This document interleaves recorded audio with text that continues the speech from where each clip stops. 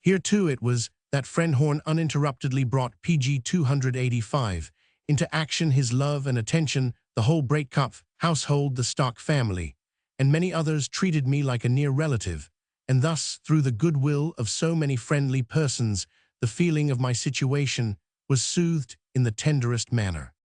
Langer. I must here, however, make particular mention of a man with whom I first became acquainted at this time, and whose instructive conversation so far blinded me to the miserable state in which I was, that I actually forgot it. This was Langer, afterwards librarian at Wolfenbüttel, eminently learned, and instructed. He was delighted at my voracious hunger after knowledge, which with the irritability of sickness now broke out into a perfect fever. He tried to calm me by perspicuous summaries, and I have been very much indebted to his acquaintance, short as it was, since he understood how to guide me in various ways, and made me attentive whither I had to direct myself. At the present moment, I found myself the more obliged to this important man, as my intercourse exposed him to some danger, for when, after Bayerisch, he got the situation of tutor to the young Count Lindenau, the father made it an express condition with the new mentor that he should have no intercourse with me. Curious to become acquainted with such a dangerous subject, he frequently found means of meeting me indirectly. I soon gained his affection, and he, more prudent than Bayerisch, called for me by night. We went walking together, conversed on interesting things, and at last I accompanied him to the very door of his mistress, for even this externally severe, earnest, scientific man had not kept free from the toils of a very amiable lady. German literature, and with it my own poetical undertakings, had already for some time become strange to me, and as is usually the result in such an autodidactic circular course, I turned back towards the beloved ancients, who still constantly, like distant blue mountains, distinct in their outlines and masses, but indiscernible in their parts and internal relations, bounded the horizon of my intellectual wishes. I made an exchange with Langer, in which I at last played the part of Glaucus and Diomes. I gave up to him whole baskets of German poets and critics, and received in return a number of Greek authors, the reading of whom was to give me recreation even during the most tedious convalescence. Page 286. The confidence which new friends repose in each other usually develops itself by degrees. Common occupation and tastes are the first things in which a mutual harmony shows itself. Then the mutual communication generally extends over past and present passions, especially over love affairs, but it is a lower depth which opens itself if the connection is to be perfected. The religious sentiments, the affairs of the heart, which relate to the imperishable, are the things which both establish the foundation and adorn the summit of a friendship. The Christian religion was wavering between its own historically positive base and a pure deism which, grounded on morality, was in its turn to lay the foundation of ethics. The diversity of characters and modes of thought here showed itself in infinite gradations, especially when a leading difference was brought into play by the question arising as to how great a share the reason and how great a share the feelings could and should bear a part in such convictions. The most lively and ingenious men showed themselves, in this instance, like butterflies who, quite regardless of their caterpillar state, throw away the chrysalis veil in which they have grown up to their organic perfection. Others, more honestly and modestly minded, might be compared to the flowers, which, although they unfold themselves to the most beautiful bloom, yet do not tear themselves from the root, from the mother stalk, nay, rather, through this family connection, first bring the desired fruit to maturity. Of this latter class was Langer, for although a learned man and eminently versed in books, he would yet give the Bible a peculiar preeminence over the other writings which have come down to us, and regard it as a document from which alone we could prove our moral and spiritual pedigree. He belonged to those who cannot conceive an immediate connection with the great God of the universe. A mediation, therefore, was necessary for him, an analogy to which he thought he could find everywhere in earthly and heavenly things. His discourse, which was pleasing and consistent, easily found a hearing with a young man who, separated from worldly things by an annoying illness, found it highly desirable to turn the activity of his mind towards the heavenly grounded, as I was in the Bible all that was. Wanted was merely the faith to explain as divine that which I had hitherto esteemed in human fashion a belief. The easier for me, since I had made my first acquaintance, pg 287, with that book, as a divine one to a sufferer, to one who felt himself delicate, nay weak. The gospel was therefore welcome. And even though Langer, with all his faith, was at the same time a very sensible man, and firmly maintained that one should not let the feelings prevail, should not let oneself be led astray into mysticism, I could not have managed to occupy myself with the New Testament without feeling and enthusiasm. In such conversations, we spent much time, and he grew so fond of me as an honest and well-prepared proselyte that he did not scruple to sacrifice to me many of the hours destined for his fair one, and even to run the risk of being betrayed and looked upon unfavorably by his patron like Berish. I returned his affection in the most grateful manner, and if what he did for me would have been of value at any time, I could not but regard it in my present condition as worthy of the highest honor. Riot at Leipzig.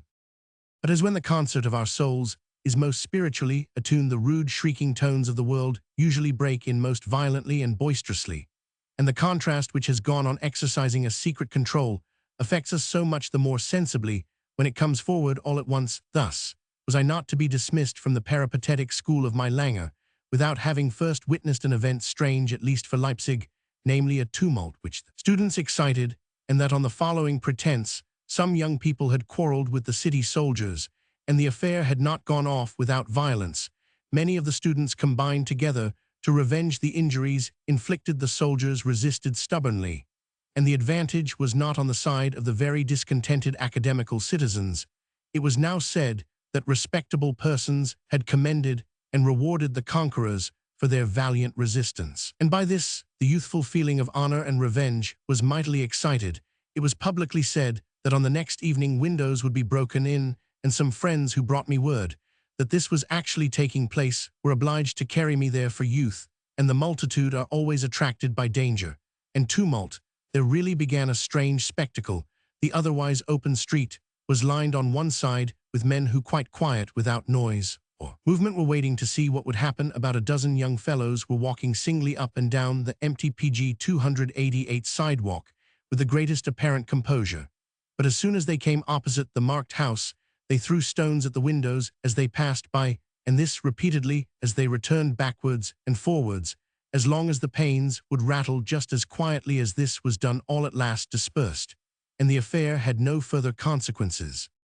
With such a ringing echo of university exploits, I left Leipzig in the September of 1768 in a comfortable hired coach, and in the company of some respectable persons of my acquaintance in the neighborhood of Auerstadt. I thought of that previous accident, but I could not forebode that which many years afterwards would threaten me from thence with still greater danger. Just as little as in Goethe, where we had the castle shown to us, I could think in the great hall, adorned with stucco figures, that so much favor and affection would befall me on that very spot. The nearer I approached my native city, the more I recalled to myself doubtingly the circumstances, prospects, and hopes with which I had left home, and it was a very disheartening feeling that I now returned as it were like one shipwrecked. Yet since I had not very much with which to reproach myself, I contrived to compose myself tolerably well. However, the welcome was not without emotion. The great vivacity of my nature, excited and heightened by sickness, caused an impassioned scene. I might have looked worse than I myself knew, since, for a long time, I had not consulted a looking-glass, and who does not become used to himself enough, they silently resolved to communicate many things to me only by degrees, and before all things to let me have some repose, both bodily and mental. State of Goethe's family. My sister immediately associated herself with me, and as previously from her letters, so I could now more in detail and accurately understand the circumstances and situation of the family. My father had, after my departure, concentrated all his didactic taste upon my sister, and in a house completely shut up, rendered secure by peace, and even cleared of lodgers, he had cut off from her almost every means of looking about and recreating herself abroad. She had by turns to pursue and work at French, Italian, and English. Besides, which he compelled her to practice a great part of. The day on the harpsichord her writing also could not be neglected, and I had pg 289 already remarked that he had directed her correspondence with me, and had let his doctrines come to me through her pen. My sister was, and still continued to be, an undefinable being, the most singular mixture of strength and weakness, of stubbornness and pliability, which qualities operated now united, now isolated by will and inclination. Thus she had, in a manner which seemed to me fearful, turned the hardness of her character against her father, whom she did not forgive for having hindered or embittered to her so many innocent joys for these 3 years, and of his good and excellent qualities she would not acknowledge even one. She did all that he commanded and arranged, but in the most unamiable manner in the world.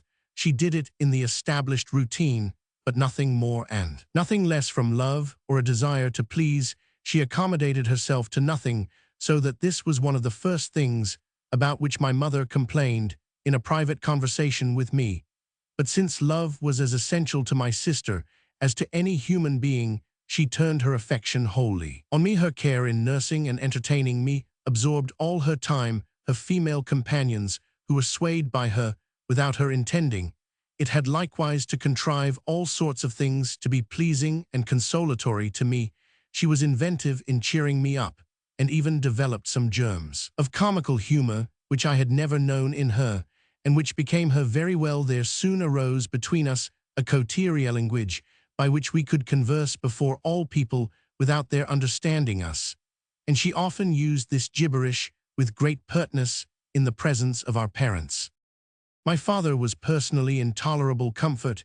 He was in good health, spent a great part of the day in the instruction of my sister, wrote at the description of his travels, and was longer in tuning his lute than in playing on it. He concealed at the same time, as well as he could, his vexation at finding, instead of a stout active son, who ought now to take his degree and run through the prescribed course of life, an invalid who seemed to suffer still more in soul than in body. He did not conceal his wish that they would be expeditious with my cure, but one was forced to be specially on one's guard in his presence against hypochondriacal expressions, because he could then become passionate and bitter. Fräulein von Klettenberg. My mother, by nature very lively and cheerful, spent under pg 290 these circumstances very tedious days. Her little housekeeping was soon provided, for the mind of the good lady, internally never unoccupied, wished to find an interest in something, and that which was nearest at hand was religion, which she embraced the more fondly as her most eminent female friends were cultivated and hearty worshippers of God. At the head of these stood Fräulein von Klettenberg.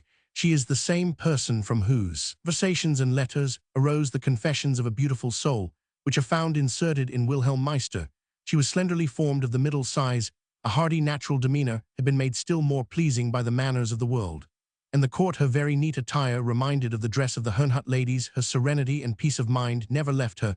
She looked upon her sickness as a necessary element of her transient earthly existence. She suffered with the greatest patience, and in painless intervals was lively and talkative. Her favorite, nay, indeed, perhaps her only conversation, was on the moral experiences which a man who observes himself can form in himself, to which was added the religious views, which in a very graceful manner, nay, with genius, came under her consideration as natural and supernatural.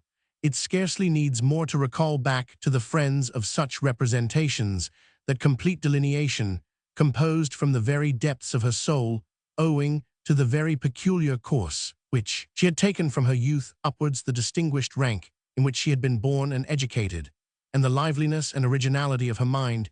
She did not agree very well with the other ladies who had set out on the same road to salvation. Frau Griesbach, the chief of them, seemed too severe, too dry, too learned. She knew thought, comprehended more than the others, who contented themselves with the development of their feelings, and she was therefore burdensome to them, because every one neither could nor would carry with her so great an apparatus on the road to bliss. But for this reason, the most of them were indeed somewhat monotonous, since they confined themselves to a certain terminology which might well have been compared to that of the later sentimentalists. Fräulein von Klettenberg led her way between both extremes, and seemed with some self-complacency to see her own reflection in the image of Count Zinzendorf, whose opinions and actions bore witness to a higher PG 291 birth and more distinguished rank. Now she found in me what she needed, a lively young creature striving after an unknown happiness, who, although he could not think himself an extraordinary sinner, yet found himself in no comfortable condition, and was perfectly healthy. Neither in body nor soul, she was delighted with what nature had given me, as well as with much which I had gained for myself. And if she conceded to me many advantages, this was by no means humiliating to her, for in the first place, she never thought of emulating one of the male sex, and secondly, she believed that in regard to religious culture, she was very much in advance of me.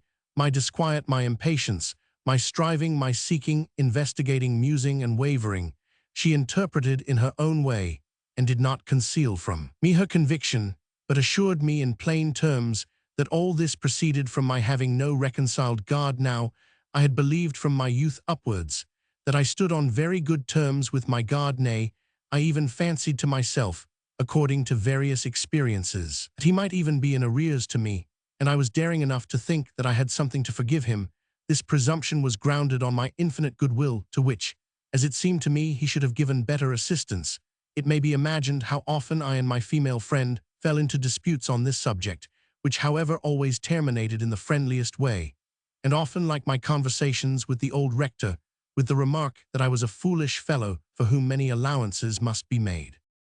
I was much troubled with the tumor in my neck, as the physician and surgeon wished first to disperse this excrescence, afterwards, as they said, to draw it to a head, and at last thought good to open it. So for a long time I had to suffer more from inconvenience than pain. Although towards the end of the cure, the continual touching with lunar caustic and other corrosive substances could not but give me very disagreeable prospects, for every fresh day the physician and surgeon both belonged to the pious separatists, although both were of highly different natural characters. The surgeon, a slender, well-built man of easy and skillful hand, was unfortunately somewhat hectic, but endured his condition with truly Christian patience, and did not suffer his disease to perplex him in his profession.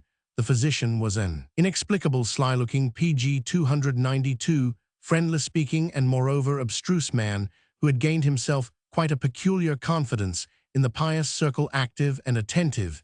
He was consoling to the sick, but more than by all this, he extended his practice by the gift of showing in the background some mysterious medicines prepared by himself, of which no one could speak, since with us the physicians were strictly prohibited from making up their own prescriptions.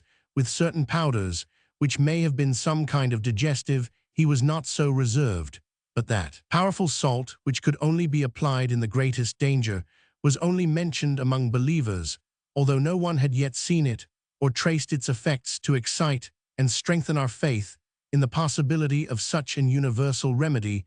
The physician, wherever he found any susceptibility, had recommended certain chemical books to his patients, and given them to understand that by one's own study of them, one could well attain this treasure for oneself, which was the more necessary as the mode of its preparation, both for physical and especially for moral reasons, could not be well communicated, nay, that in order to comprehend, produce, and use this great work, one must know the secrets of nature in connection, since it was not a particular but an universal remedy, and could indeed be produced under different forms and shapes. My friend had listened to these enticing words.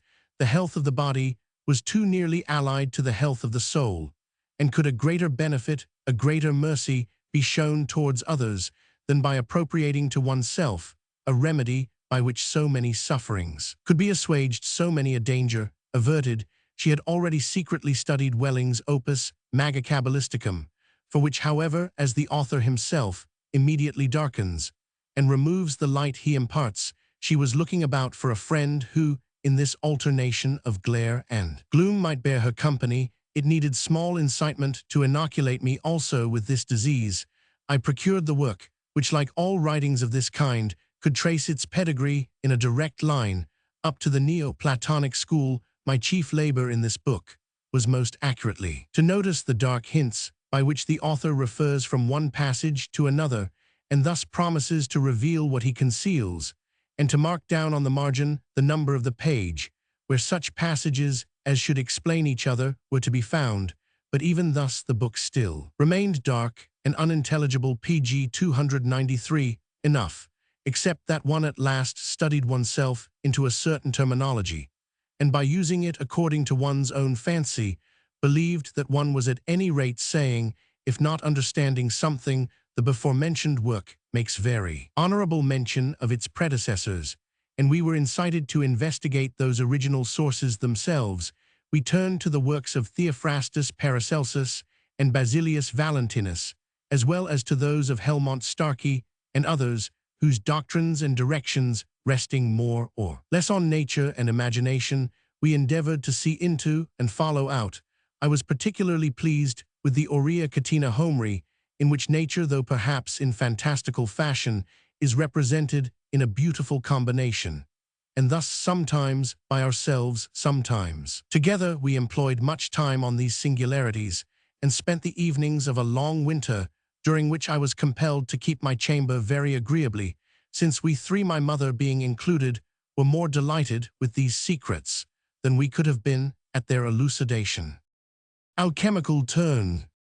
In the meantime, a very severe trial was preparing for me, for a disturbed, and one might even say for certain moments destroyed digestion excited such symptoms that in great tribulation I thought I should lose my life, and none of the remedies applied would produce any further effect. In this last extremity, my distressed mother constrained the embarrassed physician with the greatest vehemence to come out with his universal medicine. After a long refusal, he hastened home at the dead of night, and returned with a little glass of crystallized dry salt, which was dissolved in water and swallowed by the patient. It had a decidedly alkaline taste. The salt was scarcely taken than my situation appeared relieved, and from that moment the disease took a turn which by degrees led to my recovery. I cannot say how far this strengthened and enhanced our faith in our physician and our industry to make ourselves partakers of such a treasure. My friend, who without parents or brothers and sisters lived in a large, well-situated house, had already before this begun to purchase herself a little air furnace, alembics, and retorts of moderate size, and in accordance with the hints of Welling and the significant signs of our physician and master, operated principally on iron, in which the most healing powers were said to be concealed if one only knew how to open it. Pg 294, and as the volatile salt which must be produced made a great figure in all the writings with which we were acquainted, so for these operations alkalis also were required, which while they flowed away into the air were to unite with these superterrestrial things, and at last produce per se a mysterious and excellent neutral salt. Scarcely was I in some measure recovered and favored by the change in the season, able once more to occupy my old gable chamber, than I also began to provide myself with a little apparatus. A small air furnace with a sandbath was prepared, and I very soon learned to change the glass alembics with a piece of burning matchcord into vessels, in which the different mixtures were to be evaporated, now with the strange ingredients of the macrocosm and microcosm, handled in an odd, mysterious manner.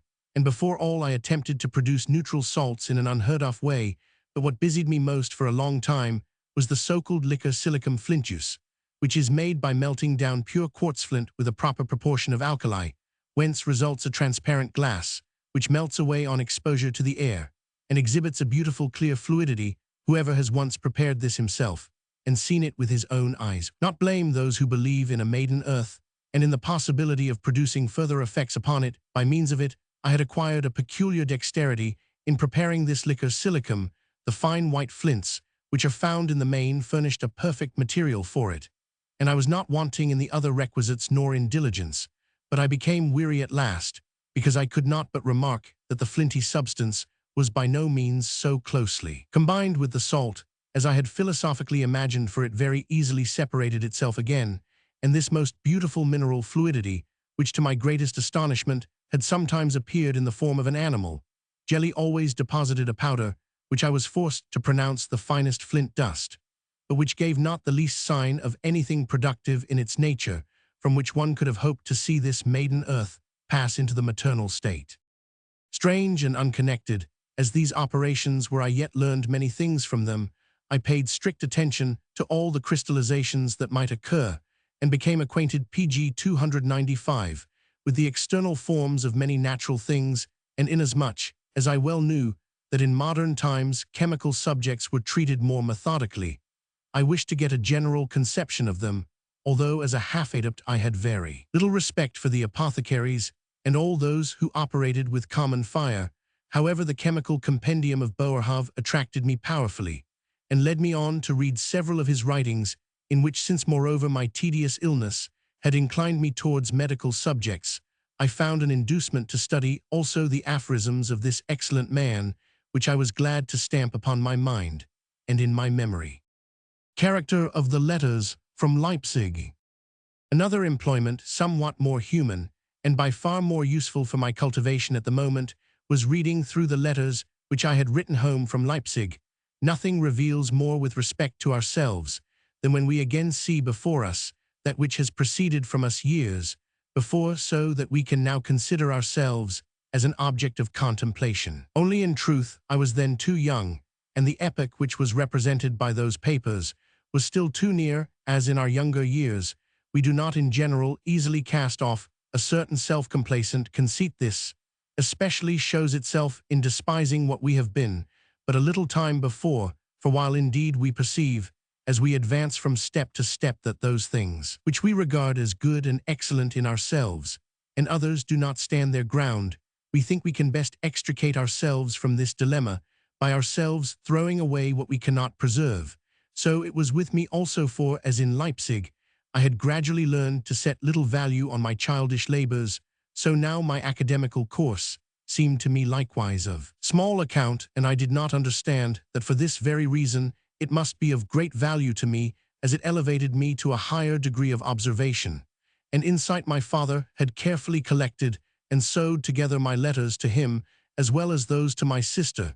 Nay, he had even corrected them with attention and improved the mistakes both in writing and in grammar. What first struck me in these letters was their exterior. I was shocked at an incredible carelessness in the handwriting, which extended from October 1765 to the middle of the following January.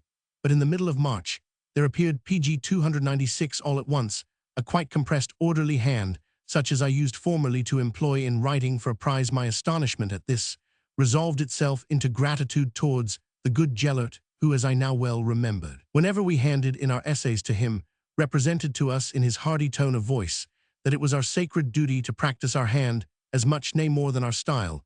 He repeated this as often as any scrawled careless writing came into his sight, on which occasion he often said that he would much like to make a good hand of his pupils the principal end in his instructions, the more so as he had often remarked that a good hand led the way to a good style. I could further notice that the French and English passages in my letters, although not free from blunders, were nevertheless written with facility and freedom. These languages I had likewise continued to practice in my correspondence with George Schlosser, who was still at Treptow, and I had remained in constant communication with him, by which I was instructed in many secular affairs, for things did not always turn out with him quite as he had hoped, and acquired an ever-increasing confidence in his earnest, noble way of thinking. Another consideration which could not escape me in reading through these letters was that my good hither, with the best intentions, had done me a special mischief, and had led me into that odd way of life into which I had fallen at last. He had namely repeatedly warned me against card-playing, but Frau Hofrath Bohm, as long as she lived, contrived to persuade me after her own fashion, by declaring that my father's warnings were only against the abuse. Now, as I likewise saw the advantages of it in society, I easily suffered myself to be led by her. I had indeed the sense of play, but not the spirit of play. I learned all games easily and rapidly, but I could never keep up the proper attention for a whole evening. Therefore, when I began very well, I invariably failed at the end, and made myself and others lose, through which I went off always out of humor, either to the supertable or out of the company. Scarcely was Madame Bohm dead, who moreover had no longer kept me in practice during her tedious illness, than my father's doctrine gained force. I at first excused myself from the cartables, and as PG 297, they now did not know what else to do with me.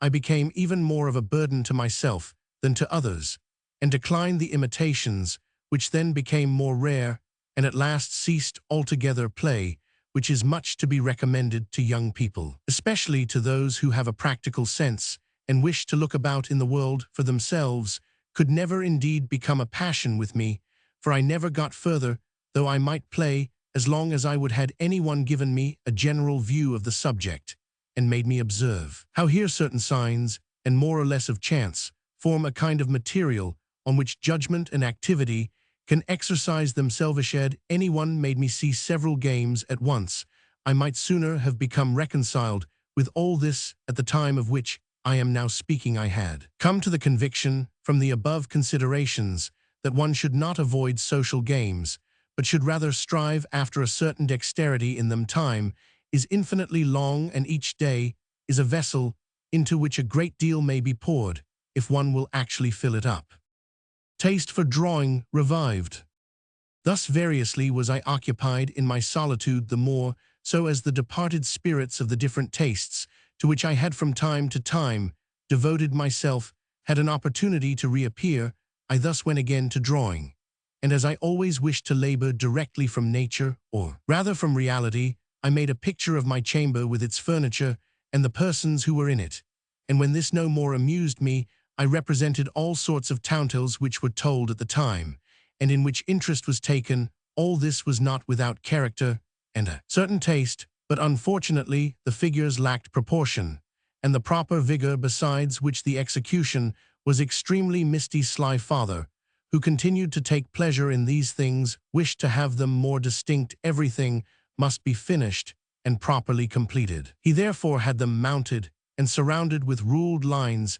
Nay, the painter Morgenstern, his domestic artist, the same who afterwards made himself known, and indeed famous, by his churchfusade, to insert the perspective lines of the rooms and chambers, which then indeed stood in pretty harsh contrast with those cloudy-looking figures. In this manner he thought constantly to compel me to greater accuracy, and to please him I drew various objects of still life, in which pg 298, since the originals stood as patterns before me, I could work with more distinctness and precision. At last I took it into my head to etch. Once more I had composed a tolerably interesting landscape, and felt myself very happy when I could look out for the old receipts given me by stock, and could at my work call to mind those pleasant times. I soon bit the plate and had a proof taken. Unluckily, the composition was without light and shade, and I now tormented myself to bring in both, but as it was not quite clear to me what was really the essential point, I could not finish. Up to this time I had been quite well after my own fashion, but now a disease attacked me which had never troubled me before. My throat, namely, had become completely sore, and particularly what is called the uvula, very much inflamed. I could only swallow with great pain, and the physicians did not know what to make of it. They tormented me with gargles and hairpencils, but could not free me from my misery. At last it struck me that I had not been careful enough in the biting of my plates, and that by often and passionately repeating it, I had contracted this disease, and had always revived and increased it. To the physicians this cause was plausible, and very soon certain, on my leaving my etching and biting, and that so much the more readily as the attempt had by no means turned out well, and I had more reason to conceal than to exhibit my labors, for which I consoled myself the more easily, as I very soon saw myself free from the troublesome disease. Upon this, I could not refrain from the reflection that my similar occupations at Leipzig might have greatly contributed to those diseases from which I had suffered so much. It is indeed a tedious, and withal a melancholy business, to take too much care of ourselves, and of what injures and benefits us, but there is no question but that with the wonderful idiosyncrasy of human nature on the one side, and the infinite variety in the mode of life and pleasure on the other, it is a wonder that the human race has not worn itself out long ago. Human nature appears to possess a peculiar kind of toughness and man-decidedness, since it subdues everything which approaches it or which it takes into itself, and if it cannot assimilate, at least makes it indifferent. In case of any great excess, indeed, it must yield to the elements, in spite of all resistance, as the many endemic diseases and the effects of brandy convince. pg 299 us could we, without being morbidly anxious, keep watch over ourselves as to what operates favorably or unfavorably upon us in our complicated civil and social life? And would we leave off what is actually pleasant to us as an enjoyment for the sake of the evil consequences? We should thus know how to remove with ease many an inconvenience, which with a constitution otherwise sound often troubles us more than even a disease. Unfortunately, it is in dietetics, as in morals, we cannot see into a fault till we have got rid of it, by which nothing is gained, for the next fault is not like the preceding one, and therefore cannot be recognized under the same form. Survey of works written at Leipzig. In reading through those letters which had been written from Leipzig to my sister, this remark, among others, could not escape me that, from the very beginning of my academical course, I had esteemed myself very clever and wise, since as soon as I had learned anything, I put myself in the place of the professor, and so became didactic on the spot. I was amused to see how I had immediately applied to my sister whatever Gellert had imparted or advised in his lectures, without seeing that both in life and in books, a thing may be proper for a young man without being suitable for a young lady. And we both together made merry over these mimicries. The poems also which I had composed in Leipzig were already too poor for me, and they seemed to me cold dry. And in respect to that which was meant to express the state of the human heart or mind, too superficial. This induced me, now that I was to leave my father's house once more and go to a second university again, to decree a great high autodaf against my labors. Several commenced plays, some of which had reached the third or the fourth act, while others had only the plot fully made out, together with many other poems. Letters and papers were given over to the fire, and scarcely anything was spared except the manuscript by Bayrisch die Lawn, Des Verliebten and Die Mitcheldigen, which last I constantly went on improving with peculiar affection. And as the piece was already complete, I again worked over the plot, to make it more bustling and intelligible. Lessing, in the first two acts of his Minna, had set up an unattainable model of the way in which a drama should be developed, and nothing was to me of greater concern than to enter thoroughly into his mind and his views. Page 300. The recital of whatever moved, excited, and occupied me at this time is already circumstantial enough, but I must nevertheless again recur to that interest with which supersensuous things had inspired me, of which I once for all, so far as might be possible, undertook to form some notion. I experienced a great influence from an important work that fell into my hands. It was Arnold's History of the Church and of Heretics. This man is not merely a reflective historian, but at the same time pious, and feeling his sentiments chimed in very well with mine, and what particularly delighted me in his work was that I received a more favorable notion of many heretics who had been hitherto represented to me as mad or impious. The spirit of contradiction and the love of paradoxes stick fast in us all. I diligently studied the different opinions, and as I had often enough heard it said that every man has his own religion at last, so nothing seemed more natural to me than that I should form mine too, and this I did with much satisfaction. The Neoplatonism lay at the foundation, the Hermetical, the mystical, the Kabbalistic also contributed their share, and thus I built for myself a world that looked strange enough. Concoction of a system of theology. I could well represent to myself a Godhead which has gone on producing itself from all eternity, but as production cannot be conceived without multiplicity, so it must of necessity have immediately appeared to itself as a second which we recognize under the name of the Son. Now these two must continue the act of producing and again appear to themselves in a third, which was just as substantial, living, and eternal as the whole. With these, however, the circle of the Godhead was complete, and it would not have been possible for them to produce another perfectly equal to them. But since, however, the work of production always preceded, they created a fourth, which already fostered in himself a contradiction, inasmuch as it was like them unlimited, and yet at the same time was to be contained in them and bounded by them. Now this was Lucifer, to whom the whole power of creation was committed from this time, and from whom all other beings were to proceed. He immediately displayed his infinite activity by creating the whole body of angels, all again after his own likeness, unlimited, but contained in him, and bounded by him. Surrounded by such a glory, he forgot his higher origin, and pg 301, believed that he could find himself in himself, and from this first ingratitude sprang all that does not seem to us in accordance with the will and purposes of the Godhead. Now the more he concentrated himself within himself, the more painful must it have become to him, as well as to all the spirits whose sweet uprising to their origin he had embittered. And so that happened which is intimated to us under the form of the fall of the angels. One part of them concentrated itself with Lucifer, the other turned itself again to its origin from this concentration of the whole creation. For it had proceeded out of Lucifer, and was forced to follow him, sprang all that we perceive under the form of matter, which we figure to ourselves as heavy, solid, and dark, but which, since it is descended, if not even immediately yet by filiation from the divine being, is just as unlimited, powerful, and eternal as its sire and grandsire, since now the whole mischief, if we may call it so, merely arose through the one-sided direction of Lucifer. The better half was indeed wanting to this creation, for it possessed all that is gained by concentration, while it lacked all that can be effected by expansion alone. And so the whole creation could have destroyed itself by everlasting concentration, could have annihilated itself with its father Lucifer, and have lost all its claims to an equal eternity with the Godhead.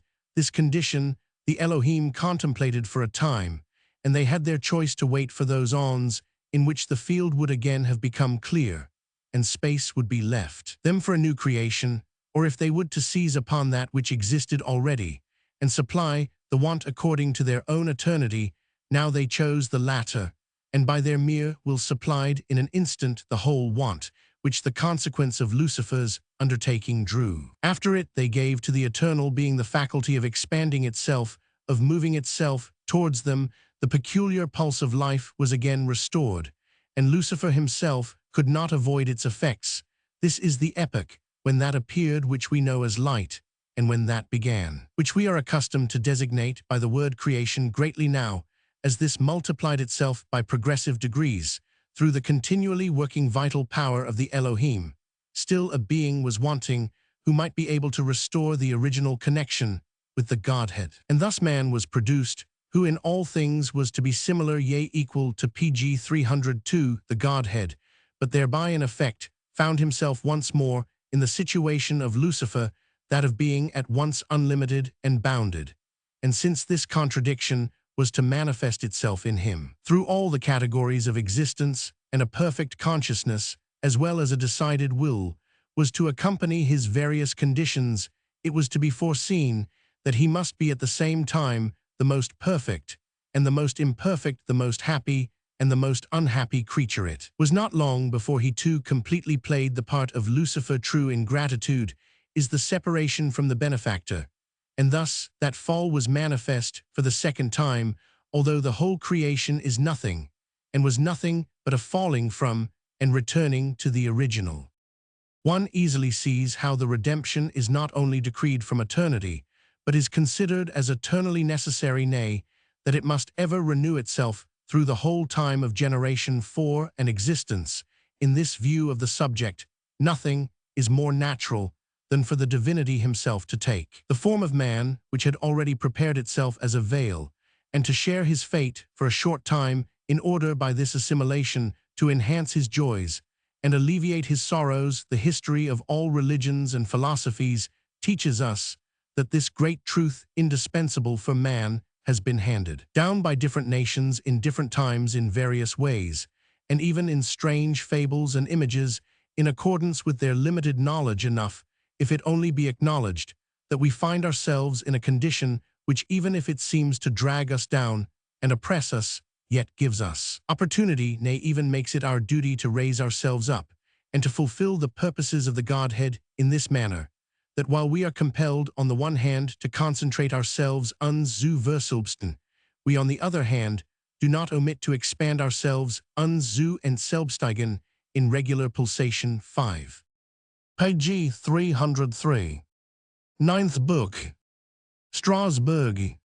The heart is often affected, moreover, to the advantage of different, but especially of social and refined virtues, and the more tender sentiments are excited and unfolded in it. Many touches in particular will impress themselves, which give the young reader an insight into the more hidden corner of the human heart and its passions. Knowledge which is more worth than all Latin and Greek, and of which Ovid was a very excellent master. But yet it is not on this account that the classic poets, and therefore Ovid, are placed in the hands of youth. We have from the kind Creator a variety of mental powers to which we must not neglect giving their proper culture in our earliest years, and which cannot be cultivated either by logic or metaphysics, Latin or Greek.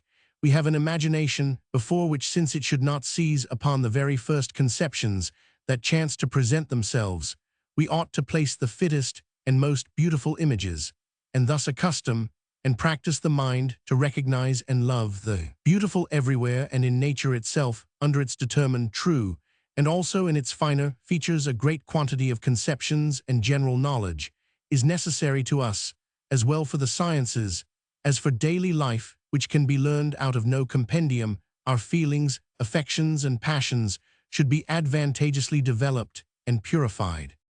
This significant passage, which is found in the Universal German Library, was not the only one of its kind. Similar principles and similar views manifested themselves in many directions.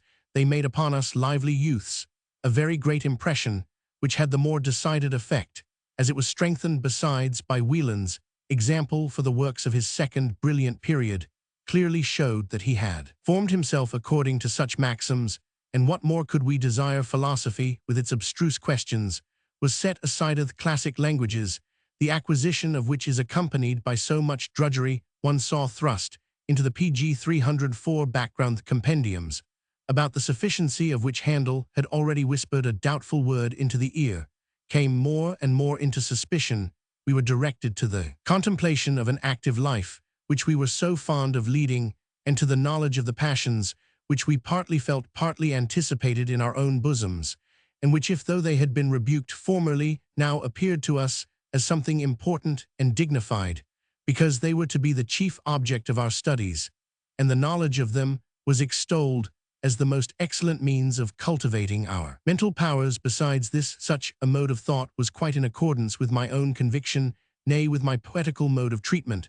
I therefore, without opposition, after I had thwarted so many good designs, and seen so many fair hopes vanish, reconciled myself to my father's intention of sending me to Strasbourg, where I was promised a cheerful, gay life, while I should prosecute my studies, and at last take my degree.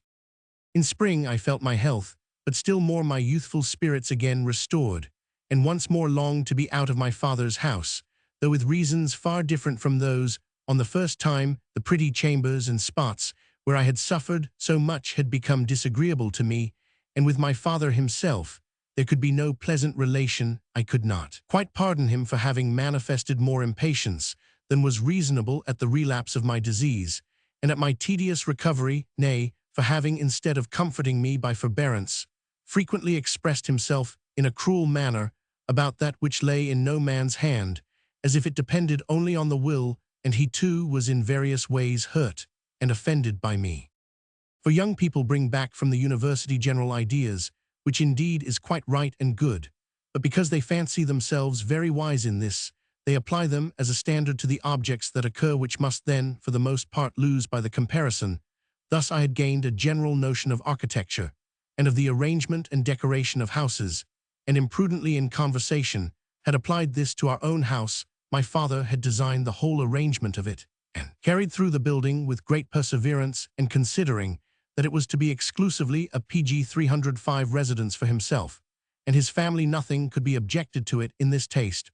Also very many of the houses in Frankfurt were built. An open staircase ran up through the house, and touched upon large anterooms, which might very well have been chambers themselves, as indeed we always passed the time season in them. But this pleasant, cheerful existence for a single familith's communication from above to below became the greatest inconvenience as soon as several parties occupied the house, as we had but too well experienced on the occasion of the French quartering, for that painful scene with the king's lieutenant would not have happened. Nay, my father would even have felt all those disagreeable matters less, if after the Leipzig fashion our staircase had run close along the side of the house, and a separate door had been given to each story. This style of building I once praised highly for its advantages, and showed my father the possibility of altering his staircase also, whereupon he fell into an incredible passion, which was the more violent as a short time before I had found fault with some scrolled looking-glass frames, and rejected certain Chinese hangings. A scene ensued which indeed was again hushed up and smothered, but it hastened my journey to the beautiful Alsace, which I accomplished in the newly contrived comfortable diligence without delay and in a short time.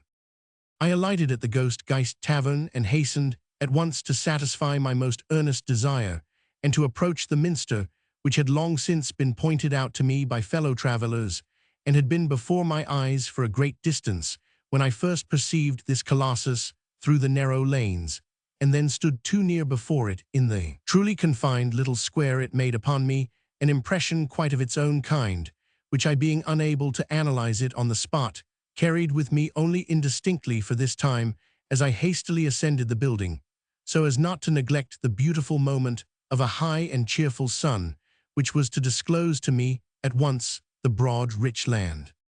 Arrival at Strasbourg. And now from the platform I saw before me the beautiful region in which I should for a long time live and reside, the handsome city, the wide-spreading meadows around it thickly set and interwoven with magnificent trees, that striking richness of vegetation, which follows in the windings of the PG 306 Rhine, marks its banks, islands, and eights, nor is the level ground stretching down from the south, and watered by the Iller, less adorned with varied green even westward. Towards the mountains there are many low grounds which afford quite as charming a view of wood and meadow growth, just as the northern and more hilly part is intersected by innumerable little brooks, which promote a rapid vegetation everywhere. If one imagines between these luxuriant outstretched meads, between these joyously scattered groves, all land adapted for tillage, excellently prepared, verdant and ripening, and the best and richest spots marked by hamlets and farmhouses, and this great and immeasurable plain, prepared for Rhone like a new paradise, bounded far and near by mountains partly cultivated, partly overgrown with woods, one will then conceive the rapture with which I blessed my fate that it had destined me for some time so beautiful a dwelling place. Such a fresh glance into a new land, in which we are to abide for a time, has still the peculiarity, both pleasant and foreboding, that the whole lies before us like an unwritten tablet. As yet no sorrows and joys which relate to ourselves are recorded upon it. This cheerful, varied, animated plain is still mute for us. The eye is only fixed on the objects so far as they are intrinsically important, and neither affection nor passion have especially to render prominent this or that spot, but a presentiment of the future already disquiets the young heart, and an unsatisfied craving secretly demands that which is to come and may come, and which at all events, whether for good or ill, will imperceptibly assume the character of the spot in which we find ourselves. Descended from the height, I still tarried a while before the face of the venerable pile, but what I could not quite clearly make out either the first or the following time was, that I regarded this miracle as a monster which must have terrified me if it had not at the same time appeared to me comprehensible by its regularity and even pleasing in its finish. Yet I by no means busied myself with meditating on this contradiction, but suffered a monument so astonishing quietly to work upon me by its presence. Mayor. I took small but well-situated and pleasant lodgings on the summer side of the fish market, a fine long street, where PG 307, the everlasting motion, came to the assistance of every unoccupied moment. I then delivered my letters of introduction, and found among my patrons a merchant who with his family was devoted to those pious opinions sufficiently known to me, although as far as regarded external worship, he had not separated from the church. He was a man of intelligence withal, and by no means hypocritical in his actions. The company of boarders, which was recommended to me, and indeed I to it, was very agreeable, and entertaining a couple of old maids, had long kept up this boarding house with regularity and good success. There might have been about 10 persons older and younger of these latter. One named Mayer, a native of Lindau, is most vividly present to me from his form and face. He might have been considered one of the handsomest of men, if at the same time he had not had something of the sloven in his whole appearance in like manner. His splendid natural talents were deformed by an incredible levity, and his excellent temper by an unbounded dissoluteness. He had an open, joyous face, more round than oval. The organs of the senses, the eyes, nose, mouth, and ears, could be called rich. They showed a decided fullness, without being too large. The mouth was particularly charming from the curling lips, and his whole physiognomy had the peculiar expression of a rake, from the circumstance that his eyebrows met across his nose, which in a handsome face always produces a pleasant expression of sensuality. By his jovialness, sincerity, and good nature, he made himself beloved. By all his memory was incredible attention. At the lectures cost him nothing. He retained all that he heard, and was intellectual enough to take some interest in everything, and this the more easily as he was studying medicine. All impressions remained lively with him, and his waggery in repeating the lectures and mimicking the professors often went so far that, when he had heard 3 different lectures in one morning, he would at the dinner table interchange the professors with each other paragraph-wise, and often even more abruptly, which parti-colored lecture frequently entertained us, but often, too, became troublesome. The rest were more or less polite, steady, serious people.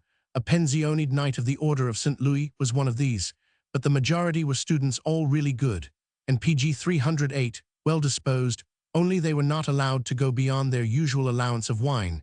That this should not be easily done was the care of our president, one Dr. Saltzman, already in the 60s, and unmarried. He had attended this dinner table for many years and maintained its good order and respectability.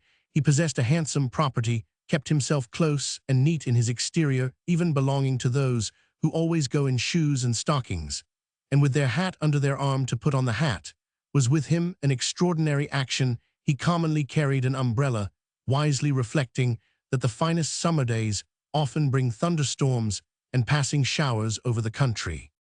With this man I talked over my design of continuing to study jurisprudence at Strasbourg, so as to be able to take my degree as soon as possible.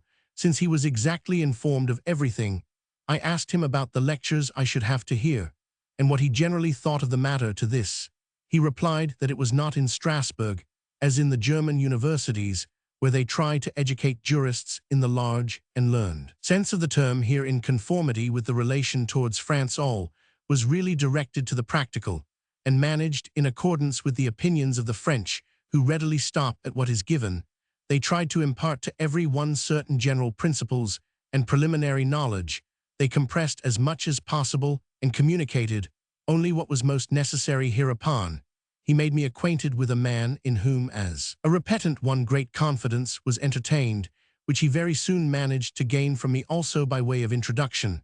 I began to speak with him on subjects of jurisprudence, and he wondered not a little at my swaggering, for during my residence at Leipzig, I had gained more of an insight into the requisites for the law than I have hitherto taken occasion to state in my narrative, though all I had acquired could only be reckoned as a PG 309 general encyclopedical survey, and not as proper definite knowledge. University life, even if in the course of it we may not have to boast of our own proper industry, nevertheless affords endless advantages in every kind of cultivation, because we are always surrounded by men who either possess or are seeking science, so that even if unconsciously, we are constantly drawing some nourishment from such an atmosphere.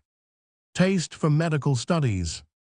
My repetent, after he had had patience with my rambling discourse for some time, gave me at last to understand that I must first of all keep my immediate object in view, which was to be examined to take my degree, and then perchance to commence practice. In order to stand the first, said he, the subject is by no means investigated at large. It is inquired how and when a law arose, and what gave the internal or external occasion for it.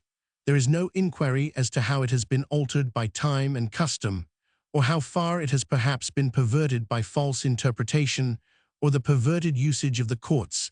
It is in such investigations that learned men quite peculiarly spend their lives, but we inquire after that which exists at present. This we stamp firmly on our memory, that it may always be ready when we wish to employ it for the use and defense of our clients. Thus we qualify our young people for their future life, and the rest follows in proportion to their talents and activity. Hereupon he handed me his pamphlets, which were written in question and answer, and in which I could have stood a pretty good examination at once, for Hopp's smaller lockatechism was yet perfectly in my memory. The rest I supplied with some diligence, and against my will qualified myself in the easiest manner as a candidate. But since in this way all my own activity in the study was cut off, I had no sense for anything positive, but wished to have everything explained historically. If not intelligibly, I found for my powers a wider field which I employed in the most singular manner, by devoting myself to a matter of interest, which was accidentally presented to me from without. Most of my fellow boarders were medical students. These, as is well known, are the only students who zealously converse about their science and profession even out of the hours of study. This lies in the nature of the case. The objects of their endeavors are the most obvious to the senses, and at the same pg 310 time, the highest, the most simple, and the most complicated medicine employs. The whole man for it occupies itself with the whole man. All that the young man learns refers directly to an important, dangerous indeed, but yet in many respects lucrative practice. He therefore devotes himself passionately to whatever is to be known and to be done, partly because it is interesting in itself, partly because it opens to him the joyous prospect of independence and wealth. At table, then, I heard nothing but medical conversations, just as formerly in the boarding house of Hofrath Ludwig in our walks, and in our pleasure repartees likewise. Not much else was talked about, for my fellow boarders, like good fellows, had also become my companions at other times, and they were always joined on all sides by persons of like minds, and like studies. The medical faculty in general shone above the others, with respect both to the celebrity of the professors and the number of the students, and I was the more easily borne along by the stream, as I had just so much knowledge of all these things that my desire for science could soon be increased and inflamed at the commencement of the second half-year. Therefore, I attended a course on chemistry by Spielmann, another on anatomy by Lobstein, and proposed to be right industrious, because by my singular preliminary, or rather extra knowledge, I had already gained some respect and confidence in our society. Preparations for reception of Marie Antoinette. Yet this dissipation and dismemberment of my studies was not enough. They were to be once more seriously disturbed, for a remarkable political event set everything in motion, and procured us a tolerable succession of holidays. Marie Antoinette, Archduchess of Austria and Queen of France, was to pass through Strasbourg on her road to Paris. The solemnities by which the people are made to take notice that there is greatness in the world were busily and abundantly prepared. Specially remarkable to me was the building which stood on an island in the Rhine between the two bridges, erected for her reception, and for surrendering her into the hands of her husband's ambassadors. It was but slightly elevated above the ground, had in the center a grand saloon, on each side smaller ones. Then followed other chambers, which extended somewhat backwards enough. Had it been more durably built, it might have answered very well as a pleasure house for persons pg 311 of rank. But that which particularly interested me, and for which I did not grudge many a busel, a little silver coin, then current in order to procure a repeated entrance from the porter, was the embroidered tapestry with which they had lined the whole interior. Here, for the first time, I saw a specimen of those tapestries worked after Raphael's cartoons, and this sight was for me of very decided influence, as I became acquainted with the true and the perfect on a large scale, though only in copies. I went and came and went, and could not satiate myself with looking. Nay, a vain endeavor troubled me, because I would willingly have comprehended what interested me in so extraordinary a manner. I found these side chambers highly delightful and refreshing, but the chief saloon so much the more shocking. This had been hung with many larger, more brilliant and richer hangings, which were surrounded with crowded ornaments worked after pictures by the modern French. Now I might perhaps have reconciled myself to this style also, as my feelings, like my judgment, did not readily reject anything entirely, but the subject was excessively revolting to me. These pictures contain the history of Jason, Medea, and Creusa, and therefore an example of the most unhappy marriage. To the left of the throne was seen the bride struggling with the most horrible death, surrounded by persons full of sympathizing woe. To the right was the father, horrified at the murdered babes before his feet, whilst the Fury in her dragon car drove along into the air, and that the horrible and atrocious should not lack something absurd. The white tail of that magic bull flourished out on the right hand, from behind the red velvet of the gold-embroidered back of the throne, while the fire-spitting beast himself and the Jason who was fighting with him were completely covered by the sumptuous drapery. Here all the maxims which I had made my own in Isser's school were stirring within my bosom, it was without proper selection and judgment to begin with that Christ, and the apostles were brought into the side holes of a nuptial building, and doubtless the size of the chambers had guided the royal tape-strikeper. This, however, I willingly forgave, because it had turned out so much to my advantage, but a blunder like that in the grand saloon put me altogether out of my self-possession. PG 312. And with animation and vehemence I called on my comrades to witness such a crime against taste, and feeling what cried I without regarding the bystanders, is it permitted so thoughtlessly to place before the eyes of a young queen, at her first setting foot in her dominions, the representation of the most horrible marriage that perhaps was ever consummated? Is there then among the French architects, decorators, upholsterers, not a single man who understands that pictures represent something, that pictures work upon the mind, and feelings that they make impressions, that they excite forebodings? It is just the same as if they had sent the most ghastly spectre to meet this beauteous and pleasure-reliving lady at the very frontiers. I know not what I said besides enough. My comrades tried to quiet me and to remove me out of the house, that there might be no offense. They then assured me that it was not everybody's concern to look for significance in pictures, that to themselves at least nothing of the sort would have occurred, while the whole population of Strasbourg and the vicinity, which was to throng thither, would no more take such crotchets into their heads than the Queen herself and her court. I yet remember well the beauteous and lofty mien, as cheerful as it was imposing, of this youthful lady, perfectly visible to us all in her glass carriage. She seemed to be jesting with her female attendants in familiar conversation about the throng that poured forth to meet her train in the evening. We roamed through the streets to look at the various illuminated buildings, but especially the glowing spire of the minster, with which both near and in the distance we could not sufficiently feast our eyes.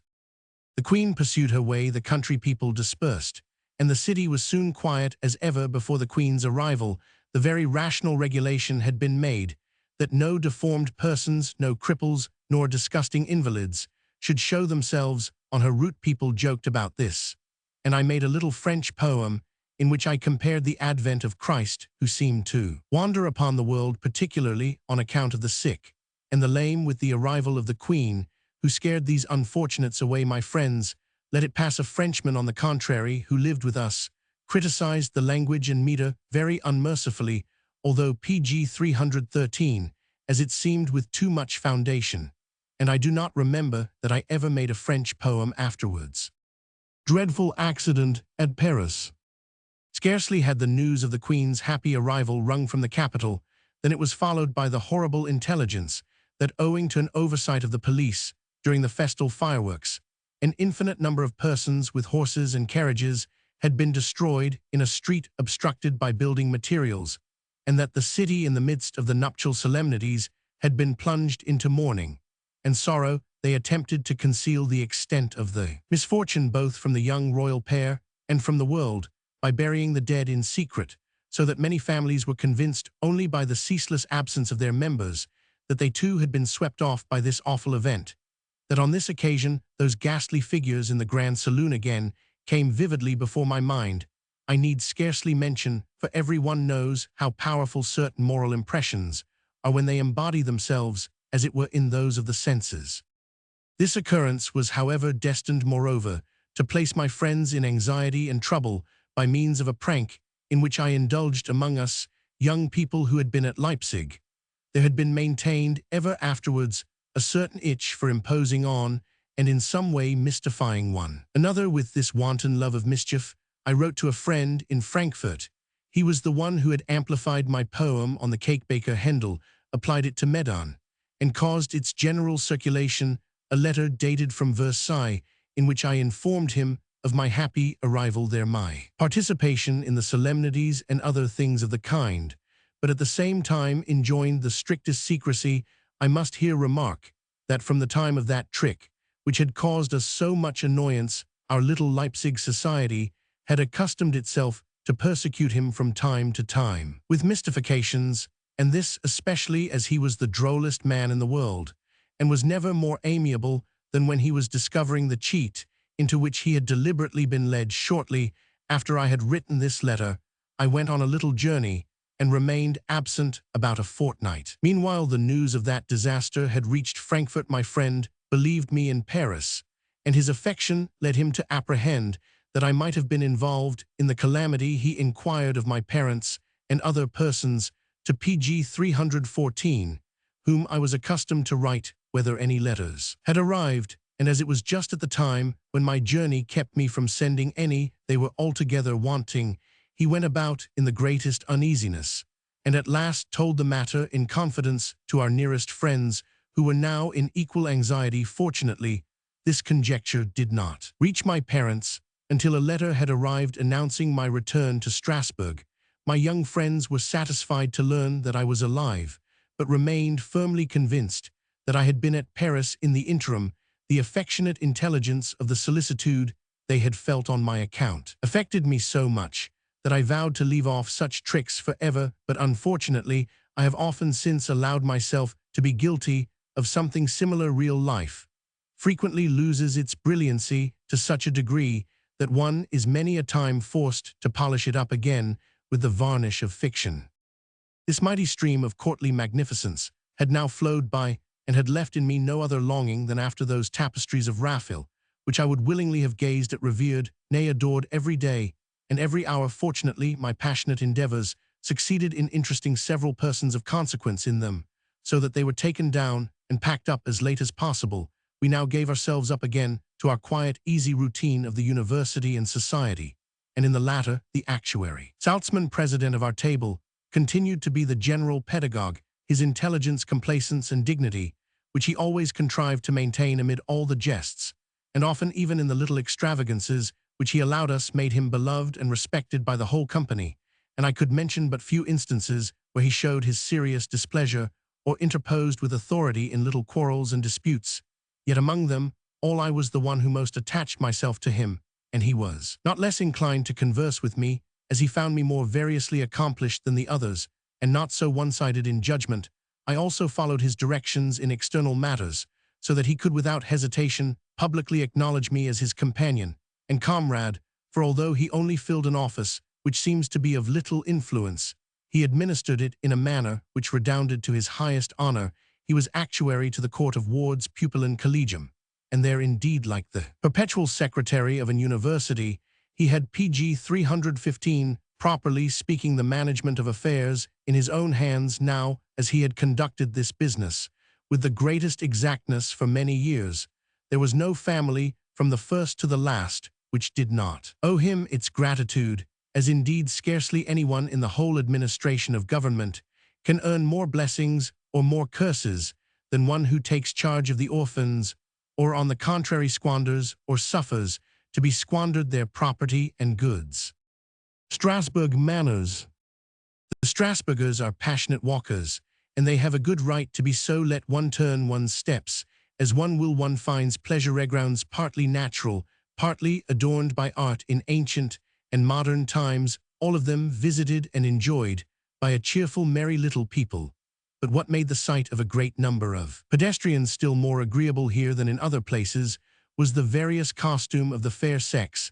The middle class of city girls yet retained the hair twisted up and secured by a large pin, as well as a certain close style of dress, in which anything like a train would have been unbecoming, and the pleasant part of it was that this costume did not differ violently according to the rank of the wearer, for there were still some families of opulence and distinction who would not permit their daughters to deviate from this costume. The rest followed the French fashion, and this party made some proselytes. Every year Saltzman had many acquaintances, and an entrance everywhere, a very pleasant circumstance for his companion, especially in summer, for good company and refreshment were found in all the public gardens far and near, and more than one invitation for this or that pleasant day was received. On one such occasion I found an opportunity to recommend myself very rapidly to a family which I was visiting for only the second time. We were invited and arrived at the appointed hour. The company was not large, some played, and some walked as usual. Afterwards, when they were to go to supper, I saw our hostess and her sister speaking to each other with animation, and as if in a peculiar embarrassment. I accosted them and said, "I have indeed no right, ladies, to force myself into your secrets, but perhaps I may be able to give you good counsel, or even to serve you upon this." They disclosed to me their painful dilemma, namely, that they had invited 12 persons to table, and that just at that moment, a relation had returned from a journey who now, as the PG 316 13th, would be a fatal memento mori if not for himself, yet certainly for some of the guests. The case is very easily mended, replied, I permit me to take my leave and stipulate for indemnification, as they were persons of consequence and good breeding, they would by no means allow this, but sent about in the neighborhood to find a 14th. I suffered them to do so, yet, when I saw the servant coming in at the guarding gate, without having effected his errand, I stole away, and spent my evening pleasantly under the old linden trees of the Wanzenau. That this self-denial was richly repaid me was a very natural consequence.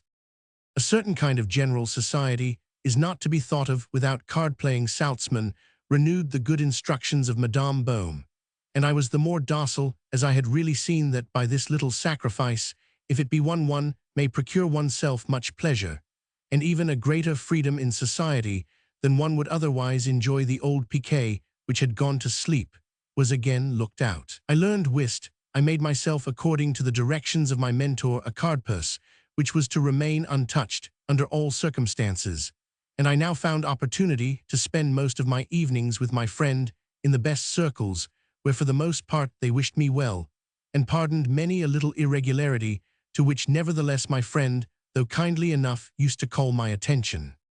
But that I might experience symbolically how much one, even in externals, has to adapt oneself to society and direct oneself according to it, I was compelled to something which seemed to me the most disagreeable thing in the world. I had really very fine hair, but my Strasbourg hairdresser at once assured me that it was cut much too short behind, and that it would be impossible to make a frisure of it in which I could show myself, since nothing but a few short curls in front were decreed lawful, and all the rest from the crown must be tied up in a queue or a hairbag. Nothing was left but to put up with false hair till the natural growth was again restored according to the demands of the time. He promised me that nobody should ever remark this innocent cheat, against which I objected at first very earnestly, if I could resolve upon it. Immediately he kept his word, and I was always looked upon as the young man who had the best and the best dressed head. PG 317 of hair. But as I was obliged to remain thus propped up and powdered from early in the morning, and at the same time to take care not to betray my false ornament by heating myself or by violent motions, this restraint in fact contributed much to my behaving for a time more quietly and politely, and accustomed me to going with my hat under my arm, and consequently in shoes and stockings also. However, I did not venture to neglect wearing understockings of fine leather as a defense against the Rhine gnats, which on the fine summer evenings generally spread themselves over the meadows and gardens.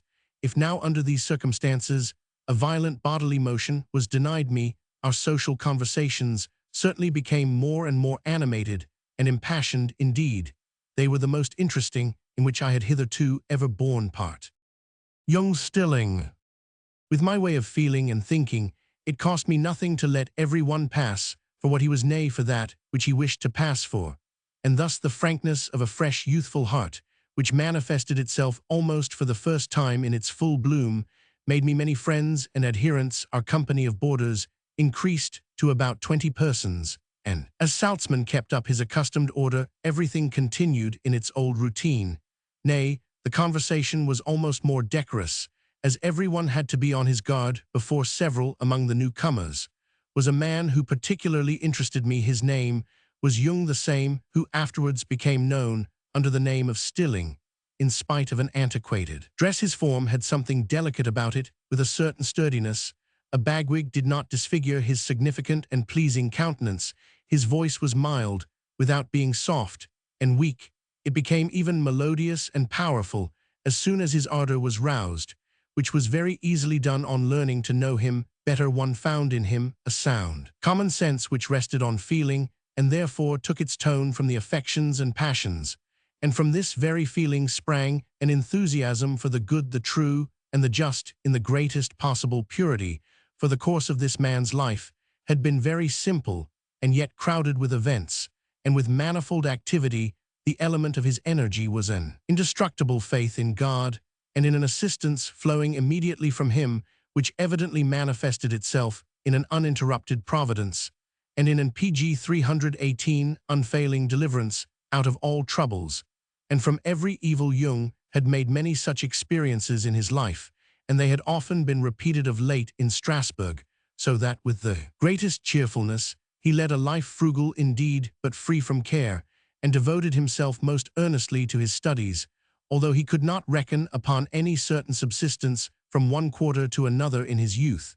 When on a fair way to become a charcoal burner, he took up the trade of a tailor, and after he had instructed himself at the same time in higher matters, his knowledge-loving mind drove him to the occupation of schoolmaster.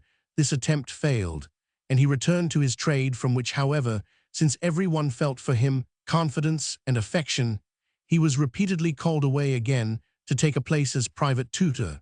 But for his most internal and peculiar training, he had to thank that widespread class of men who sought out their salvation on their own responsibility, and who, while they strove to edify themselves by reading the scriptures and good books, and by mutual exhortation and confession, thereby attained a degree of cultivation which must excite surprise, for while the interest which always accompanied them, and which maintained them in fellowship, rested on the simplest foundation of morality, well-wishing, and well-doing, the deviations which could take place with men of such limited circumstances were of little importance, and hence their consciences for the most part remained clear, and their minds commonly cheerful, so there arose no artificial but a truly natural culture, which yet had this advantage over others, that it was suitable to all ages and ranks, and was generally social by its nature. For this reason, too, these persons were in their own circle truly eloquent, and capable of expressing themselves appropriately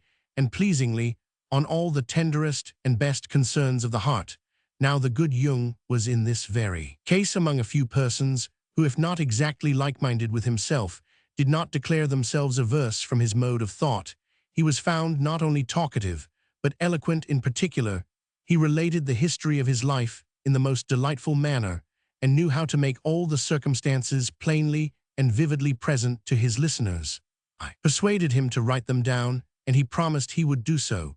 But because in his way of expressing himself, he was like a somnambulist whom one dare pg 319 not call lest he should fall from his elevation, or like a gentle stream to which one dare oppose nothing lest it should foam, so was often constrained to feel uncomfortable in a more numerous company. His faith tolerated no doubt, and his conviction no jest, and if in friendly communication he was inexhaustible, everything came to a standstill with him when he suffered contradiction.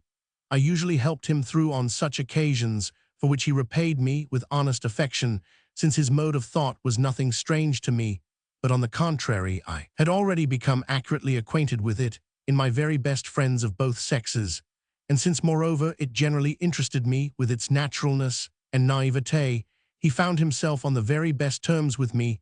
The bent of his intellect was pleasing to me, and his faith in miracles, which was so useful to him, I left unmolested. Salzmann likewise behaved towards him with forbearance, I say with forbearance, for Salzmann, in conformity with his character, his natural disposition, his age and circumstances, could not but stand and continue on the side of the rational, or rather the common-sense Christians, whose religion properly rested on the rectitude of their characters and a manly independence, and who therefore did not like to meddle or have anything to do with feelings which might easily have led them into gloom, or with mysticism which might easily have led them into the dark.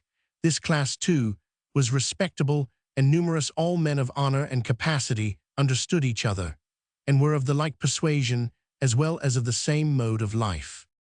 Lurs, likewise our fellow boarder, also belonged to this number, a perfectly upright young man, and with limited gifts of fortune, frugal and exact. His manner of life and housekeeping was the closest I ever knew among students. He dressed himself the neatest of us all, and yet always appeared in the same clothes.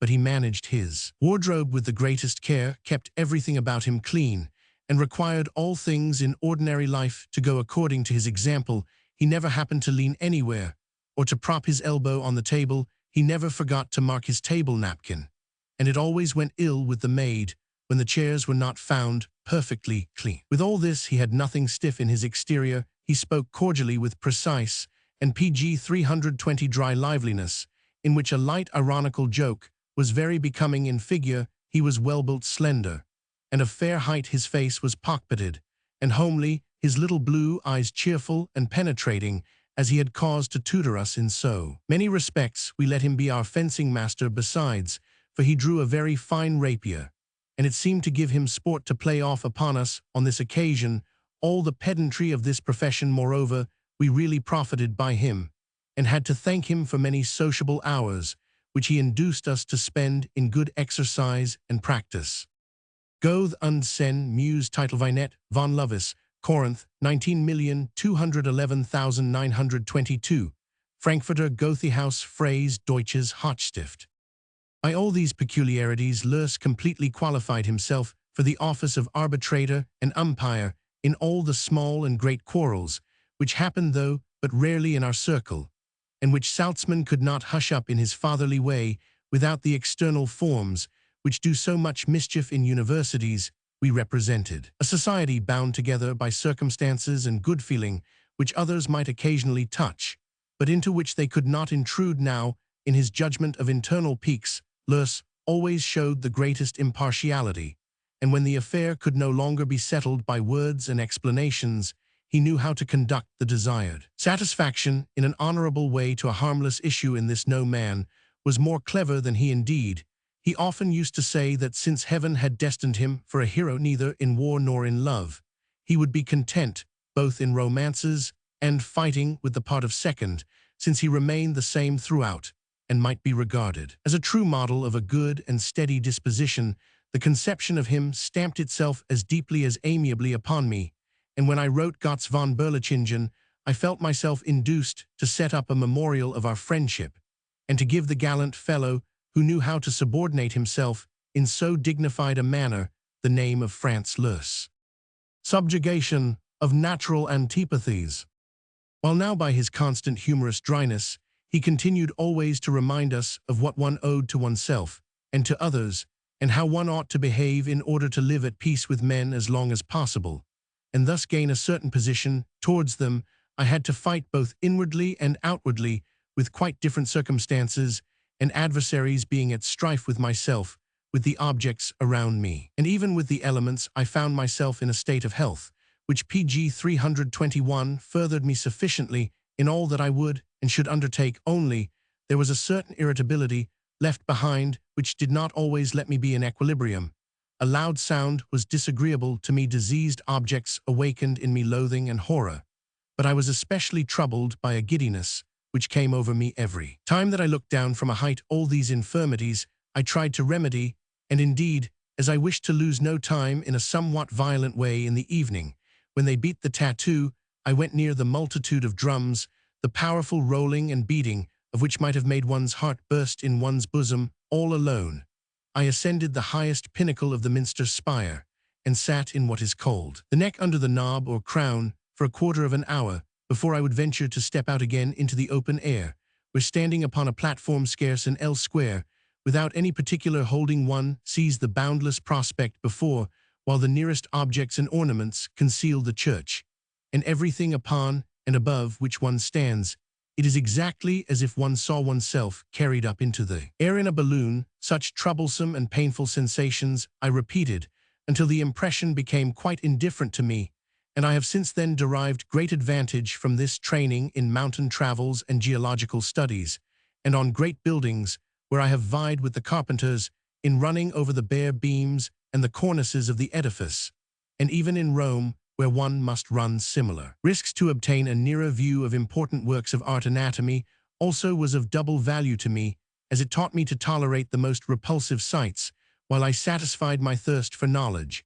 And thus I attended also the clinical course of the elder Dr. Eamon, as well as the lectures of his son on obstetrics, with the double view of becoming acquainted with all conditions and of freeing myself from all apprehension as to repulsive things, and I have actually succeeded so far that nothing of this kind could ever put me out of my self-possession.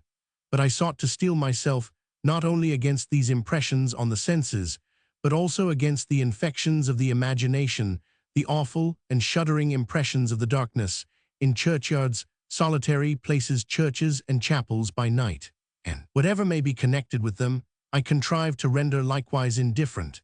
And in this also I went so far that day and night, and every PG 322 locality were quite the same to me, so that even when in later times a desire came over me once more to feel in such scenes the pleasing shudder of youth, I could scarcely force this in any degree by the strangest and most fearful images which I called up. In my efforts to free myself from the pressure of the too gloomy and powerful, which continued to rule within me, and seemed to me sometimes as strength, sometimes as weakness, I was thoroughly assisted by that open social stirring manner of life, which attracted me more and more, to which I accustomed myself, and which I at last learned to enjoy with perfect freedom. It is not difficult to remark in the world that man feels himself most freely and most perfectly rid of his own failings, when he represents to himself the faults of others, and expatiates upon them with complacent censoriousness. It is a tolerably pleasant sensation even to set ourselves above our equals by disapprobation and misrepresentation, for which reason good society, whether it consists of few or many, is most delighted with it. But nothing equals the comfortable self-complacency when we erect ourselves into judges of our superiors, and of those who are set over use of princes and statesmen, when we find public institutions unfit and injudicious. Only consider the possible and actual obstacles, and recognize neither the greatness of the invention nor the cooperation which is to be expected from time and circumstances in every undertaking. Whoever remembers the condition of the French kingdom, and is accurately and circumstantially acquainted with it from later writings, will easily figure to himself how at that time in the Alsatian semi-France, people used to talk about the king and his ministers, about the court and court favorites. These were new subjects for my love of instructing myself, and very welcome ones to my pertness and youthful conceit. I observed everything, accurately noted it down industriously, and I now see from the little that is left that such accounts, although only put together on the moment out of fables and uncertain general rumors, always have a certain value in aftertimes, because they serve to confront and compare the secret made known at last with what was then already discovered and public, and the judgments of contemporaries, true or false, with the convictions of posterity. Page 323. Striking and daily before the eyes of us street loungers was the project for beautifying the city, the execution of which, according to drafts and plans, began in the strangest fashion to pass from sketches and plans into reality. Intendant Goethe had undertaken to new model the angular and uneven lanes of Strasbourg, and to lay the foundations of a respectable, handsome city, regulated by line and level upon this blondel. Parisian architect drew a plan by which 140 householders gained in room 80 lost, and the rest remained in their former condition. This plan accepted, but not to be put into execution at once now, should in course of time have been approaching completion, and meanwhile the city oddly enough wavered between form and formlessness.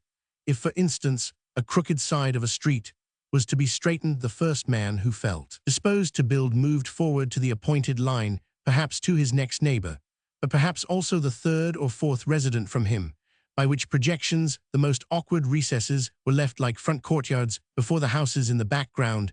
They would not use force, yet without compulsion they would never have got on which account no man, when his house was once condemned, ventured to improve or replace anything that related to the street.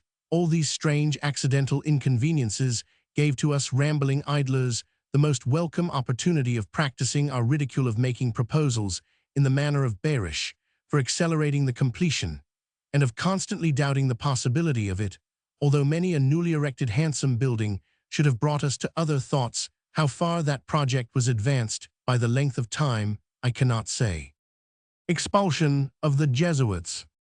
Another subject on which the Protestant Strasburgers liked to converse was the expulsion of the Jesuits. These fathers, as soon as the city had fallen to the share of the French, had made their appearance and sought a domicilium, but they soon extended themselves and built a magnificent college which bordered so closely on the minster that the back of the church covered a third part of its front. It was to be a complete quadrangle, and have a garden in the middle. 3 sides of it were finished. It is of stone and solid, like all the buildings of these fathers, that the Protestants were pushed PG 324 hard, if not oppressed by them, lay in the plan of the society, which made it a duty to restore the old religion in its whole compass. Their fall therefore awakened the greatest satisfaction in the opposite party, and people saw not, without pleasure, how they sold their wines, carried away their books, and the building was assigned to another perhaps less active order. How glad are men when they get rid of an opponent or only of a guardian, and the herd does not reflect that where there is no dog, it is exposed to wolves. Now since every city must have its tragedy, at which children and children's children shudder, so, in Strasbourg frequent mention was made of the unfortunate Piotr Klingeling, who after he had mounted the highest step of earthly felicity, ruled city and country with almost absolute power and enjoyed all that wealth, rank, and influence could afford, had at last lost the favor of the court, and was dragged up to answer for all in which he had been indulged hitherto, nay, was even thrown into prison, where more than 70 years old he died an ambiguous death. The Knight of St. Louis. This and other tales that Knight of St. Louis, our fellow boarder, knew how to tell with passion and animation, for which reason I was fond of accompanying him in his walks, unlike the others who avoided such invitations, and left me alone with him, as with new acquaintances I generally suffered myself to go on for a long time without thinking much about them or the effect which they were exercising upon me, so I only remarked gradually that his stories and opinions rather unsettled and confused than instructed and enlightened me. I never knew what to make of him, although the riddle might easily have been solved.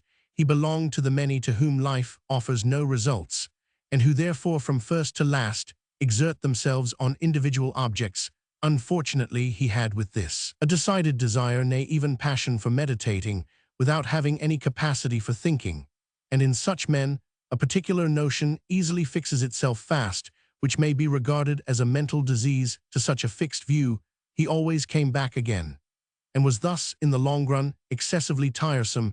He used bitterly to complain of the decline of his memory, especially with regard to the latest events, and maintained by a logic of his own that all virtue springs from a good memory, and all vice, on the pg 325 contrary, from forgetfulness. This doctrine he contrived to carry out with much acuteness, as indeed everything can be maintained when one permits oneself to use words altogether vaguely, and to employ and apply them in a sense now wider, now narrower, now closer, now more remote. At first it was amusing to hear him, nay, his persuasiveness even astonished us.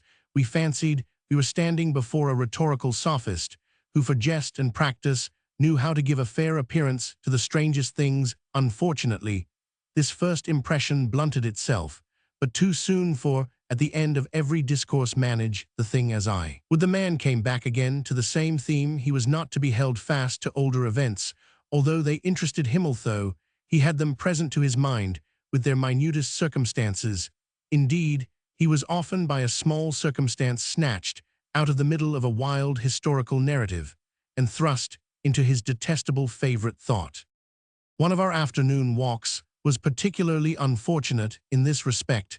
The account of it may stand here instead of similar cases, which might weary, if not vex, the reader. On the way through the city we were met by an old female mendicant, who by her beggings and importunities disturbed him in his story. "Pack yourself off, old witch," said he, and walked by. She shouted after him the well-known retort, only somewhat changed, since she saw well that the unfriendly man was old himself. "If you did not wish to be old, you should have had yourself hanged in your youth."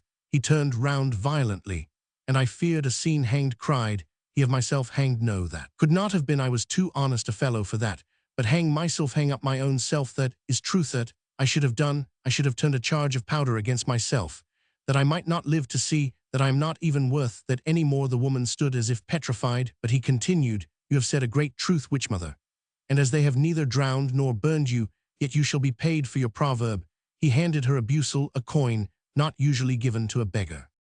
We had crossed over the first Rhine bridge, and were going to the inn where we meant to stop, and I was trying to lead him back to our previous conversation, when unexpectedly pg 326, a very pretty girl, met us on the pleasant footpath, remained standing before us, bowed prettily, and cried, Captain, where are you going?" and whatever else is usually said on such an occasion. "Mademoiselle," replied he, somewhat embarrassed, "I know not how," said she with graceful astonishment. "Do you forget your friends so soon?" The word forget fretted him. He shook his head, and replied peevishly enough, "Truly, mademoiselle, I did not know, she now retorted with some humor, yet very temperately. Take care, Captain, I may mistake you another time. And so she hurried past, taking huge strides, without looking round. At once my fellow traveler struck his forehead with both his fists. "Oh, what an ass I am!" exclaimed he. "What an old ass I am! Now you see whether I am right or not." And then, in a very violent manner, he went on with his usual sayings and opinions, in which this case still more confirmed him. I cannot, and would not repeat, what a philippic discourse he held against himself. At last, he turned to me, and said, "I call you to witness. You remember that small-ware woman at the corner, who is neither young nor pretty. I salute her every time we pass, and often exchange a couple of friendly words with her. And yet it is 30 years ago since she was gracious to me, but now I swear it is not 4 weeks, since this young lady showed herself more complacent to me than was reasonable. And yet I will not recognize her, but insult her in return for her favors. Do I not always say that ingratitude is the greatest of vices, and no man would be ungrateful if he were not forgetful?"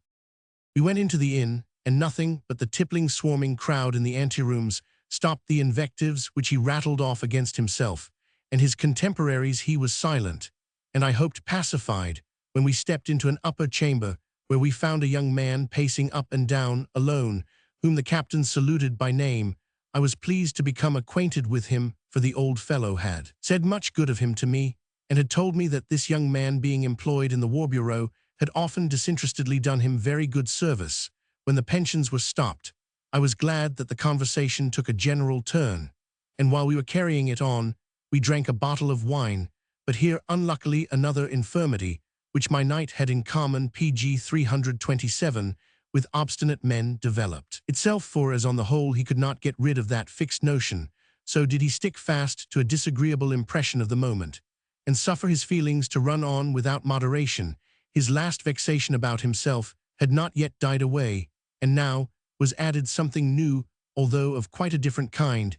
He had not long cast his eyes here and there before he noticed on the table a double portion of coffee and 2 cups, and might, besides being a man of gallantry, have traced some other indication that the young man had not been so solitary all the time, and scarcely had the conjecture arisen in his mind, and ripened into a probability, that the pretty girl had been paying a visit here, than the most outrageous jealousy added itself to that first vexation, so as completely to perplex him. The Knight of St. Louis. Now, before I could suspect anything, for I had hitherto been conversing quite harmlessly with the young man, the captain, in an unpleasant tone, which I well knew began to be satirical, about the pair of cups, and about this, and that the young man, surprised, tried to turn it off pleasantly and sensibly, as is the custom among men of good breeding, but the old fellow continued to be unmercifully rude, so that there was nothing left for the other to do but to seize his hat and cane, and at his departure to leave behind him a pretty unequivocal challenge. The fury of the captain now burst out the more vehemently, as he had in the interim drunk another bottle of wine almost by himself. He struck the table with his fist, and cried more than once, "I strike him dead." It was not, however, meant quite so badly as it sounded, for he often used this phrase when anyone opposed or otherwise displeased him. Just as unexpectedly the business grew worse on our return, for I had the want of foresight to represent to him his ingratitude towards the young man, and to remind him how strongly he had praised to me the ready obligingness of this official person. No such rage of a man against himself I never saw again. It was the most passionate conclusion to that beginning to which the pretty girl had given occasion. Here I saw sorrow and repentance carried into caricature, and as all passion supplies the place of genius to a point really genius-like, he then went over all the incidents of our afternoon ramble again, employed them rhetorically for his own self-reproach, brought up the old witch at last before him once more, and pg 328 perplexed himself to such a degree that I could not help fearing he would throw himself into the Rhine. Could I have been sure of fishing him out again quickly like Mentor his Telemachus, he might have made the leap, and I should have brought him home cooled down for this occasion. I immediately confided the affair to Lurs, and we went the next morning to the young man, whom my friend in his dry way set laughing. We agreed to bring about an accidental meeting, where a reconciliation should take place of itself. The drollest thing about it was that this time the captain too had slept off his rudeness and found himself ready to apologize to the young man, to whom petty quarrels were of some consequence. All was arranged in one morning, and as the affair had not been kept quite secret, I did not escape the jokes of my friends, who might have foretold me from their own experience how troublesome the friendship of the captain could become upon occasion. But now, while I am thinking what should be imparted, next there comes again into my thoughts, by a strange play of memory, that reverend minster building to which in those days I devoted particular attention, and which in general constantly presents itself to the eye both in the city and in the country. The more I considered the facade, the more was that first impression strengthened and developed that here the sublime has entered into alliance with the pleasing, if the vast, when it appears as a mass before us, is not to terrify, if it is not to confuse, when we seek to investigate its details, it must enter into an unnatural, apparently impossible connection. It must associate to itself the pleasing, but now, since it will be impossible for us to speak of the impression of the minster, except by considering both these incompatible qualities as united, so do we already see from this in what high value we must hold this ancient monument, and we begin in earnest to describe how such contradictory elements could peaceably interpenetrate and unite themselves. Strasbourg Minster. First of all, without thinking of the towers, we devote our considerations to the facade alone, which powerfully strikes the eye as an upright oblong parallelogram. If we approach it at twilight in the moonshine on a starlight night, when the parts appear more or less indistinct, and at last disappear, we see only a colossal PG 329 wall, the height of which bears an advantageous proportion to the breadth. If we gaze on it by day, and by the power of the mind abstract from the details, we recognize the front of a building, which not only encloses the space within, but also covers much in its vicinity. The openings of this monstrous surface point to internal necessities, and according to these, we can at once divide it into 9 compartments. The great middle door, which opens into the nave of the church, first meets the eye. On both sides of it lie 2 smaller ones belonging to the crossways over the chief door. Our glance falls upon the wheel-shaped window, which is to spread an awe-inspiring light within the church, and its vaulted arches at its sides appear 2 large perpendicular oblong openings, which form a striking contrast with the middle one, and indicate that they belong to the base of the rising towers. In the 3rd story are 3 openings in a row, which are designed for belfries and other church necessities above them. One sees the whole horizontally closed by the balustrade of the gallery. Instead of a cornice, these 9 spaces described are supported, enclosed, and separated into 3 great perpendicular divisions by 4 pillars rising up from the ground. Now, as one cannot deny to the whole mass a fine proportion of height to breadth, so also in the details it maintains a somewhat uniform lightness by means of these pillars and the narrow compartments between them. But if we keep to our abstraction and imagine to ourselves this immense wall without ornaments, with firm buttresses, with the necessary openings in it, but only so far as necessity requires them, we even then must allow that these chief divisions are in good proportion. Thus the whole will appear solemn and noble indeed, but always heavily unpleasant, and being without ornament unartistical for a work of art, the whole of which is conceived in great simple harmonious parts, makes indeed a noble and dignified impression, but the peculiar enjoyment which the pleasing produces can only find place in the consonance of all developed details. And it is precisely here that the building which we are examining satisfies us in the highest degree, for we see all the ornaments fully suited to every part which they adorn. They are subordinate to it. They seem to have grown out of it. Such a manifoldness always gives great pleasure, since it flows of its PG 330 own accord from the suitable, and therefore at the same time awakens the feeling of unity. It is only in such cases that the execution is prized as the summit of art. By such means now was a solid piece of masonry, an impenetrable wall, which had moreover to announce itself as the base of 2 heaven-high towers made to appear to the eye as if resting on itself, consisting in itself, but at the same time light and adorned, and though pierced through in 1,000 places, to give the idea of indestructible firmness. This riddle is solved in the happiest manner. The openings in the wall, its solid parts, the pillars, everything has its peculiar character, which proceeds from its particular destination. This communicates itself by degrees to the subdivisions, hence everything is adorned in proportionate taste the great as well as the small is in the right place, and can be easily comprehended, and thus the pleasing presents itself in the vast, I would refer only to the doors sinking in perspective into the thickness of the wall, and adorned without end in their columns, and pointed arches to the window with its rows, springing out of the round form to the outline of its framework, as well as to the slender reed-like pillars of the perpendicular compartments. Let one represent to himself the pillars retreating step by step, accompanied by little slender light-pillared pointed structures, likewise striving upwards, and furnished with canopies to shelter the images of the saints, and how at last every rib, every boss, seems like a flower head and row of leaves, or some other natural object. Transformed into stone, one may compare, if not the building itself, yet representations of the whole,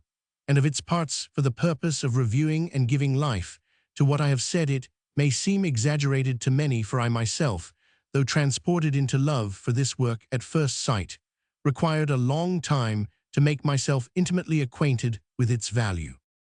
Having grown up among those who found fault with Gothic architecture, I cherished my aversion from the abundantly overloaded complicated ornaments, which by their capriciousness made a religious gloomy character highly adverse. I strengthened myself in this repugnance, since I had only met with spiritless works of this kind, in which one could perceive neither good proportions nor a pure consistency. But here I thought I saw a new revelation of it, since what was objectionable pg 331 by no means appeared, but the contrary opinion rather forced itself upon my mind. Strasbourg Minster. But the longer I looked and considered, I all the while thought I discovered yet greater merits beyond that which I have already mentioned. The right proportion of the larger divisions, the ornamental as judicious as rich even to the minutest, were found out. But now I recognized the connection of these manifold ornaments amongst each other, the transition from one leading part to another, the enclosing of details homogeneous, indeed, but yet greatly varying in form, from the saint to the monster, from the leaf to the dental. The more I investigated, the more I was astonished, the more I amused and wearied myself with measuring and drawing, so much the more did my attachment increase, so that I spent much time partly in studying what actually existed, partly in restoring in my mind and on paper what was wanting and unfinished, especially in the towers. Since now I found that this building had been based on old German ground and grown, thus far, in genuine German times, and that the name of the master on his modest gravestone was likewise of native sound and origin, I ventured, being incited by the worth of this work of art, to change the hitherto decried appellation of Gothic architecture, and to claim it for our nation as German architecture. Nor did I fail to bring my patriotic views to light, first orally and afterwards in a little treatise dedicated to the memory of Urbanus, a Steinbach. If my biographical narrative should come down to the epoch when the said sheet appeared in print, which Herder afterwards inserted in his pamphlet Von Deutscher Art und Kunst of German Manner and Art, much more will be said on this weighty subject. But before I turn myself away from it, this time I will take the opportunity to vindicate the motto prefixed to the present volume with those who may have entertained some doubt about it. I know indeed very well that in opposition to this honest, hopeful old German saying, whatever one wishes in youth, one has abundance in old age, many would quote contrary experience, and many trifling comments might be made, but much also is to be said in its favor, and I will explain my own thoughts on the matter. Our wishes are presentiments of the capabilities which lie pg 332 within us, and harbingers of that which we shall be in a condition to perform. Whatever we are able and would like to do presents itself to our imagination, as without us, and in the future we feel a longing after that which we already possess in secret. Thus a passionate anticipating grasp changes the truly possible into a dreamed reality. Now, if such a bias lies decidedly in our nature, then with every step of our development will a part of the first wish be fulfilled under favorable circumstances, in the direct way, under unfavorable in the circuitous way, from which we always come back again to the other. Thus we see men by perseverance attain to earthly wealth. They surround themselves with riches, splendor, and external honor. Others strive, yet more certainly, after intellectual advantages, acquire for themselves a clear survey of things, a peacefulness of mind, and a certainty for the present and the future.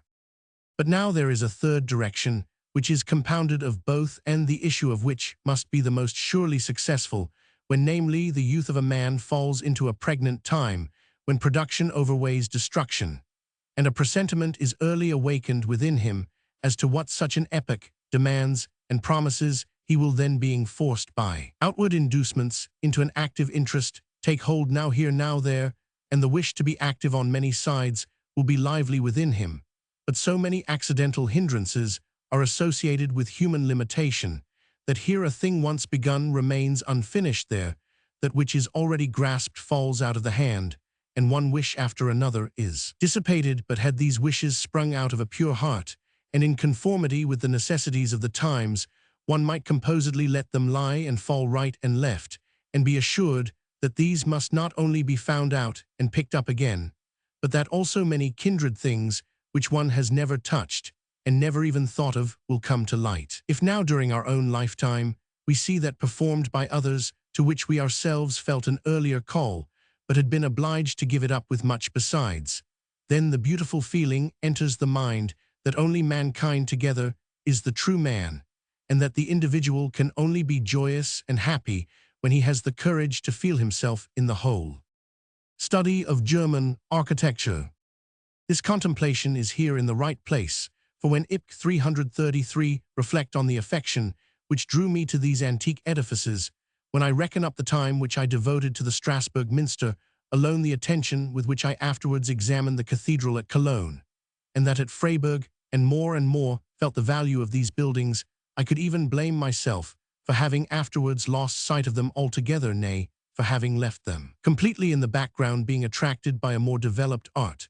But when I now in the latest times see attention again turn to those objects, when I see affection and even passion for them appearing and flourishing, when I see able young persons seized with this passion, recklessly devoting powers, time, care, and property to these memorials of a past world, then am I reminded with pleasure that what I formerly would and wished had a value. With satisfaction I see that they not only know how to prize what was done by our forefathers, but that from existing unfinished beginnings they try to represent in pictures at least the original design, so as thus to make us acquainted with the thought, which is ever the beginning and end of all undertakings, and that they strive with considerate zeal to clear up and vivify what seems to be a confused past. Here I especially applaud the gallant Sulpice Boisserie, who is indefatigably employed in a magnificent series of copperplates to exhibit the Cathedral of Cologne as the model of those vast conceptions, the spirit of which, like that of Babel, strove up to heaven, and which were so out of proportion to earthly means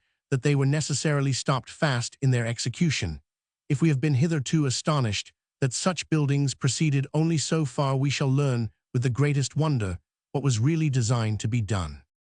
May the literary artistical undertakings of this kind be duly patronized by all who have power, wealth, and influence, that the great and gigantic views of our forefathers may be presented to our contemplation, and that we may be able to form a conception of what they dared to desire. The insight resulting from this will not remain fruitless, and the judgment will for once at least be in a condition to exercise itself on these works with justice. Nay, this will be done most thoroughly if our active young friend, besides the monograph devoted to the Cathedral of Cologne, follows out in detail the history of our medieval architecture, when whatever is to be known pg 334 about the practical exercise of this art is further brought to light, when the art is represented in all its fundamental features by a comparison with the Greco-Roman and the Oriental Egyptian. Little can remain to be done in this department, and when the results of such patriotic labors lie before the world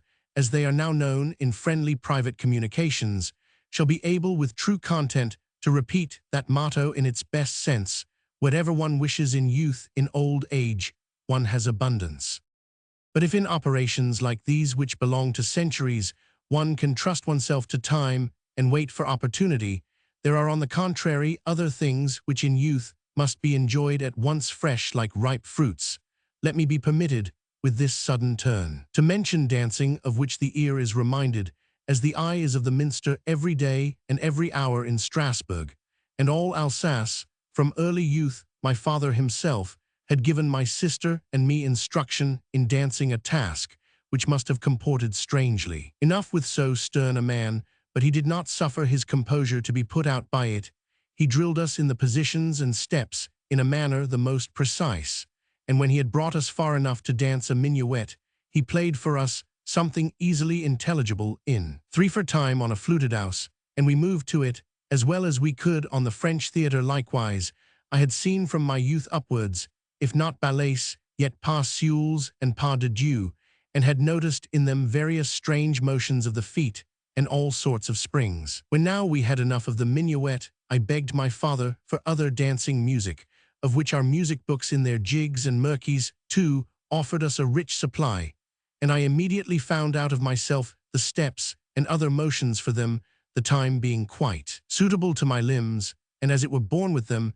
This pleased my father to a certain degree. Indeed, he often by way of joke for himself, and us let the monkeys dance in this way after my misfortune with Gretchen, and during the whole of my residence in Leipzig I did not make my appearance again on the floor. On the contrary, I still remember that, when at a ball they forced me into a minuet, both measure and motion seemed to have abandoned my limbs, and pg 335 I could no more remember either the steps or the figures, so that I should have been put to disgrace and shame if the greater part of the spectators had not maintained that my awkward behavior was pure obstinacy assumed, with the view of depriving the ladies of all desire to invite me and draw me into their circle against my the dancing master's daughters. During my residence in Frankfurt, I was quite cut off from such pleasures, but in Strasbourg, with other enjoyments of life, there soon arose in my limbs the faculty of keeping time on Sundays and weekdays. One sauntered by no pleasure ground without finding there a joyous crowd assembled for the dance, and for the most part revolving in the circle. Moreover, there were private balls in the country houses, and people were already talking of the brilliant masquerades of the coming winter here. Indeed, I should have been out of my place and useless to the company when a friend who waltzed very well advised me to practice myself first in parties of a lower rank, so that afterwards I might be worth something in the highest. He took me to a dancing master, who was well known for his skill. This man promised me that, when I had in some degree repeated the first elements and made myself master of them, he would then lead me further. He was one of the dry, ready French characters, and received me in a friendly manner. I paid him a month in advance, and received 12 tickets, for which he agreed to give me certain hours' instruction. The man was strict and precise, but not pedantic, and as I already had some previous practice, I soon gave him satisfaction, and received his commendation. One circumstance, however, greatly facilitated the instruction of this teacher. He had 2 daughters, both pretty, and both yet under 20, having been instructed in this art from their youth upwards. They showed themselves very skillful, and might have been able as partners soon to help even the most clumsy scholars into some cultivation.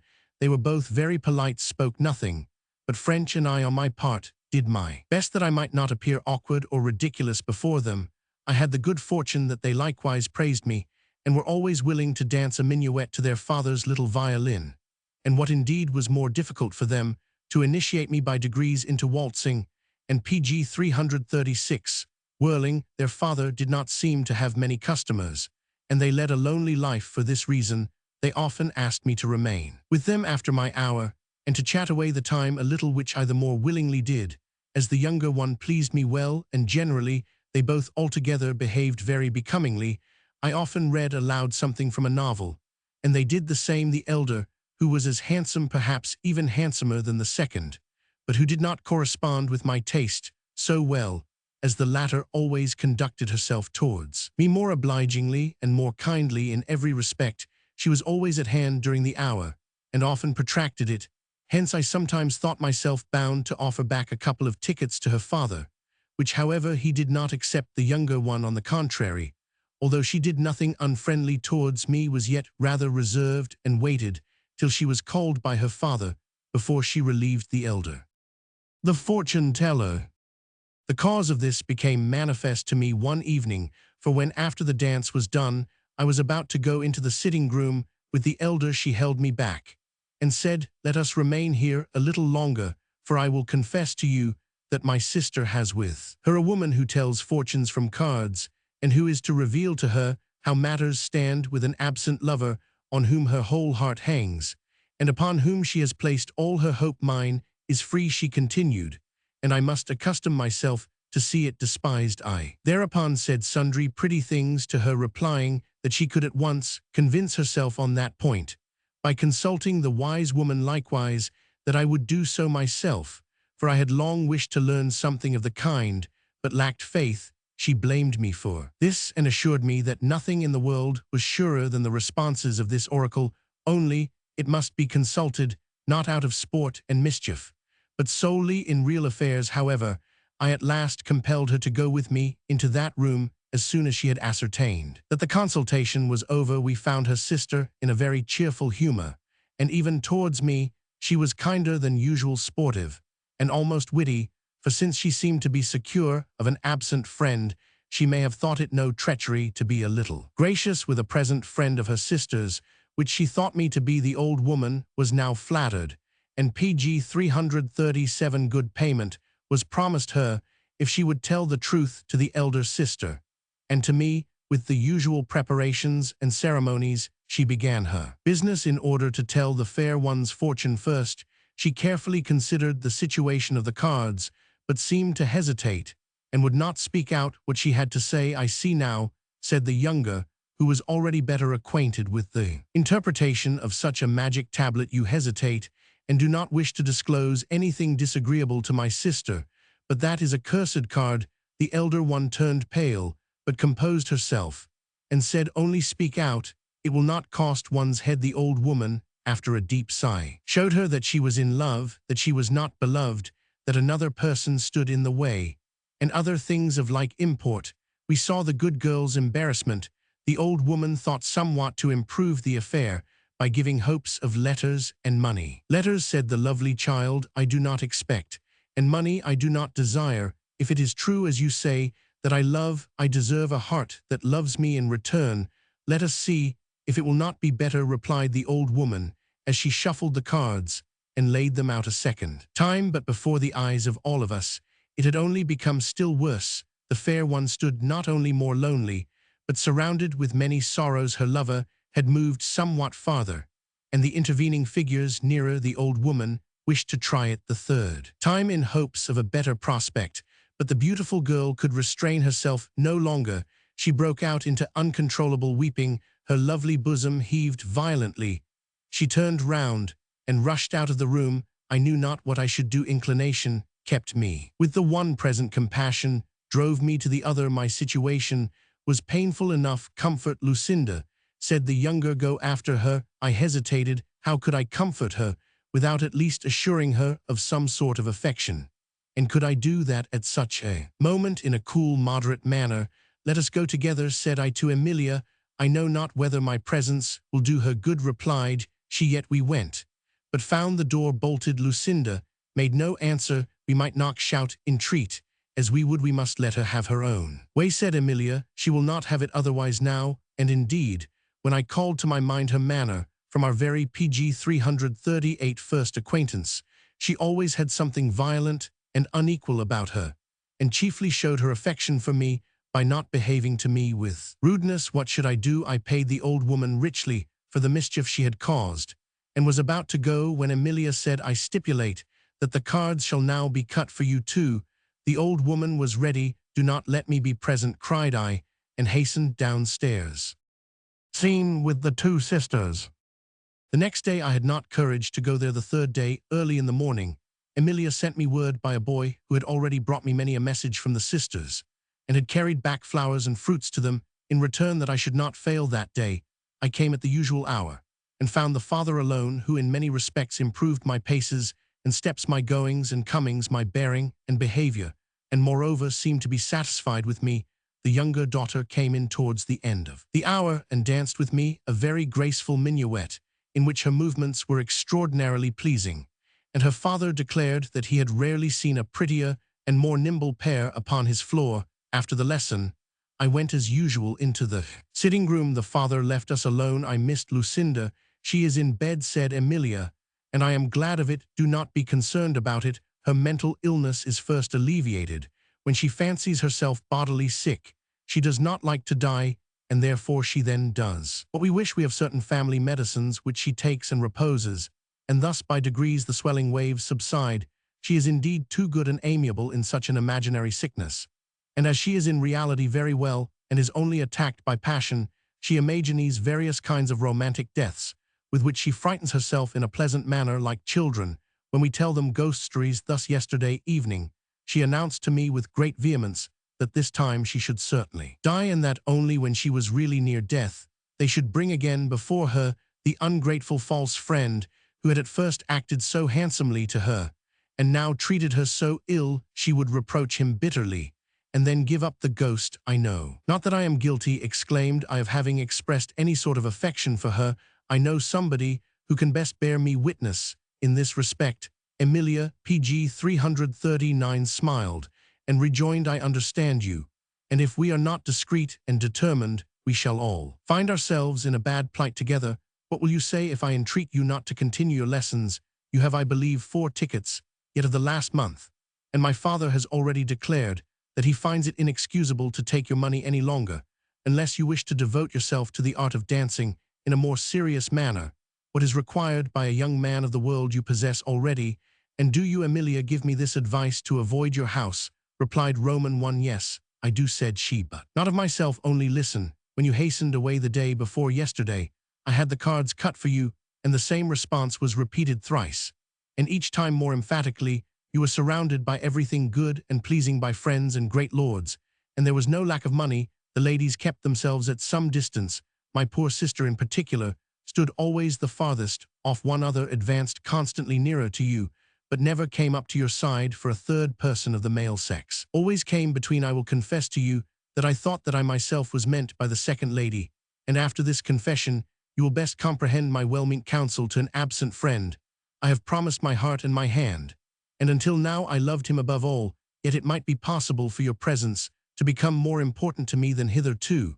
And what kind of a situation would you have between 2 sisters, one of whom you had made unhappy by your affection, and the other by your coldness? And all this ado about nothing, and only for a short time, for if we had not known already who you are, and what are your expectations, the cards would have placed it before my eyes in the clearest manner. Fare you well, said she, and gave me her hand. I hesitated. Now, said she, leading me towards the door, that it may really be the last time that we shall speak to each other. Take what I would otherwise have denied you. She fell upon my neck and kissed me most tenderly. I embraced her and pressed her to my bosom. At this moment, the side door flew open, and her sister, in a light but becoming nightdress, sprang out and cried, You shall not be the only one to take leave of him. Emilia, let me go. And Lucinda seized me, clasped herself fast to my pg 340 heart, pressed her black locks upon my cheeks, and remained in this position for some time. And thus I found myself in the dilemma between 2 sisters, which Emilia had prophesied to me a moment before. Lucinda let me loose and looked earnestly into my face. I would have taken her hand and said something friendly to her, but she turned herself away, walked with violent steps up and down the room for some time, and then threw herself into a corner of the sofa. Emilia went to her, but was immediately repulsed, and here began a scene which is yet painful to me in the recollection, and which, although really it had nothing theatrical about it, but was quite suitable to a lively young Frenchwoman, could only be properly repeated in the theatre by a good and feeling actress. Lucinda's curse. Lucinda overwhelmed her sister with 1,000 reproaches. This is not the first heart, she cried, that was inclining itself to me, and that you have turned away. Was it not just so with him who is absent, and who at last betrothed himself to you under my very eyes? I was compelled to look on. I endured it, but I know how many thousand tears it has cost me. This one too you have now taken away from me without letting the other go, and how many do you not manage to keep at once? I am frank and good-natured, and everyone thinks he knows me soon and may neglect me. You are secret and quiet, and people think wonders of what may be concealed behind you, yet there is nothing behind but a cold, selfish heart that can sacrifice everything to itself. This nobody learns so easily, because it lies deeply hidden in your breast, and just as little do they know of my warm, true heart, which I carry about with me as open as my face. Emilia was silent, and had sat down by her sister, who became constantly more and more excited in her discourse, and let certain private matters slip out, which it was not exactly proper for me to know. Emilia, on the other hand, who was trying to pacify her sister, made me a sign from behind that I should withdraw. But as jealousy and suspicion see with 1,000 eyes, Lucinda seemed to have noticed this. Also she sprang up and advanced to me, but not with vehemence. She stood before me, and seemed to be thinking of something. Then she said, "I know that I have lost you. I make no further pretensions to you, but neither shall you have him, sister." Page 341. With these words she grasped me very singularly by the head, thrusting both her hands into my locks, pressing my face to hers, and kissed me repeatedly on the mouth. Now cried she, "Fear my curse, woe upon woe, for ever and ever to her who kisses these lips for the first time after me, dare to have anything more to do with him. I know heaven hears me this time, and you, sir, hasten away as fast as you can." I flew down the stairs with the firm determination never to outer the house again. Page 342. 10th book. Strasbourg continued her tour in Alsace and Lorraine. Frederica. The German poets, since they as members of a corporation no longer stood as one man, did not enjoy the smallest advantages in the citizen world. They had neither support, standing, nor respectability, except in so far as their other position was favorable to them. And therefore it was a matter of mere chance whether talent was born to honor or to disgrace. A poor son of earth, with a consciousness of mind and faculties, was forced to crawl along painfully through life, and from the pressure of momentary necessities to squander the gifts which perchance he had received from the muses. Occasional poems, the first and most genuine of all kinds of poetry, had become despicable to such a degree that the nation even now cannot attain a conception of their high value, and a poet, if he did not strike altogether into Gunther's path, appeared in the world in the most melancholy state of subserviency, as a jester and parasite, so that both on the theatre and on the stage of life he represented a character which any one and every one could abuse at pleasure. If, on the contrary, the muse associated herself with men of respectability, these received thereby a luster which was reflected back to the donor. Noblemen well versed in life, like Hagedorn, dignified citizens, like Brock's, distinguished men of science, like Haller, appeared among the first in the nation to be equal with the most eminent, and the most prized. Those persons, too, were specially honored who, together with this pleasing talent, distinguished themselves as active, faithful men of business. In this way, Rabener and Weiss enjoyed a respect of quite a peculiar kind. People had here to value, when combined, those most heterogeneous qualities which are seldom found united. Klopstock. But now the time was to come when poetic genius should become aware of itself, should create for itself its own relations, and understand how to lay the foundation of an independent dignity. Everything necessary to found such an epoch was pg 343. Combined in Klopstock, considered both from the sensual and moral side, he was a pure young man, seriously and thoroughly educated. He places, from his youth upwards, a great value upon himself, and upon whatever he does, and while considerately measuring out beforehand the steps of his life, turns with a presentiment of the whole strength of his internal nature towards the loftiest and most grateful theme. The Messiah, a name which betokens infinite attributes, was to be glorified afresh by him. The Redeemer was to be the hero, whom the poet thought to accompany through earthly lowliness and sorrows to the highest heavenly triumphs.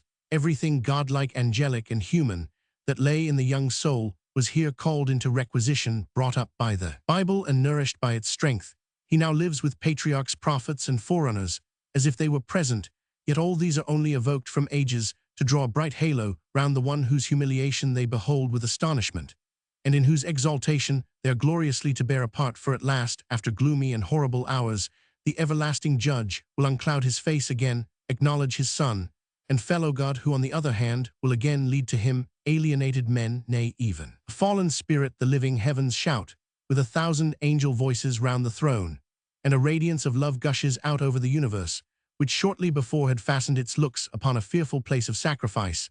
The heavenly peace, which Klopstock felt in the conception and execution of this poem, communicates itself even now to every one who reads the first 10 cantos, without allowing certain requisitions to be brought forward, which an advancing cultivation does not willingly abandon.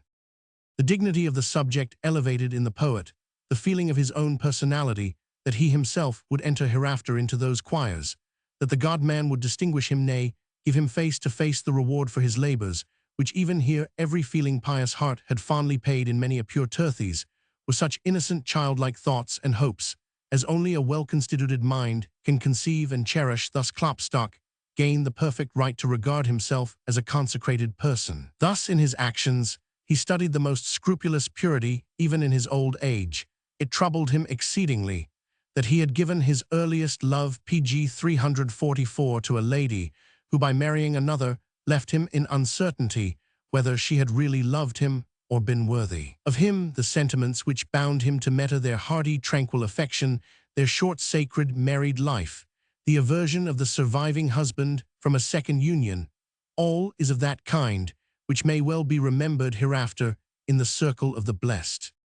This honorable conduct towards himself was still further enhanced by his being favorably received for a long time in well-minded Denmark, in the house of a great and humanly speaking excellent statesman, here in a higher circle, which was exclusive indeed, but at the same time devoted to external manners and attention towards the world. His tendency became still more decided, a composed demeanor, a measured speech, and a laconism, even when he spoke openly, decidedly gave him through his whole life a certain diplomatic ministerial consequence, which seemed to be at variance with his tender natural feelings.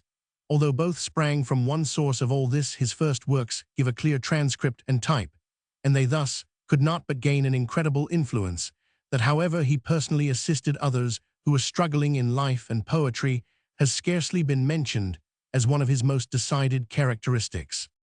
Klopstock and Gleim. But just such a furtherance of young people in literary action and pursuit a hopeful pleasure in bringing forward men not favored by fortune, and making the way easy to them, has rendered illustrious one German, who in respect to the dignity which he gave himself may be named as the second, but in regard to his living influence, as the first it will escape. No one that Gleim is here meant in possession of an obscure indeed, but lucrative office, residing in a pleasantly situated spot, not too large, and enlivened by military, civic, and literary activity, whence proceeded the revenues of a great and wealthy institution, not without a part of them remaining behind for the advantage of the place he felt within himself. Also a lively productive impulse, which however with all its strength was not quite enough for him, and therefore he gave himself up to another perhaps stronger impulse, namely that of making others produce something. Both these activities were intertwined incessantly during his whole long life. He could as easily have lived without taking breath as without writing poetry and making presents, and by helping needy pg 345 talents of all kinds through earlier or later embarrassments, contributing to the honor of literature, he gained so many friends, debtors, and dependents that they willingly allowed his diffuse verses to pass, since they could give him nothing in return for his rich benefits, but endurance of his poetry. Now the high idea which these two men might well form of their own worth, and by which others were induced also to think themselves somebody, has produced very great and beautiful results, both in public and private. But this consciousness, honorable, as it is called, a peculiar evil down for themselves, for those around them, and for their time, if judging from their intellectual effects, both these men may without hesitation be called great with respect to the world, they remained but small and considered in comparison. More stirring life, their external position was not. The day is long, and so is the night. One cannot be always writing poetry, or doing or giving. Their time could not be filled up like that of people of the world and men of rank and wealth. They therefore set too high a value on their particular limited situations, attached an importance to their daily affairs, which they should only have allowed themselves amongst each other, and took more than reasonable delight in their own jokes, which, though they made the moment agreeable, could be of no consequence in the end. They received praise and honor from others as they deserved. They gave it back with measure indeed, but always too profusely, and because they felt that their friendship was worth much, they were pleased to express it repeatedly, and in this spared neither paper nor ink. Thus arose those correspondences, at the deficiency of which in solid contents the modern world wonders, nor can it be blamed when it hardly sees the possibility of eminent men delighting themselves in such an interchange of nothing, or when it expresses the wish that such leaves might have remained unprinted, but we may suffer these few volumes always to stand along with so many others upon our bookshelves, if we have learned from them the fact that even the most eminent man lives only by the day and enjoys but a sorry entertainment when he throws himself too much back upon himself and neglects to grasp into the fullness of the external world, where alone he can find nourishment for his growth, and at the same time a standard for its measurement. Page 346. The activity of these men was in its finest bloom when we young folks began also to bestir ourselves in our own circle, and with my younger friends, if not with older persons too, I was pretty much in the way of falling into this sort of mutual flattery forbearance, raising and supporting in my immediate sphere whatever I produced could always be reckoned good. Ladies, friends, and patrons will not consider bad that which is undertaken and written out of affection for them. From such obligations, at last, arises the expression of an empty satisfaction with each other, in the phrases of which a character is easily lost, if it is not from time to time steeled to higher excellence. And thus I had the happiness to say that by means of an unexpected acquaintance, all the self-complacency, love of the looking-glass, vanity, pride, and haughtiness that might have been resting or working within me were exposed to a very severe trial, which was unique in its kind, by no means in accordance with the time, and therefore so much the more searching and more sorely felt. Herder. For the most important event, one that was to have the weightiest consequences for me, was my acquaintance with Herder and the nearer connection with him which sprung from it. He accompanied the travels of the Prince of Holstein-Eutin, who was in a melancholy state of mind, and had come with him to Strasbourg. Our society, as soon as it knew of his arrival, was seized with a great longing to approach him, and this good fortune happened to me first quite unexpectedly, and by chance I had gone to the Ghost Tavern to inquire after some distinguished stranger or other. Just at the bottom of the staircase I found a man who was on the point of ascending, and whom I might have taken for a clergyman. His powdered hair was put up in a queue, his black clothes likewise distinguished him, but still more a long black silk mantle, the skirts of which he had gathered up and stuck into his pocket, this somewhat striking, but yet on the whole polite and pleasing figure of which I had already been told left me not the least doubt that he was the celebrated newcomer, and my address was to convince him at once that I knew him. He asked my name, which could be of no consequence to him, but my frankness seemed to please him, since he returned it with great friendliness, and as we mounted the pg 347 stairs, showed himself ready immediately for animated communication. I have forgotten whom we visited then. It is sufficient to say that at parting I begged permission to wait on him at his own residence, which he granted me kindly enough. I did not neglect to avail myself repeatedly of this favor, and was more and more attracted by him. He had somewhat of softness in his manner, which was very suitable and becoming, without being exactly easy. A round face, an imposing forehead, a somewhat puggish nose, a mouth somewhat prominent, but highly characteristic, pleasing, and amiable, a pair of coal-black eyes under black eyebrows, which did not fail of their effect. Although one of them used to be red and inflamed by various questions, he tried to make himself acquainted with me and my situation, and his power of attraction operated on me with growing strength.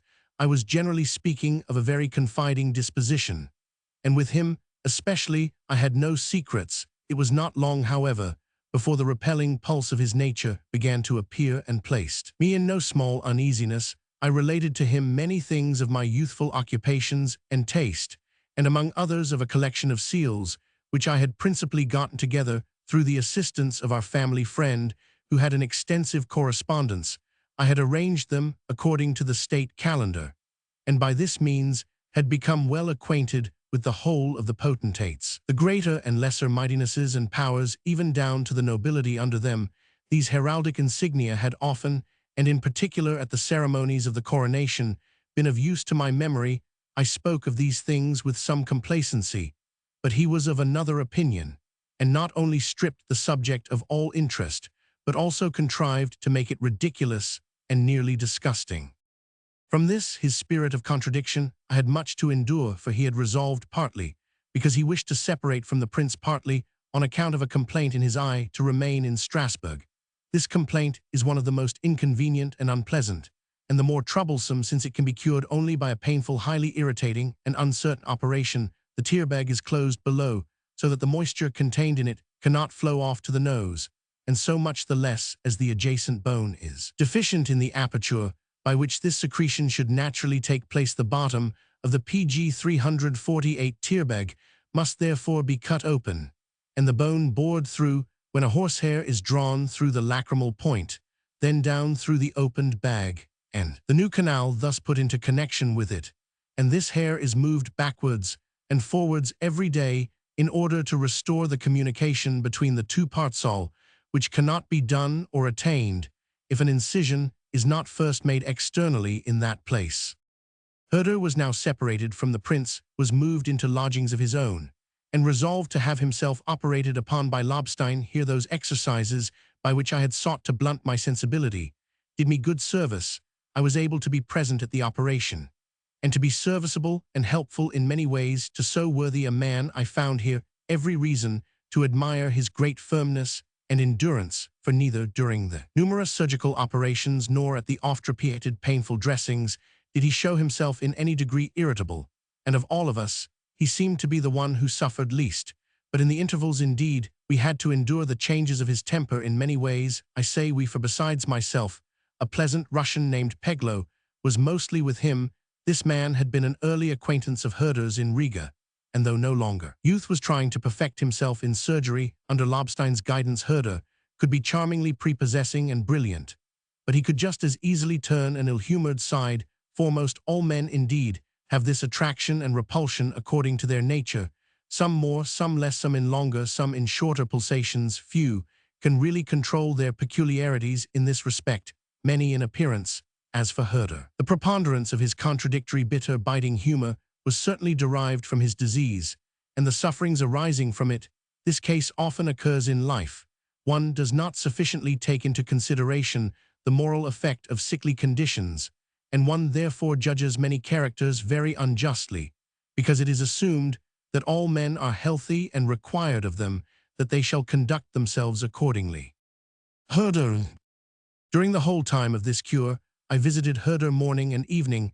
I even remained whole days with him, and in a short time accustomed myself so much the more to his chiding and fault-finding, as I daily learned to appreciate his PG 349 beautiful and great qualities, his extensive knowledge, and his profound views. The influence of this good-natured blusterer was great and important. He was 5 years older than myself, which in younger days makes a great difference to begin with, and as I acknowledged him for what he was, and tried to value that which he had already produced, he necessarily gained a great superiority over me.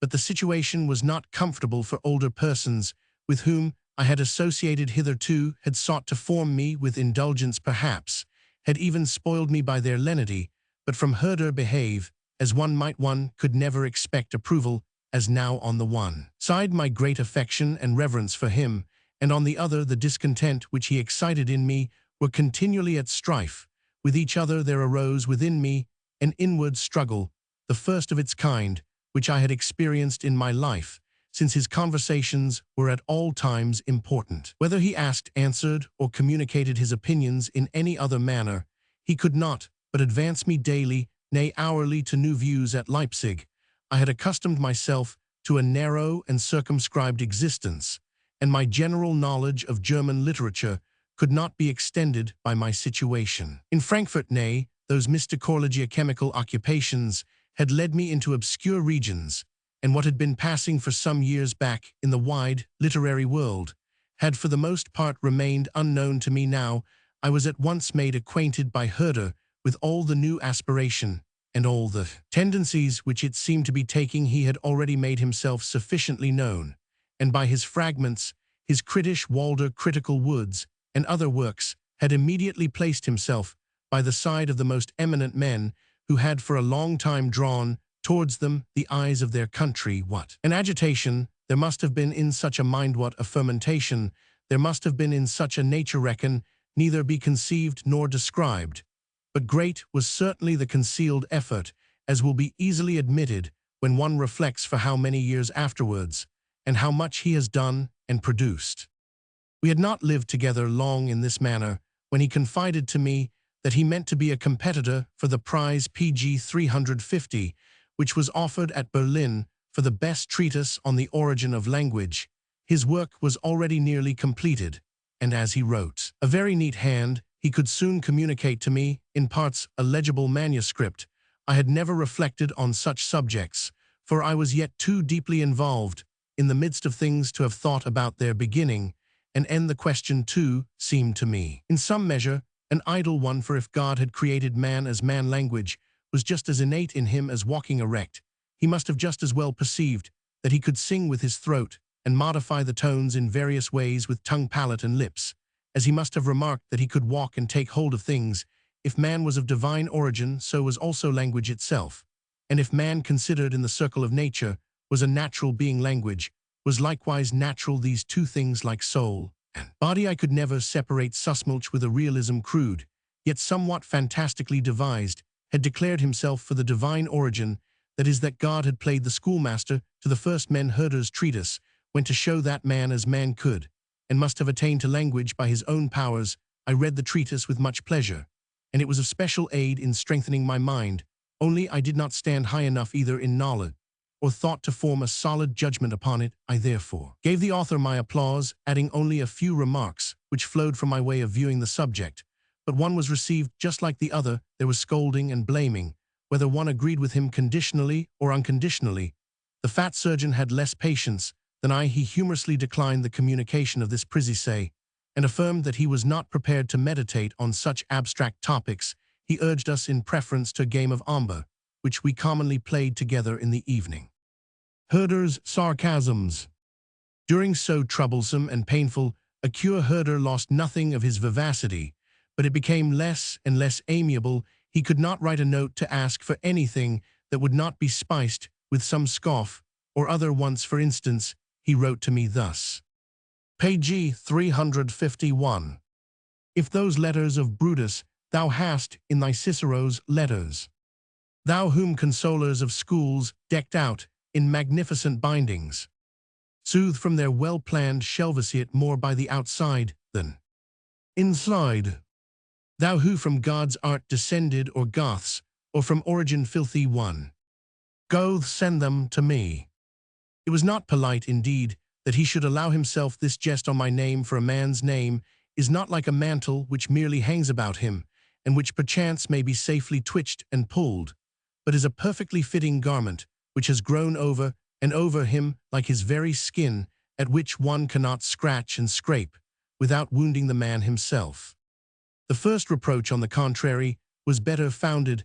I had brought with me to Strasbourg the authors I had obtained by exchange from Langer, with various fine editions from my father's collection besides, and had set them up on a neat bookcase with the best intentions of using them.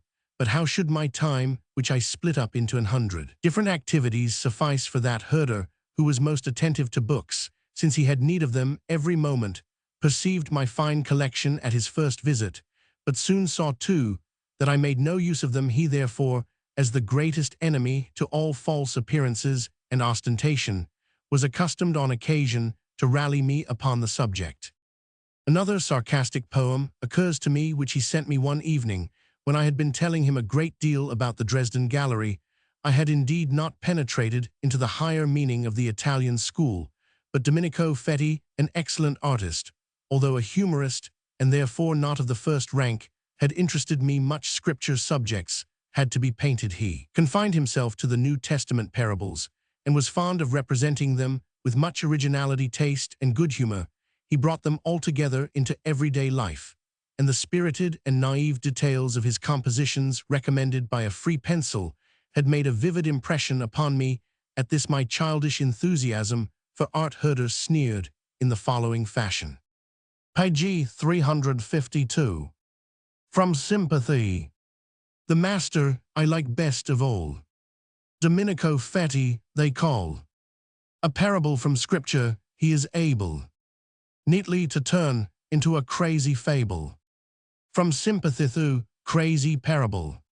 I could mention many jokes of the kind, more or less clear or abstruse, cheerful or bitter.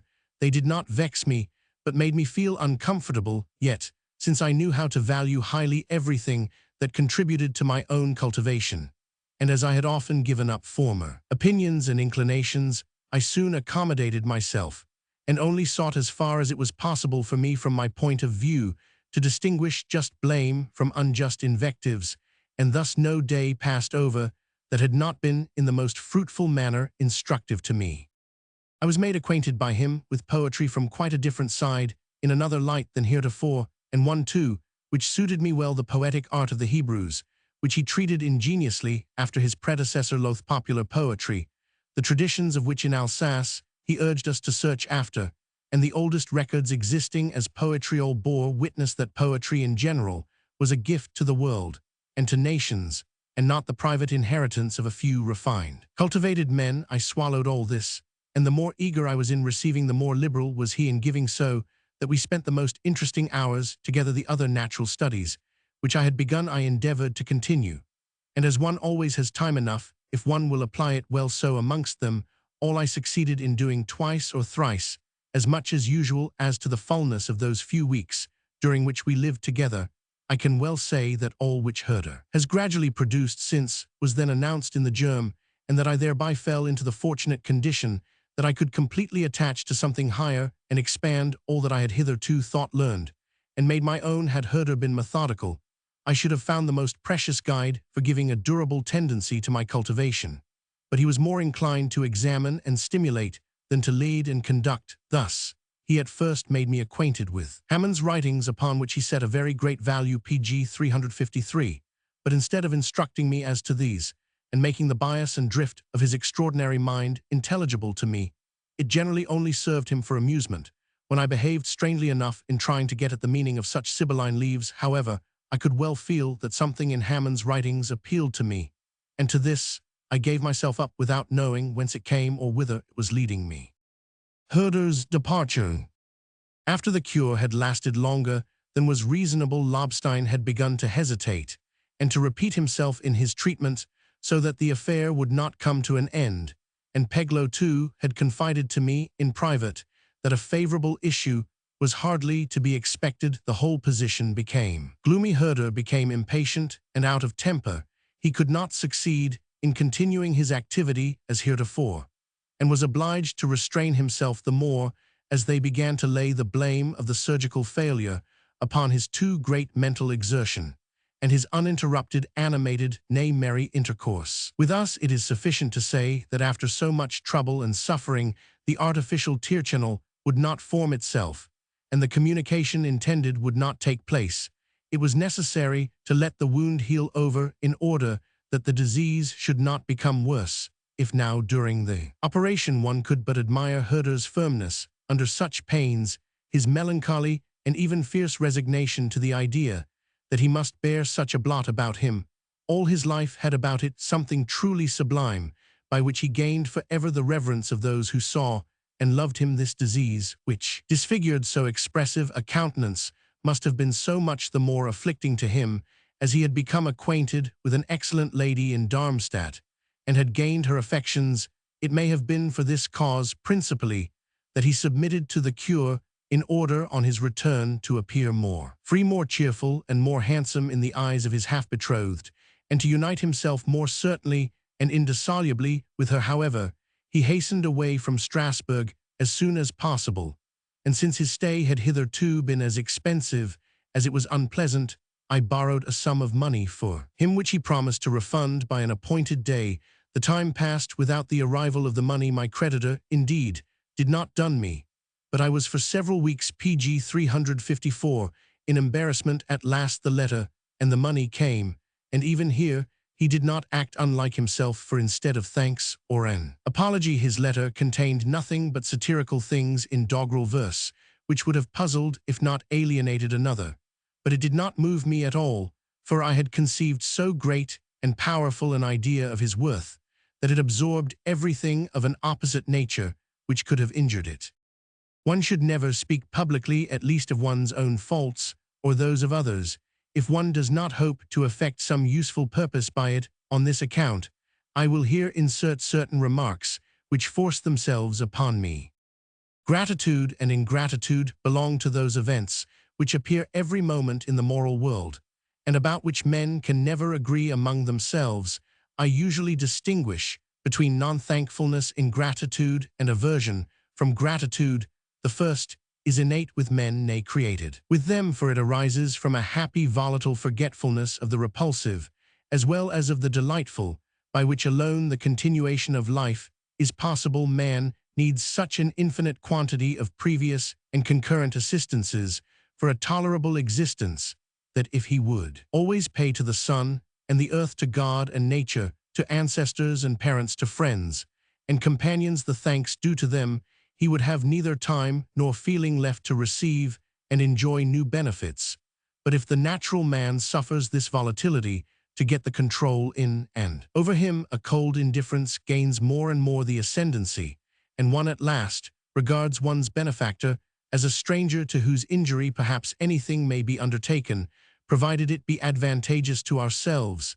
This alone can properly be called ingratitude, which results from the rudeness into which the uncultivated nature must necessarily lose itself. At last, aversion from gratitude, however, the rewarding of a benefit by ill-natured and sullen conduct, is very rare, and occurs only in eminent men, such as with great natural gifts and a presentiment of them, being born in a lower rank of society or in a helpless condition, must from their youth upwards force themselves along step by step, and receive at every point aids and supports, which are often embittered and repulsive to them through the coarseness of their benefactors, since that which they receive is earthly, pg 355, while that which on the other hand they give is of a higher kind, so that what is strictly speaking a compensation is out of the question. Lessing, with the fine knowledge of earthly things which fell to his share in the best years of his life, has in one place bluntly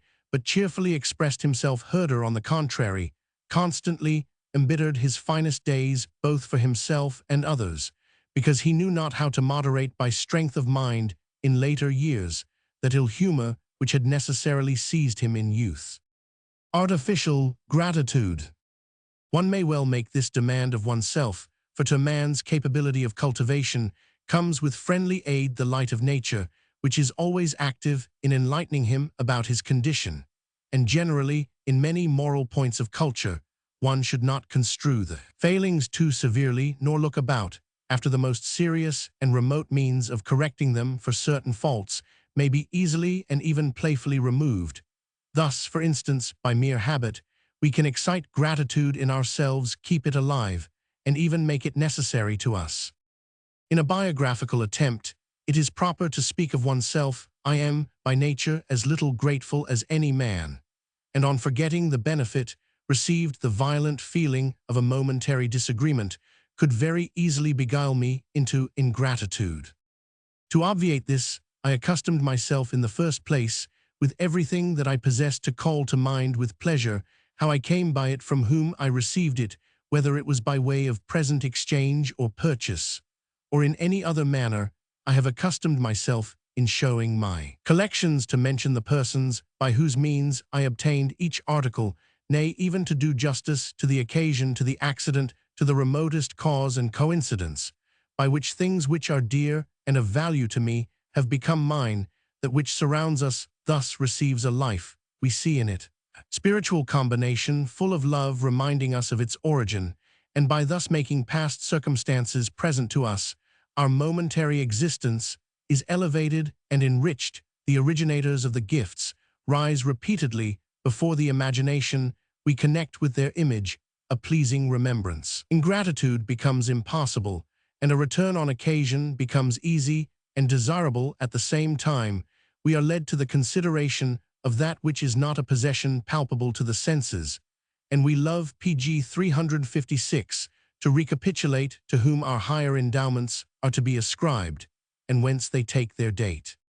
Before I turn my attention from that connection with Herder, which was so important and so rich in consequences for me, I find yet something more to adduce. Nothing was more natural than that I should by degrees become more and more reserved towards Herder in communicating those things which had hitherto contributed to my culture, but especially such as still seriously occupied my attention at the moment. He had destroyed my enjoyment of so much that I had loved before, and had especially blamed me in the strongest manner for the pleasure I took in Ovid's Metamorphoses, I might defend my favorite as I might say, that for a youthful fancy nothing could be more delightful than to linger in those cheerful and glorious regions with gods and demigods, and to be a witness of their deeds and passions. I might circumstantially quote that previously mentioned opinion of a sober-minded man, and corroborate it by my own experience. All this, according to Herder, went for nothing. There was no immediate truth, properly so called, to be found in these poems. Here was neither Greece nor Italy, neither a primitive world nor a cultivated one. Everything was rather an imitation of what had already existed, and a mannerized representation such as could be expected only from an over-cultivated man. And if at last, I would maintain that whatever an eminent individual produces is also nature, and that always in all nations, ancient and modern, the poet alone has been the maker. This was not allowed to pass, and I had to endure much on this account. Nay, I was almost disgusted with my Ovid by it, for there is no affection, no habit so strong that it can hold out in the long run against the animadversions of eminent men, in whom one places confidence. Something always cleaves to us, and if one cannot love unconditionally, love is already in a critical condition. Goethe von Berlichingen, mit der eisernen Hand, Brustbild des Gottes von Lovis, Corinth 19,211,922, Frankfurter Goethehaus, Phrase Deutsches Hochstift. I most carefully concealed from him my interest in certain subjects which had rooted themselves within me, and were by little and little molding themselves into poetic form. These were Goethe von Berlichingen, and Faust. The biography of the former had seized my inmost heart. The figure of a rude, well-meaning self-helper in a wild, anarchical time awakened my deepest sympathy. The significant puppet show pg 357 fable of the latter resounded and vibrated manitant within me. I had also wandered about in all sorts of science, and had early enough been led to see its vanity.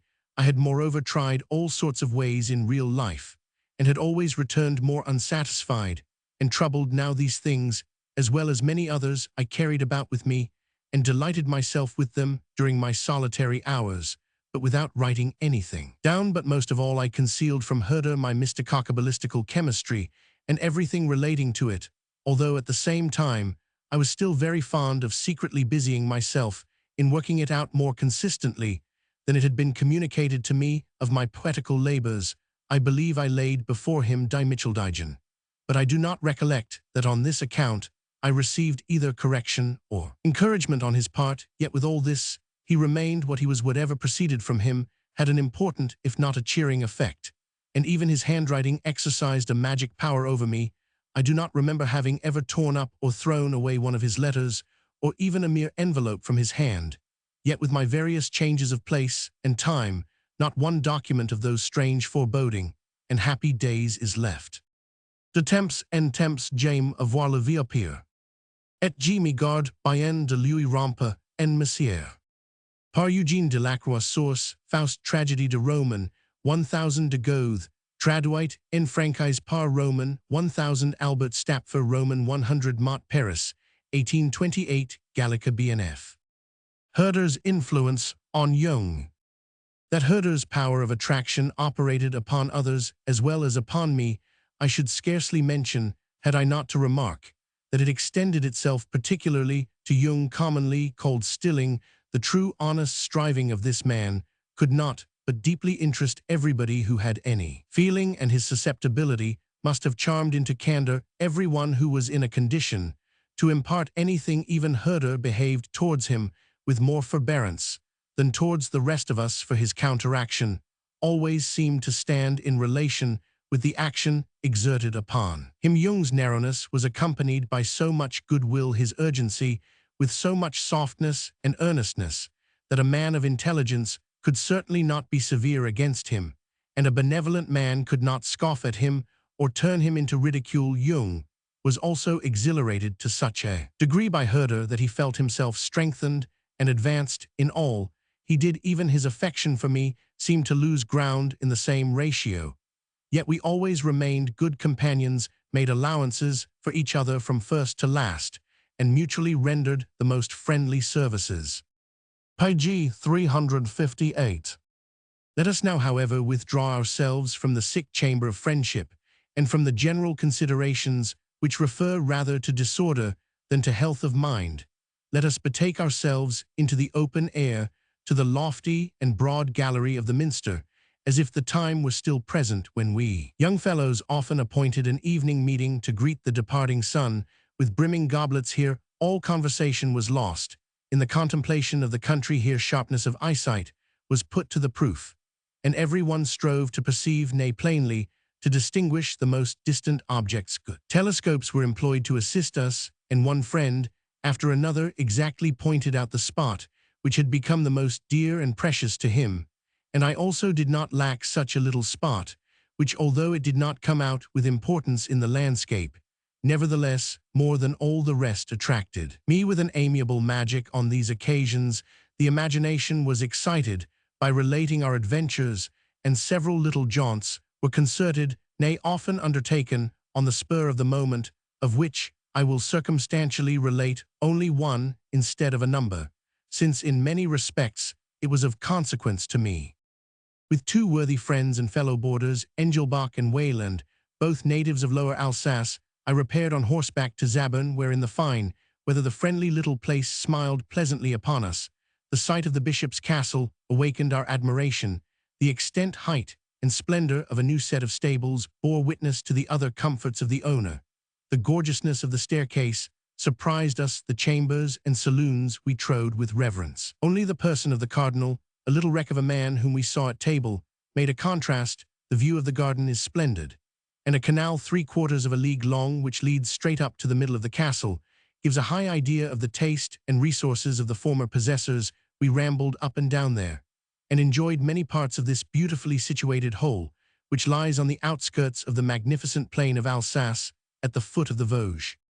After we had enjoyed ourselves at this clerical outpost of a royal power, and had made ourselves comfortable in its region, we arrived early next morning at a public work, which most nobly opens the entrance into a mighty kingdom, illumined pg 359 by the beams of the rising sun.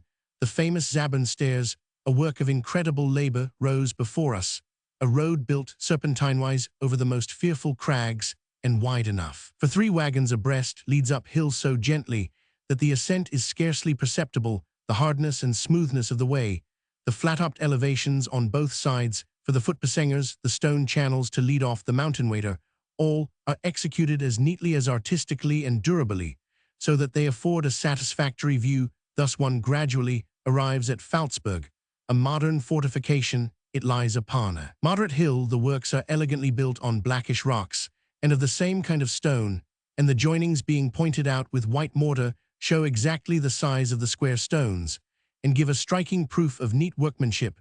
We found the place itself, as is proper for a fortress, regular, built of stone, and the church in good taste. When we wandered through the streets, it was 9 o'clock on Sunday morning. We heard music. They were already waltzing in the tavern to their heart's content, and as the inhabitants did not suffer themselves to be disturbed in their pleasures by the great scarcity, nay, by the threatened famine, so also our youthful cheerfulness was not at all troubled when the baker on the road refused us some bread, and directed us to the tavern, where perhaps we might procure provisions at the usual place. Zabern Botschweiler. We now very willingly rode down the Zabern stairs again, to gaze at this architectural wonder a second time, and to enjoy once more the refreshing prospect over Alsace. We soon reached Botschweiler, where friend Wayland had prepared for us a good reception to a fresh youthful mind. The condition of a small town is well suited. Family connections are closer, and more perceptible domestic life, which with moderate activity moves hither and thither between light official duties, town business, agriculture, and gardening, invites us to a friendly participation. Sociableness is necessary, and the stranger finds himself very pleasantly situated in the limited circles. If the disputes of the inhabitants, which in such places are more palpable, do not everywhere come in contact with him, this little town was the chief place of the county of Hanau-Lichtenberg, belonging to the Landgrave of Darmstadt under French sovereignty. A regency and board of pg 360 officers established here made the place an important centrepoint of a very beautiful and desirable principality. We easily forgot the unequal streets and the irregular architecture of the place when we went out to look at the old castle, and the gardens, which are excellently laid out on a hill numerous little pleasure woods, a preserve for tame and wild pheasants, and the relics of many similar arrangements showed how pleasant this little residence must formerly have been. Yet all these views were surpassed by the prospect which met the eye when from the neighboring Bashberg one looked over the perfectly paradisiacal region. This height, wholly heaped together out of different kinds of shells, attracted my attention for the first time to such documents. Of antiquity, I had never before seen them together in so great a mass, yet the curious eye soon turned itself exclusively to the landscape. You stand on the last landward mountain point towards the north, lies a fruitful plain interspersed with little forests, and bounded by a stem low of mountains that stretches itself westward towards Zabur, where the episcopal palace and the abbey of St. John lying a league beyond it may be plainly recognized. Thence the eye follows the more and more vanishing chain of the Vosges towards the south. If you turn to the northeast you see the castle of Lichtenberg upon a rock, and towards the southeast the eye has the boundless plain of Alsace to scrutinize, which afar off withdraws itself from the sight in the more and more misty landscape, until at last the Swabian mountains melt away like shadows into the horizon. Already in my limited wanderings through the world, I had remarked how important it is in traveling to inquire after the course of the waters, and even to ask with respect to the smallest brook whither in reality it runs. One thus acquires a general survey of every stream region in which one happens to be a conception of the heights and depths which bear relation to each other, and by these leading things which assist the contemplation as well as the memory extricates oneself in the surest manner from the geological and political labyrinth. With these observations, I took a solemn farewell of my beloved Alsace, as the next morning we meant to turn our steps towards Lorraine. Page 361. The evening passed away in familiar conversation, in which we tried to cheer ourselves up under a joyless present by remembrances of a better past here. As in the whole of this small country, the name of the last Count Reinhard von Hanau was blessed above all others. His great understanding and aptitude had appeared in all his actions, and many a beautiful memorial of his existence yet remained. Such men have the advantage of being double benefactors, once to the present, which they make happy, and then to the future, the feeling of which and courage they nourish and sustain. Saarbrück. Now as we turned ourselves northwestward into the mountains, passed by Lutzelstein, an old mountain tower in a very hilly country, and descended into the region of the Saar and the Moselle, the heavens began to lower, as if they would render yet more sensible to us the condition of the more rugged western country, the valley of the Saar, where we first found Bockenheim, a small place, and saw opposite to it Neusaarden, which is well built with a pleasure castle, is bordered on both sides by mountains which might be called melancholy, if at their foot an endless succession of meadows and fields, called the Hunau, did not extend as far as Saaralb, and beyond it further than the eye can reach great buildings belonging to the former stables of the Duke of Lorraine here attract the eye. They are at present used as a dairy, for which purpose indeed they are very well situated. We passed through Saargemund to Saarbrück, and this little residence was a bright point in a land so rocky and woody. The town, small and hilly, but well adorned by the last prince, makes at once a pleasing impression, as the houses are all painted a grayish-white, and the different elevation of them affords a variegated view. In the middle of a beautiful square, surrounded with handsome buildings, stands the Lutheran church on a small scale, but in proportion with the whole. The front of the castle lies on the same level with the town, the back, on the contrary, on the declivity of a steep rock. This has not only been worked out terrace fashion to afford easy access to the valley, but an oblong garden plot has also been obtained below, by turning off the stream on one side and cutting away the rock on the other, after which this whole space was lastly filled up with earth and planted. The time of this undertaking fell in the epoch when they used to consult architects about laying out gardens. Page 362.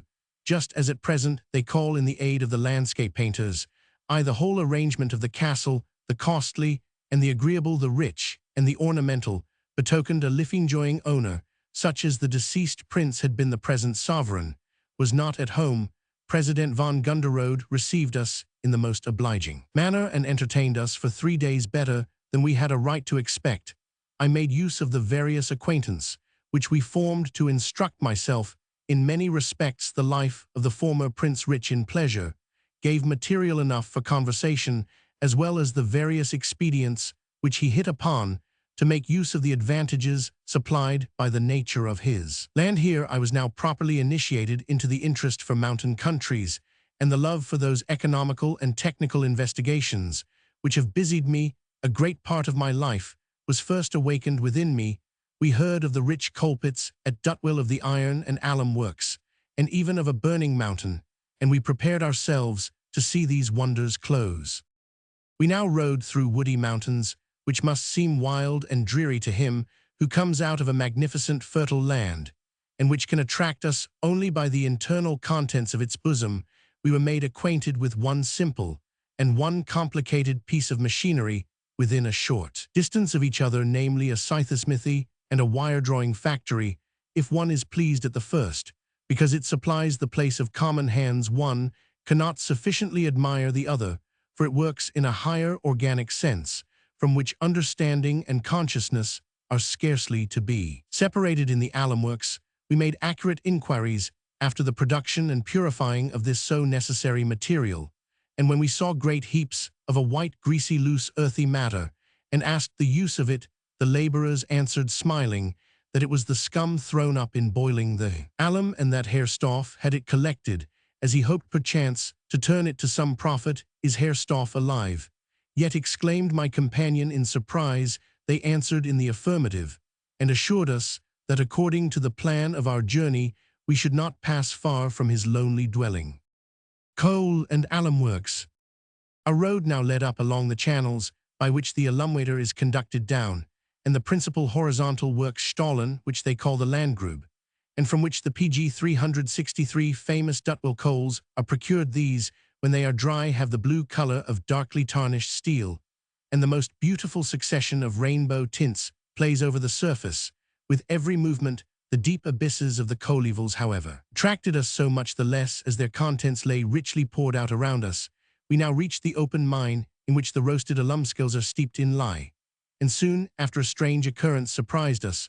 Although we had been prepared, we entered into a chasm and found ourselves in the region of the burning mountain.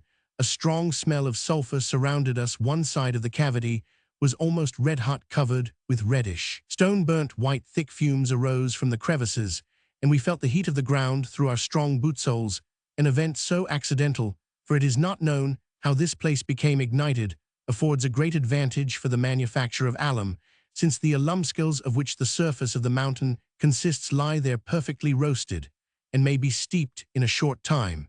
And very well the whole chasm had arisen by the calcine scales being gradually removed and used up. We clambered up out of this depth, and were on the top of the mountain. A pleasant beech grove encircled the spot which followed up to the chasm, and extended itself on both sides of it. Many trees stood already dried up, some were withering near, others, which as yet quite fresh, felt no forebodings of that fierce heat, which was approaching and threatening their roots also. Upon this space, different openings were steaming, others had already done smoking, and this fire had thus smoldered for 10 years already through old broken-up pits and horizontal shafts, with which the mountain is undermined. It may too have penetrated to the clefts through new colbs, for some 100 paces further into the wood they had contemplated following up manifest indications of an abundance of coal, but they had not excavated far before a strong smoke burst out against the laborers and dispersed them. The opening was filled up again, yet we found the place still smoking as we went on our way past it to the residence of our hermit-like chemist. This lies amid mountains and woods. The valleys, they take very various and pleasing windings. The soil round about is black, and of the coal kind, and strata of it frequently come in sight a coal philosophers per ignum. As PG 364, they said, formerly could scarcely have settled himself more suitably. We came before a small house not inconvenient for a dwelling, and found Herr Stoff, who immediately recognized my friend, and received him with lamentations about the new government. Indeed, we could see from what he said that the alum works, as well as many other well-meant establishments, on account of external and perhaps internal circumstances, also did not pay their expenses. With much else of the sort, he belonged to to the chemists of that time, who, with a hearty feeling for all that could be done with the products of nature, took delight in abstruse investigations of trifles and secondary matters, and with their insufficient knowledge were not dexterous enough to do that from which properly economical and mercantile profit is to be derived. Thus the use which he promised himself from that scum lay very far in the distance. Thus he had nothing to show but a cake of sal ammoniac with which the burning mountain had supplied him. Ready and glad to communicate his complaints to a human ear, the lean, decrepit little man, with a shoe on one foot and a slipper on the other, and with stockings hanging down and repeatedly pulled up in vain, dragged himself up the mountain to where the resin house stands which he himself had erected, and now with great grief sees falling to ruins. Here was found a connected row of furnaces where coal was to be cleansed of sulfur and made fit for use in ironworks, but at the same time they wished also to turn the oil and resin to account, nay, they would not even lose the soot, and thus all failed together on account of the many ends in view during the lifetime of the former prince. The business had been carried on in the spirit of an amateur, and in hope. Now they asked for the immediate use, which was not to be shown. After we left our adept to his solitude, we hastened for. It was now Latito, the glass house in Friedrichsthal, where we became acquainted on our way with one of the most important and most wonderful operations of human ingenuity. Nevertheless, some pleasant adventures and a surprising firework at nightfall not far from Newkirch interested us young fellows almost more than these important experiences, for as PG 365, a few nights before on the banks of the Saar shining clouds of glowworms hovered around us betwixt rock and thicket, so now the spark-spitting forges played their sprightly firework towards us. We passed in the depth of night the smelting houses, situated in the bottom of the valley, and were delighted with the strange half-gloom of these dens of plank, which are but dimly lighted by a little opening in the glowing furnace, the noise of the water, and of the bellows driven by it, the fearful whizzing and shrieking of the blast of air, which raging into the smelted ore stuns the ears, and confuses the senses, drove us away at last to turn into Newkirch, which is built up against the mountain. But notwithstanding all the variety and fatigue of the day, I could find no rest here. I left my friend to a happy sleep, and sought the hunting seat, which lay still further up. It looks out far over mountain and wood, the outlines of which were only to be recognized against the clear night sky, but the sides and depths of which were impenetrable to my sight. This well-preserved building stood as empty as it was lonely. No castellan, no huntsman was to be found. I sat before the great glass doors upon the steps, which run around the whole terrace here, surrounded by mountains, over a forest-grown dark soil, which seemed yet darker in contrast with the clear horizon of a summer night, with the glowing starry vault above me. I sat for a long time by myself on the deserted spot, and thought I never had felt such a solitude. How sweetly then was I surprised by the distant sound of a couple of French horns, which at once, like the fragrance of balsam, enlivened the peaceful atmosphere.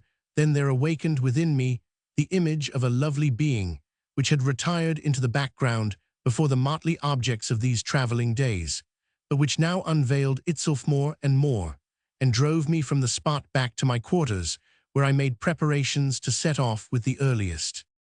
Zweibrücken. The return was not used like the journey out. Thus we hurried through Zweibrücken du Ponts, which as a beautiful and notable residence might well have deserved our attention.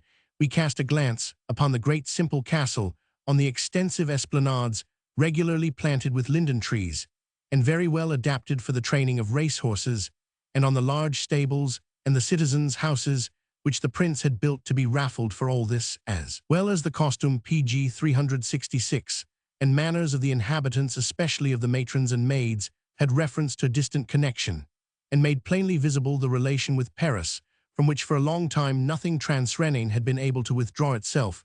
We visited also the ducal wine cellars situated before the city, which are extensive and furnished with large well-made tuns. We went on further, and at last found the country like that. In the neighborhood of Saarbrück, between wild and savage mountains, are a few villages. One here gets rid of the habit of looking about for corn. We mounted up by the side of the Hornbach to Bitch, which lies on the important spot where the waters divide and fall apart into the Saar, apart into the Rhine. These last was soon to attract us towards them, yet we could not refuse our attention to the little city of Bitch, which vary. Picturesquely winds around the mountain, nor to the fortress which lies above this, is partly built on rocks, and partly hewn out of them. The subterraneous chambers are particularly worthy of remark here. Is not only space sufficient for the abode of a number of men and cattle, but one even lights upon large vaults for the drilling of troops, a mill, a chapel, and whatever else could be required underground, provided the surface were in a state of disturbance. We now followed the downrushing brooks through Barenthal.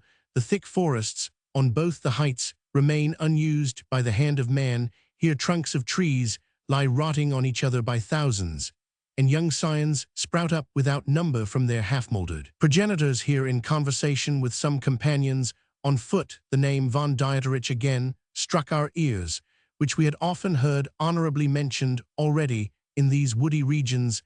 The activity and cleverness of this man, his wealth, and the use and applications of it all, seemed in proportion. He could with justice take delight in the acquisitions which he increased, and enjoy the profits he secured. The more I saw of the world, the more pleasure I took not only in the universally famous names, but in those also especially which were mentioned in particular regions with reverence and love.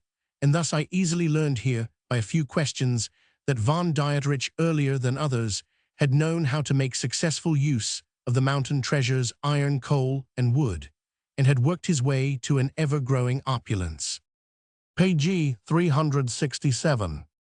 Niederbrunn, where we now arrived, was a new proof of this. He had purchased this little place from the Count of Leiningen and other partners to erect important ironworks in the place. Here in these baths already founded by the Romans floated around me the spirit of antiquity, venerable relics, of which, in fragments of bas-reliefs and inscriptions, capitals and shafts shone out strangely towards me from farmhouses amidst household lumber and furniture. Sessenheim.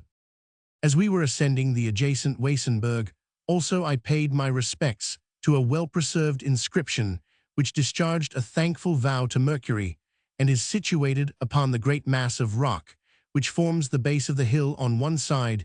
The fortress itself lies on the last mountain looking from Bitch towards Germany. It is the ruin of a German castle built upon Roman remains. From the tower, the whole of Alsace was once more surveyed, and the conspicuous minster spire pointed out the situation of Strasbourg. First of all, however, the great forest of Heidenau extended itself, and the towers of this town peered plainly from behind. I was attracted thither. We rode through Reichshof, where von Dieterich built an imposing castle, and after we had contemplated from the hills near Niedermode the pleasing course of the little river Moder by the forest of Heidenau, I left my friend on a ridiculous coal mine visitation, which at Duttwil might have been a somewhat more serious business, and I then rode through Heidenau on the direct road already indicated by my affection to my beloved Sessenheim. For all these views into a wild mountain region, and then again into a cheerful, fruitful, joyous land, could not rivet my mind's eye, which was directed to an amiable, attractive object. This time, also, the hither way seemed to me more charming than its opposite, as it brought me again into the neighborhood of a lady to whom I was heartily devoted, and who deserved as much respect as love. But before I lead my friends to her rural abode, let me be permitted to mention a circumstance which contributed very much to enliven and enhance my affection, and the satisfaction which it afforded me. The Vicar of a Wakefield. How far I must have been behindhand in modern literature may be gathered from the mode of life which I led at Frankfurt pg 368, and from the studies to which I had devoted myself, nor could my residence in Strasbourg have furthered me in this respect. Now Herder came and, together with his great knowledge, brought many other aids, and the later publications besides. Among these, he announced to us The Vicar of Wakefield as an excellent work, with the German translation of which he would make us acquainted by reading it aloud to us himself. His method of reading was quite peculiar. Whoever has heard him preach will be able to form a notion of it. He delivered everything this romance included in a serious and simple style, perfectly removed from all dramatically imitative representation.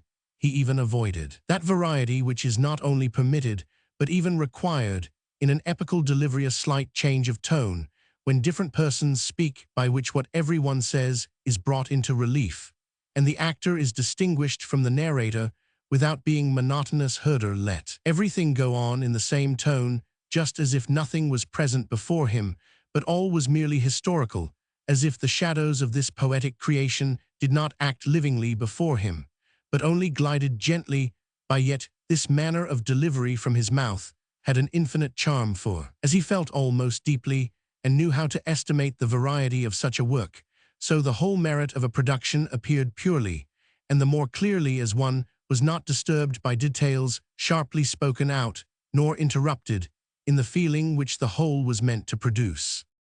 A Protestant country clergyman is perhaps the most beautiful subject for a modern idyll. He appears like Melchizedek as priest and king in one person, to the most innocent situation which can be imagined on earth to that of a husbandman. He is for the most part united by similarity of occupation, as well as by equality in family relationships. He is a father, a master of a family, an agriculturist, and thus perfectly a member of the community. On this pure, beautiful earthly foundation rests his higher calling. To him is it given to guide men through life, to take care of their spiritual education, to bless them at all the leading epochs of their existence, to instruct, to strengthen, to console them. And if consolation is not sufficient for the present, to call up and guarantee the hope of a happier future, imagine such a man. With pg 369 pure human sentiments, strong enough not to deviate from them under any circumstances, and by this already elevated above the multitude of whom one cannot expect purity and firmness, give him the learning necessary for his office, as well as a cheerful, equable activity, which is even passionate, as it neglects no moment to do good, and you will have him well endowed, but at the same time add the necessary limitation, so that he must not only pause in a small circle, but may also perchance pass over to a smaller. Grant him good nature, placability, resolution, and everything else praiseworthy that springs from a decided character, and over all this a cheerful spirit of compliance, and a smiling toleration of his own failings, and those of others. Then you will have put together pretty well the image of our excellent Wakefield.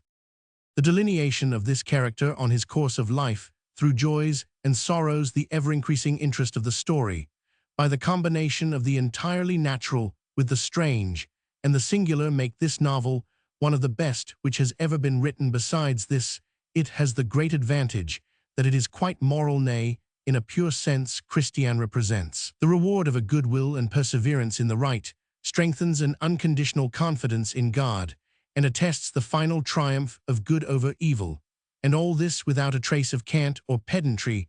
The author was preserved from both of these by an elevation of mind that shows itself throughout in the form of irony, by which this little work must appear to us as wise as it is amiable. The author, Dr. Goldsmith, has without question great insight into the moral world, into its strength and its infirmities, but at the same time he can thankfully acknowledge that he is an Englishman, and reckon highly the advantages which his country and his nation afford him. The family, with the delineation of which he occupies himself, stands upon one of the last steps of citizen comfort, and yet comes in contact with the highest. Its narrow circle, which becomes still more contracted, touches upon the great world through the natural and civil course of things.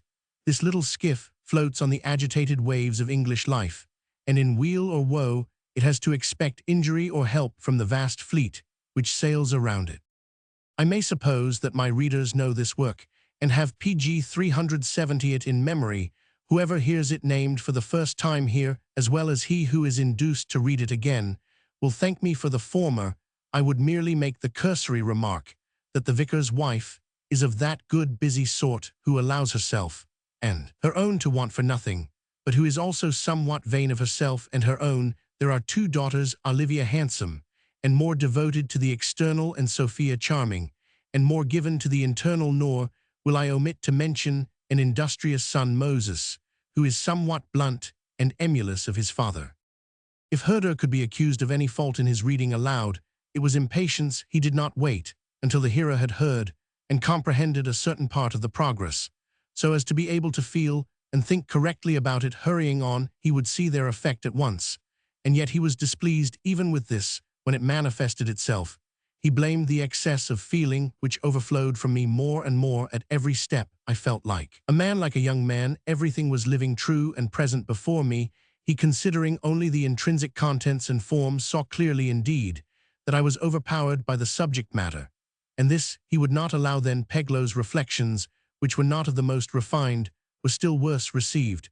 But he was especially angry at our want of keenness in not seeing beforehand the contrasts of which the author often makes use, and in suffering ourselves to be moved and carried away by them, without remarking the oft-returning artifice. He would not pardon us for not seeing at once, or at least suspecting at the very beginning, where Burchell is on the point of discovering himself by passing over in his narration from the third to the first person that he himself is the Lord of whom he is speaking. And when finally we rejoiced like children at the discovery and the transformation of the poor needy wanderer into a rich, powerful lord, he immediately recalled the passage, which according to the author's plan we had overlooked, and read us a powerful lecture on our stupidity. It will be seen from this that he regarded the work merely as a production of art, and required the same of us who were yet wandering in that state, where it is very allowable to let works of art affect us like productions of nature. I did not suffer myself to be at all perplexed by Herder's pg 371 invectives, for young people have the happiness or unhappiness that when once anything has produced an effect on them, this effect must be wrought out within themselves, from which much good as well as much mischief arises. The above work had left with me a great impression for which I could not account, but properly speaking, I felt myself in harmony with that ironical tone of mind which elevates itself above every object, above fortune and misfortune, good and evil, death and life, and thus attains to the possession of a truly poetical world. I could not indeed become conscious of this until later. It was enough that it gave me much to do at the moment, but I could by no means have expected to be so soon transposed from this fictitious world into a similar real one. Pleasures of traveling incognito. My fellow boarder Wayland, who enlivened his quiet, laborious life by visiting from time to time his friends and relations in the country, for he was a native of Alsace, did me many services on my little excursions by introducing me to different localities and families. Sometimes in person, sometimes by recommendations, he had often spoken to me about a country clergyman who lived near Drusenheim, 6 leagues from Strasbourg, in possession of a good benefice, with an intelligent wife and a pair of amiable daughters. The hospitality and agreeableness of this family were always highly extolled. It scarcely needed so much to draw thither a young knight who had already accustomed himself to spend all his leisure days and hours on horseback and in the open air. We decided therefore upon this trip, and my friend had to promise that on introducing me he would say neither good nor ill of me, but would treat me with general indifference, and would allow me to make my appearance clad, if not meanly yet somewhat poorly and negligently. He consented to this, and promised himself some sport from it. It is a pardonable whim, in men of consequence, to place their exterior advantages in concealment now and then, so as to allow their own internal human nature to operate with the greater purity. For this reason, the incognito of princes and the adventures resulting therefrom are always highly pleasing. These appear disguised divinities who can reckon at double its value all the good offices shown to them as individuals, and are in such a position that they can either make light of the disagreeable or avoid it.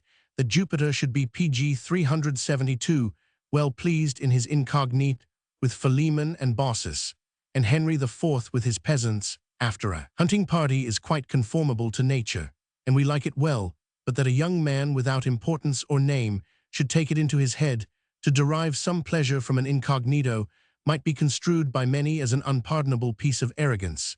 Yet since the question here is not of such views and actions so far as they are praiseworthy or blamable, but so far as they can manifest themselves and actually occur, we will on this occasion, for the sake of our own amusement, pardon the youngster his self-conceit, and the more so as I must here allege that from youth upwards a love for disguising myself had been excited in me even by my step father. This time too partly by some cast-off clothes of my own, partly by some borrowed garments, and by the manner of combing my hair. I had, if not disfigured myself, yet at least decked myself out so oddly that my friend could not help laughing on the way, especially as I knew how to imitate perfectly the bearing and gestures of such figures when they sit on horseback, and which are called Latin riders. The fine road, the most splendid weather, and the neighborhood of the Rhine put us in the best humor. At Drusenheim, we stopped a moment, he to make himself spruce, and I to rehearse my part, out of which I was afraid I should now and then fall. The country here has the characteristics of all the open level Alsace. We rode on a pleasant footpath over the meadows, soon reached Sessenheim, left our horses at the tavern, and walked leisurely towards the parsonage. "Do not be put out," said Wayland, showing me the house from a distance, "because it looks like an old, miserable farmhouse. It is so much the younger inside." We stepped into the courtyard. The whole pleased me well, for it had exactly that which is called picturesque, and which had so magically interested me in Dutch art. The effect which time produces on all human work was strongly perceptible. House, barn, and stable were just at that point of dilapidation, where, indecisive and doubtful between preserving and rebuilding, one often neglects the one without being able to accomplish the other. The pastor's family. As in the village, so in the courtyard, all was quiet and deserted. We found the father, a little man wrapped up within himself, but friendly notwithstanding, quite alone. For pg 373, the family were in the fields. He bade us welcome and offered us some refreshment, which we declined. My friend hurried away to look after the ladies, and I remained alone with our host. "You are perhaps surprised," said he, "to find me so miserably quartered in a wealthy village, and with a lucrative benefice." But he continued, "This proceeds from irresolution. Long since it has been promised me by the parish, and even by those in higher places, that the house shall be rebuilt. Many plans have been already drawn, examined, and altered, none of them altogether rejected, and none carried into execution. This has lasted so many years that I scarcely know how to command my impatience." I made him an answer such as I thought likely to cherish his hopes, and to encourage him to pursue the affair more vigorously. Upon this, he proceeded to describe familiarly the personages on whom such matters depended, and although he was no great delineator of character, I could nevertheless easily comprehend how the whole business must have been delayed. The confidential tone of the man was something peculiar. He talked to me as if he had known me for 10 years, while there was nothing in his look from which I could have suspected that he was directing any attention to me. At last, my friend came in with the mother. She seemed to look at me with quite different eyes. Her countenance was regular, and the expression of it intelligent. She must have been beautiful in her youth. Her figure was tall and spare, but not more so than became her years, and when seen from behind she had yet quite a youthful and pleasing appearance. The elder daughter then came bouncing in briskly. She inquired after Frederica, just as both the others had also done. The father assured them that he had not seen her since all three had gone out together. The daughter again went out at the door to look for her sister. The mother brought us some refreshment, and Wayland, with the old couple, continued the conversation, which referred to nothing but known persons and circumstances, as indeed it is usually the case when acquaintances meet after some length of time, that they make inquiries and mutually give each other information about the members of a large circle. I listened, and now learned how much I had to promise myself from this circle. The elder daughter again came hastily back into the room, uneasy at not having found her sister. They were anxious, pg 374, about her, and blamed her for this or that bad habit. Only the father said very composedly, "Let her alone. She has already come back at this instant. She really entered the door." And then truly a most charming star arose in this rural heaven. Both daughters still wore nothing but German, as they used to call it, and this almost obsolete national costume became Frederica particularly well, a short white full skirt, with a furbelow not so long, but that the neatest little feet were visible up to the ankle, a tight white bodice, and a black taffeta apronthus. She stood on the boundary between country girl and city girl. Slender and light, she tripped along as if she had nothing to carry, and her neck seemed almost too delicate for the large fair braids on her elegant little head. From cheerful blue eyes she looked very plainly round, and her pretty turned-up nose peered as freely into the air as if there could be no care in the world. Her straw hat hung on her arm, and thus, at the first glance, I had the delight of seeing her and acknowledging her at once in all her grace and loveliness.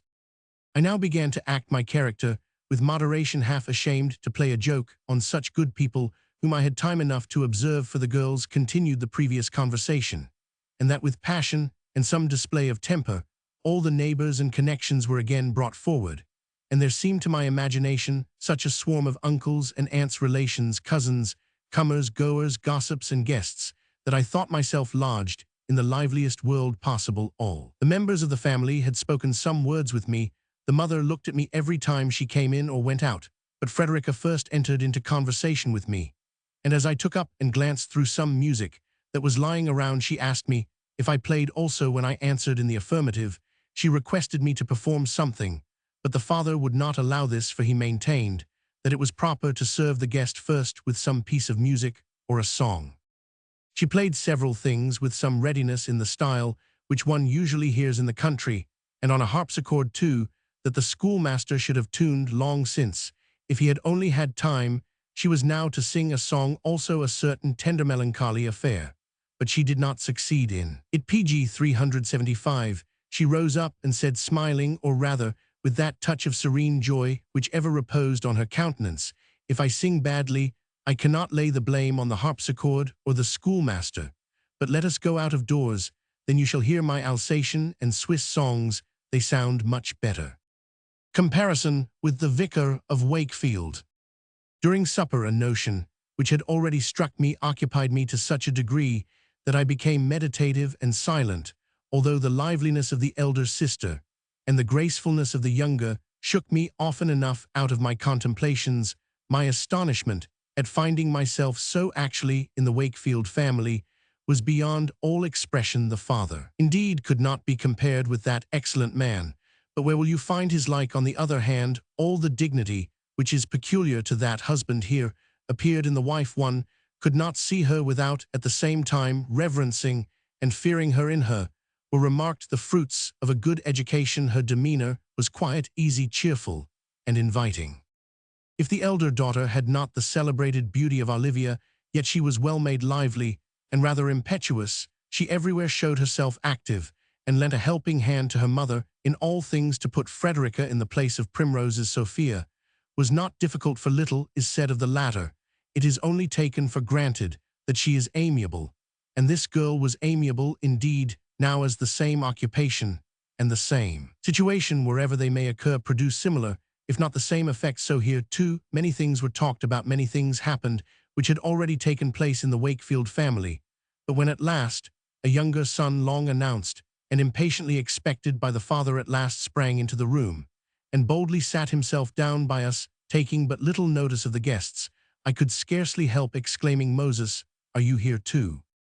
The conversation at table extended my insight into this country and family circle, since the discourse was about various droll incidents which had happened now here, now there. Frederica, who sat by me, thence took occasion to describe to me different localities which it was worth while to visit, as one little story always calls forth another. I was able to mingle so much the better in the conversation, and to relate similar incidents, and as besides this a good country wine was by no Pg 376 means spared, I stood in danger of slipping out of my character, for which reason my more prudent friend took advantage of the beautiful moonlight, and proposed a walk, which was approved at once. He gave his arm to the elder, I to the younger, and thus we went through the wide field, paying more attention to the heavens above us than to the earth, which lost itself in extension around us. There was, however, nothing of moonshine in Frederica's discourse.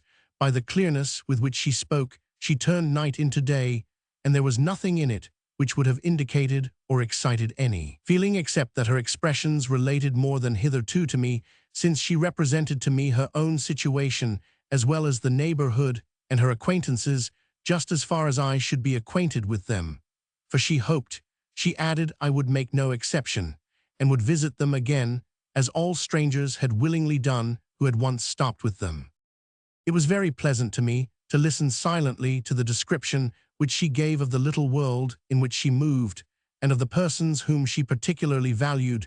She thereby imparted to me a clear, and at the same time such an amiable idea of her situation, that it had a very strange effect on me, for I felt at once a deep regret that I had not lived with her sooner, and at the same time a truly painful envious feeling towards all who had hitherto had the good fortune to surround her.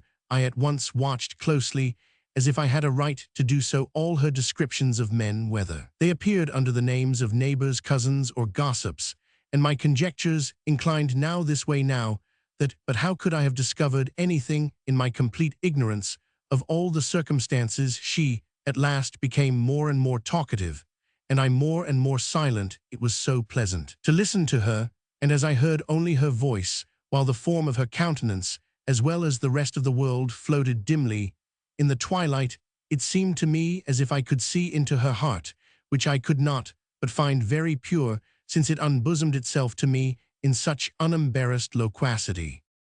Comparison with the Vicar of Wakefield.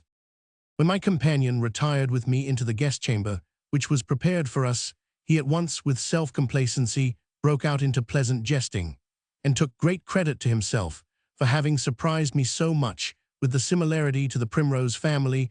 I chimed in with him by pg 377, showing myself thankful. Truly, cried he, the story is quite complete. This family may very well be compared to that, and the gentleman in disguise here may assume the honor of passing for Mr. Burchell. Moreover, since scoundrels are not so necessary in common life as in novels, I will for this time undertake the role of the nephew, and behave myself better than he. Roman 999. However, I immediately changed this conversation, pleasant as it might be to me, and asked him before all things on his conscience if he had not really betrayed me. He answered me no, and I could believe him. They had rather inquired, said he, after the merry table companion who boarded at the same house with him in Strasbourg, and of whom they had been told all sorts of preposterous stuff. I now went to other questions. Had she ever been in love? Was she now in love?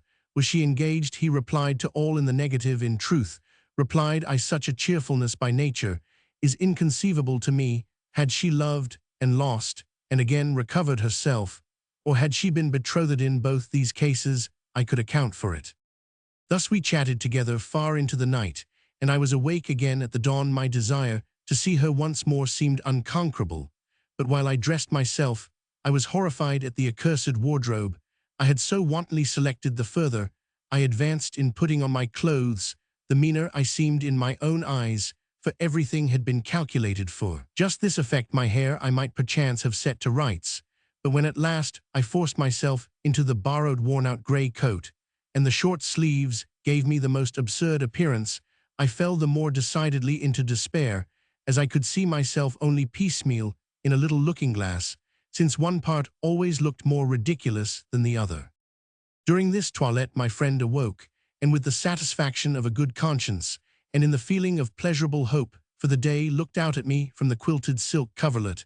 I had for a long time already envied him his fine clothes as they hung over the chair, and had he been of my size, I would have carried them off before his eyes, changed my dress outside, and hurrying into the garden left my cursed husk for him.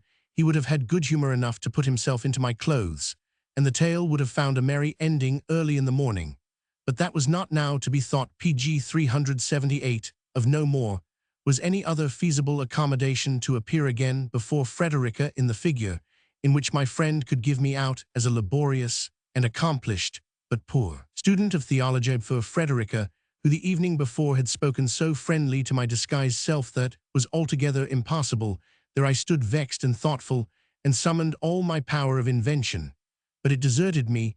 But now, when he comfortably stretched out, after fixing his eyes upon me for a while, all at once burst out into a loud laugh, and exclaimed, "No, it is true, you do look most cursedly," I replied impetuously, "and I know what I will do. Goodbye, and make my excuses." "Are you mad?" cried he, springing out of bed and trying to detain me, but I was already out of the door, down the stairs, out of the house, and yard off to the tavern. In an instant my horse was saddled, and I hurried away in mad vexation, galloping towards Drusenheim, then through that place, and still further on. As I now thought myself in safety, I rode more slowly, and now first felt how infinitely against my will I was going away. But I resigned myself to my fate, made present to my mind the promenade of yesterday evening with the greatest calmness, and cherished the secret hope of seeing her soon again, but this quiet feeling soon changed itself again into impatience, and I now determined to ride rapidly into the city, change my dress, take a good fresh horse. Since then, as my passion made me believe, I could at all events return before dinner, or as was more probable to the dessert or towards evening, and beg my forgiveness. The exchange of clothes. I was just about to put spurs to my horse to execute this plan, when another, and as seemed to me, a very happy thought passed through my mind in the tavern at Drusenheim the day before I had noticed a son of the landlord very nicely dressed, who early this morning being busied about his rural arrangements had saluted me from his courtyard. He was of my figure, and had for the moment reminded me of myself. No sooner thought than done. My horse was hardly turned round when I found myself in Drusenheim. I brought him into the stable, and in a few words made the fellow my proposal, namely, that he should lend me his clothes. As I had something merry on foot at Sessenheim, I had no need to talk long. He agreed to the proposition with joy, and praised me PG 379 for wishing to make some sport for the mamsells. They were, he said, such capital people, especially Mamsell Richen 3, and the parents too liked to see everything go on merrily and pleasantly. He considered me attentively, and as from my appearance, he might have taken me for a poor starveling. He said, if you wish to insinuate yourself, this is the right way. In the meanwhile, we had already proceeded far in our toilette, and properly speaking, he should not have trusted me with his holiday clothes on the strength of mine, but he was honest-hearted, and moreover had my horse in his stable. I soon stood there smart enough, gave myself a consequential air, and my friend seemed to regard his counterpart with complacency. Top 4, Mr. Brother, said he, giving me his hand, which I grasped heartily. Don't come too near my girl, she might make a mistake. My hair, which had now its full growth again, I could part at top much like his, and as I looked at him repeatedly, I found it comical moderately to imitate his thicker eyebrows with a burnt cork, and bring mine nearer together in the middle, so that with my enigmatical intentions I might make myself an external riddle likewise. Now have you not, said I, as he handed me his beribboned hat, something or other to be done at the parsonage, that I might announce myself there in a natural manner? Good, replied he, but then you must wait 2 hours, yet there is a woman confined at our house. I will offer to take the cake to the parson's wife. 5, and you may carry it over. Pride must pay its penalty, and so must a joke. I resolved to wait, but these 2 hours were infinitely long, and I was dying of impatience when the 3rd hour passed before the cake came out of the oven. At last I got it quite hot, and hastened away with my credentials in the most beautiful sunshine, accompanied for a distance by my counterpart, who promised to come after me in the evening and bring me my clothes. This, however, I briskly declined, and stipulated that I should deliver up to him his own Goethe's disguise. I had not skipped far with my present, which I carried in a PG 380 neat tied-up napkin, when in the distance I saw my friend coming towards me with the 2 ladies. My heart was uneasy, which was certainly unsuitable under this jacket. I stood still, took breath, and tried to consider how I should begin, and now I first remarked that the nature of the ground was very much in my favor, for they were walking on the other side of the brook, which together with the strips of meadow through which it ran kept the 2 footpaths pretty far apart. When they were just opposite to me, Frederica, who had already perceived me long before, cried, George, what are you bringing there? I was clever enough to cover my face with my hat, which I took off, while I held up the loaded napkin high in the air.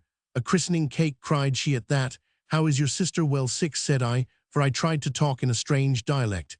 If not exactly in the Alsatian, carry it to the house, said the elder, and if you do not find my mother, give it to the maid. But wait for us, we shall soon be back. Do you hear? I hastened along my path, in the joyous feeling of the best hope, that as the beginning was so lucky all would go off well, and I had soon reached the parsonage. I found nobody either in the house or in the kitchen. I did not wish to disturb the old gentleman, whom I might suppose busy in the study. I therefore sat down on the bench before the door with the cake beside me, and pressed my hat upon my face. I cannot easily recall a pleasanter sensation to sit again on this threshold, over which a short time before I had blundered out in despair, to have seen her already again, to have already heard again her dear voice, so soon after my chagrin had pictured to me a long separation. Every moment to be expecting herself, and a discovery at which my heart throbbed, and yet in this ambiguous case, a discovery without shame, for at the very beginning it was a merrier prank than any of those they had laughed at so much yesterday. Love and necessity are the best masters. They both acted together here, and their pupil was not unworthy of them.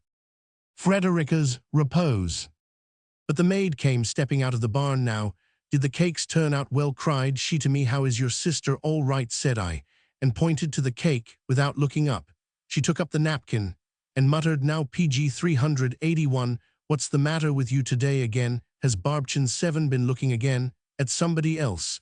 Don't let us suffer for that. You will make a happy couple if you carry on so." As she spoke pretty loud, the pastor came to the window and asked what was the matter. She showed him to me.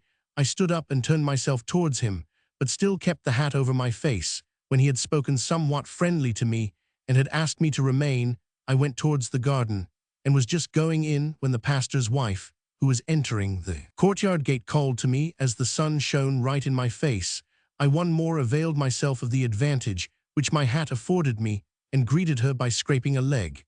But she went into the house after she had bidden me not to go away without eating something.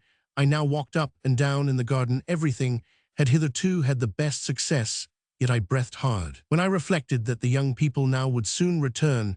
But the mother unexpectedly stepped up to me and was just going to ask me a question when she looked me in the face, so that I could not conceal myself any longer, and the words stuck in her throat. "I am looking for George," said she after a pause. "And whom do I find? Is it you, young sir? How many forms have you?" Then in earnest, "Only one," replied I. "In sport, as many as you like." "Which sport I will not spoil," smiled she. "Go out behind the garden into the meadow until it strikes 12, then come back, and I shall already have contrived the joke." I did so, but when I was beyond the hedges of the village gardens and was going along the meadows towards me, some country people came by the footpath and put me in some embarrassment. I therefore turned aside into a little wood, which crowned an elevation quite near, in order to conceal myself there till the appointed time. Yet how strangely did I feel when I entered it, for there appeared before me a neat place with benches, from every one of which was a pretty view of the country. Here was the village and the steeple, here Drusenheim, and behind it the woody islands of the Rhine. In the opposite direction was the Vosgian mountain range, and at last the Minster of Strasbourg.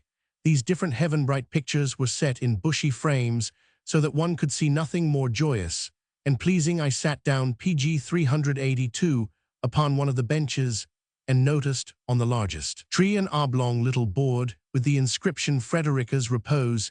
It never occurred to me that I might have come to disturb this repose, for a budding passion has this beauty about it, that, as it is unconscious of its origin, neither can it have any thought of an end, nor, while it feels itself glad and cheerful, have any presentiment that it may also create mischief. I had scarcely had time to look about me, and was losing myself in sweet reveries, when I heard somebody coming. It was Frederica herself. "George, what are you doing here?" she cried from a distance.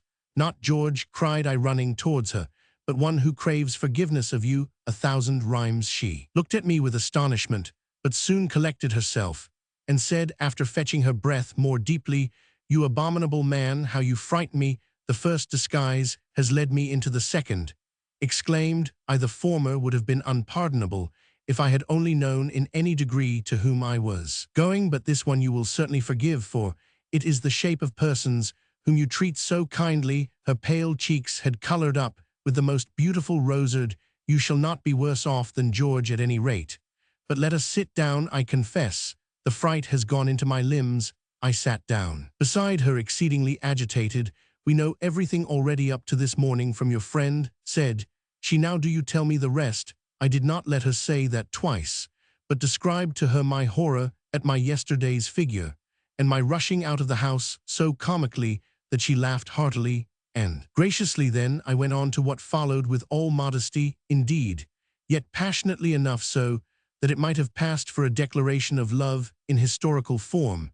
At last I solemnized my pleasure at finding her again by a kiss upon her hand, which she suffered to remain in mine if she had taken upon herself the expense of the conversation during yesterday evening's moonlight walk. I now, on my part, richly repaid the debt. The pleasure of seeing her again, and being able to say to her everything that I had yesterday kept back, was so great that in my eloquence I did not remark how meditative and silent she was. Once more she deeply fetched her breath, and over again I begged her forgiveness for PG 383, the fright which I had caused her. How long we may have sat I know not, but at once we heard some one call. It was the voice of her sister.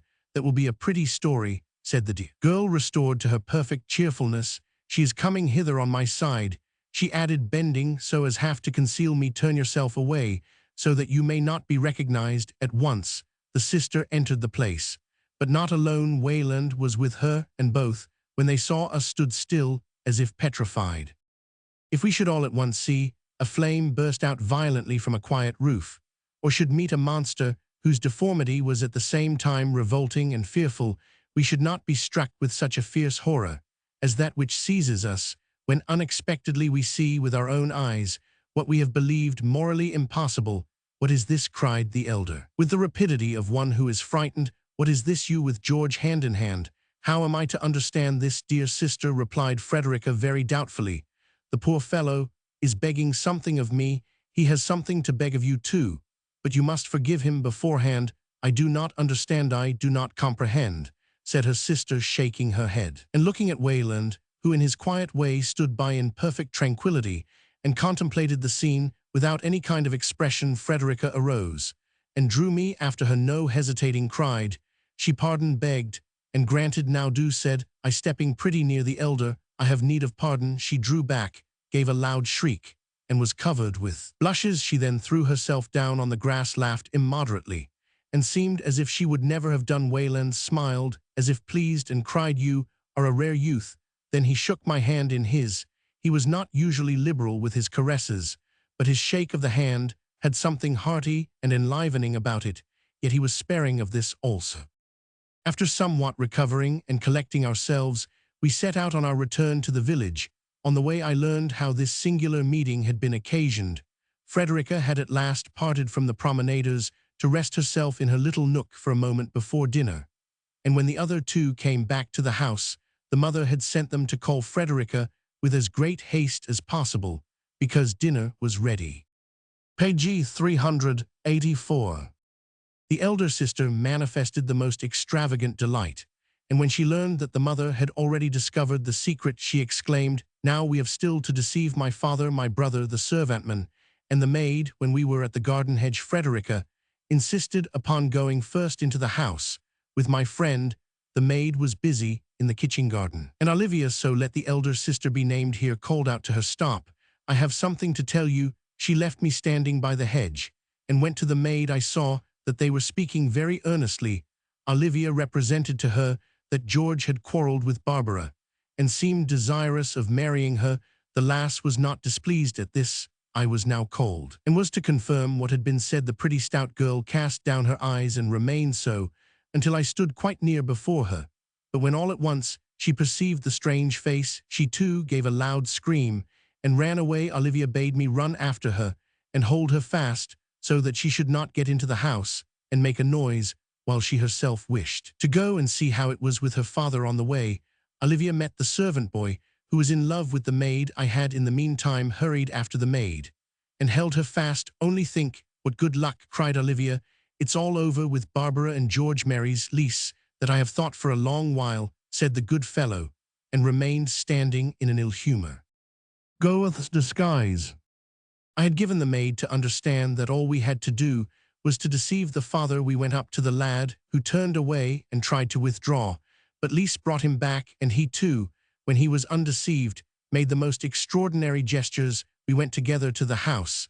The table was covered, and the father was already in the room. Olivia, who kept me behind her, stepped to the threshold and said, Father, have you any objection to George dining with us today?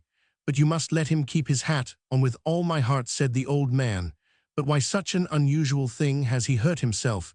She led me forward as I stood with my hat on. No, said she, leading me into the room, but he has a bird cage under it, and the birds might fly out and make a terrible fuss, for there are nothing but wild ones. The father was pleased with the joke, without precisely knowing what it meant. At this instant, she took off my hat, made PG 385 a scrape, and required me to do the same. The old man looked at me and recognized me, but was not put out of his priestly self-possession. "I, Mr. Candidate," exclaimed he, raising a threatening finger at me, "you have changed saddles very quickly, and in the night I have lost an assistant who yesterday promised me so faithfully that he would often mount my pulpit on weekdays." He then laughed heartily, bade me welcome, and we sat down to table. Moses came in much later, for, as the youngest spoiled child, he had accustomed himself not to hear the dinner bell. Besides, he took very little notice of the company, scarcely even when he contradicted them. In order to be more sure of him, they had placed me not between the sisters, but at the end of the table, where George often used to sit. As he came in at the door behind me, he slapped me smartly on the shoulder and said, "Good dinner to you, George." "Many thanks, squire," replied Roman one. The strange voice and the strange face startled him. "What say you?" cried Olivia. "Does he not look very like his brother?" "Yes," from behind replied Moses, who managed to recover his composure immediately. Like all folks, he did not look at me again and merely busied himself with zealously devouring the dishes to make up for lost time. Then, too, he thought proper to rise on occasion and find something to do in the yard and the garden. At the dessert, the real George came in and made the whole scene still more lively. They began to banter him for his jealousy and would not praise him for getting rid of a rival in me, but he was modest and clever enough, and in a half-confused manner mixed up himself, his sweetheart, his counterpart, and the mamsells with each other to such a degree that at last nobody could tell about whom he was talking, and they were but too glad to let him consume in peace a glass of wine and a bit of his own cake. The new Melusina. At table there was some talk about going to walk, which however did not suit me very well in my peasant's clothes, but the ladies early on that day, already when they learned who had run away in such a desperate hurry, had remembered that a fine hunting coat Pekesh of a cousin of theirs, in which, when there he used to go sporting, was hanging in the clothes-press. I however declined it, externally with all sorts of jokes, but internally with a feeling of vanity, not wishing PG 386 as the cousin to disturb the good impression I had made as the peasant. The father had gone to take his afternoon nap. The mother, as always, was busy about her housewifery, but my friend proposed that I should tell them some story, to which I immediately agreed.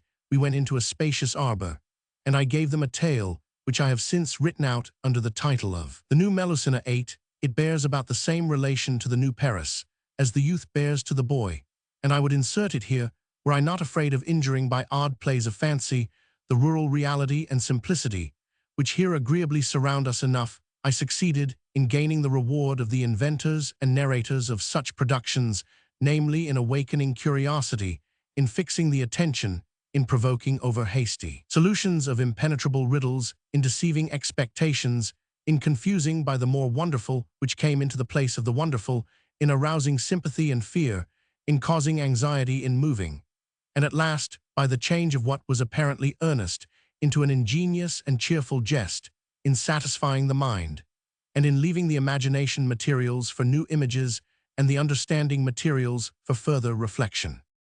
Should anyone hereafter read this tale in print and doubt whether it could have produced such an effect, let him remember that, properly speaking, man is only called upon to act in the present writing, is an abuse of language. Reading silently to oneself is a pitiful substitute for speech. Man affects all he can upon man by his personality. Youth is most powerful upon youth, and hence also arise the purest influences.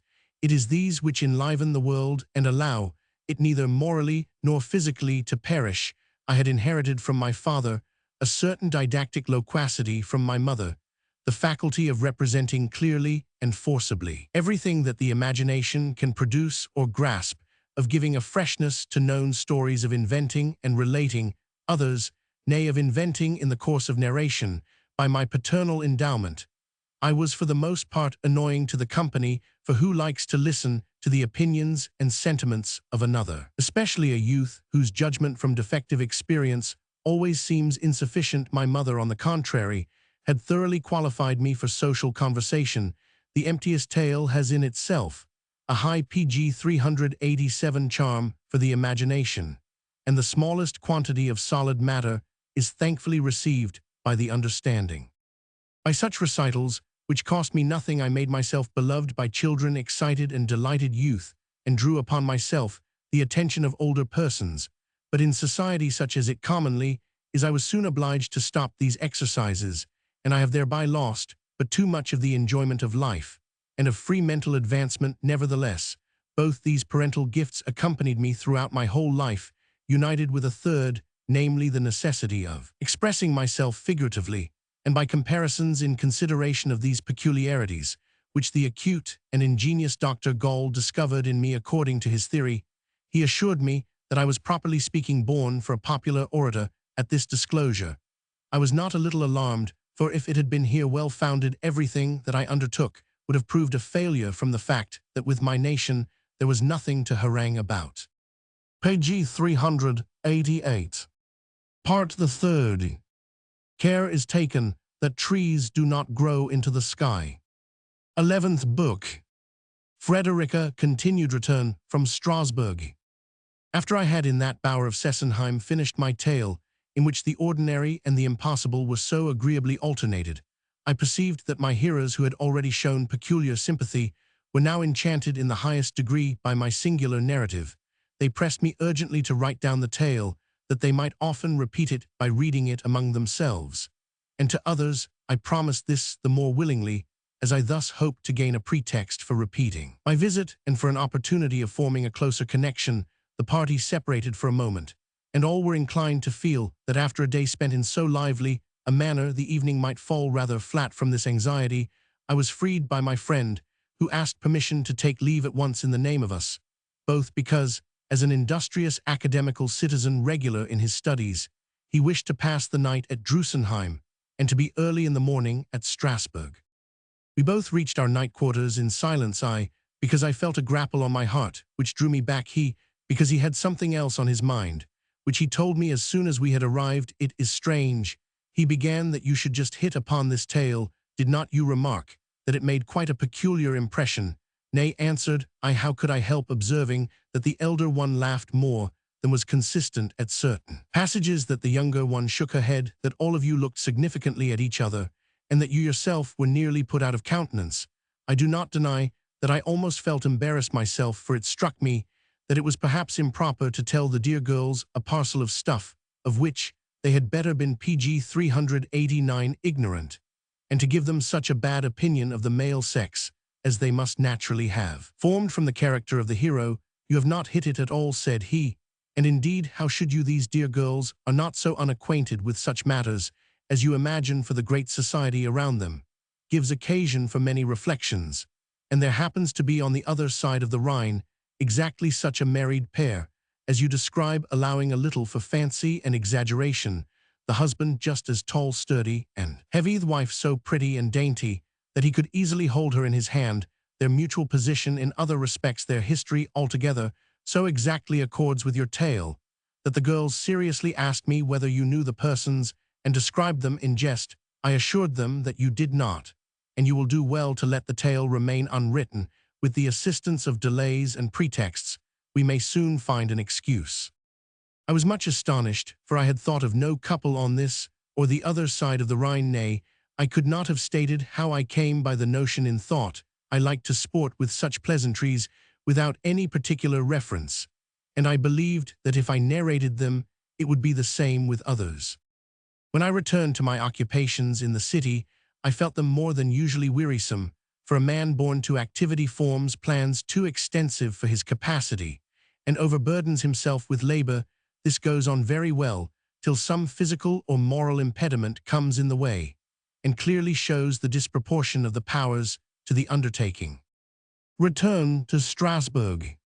I pursued jurisprudence with as much diligence as was required to take my degree with some credit. Medicine charmed me because it showed nature if it did not unfold it on every side, and to this I was attached by intercourse and habit. To society I was obliged to devote some time and attention, for in many families I had fallen in for much both of love and honor.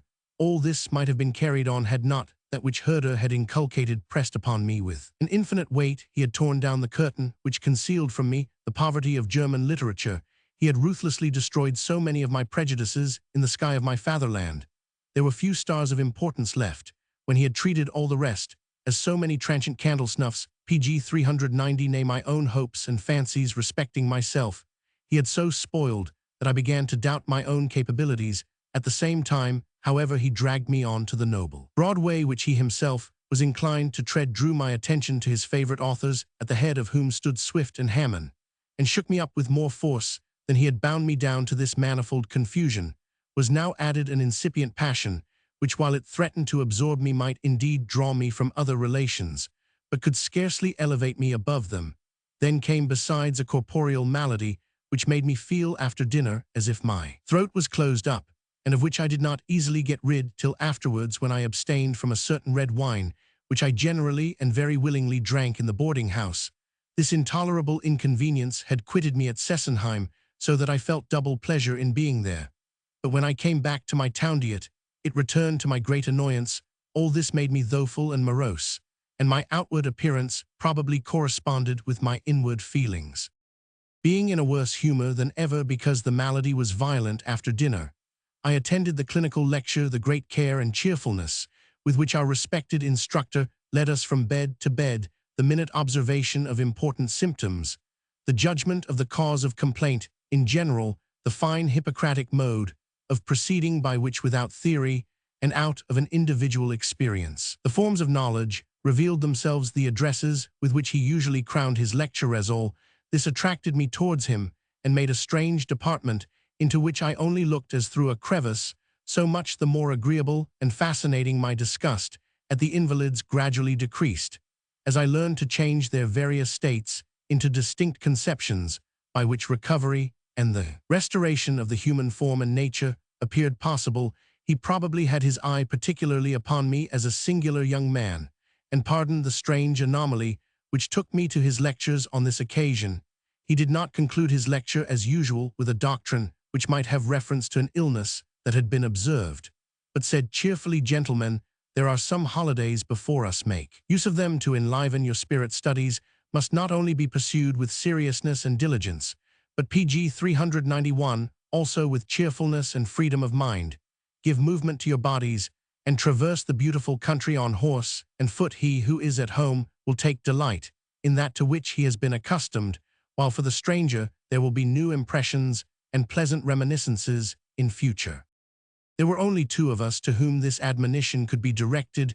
May the recipe have been as obvious to the other as it was to me. I thought I heard a voice from heaven, and made all the haste I could to order a horse and dress myself out neatly. I sent for Wayland, but he was not to be found. This did not delay my resolution, but the preparations unfortunately went on slowly, and I could not depart so soon as I had hoped. Fast as I rode, I was overtaken by the night. The way was not to be mistaken, and the moon shed her light on my impassioned project. The night was windy and awful, and I dashed on, that I might not have to wait till morning before I could see her return to Sessenheim. It was already late when I put up my horse at Sessenheim. The landlord, in answer to my question whether there was still light in the parsonage, assured me that the ladies had only just gone home. He thought he had heard they were still expecting a stranger. This did not please me, as I wished to have been the only one. I hastened, that late as I was, I might at least appear the first. I found the two sisters sitting at the door. They did not seem much astonished, but I was, when Frederica whispered into Olivia's ear, loud enough for me to hear. "Did I not say so? Here he is." They conducted me into a room where I found a little collation set out. The mother greeted me as an old acquaintance, and the elder sister, when she saw me in the light, broke out into loud laughter, for she had little command over herself. After this first and somewhat odd reception, the conversation became at once free and cheerful, and a circumstance which had remained concealed from me this evening, I learned on the following day. Frederica had predicted that I should come, and who does not feel some satisfaction at the fulfillment of a foreboding, even if it be a mournful one? All presentiments, when confirmed by the event, give man a higher opinion of himself, whether it be that he thinks himself in possession of so fine a susceptibility as to feel a relation in pg 392, the distance, or acute enough to perceive necessary, but still uncertain associations. Even Olivia's laugh remained no secret. She confessed that it seemed very comical to see me dressed and decked out on this occasion. Frederica, on the other hand, found it advantageous not to explain such a phenomenon as vanity, but rather to discover in it a wish to please her. Early in the morning, Frederica asked me to take a walk. Her mother and sister were occupied in preparing everything for the reception of several guests. By the side of this beloved girl, I enjoyed the noble Sunday morning in the country, as the inestimable Hebel has depicted it. She described to me the party which was expected and asked me to remain by her, that all the pleasure might if possible be common to us both, and be enjoyed in a certain order generally. She said people amuse themselves alone, sport and play is very lightly tasted, so that at last nothing is left but cards for one part, and the excitement of dancing for the other.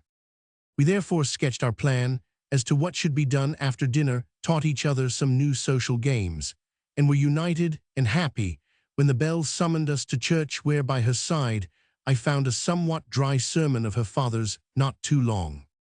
The presence of the beloved one always shortens time, but this hour passed amid peculiar reflections.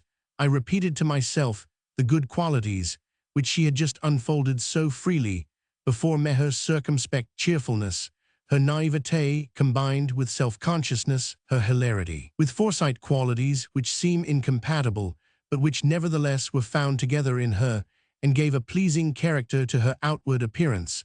But now I had to make more serious reflections upon myself, which were somewhat prejudicial to a free state of cheerfulness. Effect of Lucinda's curse. Since that impassioned girl had cursed and sanctified my lips, for every consecration involves both, I had superstitiously enough taken care not to kiss any girl, because I feared that I might injure her in some unheard-of spiritual manner. I therefore subdued every desire by which a youth feels impelled to win from a charming girl this favor which says much or little, but even the most decorous company. A heavy trial awaited me. Those little games, as they are called, which pg 393 are more or less ingenious, and by which a joyous young circle is collected and combined, depend, in a great measure, upon forfeits, in the calling in of which kisses have no small value. I had resolved once for all not to kiss, and as every want or impediment stimulates us to an activity to which we should otherwise not feel inclined, I exerted all the talent and humor I possessed to help myself through, and thus to win rather than lose before the company. And for the company, when a verse was desired for the redemption of a forfeit, the demand was usually directed to me. Now I was always prepared, and on such occasions contrived to bring out something in praise of the hostess or of some lady who had conducted herself most agreeably towards me. If it happened that a kiss was imposed upon me, at all events, I endeavored to escape by some turn which was considered satisfactory, and as I had time to reflect on the matter beforehand, I was never in want of various elegant excuses, although those made on the spur of the moment were always most successful. When we reached home, the guests who had arrived from several quarters were buzzing merrily one with another, until Frederica collected them together and invited and conducted them to a walk to that charming spot. There they found an abundant collation, and wished to fill up with social games the period before dinner. Here, by agreement with Frederica, though she did not know my secret, I contrived to get up and go through games without forfeits and redemptions of forfeits without kissing. My skill and readiness were so much the more necessary, as the company, which was otherwise quite strange to me, seemed to have suspected some connection between me and the dear girl, and roguishly took the greatest pains to force upon me that which I secretly endeavored to avoid. For in such circles, if people perceive a growing inclination between two young persons, they try to make them confused or to bring them closer together, just as afterwards, when once a passion has been declared, they take trouble on purpose to part them again. Thus, to the man of society, it is totally indifferent whether he confers a benefit or an injury, provided only he is amused. This morning I could observe with more attention the whole character of Frederica, so that for the whole time she pg 394 always remained to me the same. The friendly greetings of the peasants, which were especially addressed to her, gave me to understand that she was beneficent to them, and created in them an agreeable feeling. The elder sister remained at home with her mother. Nothing that demanded bodily exertion was required of Frederica, but she was spared, they said, on account of her chest. There are women who especially please us in a room, others who look better in the open air. Frederica belonged to the latter. Her whole nature, her form, never appeared more charming than when she moved along an elevated footpath. The grace of her deportment seemed to vie with the flowery earth, and the indestructible cheerfulness of her countenance, with the blue sky, this refreshing atmosphere which surrounded her she carried home, and it might soon be perceived that she understood how to reconcile difficulties, and to obliterate with ease the impression made by little unpleasant contingencies. The purest joy which we can feel with respect to a beloved person is to find that she pleases others. Frederica's conduct in society was beneficent to all. In walks she floated about an animating spirit, and knew how to supply the gaps which might arise here and there. The lightness of her movements we have already commended, and she was most graceful when she ran, as the deer seems just to fulfill its destination when it lightly flies over the sprouting corn. So did her peculiar nature seem most plainly to express itself when she ran with light steps over mead and furrow, to fetch something which had been forgotten, to seek something which had been lost, to summon a distant couple, or to order something necessary. On these occasions she was never out of breath, and always kept her equilibrium. Hence the great anxiety of her parents with respect to her chest must to many have appeared excessive. The father, who often accompanied us through meadows and fields, was not always provided with a suitable companion. On this account I joined him, and he did not fail to touch once more upon his favorite theme, and circumstantially to tell me about the proposed building of the parsonage. He particularly regretted that he could not again get the carefully finished sketches so as to meditate upon them and to consider pg 395 this or that improvement. I observed that the loss might be easily supplied, and offered to prepare a ground plan upon which, after all, everything chiefly depended. With this he was highly pleased, and settled that we should have the assistance of the schoolmaster to stir up, whom he at once hurried off, that the yard and foot measure might be ready early on the morrow. When he had gone, Frederica said, "You are right to humor my dear father on his weak side, and not like others who get weary of this subject to avoid him or to break it off. I must indeed confess to you that the rest of us do not desire this building. It would be too expensive for the congregation, and for us also. A new house, new furniture. Our guests would not feel more comfortable with us now they are once accustomed to the old building. Here we can treat them liberally. There we should find ourselves straitened in a wider sphere. Thus the matter stands, but do not you fail to be agreeable. I thank you for it from my heart." Another lady who joined us asked about some novels whether Frederica had read them. She answered in the negative, for she had read but little altogether. She had grown up in a cheerful, decorous enjoyment of life, and was cultivated accordingly. I had The Vicar of Wakefield on the tip of my tongue, but did not venture to propose it, the similarity of the situations being too striking and too important. "I am very fond of reading novels," she said. "One finds in them such nice people whom one would like to resemble." Plan for the new parsonage. The measurement of the house took place the following day. It was a somewhat slow proceeding, as I was as little accustomed to such arts as the schoolmaster. At last, a tolerable project came to my aid.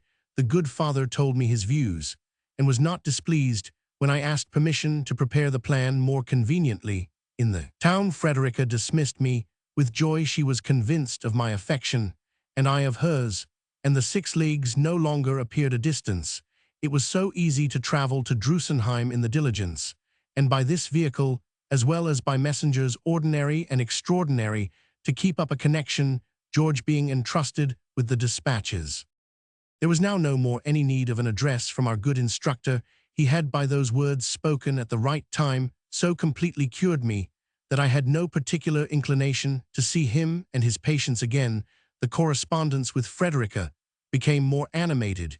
She invited me to a festival, to which also some friends from the other side of the Rhine would come. I was to make arrangements for a longer time. This I did by packing a stout portmanteau upon the diligence, and in a few hours I was in her presence. I found a large merry party, took the father aside, and handed him the plan, at which he testified great delight. I talked over with him what I had thought. While completing it, he was quite beside himself with joy, and especially praised the neatness of the drawing. This I had practiced from my youth upwards, and had on this occasion taken especial pains with the finest paper. But this pleasure was very soon marred for our good host, when against my counsel, and in the joy of his heart, he laid the sketch before the company. Far from uttering the desired sympathy, some thought nothing at all of this precious work. Others, who thought they knew something of the matter, made it still worse, blaming the sketch as not artistical, and when the old man looked off for a moment, handled the clean sheets, as if they were only so many rough drafts, while one with the hard strokes of a lead pencil marked his plans of improvement on the fine paper in such a manner that a restoration of the primitive purity was not to be thought of. I was scarcely able to console the extremely irritated man, whose pleasures had been so outrageously destroyed, much as I assured him that I myself looked upon them only as sketches which we would talk over, and on which we would construct new drawings. In spite of all this, he went off in a very ill humor. PG 397, and Frederica thanked me for my attention to her father, as well as for my patience during the unmannerly conduct of the other guests. Festival at the parsonage. But I could feel no pain nor ill humor in her presence. The party consisted of young and tolerably noisy friends, whom nevertheless an old gentleman tried to outdo, proposing even odder stuff than they practiced already at breakfast. The wine had not been spared. At a very well-furnished dinner table there was no want of any enjoyment, and the feast was relished the more by everybody after the violent bodily exercise during the somewhat warm weather. And if the official gentleman went a little too far in the good things, the young people were not left much behind him. I was happy beyond all bounds at the side of Frederica, talkative, merry, ingenious, forward, and yet kept in moderation by feeling esteem and attachment. She, in a similar position, was open, cheerful, sympathizing, and communicative. We all appeared to live for the company, and yet lived only for each other. After the meal, they sought the shades. Social games were begun, and the turn came to forfeits. On redeeming the forfeits, everything of every kind was carried to excess. The gestures which were commanded, the acts which were to be done, the problems which were to be solved, all showed a mad joy which knew no limits. I myself heightened these wild jokes by many a comical prank, and Frederica shone by many a droll thought. She appeared to me more charming than ever. All hypochondriacal superstitious fancies had vanished, and when the opportunity offered of heartily kissing one whom I loved so tenderly, I did not miss it. Still less did I deny myself a repetition of this pleasure. The hope of the party for music was at last satisfied. It was heard, and all hastened to the dance. Allemans, waltzing and turning, were beginning middle and end. All had given up to this national dance. Even I did honor enough to my private dancing mistress, and Frederica, who danced, as she walked, sprang, and ran, was delighted to find in me a very expert partner. We generally kept together, but were soon obliged to leave off, and she was advised on all sides not to go on any further in this wild manner. We consoled ourselves by a solitary walk hand in hand, and when we had reached PG 398, that quiet spot, by the warmest embrace and the most faithful assurance that we loved each other heartily. Older persons who had risen with us from the game took us with them. At supper, people did not return to their sober senses. Dancing went on far into the night, and there was as little want of healths and other incitements to drinking as at noon. I had scarcely for a few hours slept very profoundly, when I was awakened by a heat and tumult in my blood. It is at such times, and in such situations, that care and repentance usually attack man who is stretched out defenseless. My imagination at once presented to me the liveliest forms. I saw Lucinda, how after the most ardent kiss she passionately receded from me, and with glowing cheek and sparkling eyes uttered that curse, by which she intended to menace her sister only, but by which she also unconsciously menaced innocent persons who were unknown to her. I saw Frederica standing opposite to her, paralyzed at the sight, pale, and feeling the consequences of the curse, of which she knew nothing. I found myself between them, as little able to ward off the spiritual effects of the adventure as to avoid the evil-boding kiss. The delicate health of Frederica seemed to hasten the threatened calamity, and now her love to Mo wore a most unhappy aspect, and I wished myself at the other side of the world. But something still more painful to me, which lay in the background, I will not conceal, a certain conceit, kept that superstition alive in many lips, whether consecrated or cursed, appeared to me more important than usual, and with no little complacency was I aware of my self-denying conduct, in renouncing many an innocent pleasure, partly to preserve my magical advantage, partly to avoid injuring a harmless being by giving it up. But now all was lost and irrevocable. I had returned into a mere common position, and I thought that I had harmed, irretrievably injured the dearest of beings. Thus far from my being freed from the curse, it was flung back from my lips into my own heart.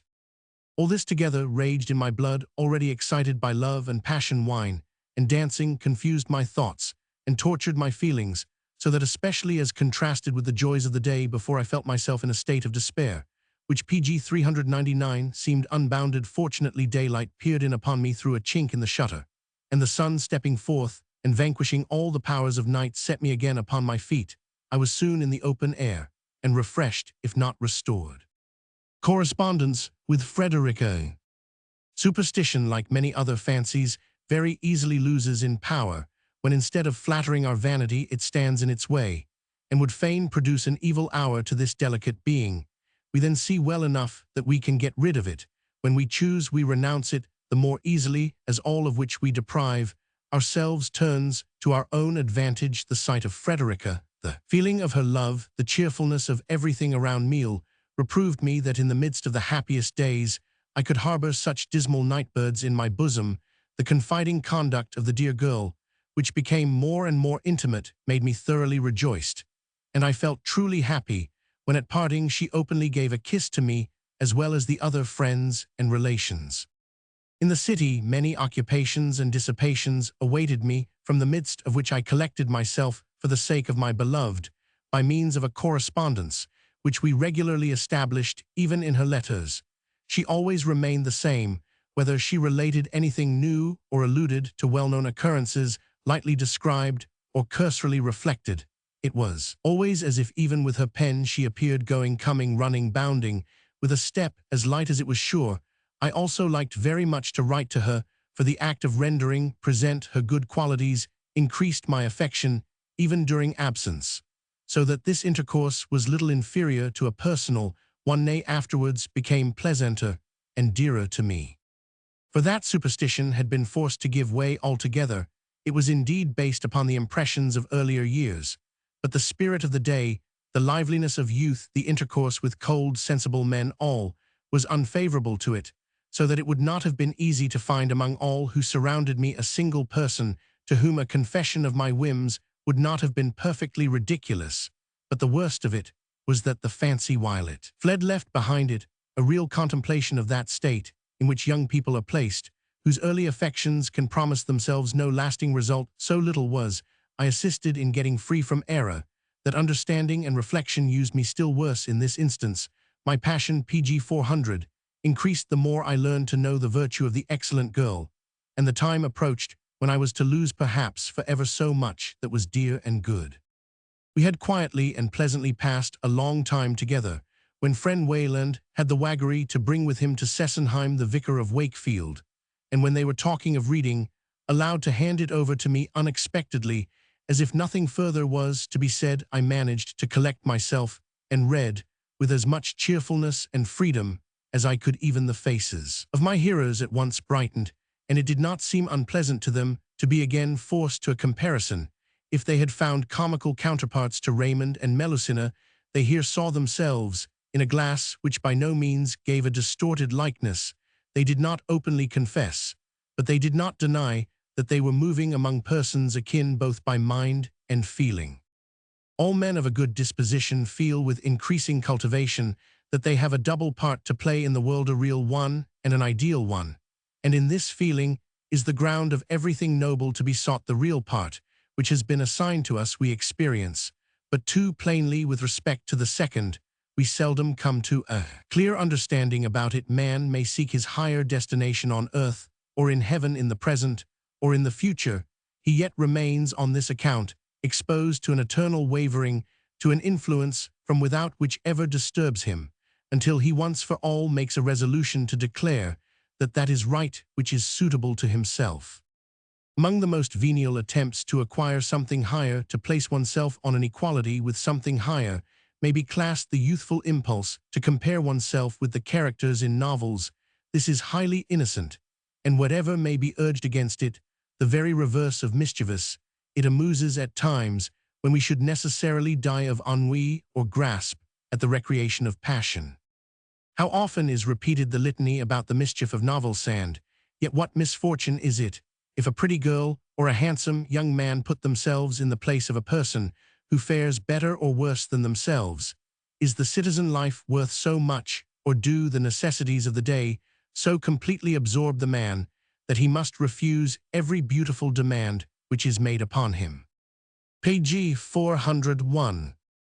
Results of novel reading. The historico-poetical Christian names, which have intruded into the German church, in the place of the sacred names, not unfrequently to the annoyance of the officiating clergyman, are without doubt to be regarded as small ramifications of the romantico-poetical pictures. This very impulse to honor one's child by a well-sounding name, even if the name has nothing further behind it is praiseworthy, and this connection of an imaginary world with the real one diffuses an agreeable luster over the whole life of the person.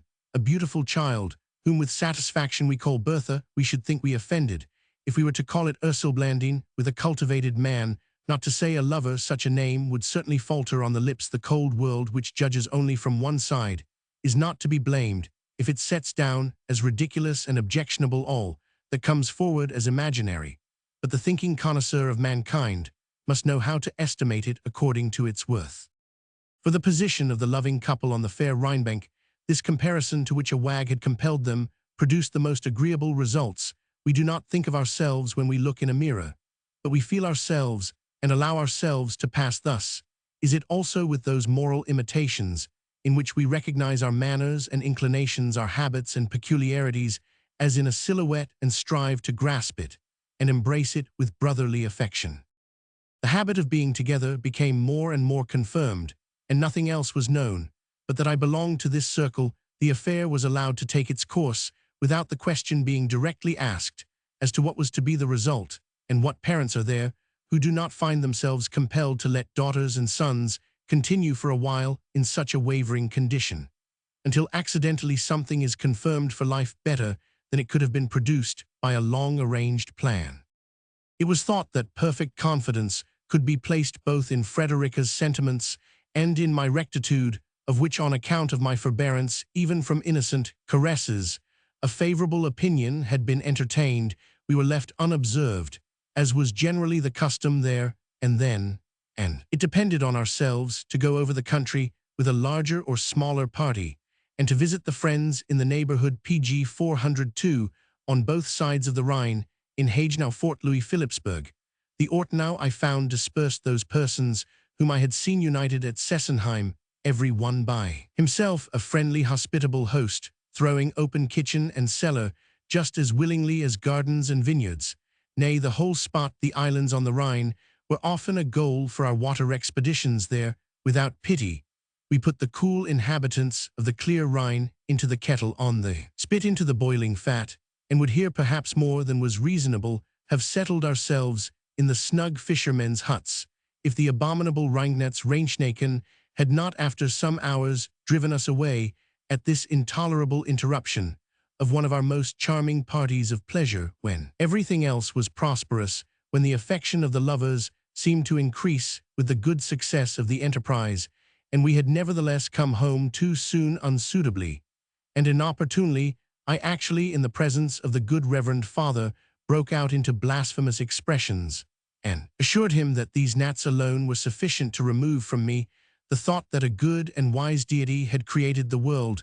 The pious old gentleman, by way of reply, solemnly called me to order, and explained to me that these gnats and other vermin had not arisen until after the fall of our first parents, or that if there were any of them in paradise, they had only pleasantly hummed there, and had not stung. I certainly felt myself calmed at once, for an angry man may easily be appeased if we can succeed in making him smile, but I nevertheless asserted that there was no need of the angel with the burning sword to drive the guilty pair out of the garden. My host, I said, must rather allow me to think that this was effected by means of great gnats on the Tigris and the Euphrates, and thus I again made him laugh, for the old man understood a joke, or at any rate let one pass. The pastor's chair. However, the enjoyment of the daytime and season in this noble country was more serious and more elevating to the heart. One had only to resign oneself to the present, to enjoy the clearness of the pure sky, the brilliancy of the rich earth, the mild evenings, the warm nights by the side of a beloved one, or in her vicinity for months together, We were favored with pure ethereal mornings, when the sky displayed itself in all its magnificence, having watered the earth with superfluous dew, and PG 403, that this spectacle might not become two simple clouds, after clouds piled themselves over the distant mountains now, in this spot now, in that they stood for days, nay, for weeks, without obscuring the pure sky, and even the transient storms refreshed the country and gave luster to the green which again glistened in the sunshine, before it could become dry. The double rainbow, the two-colored borders of a dark gray and nearly black streak in the sky, were nobler, more highly colored, more decided, but also more transient than I had ever observed. In the midst of these objects, the desire of poetizing, which I had not felt for a long time, again came forward for Frederica. I composed many songs to well-known melodies. They would have made a pretty little book. A few of them still remain, and will easily be found among my others. Since on account of my strange studies and other circumstances, I was often compelled to return to the town, there arose for our affection a new life, which preserved us from all that unpleasantness, which usually attaches itself as an annoying consequence to such little love affairs. Though far from me, she yet labored for me, and thought of some new amusement against I should return. Though far from her, I employed myself for her, that by some new gift or new notion I myself might be again new to her. Painted ribbons had then just come into fashion. I painted at once for her a few pieces, and sent them on with a little poem. As on this occasion I was forced to stop away longer than I had anticipated, that I might fulfill and even go beyond my promise to the father of a new and elaborated plan, I persuaded a young adept in architecture to work instead of myself. He took as much pleasure in the task as he had kindness for me, and was still further animated by the hope of a good reception in so agreeable a family. He finished the ground plan sketch, and section of the house, courtyard, and garden were not forgotten, and a detailed but very moderate estimate was added to show the possibility of carrying out an extensive project. These testimonials of our friendly endeavors obtained for us the kindest reception, and since the good father saw that we had the best will to serve him, he came forward with one wish more. It was the wish to see his pretty but one-colored chair adorned with flowers and other ornaments. We showed ourselves accommodating colors, pencils, and other PG 404 requisites were fetched from the tradesmen and apothecaries of the nearest towns, but that we might not be wanting in a Wakefield mistake, we did not remark, until all had been most industriously and variously painted, that we had taken a false varnish, which would not dry. Neither sunshine nor draught, neither fair nor wet weather were of any avail. In the meanwhile, we were obliged to make use of an old lumber room, and nothing was left us but to rub out the ornaments with more assiduity than we had painted them. The unpleasantness of this work was still increased when the girls entreated us, for heaven's sake, to proceed slowly and cautiously, for the sake of sparing the ground, which, however, after this operation, was not again to be restored to its former brilliancy. By such little disagreeable contingencies, which happened at intervals, we were, however, just as little interrupted in our cheerful life as Dr. Primrose and his amiable family. For many an unexpected pleasure befell both ourselves and our friends and neighbors. Weddings and christenings, the erection of a building, an inheritance, a prize in the lottery, were reciprocally announced and enjoyed. We shared all joy together, like common property, and wished to heighten it by mind and love. It was not the first nor the last time that I found myself in families and social circles at the very moment of their highest bloom, and if I may flatter myself that I contributed something towards the luster of such epochs, I must on the other hand be reproached with the fact that on this very account such times passed the more quickly and vanished the sooner. The visit to Strasbourg. But now our love was to undergo a singular trial. I will call it a trial prüfung, although this is not the right word. The country family with which I was intimate was related to some families in the city of good note and respectability, and comfortably off. As to circumstances, the young townspeople were often at Sessenheim, the older persons, the mothers and aunts, being less movable, heard so much of the life there, of the increasing charms of the daughters, and even of my influence, that they first wished to become acquainted with me, and after I had often visited them, and had been well received by them, desired also to see us once all together, especially as they thought they owed the Sessenheim folks a friendly reception in return. Pg 405. There was much discussion on all sides. The mother could scarcely leave her household affairs. Olivia had a horror of the town, for which she was not fitted, and Frederica had no inclination for it. And thus the affair was put off, until it was at last brought to a decision by the fact that it happened to be impossible for me to come into the country, for it was better to see each other in the city, and under some restraint than not to see each other at all, and thus I now found my fair friends, whom I had been only accustomed to see in a rural scene, and whose image had only appeared to me hitherto before a background of waving boughs, flowing brooks, nodding field-flowers, and a horizon open for miles. I now saw them, I say, for the first time in town-rooms, which were indeed spacious, but yet narrow if we take into consideration the carpets, glasses, clocks, and porcelain figures. The relation to that which one loves is so decided that the surrounding objects have little to do with it, but nevertheless, the heart desires that these shall be the suitable, natural, and usual objects. With my lively feeling for everything present, I could not at once adapt myself to the contradiction of the moment. The respectable and calmly noble demeanor of the mother was perfectly adapted to the circle. She was not different from the other ladies. Olivia, on the other hand, showed herself as impatient as a fish out of water, as she had formerly called to me in the gardens or beckoned me aside in the fields if she had anything particular to say to me. She also did the same here when she drew me into the recess of a window. This she did awkwardly and with embarrassment, because she felt that it was not becoming, and did it notwithstanding. She had the most unimportant things in the world to say to me. Nothing but what I knew already, for instance, that she wished herself by the Rhine, over the Rhine, or even in Turkey. Frederica, on the contrary, was highly remarkable in this situation. Properly speaking, she also did not suit it, but it bore witness to her character that instead of finding herself adapted to this condition, she unconsciously molded the condition according to herself.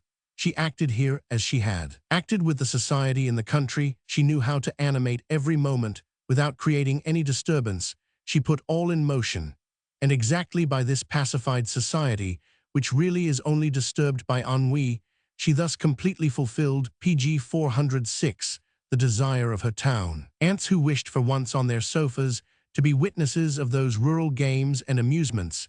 If this was done to satisfaction, so also were the wardrobe, the ornaments, and whatever besides distinguished the town nieces who were dressed in the French fashion, considered and admired without envy.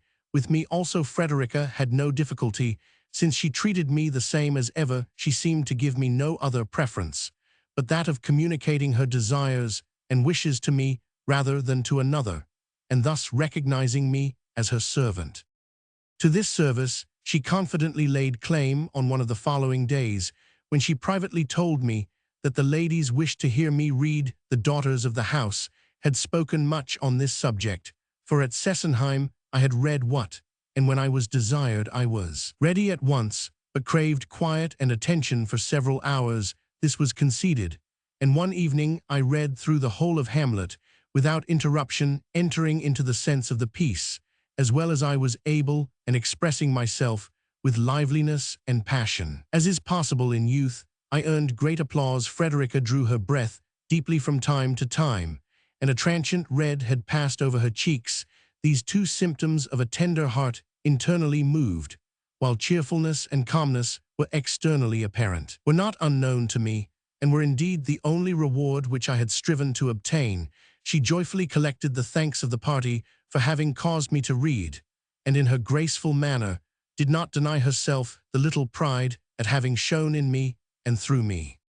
This town visit was not to have lasted long, but the departure was delayed. Frederica did her part for the social amusement, and I was not wanting, but the abundant sources which yield so much in the country now dried up in their turn, and the situation was the more painful as the elder sister gradually lost all self-control. The two sisters were the only persons in the society who dressed themselves in the German fashion. Frederica had never thought of herself in any other way, and believed herself so right everywhere that she made no comparisons with anyone else. But Olivia found it quite insupportable to move about in a society of genteel appearance attired so like a maidservant in the country, she scarcely remarked the town costume of others, and did not desire it. But in the PG 407 town, she could not endure the country style, all this together with the different lot of town ladies, and the thousand trifles of a series of circumstances totally opposed to her own notions, so worked for some days in her impassioned bosom, that I was forced to apply all my flattering attention to appease her according to the wish of Frederica.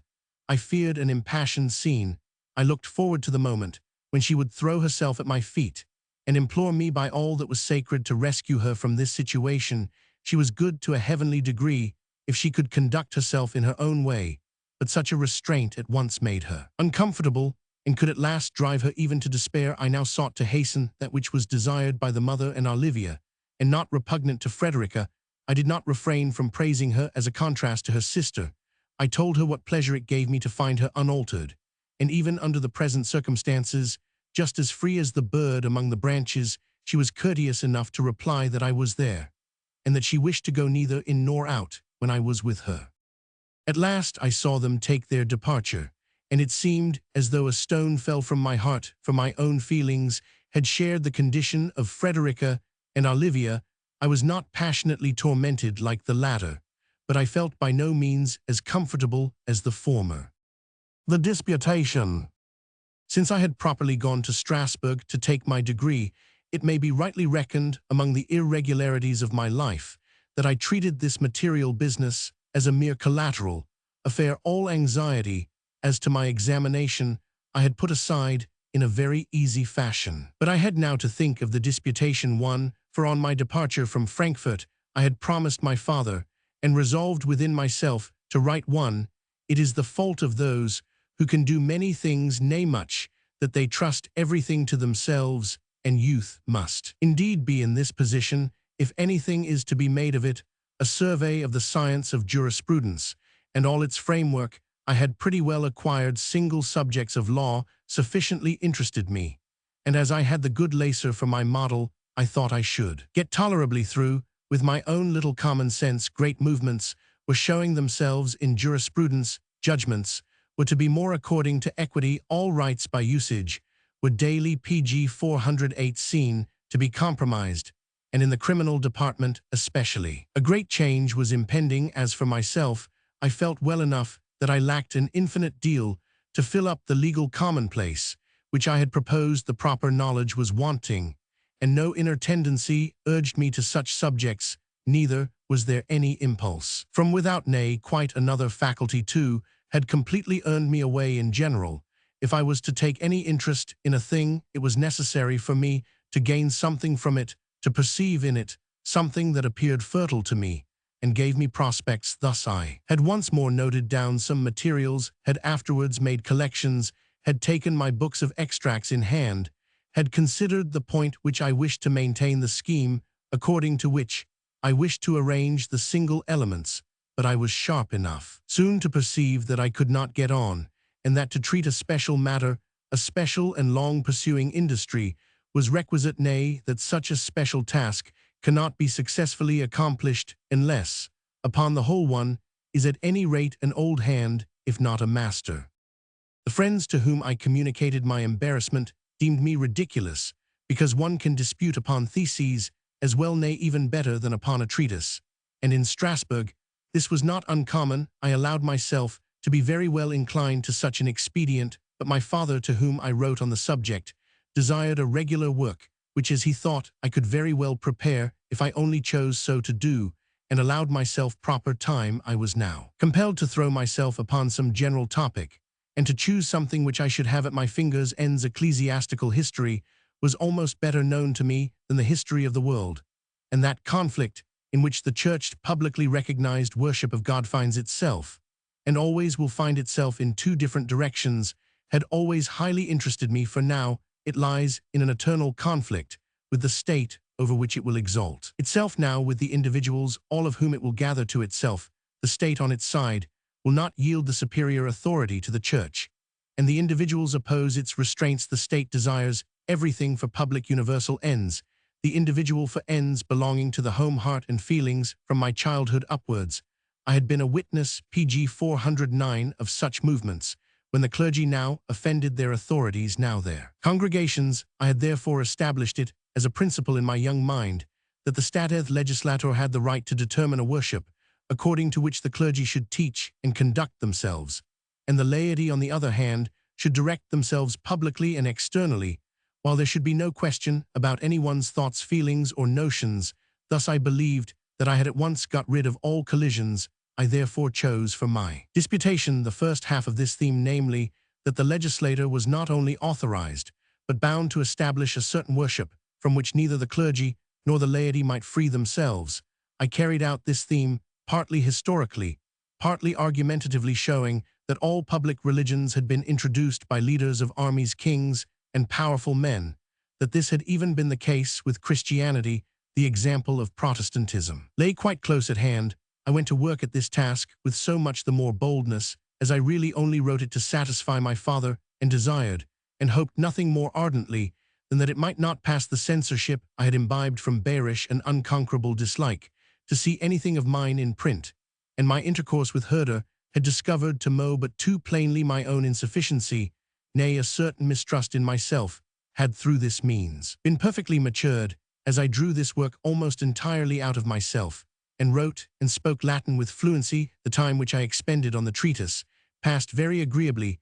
The matter had at least some foundation. The style, naturally speaking, was not bad. The whole was pretty well rounded off. As soon as I had finished it, I went through it with a good Latin scholar, who, although he could not on the whole improve my style, yet easily removed all striking defects, so that something was produced that was fit to be shown. A fair copy was at once sent to my father, who disapproved of one thing, namely that none of the subjects previously taken in hand had been worked out, but nevertheless, as a thorough Protestant, he was well pleased with the boldness of the plan. My singularities were tolerated, my exertions were praised, and he promised himself an important effect from the publication of the work. The disputation. I now handed over my papers to the faculty, who fortunately behaved in a manner as prudent as it was polite. The Dean, P.G. 410, a lively, clever man, began with many laudations of my work, then went on to what was doubtful, which he contrived gradually to change into something dangerous, and concluded by saying that it might not be advisable to publish this work as an academical dissertation. The aspirant had shown himself to the faculty as a thinking young man, of whom they might hope the best. They would willingly not to delay the affair allow me to dispute on theses. I could afterwards publish my treatise, either in its present condition, or more elaborated in Latin, or in another language. This would everywhere be easy to me as a private man and a Protestant, and I should have the pleasure of an applause more pure and more general. I scarcely concealed from the good man what a stone his discourse rolled from my heart at every new argument, which he advanced, that he might not trouble me nor make me angry by his refusal. My mind grew more and more easy, and so did his own at last, when quite unexpectedly I offered no resistance to his reasons, but on the contrary found them extremely obvious, and promised to conduct myself according to his counsel and guidance. I therefore sat down again, with my repentant theses were chosen and printed, and the disputation with the opposition of my fellow boarders went off with great merriment, and even with facility, for my old habit of turning over the corpus juris was very serviceable to me, and I could pass for a well-instructed man. A good feast, according to custom, concluded the solemnity. My father, however, was very dissatisfied that the little work had not been regularly printed as a disputation, because he had hoped that I should gain honor by it on my entrance into Frankfurt. He therefore wished to publish it specially, but I represented to him that the subject, which was only sketched, could be more completely carried out at some future time. He put up the manuscript carefully for this purpose, and many years afterwards I saw it among his papers. Scopflin. I took my degree on the 6th August 1771, and on the following day Scopflin died in the 75th year of his age. Even without closer contact, he had had an important influence upon me, for eminent contemporaries may be compared to the greater stars towards which, so long as they merely stand above the horizon, our eye is turned, and feels strengthened and cultivated, if it is only allowed to take such perfections. Pg 411 into itself. Bountiful nature had given Scopflin an advantageous exterior, a slender form, kindly eyes, a ready mouth, and a thoroughly agreeable presence. neither had she been sparing in gifts of mind to her favorite, and his good fortune was the result of innate and carefully cultivated merits without any troublesome exertion. He was one of those happy men who are inclined to unite the past and the present and understand how to connect historical knowledge with the interests of life. Born in the Baden territory, educated at Bâle and Strasbourg, he quite properly belonged to the paradisiacal valley of the Rhine as an extensive and well-situated fatherland. His mind being directed to historical and antiquarian objects, he readily seized upon them with a felicitous power of representation, and retained them by the most convenient memory. Desirous, as he was both of learning and of teaching, he pursued a course of study and of life, which equally advanced. He soon emerges and rises above the rest, without any kind of interruption, diffuses himself with ease through the literary and citizen world, for historical knowledge passes everywhere, and affability attaches itself everywhere he travels through Germany, Holland, France, Italy. He comes in contact with all the learned men of his time, he amuses princes, and it is only when by his lively loquacity the hours of the table or of audience are lengthened that he is tedious to the people at court. On the other hand, he acquires the confidence of the statesmen, works out for them the most profound legal questions, and thus finds everywhere a field for his talent. In many places they attempt to retain him, but he remains faithful to Strasbourg and the French court. His immovable German honesty is recognized even there. He is even protected against the powerful Piotr Klingeling, who is secretly his enemy. Sociable and talkative by nature, he extends his intercourse with the world as well as his knowledge and occupations, and we should hardly be able to understand whence he got all his time did we not know that a dislike to women accompanied him through his whole life, and that thus he gained many days and hours which are happily thrown away by those who are well disposed towards the ladies. For the rest, he belongs as an author to the ordinary sort of character, and as an orator to the multitude. His pg 412 program, his speeches and addresses are devoted to the particular dado, the approaching solemnity. Nay, his great work Alsatia Illustrata belongs to life, as he recalls the past, freshens up faded forms, reanimates the hewn and the formed stone, and brings obliterated broken inscriptions for a second time before the eyes and mind of his reader. In such a manner his activity fills all Alsatia and the neighboring country in Baden, and the Palatinate he preserves to an extreme old age, an uninterrupted influence at Mannheim. He founds the Academy of Sciences and remains president of it till his death. I never approached this eminent man, excepting on one night, when we gave him a torch serenade, our pitch torches more filled with smoke than lighted the courtyard of the old chapter house, which was overarched by linden trees. When the noise of the music had ended, he came forward and stepped into the midst of us, and here also was in his right place. The slender, well-grown, cheerful old man stood with his light, free manners venerably before us, and held us worthy the honor of a well-considered address, which he delivered to us in an amiable paternal manner, without a trace of restraint or pedantry, so that we really thought ourselves something for the moment. For indeed, he treated us like the kings and princes whom he had been so often called upon to address in public. We testified our satisfaction. Aloud trumpets and drums repeatedly sounded, and the dear hopeful academical plebs then found its way home with hearty satisfaction. Koch and Oberlin's. His scholars and companions in study, Koch and Oberlin, were men in close connection with me. My taste for antiquarian remains was passionate. They often let me into the museum, which contained in many ways the vouchers to his great work on Alsace. Even this work I had not known intimately until after that journey, when I had found antiquities on the spot, and now being perfectly advanced, I could on longer or shorter expeditions render present to myself the valley of the Rhine as a Roman possession, and finish coloring many a dream of times past. Scarcely had I made some progress in this, than Oberlin directed me to the monuments of the Middle Ages, and made me acquainted with the ruins and remains, the seals and documents pg 413, which those times have left behind them, nay, sought to inspire me with an inclination for what we called the Meinesingers and heroic poets. To this good man, as well as to Herr Koch, I have been greatly indebted, and if things had gone according to their wish, I should have had to thank them for the happiness of my life. the matter stood thus.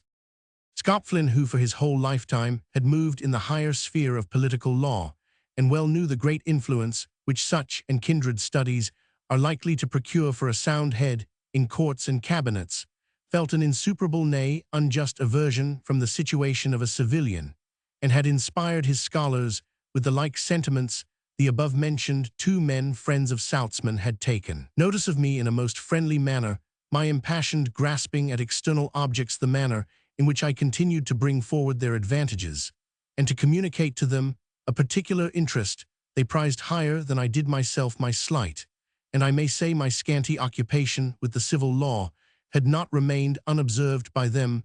They were well enough acquainted with me to know how easily I was to be influenced. I had made no secret of my liking for an academical life, and they therefore thought to gain me over to history, political law, and rhetoric at first for a time, but afterwards, more decidedly, Strasbourg itself offered advantages enough. The prospect of the German chancery at Versailles, the precedent of Skopflin, whose merits indeed seemed to me unattainable, were to incite to emulation if not to imitation, and perhaps a similar talent was thus to be cultivated, which might be both profitable to him who could boast of it, and useful to others who might choose to employ it on their own account. These my patrons and Salzmann, with them, set a great value on my memory and my capacity for apprehending the sense of languages, and chiefly by these sought to further their views and plans. I now intend to describe at length how all this came to nothing, and how it happened that I again passed over from the French to the German side. Let me be allowed, as hitherto, some general reflections by way of transition. There are few biographies which can represent a pure, quiet, steady progress of the individual. Our life, as well as all in which we are contained, is in an incomprehensible manner, pg 414, composed of freedom and necessity. Our will is a prediction of what we shall do under all circumstances, but these circumstances lay hold on us in their own fashion. The what lies in us, the how seldom depends on us. After the wherefore we dare not ask, and on this account we are rightly referred to the queer. The French tongue I had liked from my youth upwards. I had learned to know the language through a bustling life, and a bustling life through the language. It had become my own, like a second mother tongue, without grammar and instruction, be mere intercourse and practice. I now wished to use it with still greater fluency, and gave Strasbourg the preference as a second university residence to other high schools. But alas, it was just there that I had to experience the very reverse of my hopes, and to be turned rather from them to this language and these manners. The French, who generally aim at good behavior, are indulgent towards foreigners who begin to speak their language. They will not laugh anyone out of countenance at a fault, or blame him in direct terms. However, since they cannot endure sins committed against their language, they have a manner of repeating, and as it were courteously confirming what has been said with another turn, at the same time making use of the expression which should properly have been employed, thus leading the intelligent and the attentive to what is right and proper. Difficulty with the French language. Now, although if one is in earnest, if one has self-denial enough to profess oneself a pupil, one gains a great deal, and is much advanced by this plan, one nevertheless always feels in some degree humiliated, and since one talks for the sake of the subject matter, also often too much interrupted or even distracted, so that one impatiently lets the conversation drop. This happened with me more than with others, as I always thought that I had to say something interesting, and on the other hand to hear something important, and did not wish to be always brought back merely to the expression. A case which often occurred with me, as my French was just as motley as that of any other foreigner. I had observed the accent and idiom of footmen, valets, guards, young and old actors, theatrical lovers, peasants, and heroes, and this Babylonish idiom was rendered still more confused by another odd pg 415 ingredient, as I liked to hear the French Reformed clergy and visited their churches the more willingly, as a Sunday walk to Bockenheim was on this account not only permitted but ordered. But even this was not enough, for, as in my youthful years, I had always been chiefly directed to the German of the 16th century, I soon included the French also of that noble epoch among the objects of my inclination. Montaigne, Amiot, Rabelais, Marat were my friends, and excited in me sympathy, and delight now all these different elements moved in my discourse, chaotically one with another, so that for the hearer the meaning was lost in the oddity of the expression. Nay, an educated Frenchman could no more courteously correct me, but had to censure me and tutor me in plain terms. It therefore happened with me here once more as it had happened in Leipzig, only that on this occasion I could not appeal to the right of my native place, to speak idiomatically as well as other provinces, but being on a foreign ground and soil, was forced to adapt myself to traditional laws. Perhaps we might even have resigned ourselves to this, if an evil genius had not whispered into our ears that all endeavors by a foreigner to speak French would remain unsuccessful, for a practiced ear can perfectly well detect a German, Italian, or Englishman under a French mask. One is tolerated, but never received into the bosom of the only church of language. Only a few exceptions were granted. They named to us a Herr von Grimm, but even Skopflin, it seemed, did not reach the summit they allowed, that he had early seen the necessity of expressing himself in French to perfection. They approved of his inclination to converse with every one, and especially to entertain the great and persons of rank. They praised him that, living in the place where he was, he had made the language of the country his own, and had endeavored as much as possible to render himself a Frenchman of society and orator. But what does he gain by the denial of his mother tongue? And his endeavors, after a foreign one, he cannot make it right with anybody in society. They are pleased to deem him vain, as if anyone would or could converse with others without some feeling for self and self-complacency. Then the refined connoisseurs of the world and of language assert that there is in him more of dissertation and pg 416 dialogue than of conversation properly so called. The former was generally recognized as the original and fundamental sin of the Germans, the latter as the cardinal virtue of the French. As a public orator, he fares no better if he prints a well-elaborated address to the king, or the princes, the Jesuits, who are ill-disposed to him, as a Protestant lay wait for him, and show that his terms of expression are not French. Instead of consoling ourselves with this, and bearing as green wood that which had been laid upon the dry, we were annoyed at such pedantic injustice. We fall into despair, and by this striking example are the more convinced that it is a vain endeavor to try to satisfy the French by the matter itself, as they are too closely bound to the external conditions under which everything is to appear. We therefore embrace the opposite resolution of getting rid of the French language altogether, and of directing ourselves more than ever with might and earnestness to our own mother tongue. And for this we found opportunity and sympathy in actual life. Alsace had not been connected with France so long that an affectionate adherence to the old constitution, manners, language, and costume did not still exist with old and young. If the conquered party loses half his existence by compulsion, he looks upon it as disgraceful voluntarily to part with the other half. He therefore holds fast to all that can recall to him the good old time and foster in him the hope that a better epoch will return. Very many inhabitants of Strasbourg formed little circles, separate indeed, but nevertheless united in spirit, which were always increased and recruited by the numerous subjects of German princes who held considerable lands under French sovereignty, since fathers and sons, either for the sake of study or business, resided for a longer or shorter time at Strasbourg. At our table nothing but German was spoken. Salzmann expressed himself in French with much fluency and elegance, but with respect to his endeavors and acts was a perfect German. Lurs might have been set up as a pattern of a German youth. Mayor of Lindau liked to get on with good German too well to shine in good French, and if among the rest many were inclined to the Gallic speech and manners, they yet, while they were with us, allowed the general tone to prevail with them. Page 417. Dislike to the French. From the language we turned to political affairs. We had not indeed much to say in praise of our own imperial constitution. We granted that it consisted of mere legal contradictions, but exalted ourselves so much the more above the present French constitution, which lost itself in mere lawless abuses, while the government only showed its energy in the wrong place, and was forced to admit that a complete change in affairs was already publicly prophesied with black forebodings.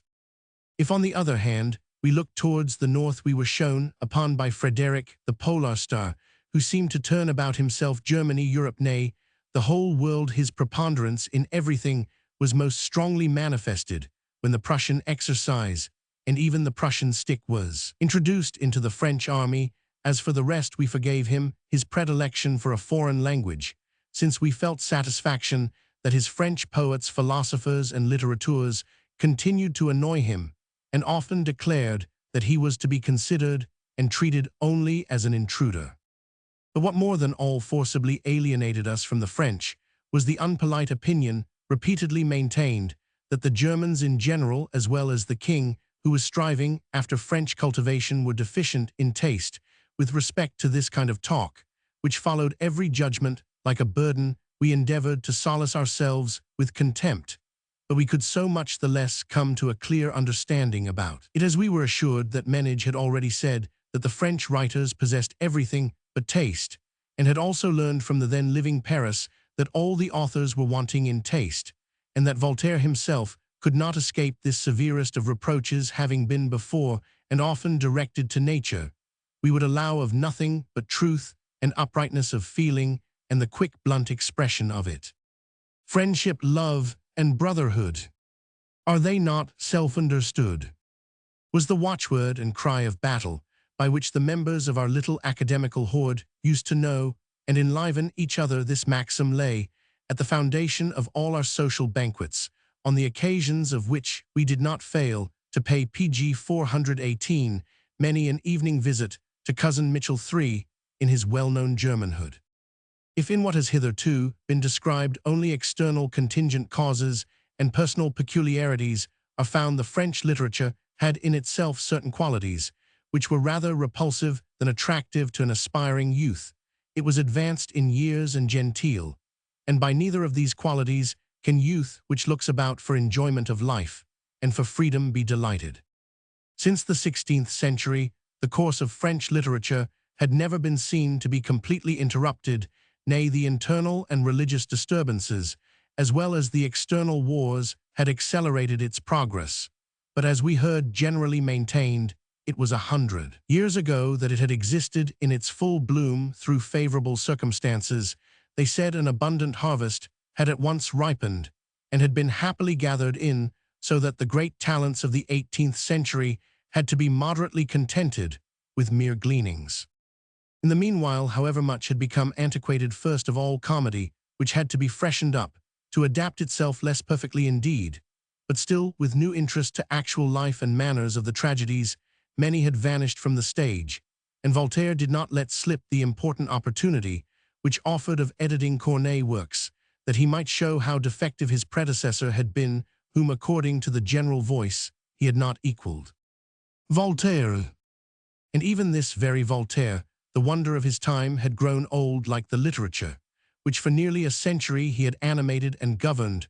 By his side still existed and vegetated many littérateurs in a more or less active and happy old age, who one by one disappeared. The influence of society upon authors increased more and more, for the best society, consisting of persons of birth, rank, and property, chose for one of their chief recreations literature, which thus became quite social, and genteel persons of rank and littérateurs mutually cultivated and necessarily perverted each other, for the genteel has always something excluding in its nature, and excluding also was the French criticism, being negative, detracting, and fault-finding.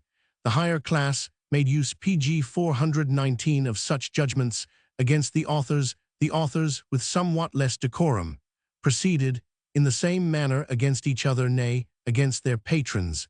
If the public was not to be awed, they endeavored to take it by surprise or gain it by humility, and thus apart from the movements which shook church and state to their inmost core, there arose such a literary ferment that Voltaire himself stood in need of his full activity and his whole preponderance to keep himself above the torrent of general disesteem. Already he was openly called an old, capricious child. His endeavors, carried on indefatigably, were regarded as the vain efforts of a decrepit age. Certain principles on which he had stood during his whole life, and to the spread of which he had devoted his days, were no more held in esteem and honor, nay, his deity, by acknowledging whom he continued to declare himself free from atheism, was not conceded him, and thus he himself, the grandsire and patriarch, was forced, like his youngest competitor, to watch the present moment, to catch at new power to do his friends too much good, and his enemies too much harm, and under the appearance of a passionate, striving for the love of truth to act deceitfully. And falsely was it worth the trouble to have led such a great active life,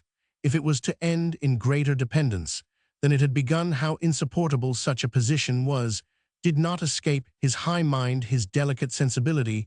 He often relieved himself by leaps and thrusts, gave the reins to his humor, and carried a few of his sword cuts too far, at which friends and enemies for the most part showed themselves indignant, for everyone thought he could play the superior to him, though no one could equal him. A public, which only hears the judgment of old men, becomes overwise too soon, and nothing is more unsatisfactory than a mature judgment adopted by an immature mind. To us youths, before whom with our German love of truth and nature honesty towards both ourselves and others hovered, as the best guide both in life and learning, the factious dishonesty of Voltaire and the perversion of so many worthy subjects became more and more annoying, and we daily strengthened ourselves in our aversion from him. He could never have done with degrading religion and the sacred books, pg 420, for the sake of injuring priestcraft, for as they called it, and had thus produced in me many an unpleasant sensation.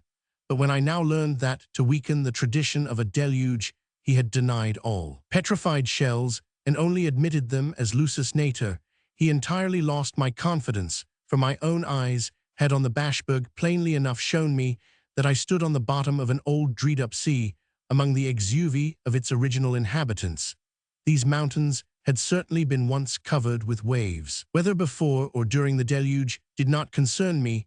It was enough that the valley of the Rhine had been a monstrous lake, a bay, extending beyond the reach of the eyesight. Out of this I was not to be talked. I thought much more of advancing in the knowledge of lands and mountains, let what would be the result. French literature then had grown old and genteel in itself, and through Voltaire let us devote some further consideration to this remarkable man. From his youth upwards, Voltaire's wishes and endeavors had been directed to an active and social life, to politics, to gain on a large scale, to a connection with the heads of the earth, and a profitable use of this connection, that he himself might be one of the heads of the earth. Also no one has easily made himself so dependent. For the sake of being independent, he even succeeded in subjugating minds. The nation became his own in vain. Did his opponents unfold their moderate talents and their monstrous hate, nothing succeeded in injuring him. The court he could never reconcile to himself, but by way of compensation foreign kings were his tributaries, Catherine and Frederick, the great Gustavus of Sweden, Christian of Denmark, Poniatowski of Poland, Henry of Prussia, Charles of Brunswick, acknowledged themselves his vassals. Even popes thought they must coax him by some acts of indulgence. That Joseph II had kept aloof from him did not at all redound to the honor of this prince, for it would have done no harm to him and his undertakings if, with such a fine intellect, and with such pg 421 noble views, he had been somewhat more practically clever, 5, and a better appreciator of the mind. What I have here stated in a compressed form, and in some connection, sounded at that time as a cry of the moment, as a perpetual discord, unconnected and uninstructive in our ears. Nothing was heard but the praise of those who had gone before. Something good and new was required, but the newest was never liked. Scarcely had a patriot exhibited on the long inanimate stage national French heart-inspiring subject, scarcely had the siege of Calais gained enthusiastic applause, than the piece, together with all its national comrades, was considered empty, and in every sense objectionable. The delineations of manners by Destouches, which had so often delighted me when a boy, were called weak. The name of this honest man had passed away, and how many authors could I not point out for the sake of whom I had to endure the reproach that I judged like a provincial if I showed any sympathy for such men and their works in opposition to anyone who was carried along by the newest literary torrent. Thus to our other German comrades we became more and more annoying according to our view, according to the peculiarity of our own nature. We had to retain the impressions of objects to consume them, but slowly, and if it was to be so, to let them go as late as possible. We were convinced that by faithful observation, by continued occupation, something might be gained from all things, and that by persevering zeal we must at last arrive. Point where the ground of the judgment may be expressed at the same time with the judgment itself, neither did we fail to perceive that the great and noble French world offered us many an advantage and much profit, for Rousseau had really touched our sympathies. But if we considered his life and his fate, he was nevertheless compelled to find the great reward for all he did in this, that he could live unacknowledged and forgotten at Paris. The encyclopedists. If we heard the encyclopedists mentioned or opened a volume of their monstrous work, we felt as if we were going between the innumerable moving spools and looms in a great factory, where what with the mere creaking and rattling, what pg 422, with all the mechanism embarrassing both eyes and senses, what with the mere incomprehensibility of an arrangement, the parts of which work into each other in the most manifold way, what with the contemplation of all that is necessary to prepare a piece of cloth, we feel disgusted with the very coat which we wear upon our backs. Diderot was sufficiently akin to us, as indeed in everything for which the French blame him, he is a true German, but even his point of view was too high, his circle of vision was too extended for us to range ourselves with him and place ourselves at his side. Nevertheless, his children of nature, whom he continued to bring forward and dignify with great rhetorical art, pleased us very much. His brave poachers and smugglers enchanted us, and this rabble afterwards throve but too well upon the German Parnassus. It was he also who, like Rousseau, diffused a disgust of social life, a quiet introduction to those monstrous changes of the world in which everything permanent appeared to sink. However, we ought now to put aside these considerations and to remark what influence these two men have had upon art. Even here they pointed, even from here they urged us towards nature. The highest problem of any art is to produce by appearance the illusion of a higher reality, but it is a false endeavor to realize the appearance, until at last only something commonly real remains. As an ideal locality, the stage, by the application of the laws of perspective to coulisses, ranged one behind the other, had attained the greatest advantage, and this very gain they now wished wantonly to abandon by shutting up the sides of the theatre and forming real room walls. With such an arrangement of the stage, the piece itself, the actor's mode of playing, in a word, everything, was to coincide, and thus an entirely new theatre was to arise. The French actors had in comedy attained the summit of the true in art, their residence at Paris, their observations of the externals of the court, the connection of the actors and actresses with the highest classes by means of love of rehearsal, contributed to transplant to the stage the greatest realness and seemliness of social life, and on this point the friends of nature found but little to blame. However, they pg 423 thought they made a great advance if they chose for their pieces earnest and tragical subjects, in which the citizen life should not be wanting used prose for the higher mode of expression, and thus banished unnatural verse together with unnatural declamation and gesticulation. It is extremely remarkable, and has not been generally noticed, that at this time even the old severe rhythmical artistical tragedy was threatened with a revolution, which could only be averted by great talents and the power of tradition. In opposition to the actor, Lequesne, who played his heroes with a special theatrical decorum, with deliberation, elevation, and force, and kept himself aloof from the natural and ordinary, came forward a man named Offresny, who declared war against everything unnatural, and in his tragic acting sought to express the highest truth. This mode might not have accorded with that of the other Parisian actors. He stood alone, while they kept together, and adhering to his views obstinately enough, he chose to leave Paris rather than alter them, and came through Strasbourg. There we saw him play the part of Augustus in Cinna, that of Mithridates, and others of the sort, with the truest and most natural dignity. He appeared as a tall, handsome man, more slender than strong, not properly speaking with an imposing, but nevertheless with a noble, pleasing demeanor. His acting was well considered and quiet, without being cold. Forcible enough where force was required, he was a very well practiced actor, and one of the few who know how to turn the artificial completely into nature, and nature completely into the artificial. It is really those few whose misunderstood good qualities always originate the doctrine of false naturalness. Rousseau's Pygmalion. And thus will I also make mention of a work which is indeed small, but which made an epoch in a remarkable manner. I mean Rousseau's Pygmalion. A great deal could be said upon it, for this strange production floats between nature and art. With the full endeavor of resolving the latter into the former, we see an artist who has produced what is most perfect, and yet does not find any satisfaction in having, according to art, represented his idea externally to himself, and given to it a higher life. No, it must also be drawn down pg 424 to him into the earthly life. He will destroy the highest thing that mind and deed have produced by the commonest act of sensuality. All this and much else right and foolish, true and half-true, operating upon us, as it did still more perplexed our notions, we were driven astray through many byways and roundabout ways, and thus on many sides was prepared that German literary revolution of which we were witnesses, and to which consciously or unconsciously, willingly or unwillingly, we unceasingly contributed. We had neither impulse nor tendency to be illumined and advanced in a philosophical manner on religious subjects. We thought we had sufficiently enlightened ourselves, and therefore the violent contest of the French philosophers with the priesthood was tolerably indifferent to us. Prohibited books, condemned to the flames, which then made a great noise, produced no effect upon us. I mention as an instance to serve for all the Système de la Nature, which we took in hand out of curiosity. We did not understand how such a book could be dangerous. It appeared to us so dark, so Cimmerian, so deathlike, that we found it a trouble to endure its presence, and shuddered at it, as at a spectre the author fancies.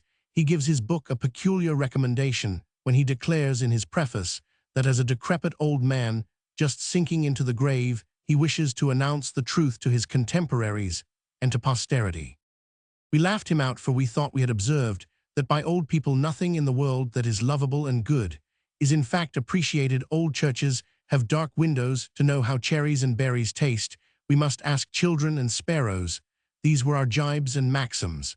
And thus that book, as the very quintessence of senility, appeared to us as unsavory, nay absurd. All was to be of necessity, so said the book. And therefore there was no God. But could there not be a God by necessity? Too asked. We indeed confessed at the same time that we could not withdraw ourselves from the necessities of day and night, the seasons, the influence of climate, physical and animal condition. But nevertheless, we felt within us something that appeared like perfect freedom of will, and again, something which sought to counterbalance this freedom.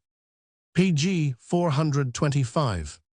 The hope of becoming more and more rational, of making ourselves more and more independent of external things, nay, of ourselves. We could not give up. The word freedom sounds so beautiful that we cannot do without it, even though it designates an error. Système de la Nature. None of us had read the book through, for we found ourselves deceived in the expectations with which we had opened it. A system of nature was announced, and therefore we hoped to learn really something of nature. Idle physics and chemistry, descriptions of heaven and earth, natural history and anatomy, with much else, had now for years, and up to the last day, constantly directed us to the great adorned world. And we would willingly have heard both particulars and generals about suns and stars, planets and moons, mountains, valleys, rivers and seas, with all that live and move in them, that in the course of this much must occur which would appear to the common man as injurious, to the clergy as dangerous, and to the state as inadmissible. We had no doubt, and we hoped that the little book had not unworthily stood the fiery ordeal. But how hollow and empty did we feel in this melancholy atheistical half-night, in which earth vanished with all its images, heaven with all its stars. There was to be a matter in motion from all eternity, and by this motion right and left, and in every direction without anything further, it was to produce the infinite phenomena of existence. Even all this we should have allowed to pass if the author, out of his moved matter, had really built up the world before our eyes. But he seemed to know as little about nature as we did, for having set up some general ideas, he quits them at once for the sake of changing that which appears as higher than nature, or as a higher nature within nature, into material heavy nature, which is moved indeed, but without direction or form, and thus he fancies he has gained a great deal. If after all this book 999 us any mischief, it was this, that we took a hearty dislike to all philosophy and especially metaphysics, and remained in that dislike, while on the other hand we threw ourselves into living knowledge, experience, action, and poetizing with all the more liveliness and passion. Thus, on the very borders of France, we had at once got PG 426 rid, and clear of everything French about us, the French way of life, we found too defined, and genteel their poetry, cold their criticism, annihilating their philosophy abstruse, and yet insufficient, so that we were on the point of resigning ourselves to rude nature, at least by way of experiment, if another influence had not for a long time prepared us for higher and freer views of the world, and intellectual enjoyments, as true as they were poetical, and swayed us first moderately and secretly, but afterwards with more and more openness and force. I need scarcely say that Shakespeare is intended, and having once said this, no more need be added. Shakespeare has been acknowledged by the Germans more by them than by other nations, perhaps even more than by his own.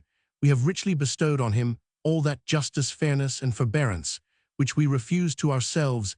Eminent men have occupied themselves in showing his talents in the most favorable light, and I have always readily subscribed to what has been said to his honor in his favor, or even by way of excuse for him.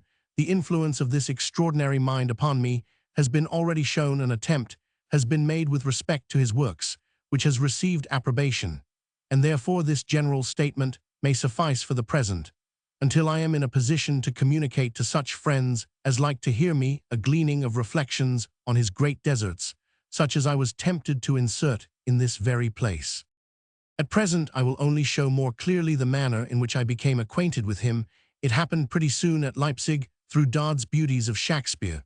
Whatever may be said against such collections, which give authors in a fragmentary form, they nevertheless produce many good effects. We are not always so collected, and so ready that we can take in a whole work, according to its merits, do we not, in a bookmark? Passages which have an immediate reference to ourselves, young people, especially who are wanting in a thorough cultivation, are laudably excited by brilliant passages, and thus I myself remember as one of the most beautiful epochs of my life, that which is characterized by the above-mentioned work, those noble peculiarities, those great sayings, those happy descriptions, those humorous traits all struck me singly and powerfully. Wieland's translation now made its appearance. It was PG 427, devoured, communicated, and recommended to friends and acquaintances. We Germans had the advantage that many important works of foreign nations were first brought over to us in an easy and cheerful fashion. Shakespeare, translated in prose, first by Wieland, afterwards by Eschenberg, was able, as a kind of reading universally intelligible and suitable to any reader, to diffuse itself speedily, and to produce a great effect. I revere the rhythm, as well as the rhyme, by which poetry first becomes poetry, but that which is really deeply and fundamentally effective effort, which is really permanent and furthering, is that which remains of the poet when it is translated into prose. Then remains the pure perfect substance of which, when absent, a dazzling exterior often contrives to make a false show, and which when present such an exterior contrives to conceal. I therefore consider prose translations more advantageous than poetical for the beginning of youthful culture. For it may be remarked that boys, to whom everything must serve as a jest, delight themselves with the sound of words and the fall of syllables, and by a sort of parodistical wantonness destroy the deep contents of the noblest work. Hence, I would have it considered whether a prose translation of Homer should not be next undertaken, though this indeed must be worthy of the degree at which German literature stands at present. I leave this and what has been already said to the consideration of our worthy pedagogues, to whom an extensive experience on this matter is most at command. I will only in favor of my proposition mention Luther's translation of the Bible, for the circumstance that this excellent man handed down a work composed in the most different styles and gave us its poetical, historical, commanding, didactic tone in our mother tongue, as if all were cast in one mold, has done more to advance religion than if he had attempted to imitate in detail the peculiarities of the original. In vain has been the subsequent endeavor to make Job the Psalms and the other lyrical books capable of affording enjoyment in their poetical form for the multitude upon whom the effect is to be produced. A plain translation always remains the best. Those critical translations which vie with the original really only seem to amuse the learned among themselves. Influence of Shakespeare. And thus in our Strasbourg society did Shakespeare translated PG 428, and in the original by fragments, and as a whole by passages, and by extracts influence us in such a manner, that as there are Bible-firm Bible-fist men, so did we gradually make ourselves firm in Shakespeare imitated. In our conversations, those virtues and defects of his time, with which he had made us so well acquainted, took the greatest delight in his quibbles 6, and by translating them, nay, with original recklessness, sought to emulate him to this, the fact that I had seized upon him above all. With great enthusiasm, did not a little contribute a happy confession, that something higher waved over me, was infectious for my friends, who all resigned themselves to this mode of thought. We did not deny the possibility of knowing such merits more closely, of comprehending them, of judging them with penetration, but this we reserved for later epochs. At present, we only wished to sympathize gladly and to imitate with spirit, and while we had so much enjoyment, we did not wish to inquire and haggle about the man who afforded it, but unconditionally to revere him. Lens. If anyone would learn immediately what was talked about and discussed in this lively society, let him read Herder's essay on Shakespeare in the part of his works upon the German manner and Art über Deutsche Art und Kunst, and also Len's remarks on the Theater Anmerkungen übers Theater, to which a translation of Love's Labor Lost was added. 7 Herder penetrates into the deepest interior of Shakespeare's nature, and exhibits it nobly. Lenz conducts himself more like an iconoclast against the traditions of the theater, and will have everything everywhere treated in Shakespeare's manner.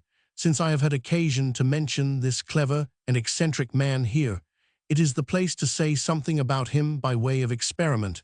I did not become acquainted with him till towards the end of my residence at Strasbourg. We saw each other seldom. His company was not mine, but we sought an opportunity of meeting and willingly communicated with each other, because, as contemporary youths, we harbored similar views. He had a small but neat figure, a charming little head to the elegant form of which his delicate, but somewhat PG 429 flat features perfectly corresponded. Blue eyes, blonde hair, in short a person, such as I have from time to time met among northern youths, a soft, and as it were cautious step, a pleasant, but not quite flowing speech, and a conduct which, fluctuating between reserve and shyness, well became a young man's. Small poems, especially his own, he read very well aloud for his turn of mind. I only know the English word whimsical, which, as the dictionary shows, comprises very many singularities under one notion. No one perhaps was more capable than he to feel and imitate the extravagances and excrescences of Shakespeare's genius. To this, the translation above mentioned bears witness. He treated his author with great freedom, was not in the least close and faithful, but he knew how to put on the armor, or rather the motley jacket of his predecessor, so very well to adapt himself with such humor to his gestures, that he was certain to obtain applause from those who were interested in such matters. The absurdities of the clowns especially constituted our whole happiness, and we praised Lenz as a favored man when he succeeded in rendering as follows the epitaph on the deer shot by the princess. Die Skone Prinzessin skas untraf. Eins jungen Hirschleins Leben. Es fiel dahin in schweren Schlaf. Und word ein Bratlein geben. Der Jagdhund Bowl ein Elzu Hirsch. So word is den ein Herschel. Dark setzt ein Ramisch Elzu Hirsch. So macht is 50 Herschel. Ich marsch 100 Hirsch draus. Schreib Herschel mit 2 Len 8. Page 430. The tendency towards the absurd, which displays itself free and unfettered in youth, but afterwards recedes more into the background, without being on that account utterly lost, was in full bloom among us, and we sought even by original jests to celebrate our great master. We were very proud when we could lay before the company something of the kind which was in any degree approved, as for instance the following on a riding master who had been hurt on a wild horse. A rider in this house you'll find. A master too is he. The two into a nosegay bind. 'Twill ridding master be. If master of the ride I wise. Full well he bears the name. But if the ride the master is, on him and his be shame nine. About such things, serious discussions were held as to whether they were worthy of the clown, or not, whether they flowed from the genuine pure fool's spring, and whether sense and understanding had at all mingled, in an unfitting and inadmissible manner. Altogether, our singular views were diffused with the greater ardor, and more persons were in a position to sympathize with them, as Lessing, in whom great confidence was placed, had properly speaking given the first signal in his dramaturgy. In a society so attuned and excited, I managed to take many a pleasant excursion into Upper Alsace, whence, however, on this very account, I brought back no particular instruction. The number of little verses which flowed from us on that occasion, and which might serve to adorn a lively description of a journey, are lost in the crossway of Malsham Abbey. We admired the painted windows in the fertile spot between Calmer PG 431 and Schlettstadt, resounded some comic hymns to Ceres, the consumption of so many fruits being circumstantially set forth and extolled, and the important question as to the free or restricted trade in them being very merrily taken up. At Ensisheim, we saw the monstrous aerolite hanging up in the church, and in accordance with the skepticism of the time, ridiculed the credulity of man, never suspecting that such airborne beings, if they were not to fall into our cornfields, were at any rate to be preserved in our cabinets. The Ortelienberg. Of a pilgrimage to the Ortelienberg, accomplished with 100, nay, 1,000 of the faithful, I still love to think here, where the foundation wall of a Roman castle still remained, a count's beautiful daughter of a pious disposition, was said to have dwelt among ruins and stony crevices near the chapel, where the wont edify themselves her well is shown, and much that is beautiful is narrated. The image which I formed of her, and her name made a deep impression upon me. I carried both about with me for a long time, until at last I endowed with them one of my later, but not less beloved daughters, who was so favorably received by pure and pious hearts.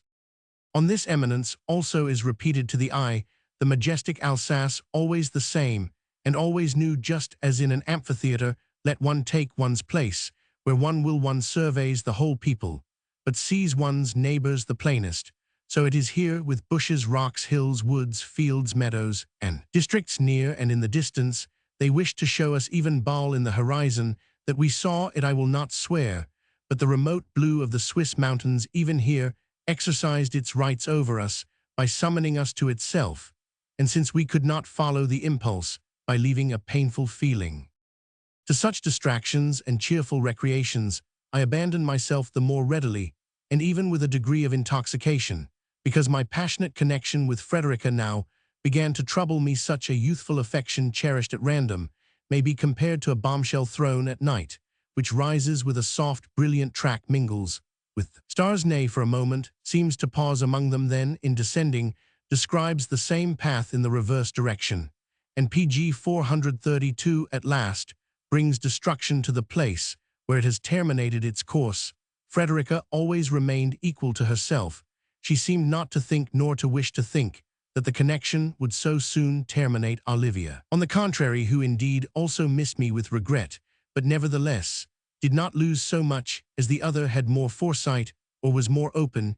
She often spoke to me about my probable departure, and sought to console herself both on her own and her sister's account. A girl who renounces a man to whom she has not denied her affections is far from being in that painful situation in which a youth finds himself who has gone so far in his declarations to a lady. He always plays a pitiful part, since a certain survey of his situation is expected of him as a growing man, and a decided levity does not suit him. The reasons of a girl who draws back always seem sufficient, those of a man of her. But how should a flattering passion allow us to foresee whither it may lead us? For even when we have quite sensibly renounced it, we cannot get rid of it. We take pleasure in the charming habit, even if this is to be in an altered manner. Thus it was with me. Although the presence of Frederica pained me, I knew of nothing more pleasant than to think of her while absent, and to converse with her. I went to see her less frequently, but our correspondence became so much the more animated. She knew how to bring before me her situation with cheerfulness, her feelings with grace, and I called her merits to mind with fervor, and with passion. Absence made me free, and my whole affection, first truly bloomed by this communication, in the distance at such moments I could quite blind myself as to the future, and was sufficiently distracted by the progress of time and of pressing business. I had hitherto made it possible to do the most various things by always taking a lively interest in what was present and belonged to the immediate moment. But towards the end, all became too much crowded together, as is always the case when one is to free oneself from a place. One more event which happened in an interval took from me the last days. I found myself in a respectable society at a country house, whence there was a noble view of the front of the minster, and the tower which rises over it. It is a pity, said someone, that the whole was not finished. And pg 433, that we have only one tower. It is just as unpleasant to me, answered I, to see this one tower not quite completed, for the 4 volutes leave off much too bluntly. There should have been upon them 4 light spires, with a higher one in the middle where the clumsy cross is standing. When I had expressed this strong opinion with my accustomed animation, a little lively man addressed me, and asked who told you so. The tower itself, I replied. I have observed it so long and so attentively, and have shown it so much affection that it at last resolved to make me this open confession. It has not misinformed you, answered he. I am the best judge of that, for I am the person officially placed over the public edifices. We still have among our archives the original sketches, which say the same thing, and which I can show to you on account of my speedy departure. I pressed him to show me this kindness as speedily as possible. He let me see the precious rolls. I soon, with the help of oiled paper, drew the spires which were wanting in the building, as executed, and regretted that I had not been sooner informed of this treasure. But this was always to be the case with me, that by looking at things and considering them, I should first attain a conception which perhaps would not have been so striking and so fruitful if it had been given ready-made. Strasbourg Minster. Amid all this pressure and confusion, I could not fail to see Frederica once more. Those were painful days, the memory of which has not remained with me.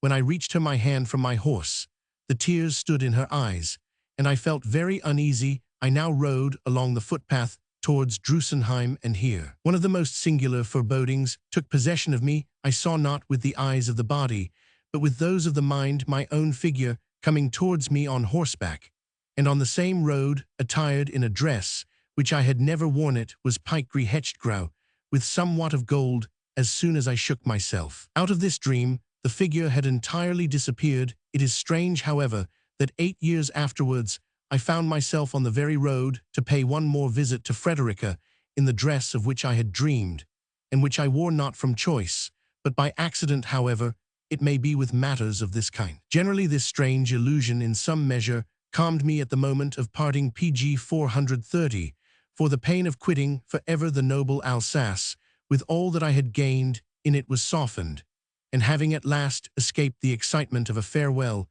I found myself on a peaceful and quiet journey, pretty well recovered. Arrived at Mannheim, I hastened with great eagerness to see the Hall of Antiquities, of which a great boast was made even at Leipzig on the occasion of Winckelmann's and Lessing's writings.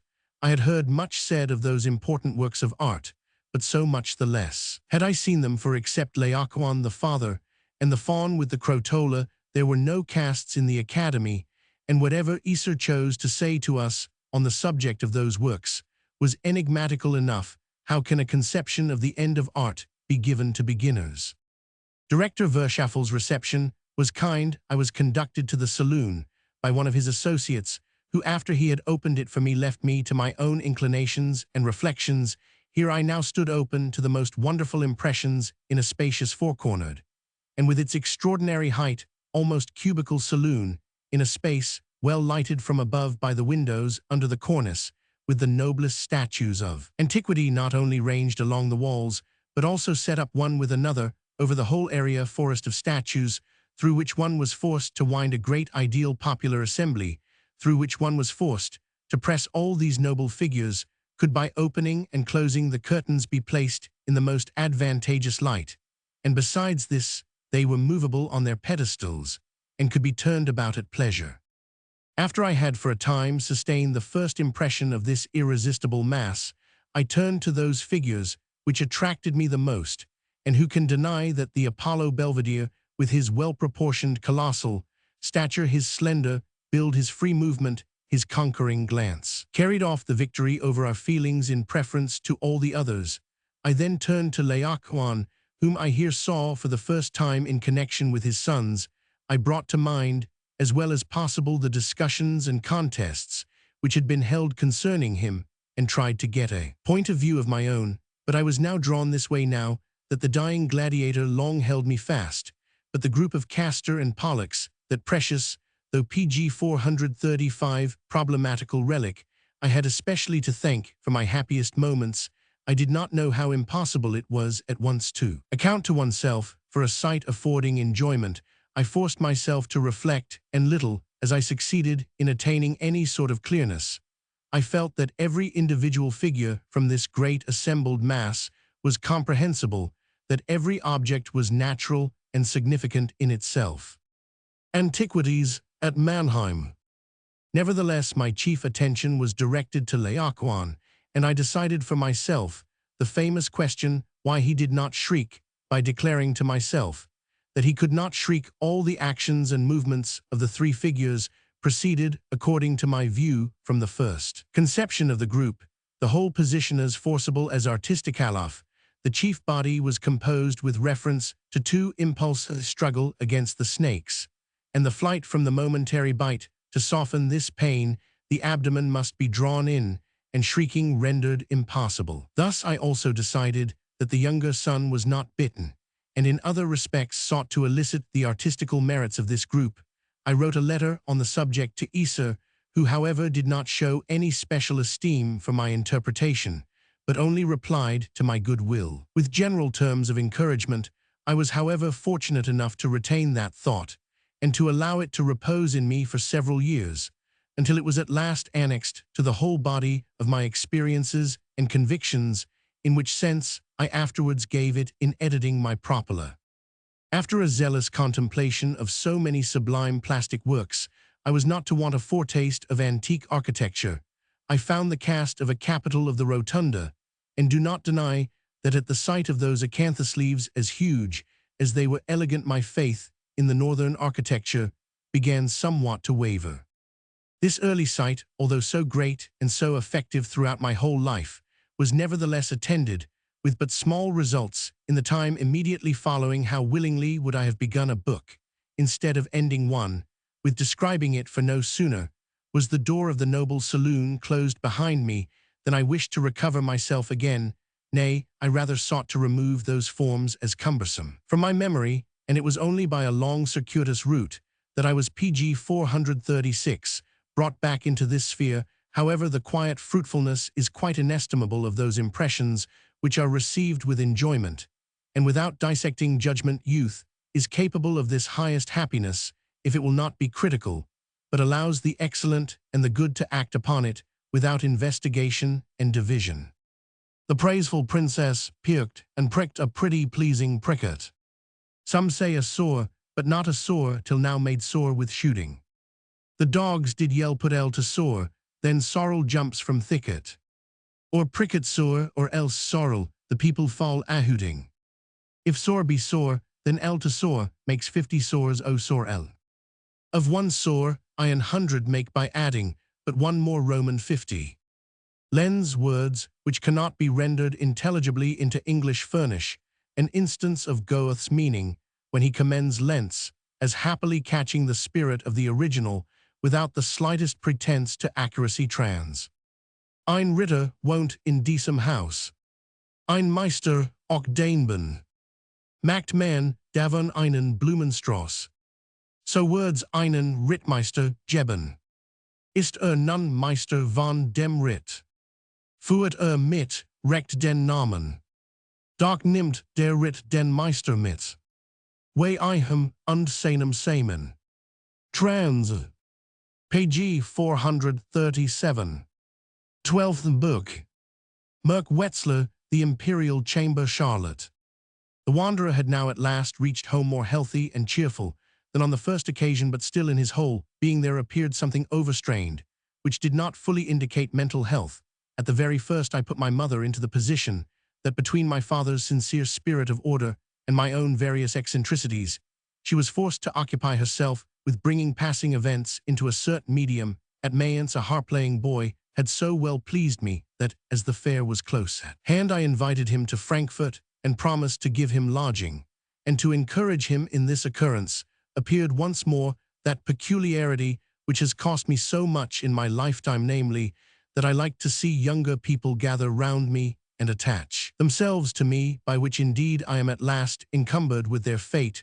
One unpleasant experience after another could not reclaim me from this innate impulse, which even at present, and in spite of the clearest conviction, threatens from time to lead me astray. My mother, clearer than myself, plainly foresaw how strange it would appear to my father if a musical fair vagabond went from such a respectable house to taverns and drinking houses to earn his bread. Hence, she provided him with board and lodging. In the neighborhood, I recommended him to my friends, and thus the lad did not fare badly. After several years, I saw him again, when he had grown taller and more clumsy, without having advanced much in his art. The good lady, well contented with this first attempt at squaring and hushing up, did not think that this art would immediately become completely necessary to her. My father, leading a contented life, amid his old tastes and occupations, was comfortable like one who, in spite of all hindrances and delays, carries out his plans. I had now gained my degree, and the first step to the further graduating course of citizen life was taken. My disputation had obtained his applause, a further examination of it, and many a preparation for a future edition, pg 438, gave him occupation. During my residence in Alsace, I had written many little poems, essays, notes on travel, and several loose sheets. He found amusement in bringing these under heads, in arranging them, and in devising their completion, and was delighted with the expectation that my hitherto insuperable dislike to see any of these things printed would soon cease. My sister had collected around her a circle of intelligent and amiable women. Without being domineering, she domineered over all, as her good understanding could overlook much, and her goodwill could often accommodate matters. Moreover, she was in the position of playing the confidant, rather than the rival of my older friends and companions. I found in Horn the unalterably true friend and cheerful associate.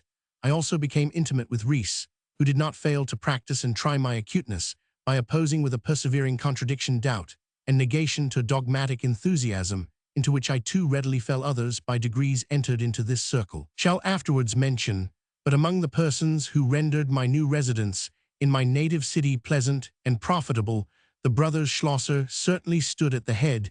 The elder Hieronymus, a profound and elegant jurist, enjoyed universal confidence. As counselor, his favorite abode was amongst his books and papers, in rooms where the greatest order prevailed. There I have never found him otherwise than cheerful and sympathizing in a larger society. Also, he showed himself agreeable and entertaining, for his mind, by extensive reading, was adorned with all the beauty of antiquity.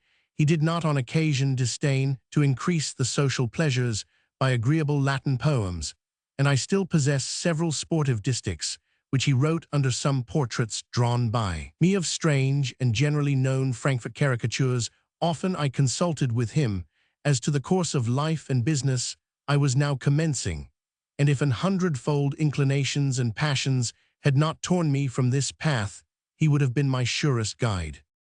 Nearer to me in point of age was his brother George, who had again returned from Treptow from the service of the Duke Eugene of Württemberg.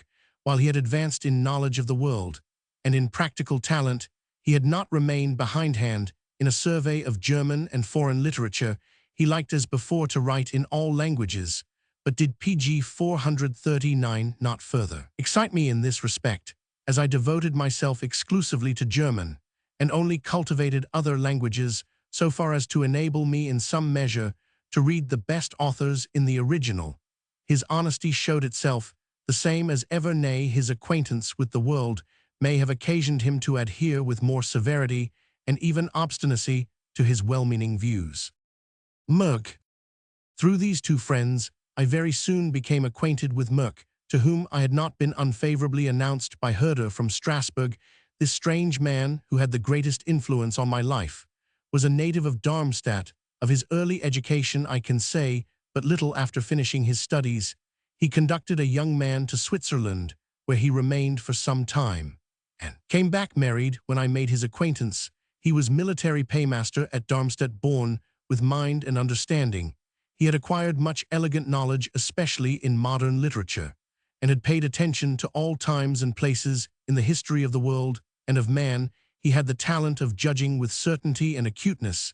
He was prized as a thorough, decisive man of business and a ready accountant. With ease, he gained an entrance everywhere as a very pleasant companion for those to whom he had not rendered himself formidable by sarcasms. His figure was long and lean, a sharp, prominent nose, was remarkable light blue, perhaps gray eyes, gave something tiger-like to his glance, which wandered attentively here and there. Lavater's physiognomy has preserved his profile for us in his character.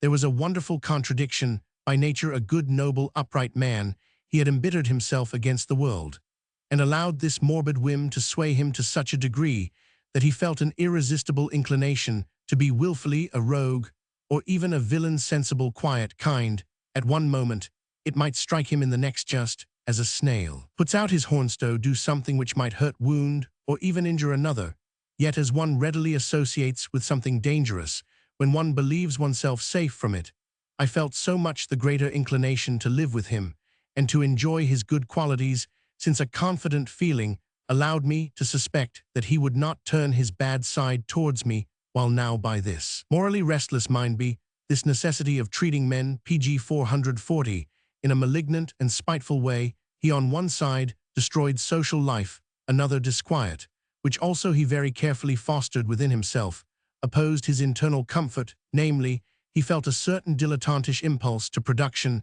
in which he indulged the more readily, as he expressed himself easily and happily in prose and verse, and might well venture to play a part among the beaux esprits of the time. I myself still possess poetical epistles full of uncommon boldness, force, and swift like gall, which are highly remarkable from their original views of persons and things, but are at the same time written with such wounding power that I could not publish them even at present, but must either destroy them or preserve them for posterity as striking documents of the secret discord in our literature. However, the fact that in all his labors he went to work negatively and destructively was unpleasant to himself, and he often declared that he envied me that innocent love of setting forth a subject which arose from the pleasure I took both in the original and the imitation.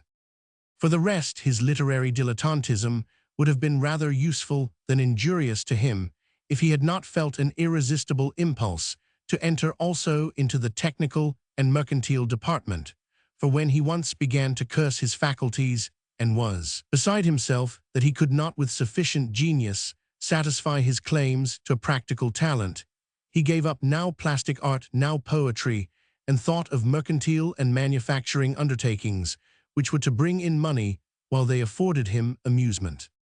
In Darmstadt, there was besides a society of very cultivated men, Privy Councillor von Hesse, Minister of the Landgrave, Professor Petersen, Rector Wenck, and others were the naturalized persons whose worth attracted by turns many neighbors from other parts, and many travelers through the city. The wife of the Privy Councillor and her sister Demoiselle Flachsland were ladies of uncommon merit and talents, the latter, who was betrothed to Herder, being doubly interesting from her own qualities and her attachment to so excellent a man.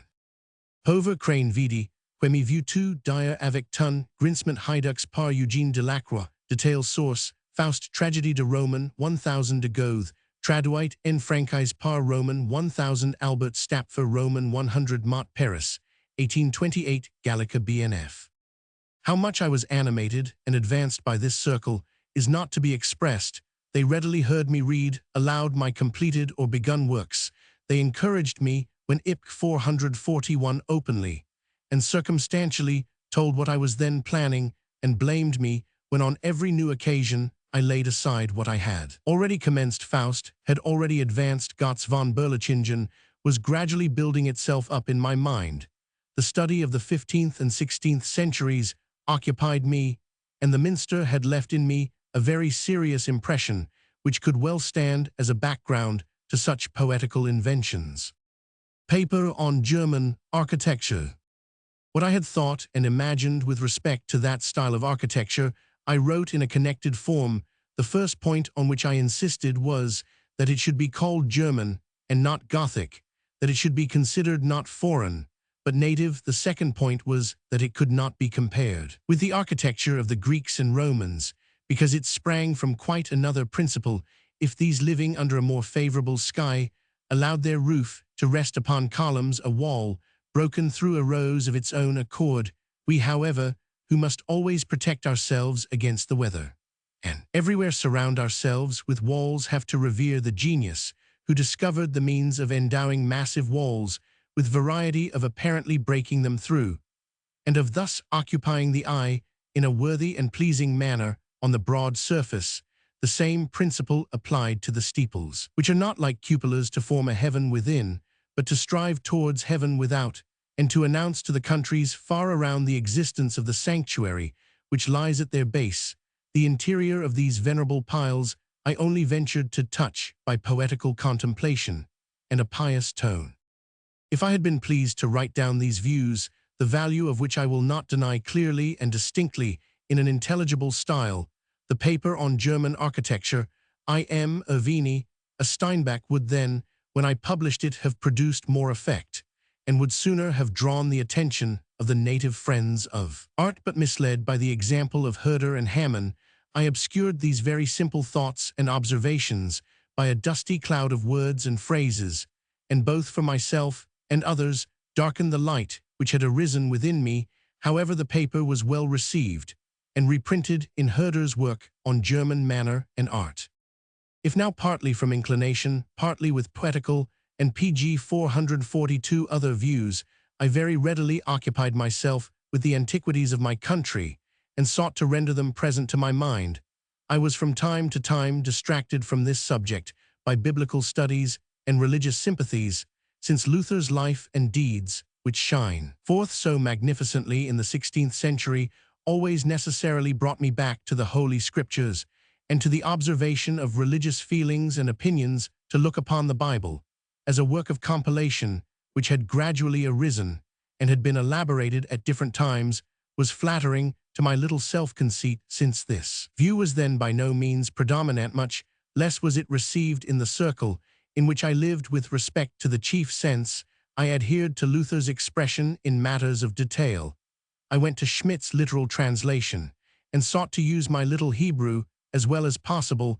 That there are contradictions in the Bible, no one will now deny. These they sought to reconcile by laying down the plainest passage as a foundation, and endeavoring to assimilate to that those that were contradictory and less clear. I, on the contrary, wished to find out by examination what passage best expressed the sense of the matter. To this I adhered, and rejected the rest as interpolated. For a fundamental opinion had already confirmed itself in me without my being able to say whether it had been imparted to me, or had been excited in me, or had arisen from my own reflection. It was this, that in anything which is handed down to us, especially in writing, the real point is the ground, the interior, the sense, the tendency of the work, that here lies the original, the divine, the effective, the intact, the indestructible, and that no time, no external operation or condition can in any degree affect this internal primeval nature, at least no more than the sickness of the body affects a well-cultivated soul. Thus, according to my view, the language, the dialect, the peculiarity, the style, and finally, the writing were to be regarded as the body of every work of mind. This body, although nearly enough akin to the internal, was yet exposed to deterioration and corruption, as indeed altogether no tradition can be given quite pure according to its nature, nor indeed, if one were given pure, could it be perfectly intelligible at every following period. The former, on account of the insufficiency of the pg 443 organs, through which the tradition is madeth. Latter, on account of the difference of time and placebut, specially the diversify of human capacities and modes of thought, for which reason the interpreters themselves never agree.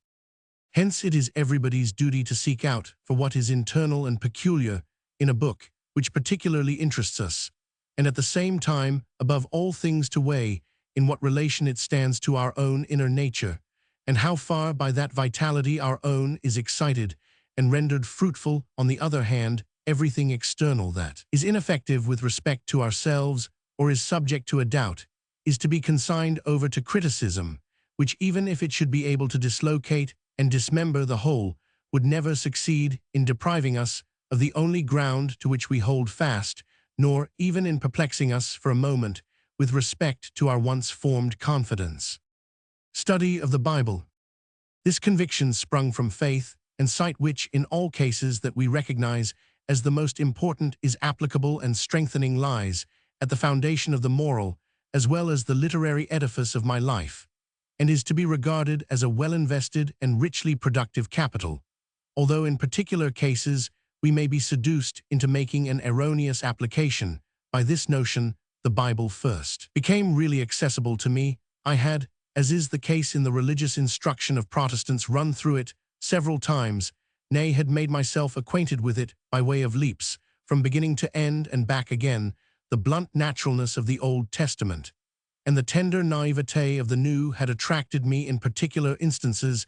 As a whole, indeed, it never properly appealed to me, but now the diverse characters of the different books no more perplexed me. I knew how to represent to myself their significance faithfully and in proper order, and had too much feeling for the book to be ever able to do without it. By this very side of feeling, I was protected against all scoffing.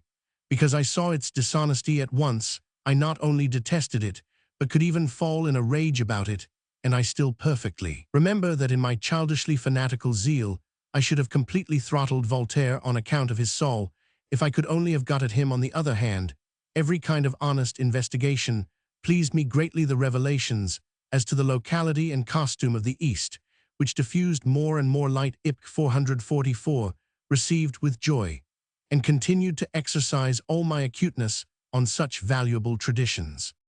It is known that at an earlier period I sought to initiate myself into the situation of the world as described to us by the first book of Moses, as I now thought to proceed stepwise, and in proper order I seized after a long interruption on the second book.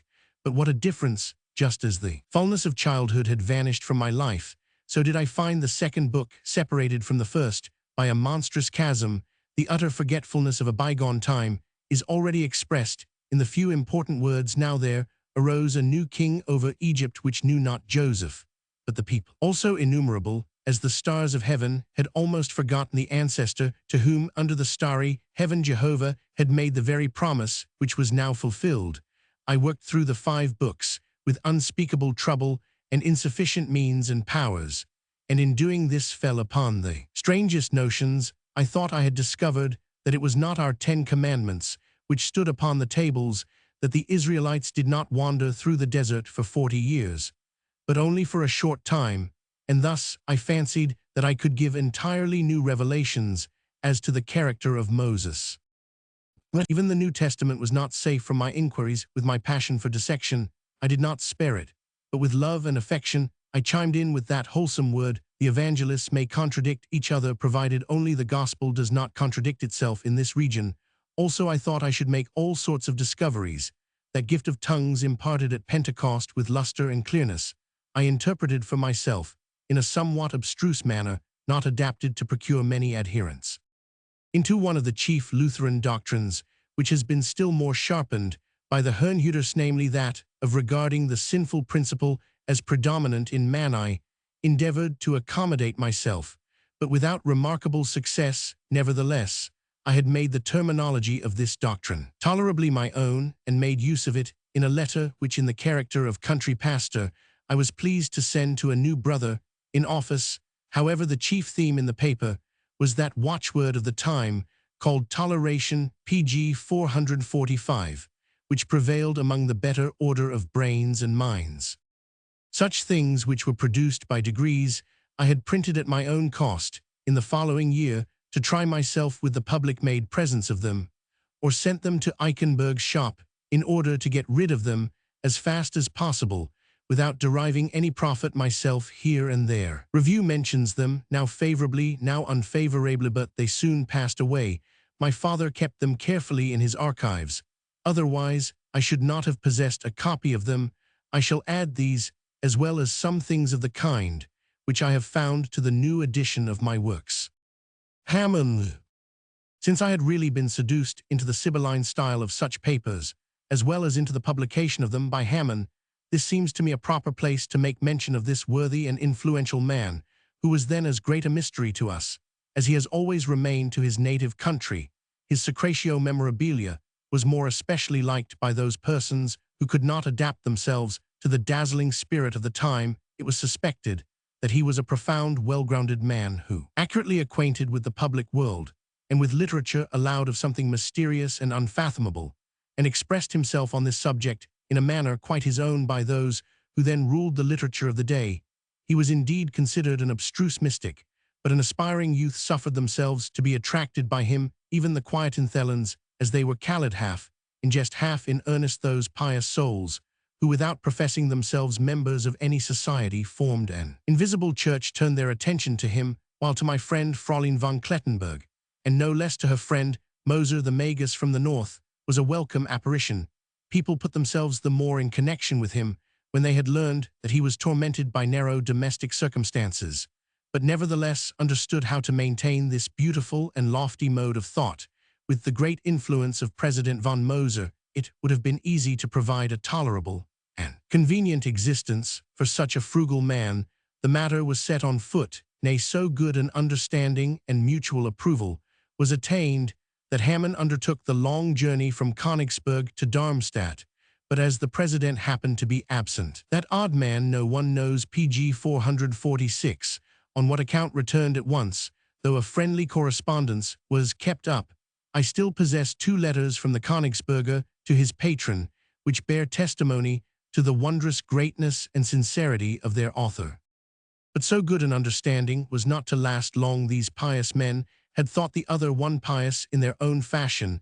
They had treated him with reverence as the Magus of the North, and thought that he would continue to exhibit himself with a reverend demeanor.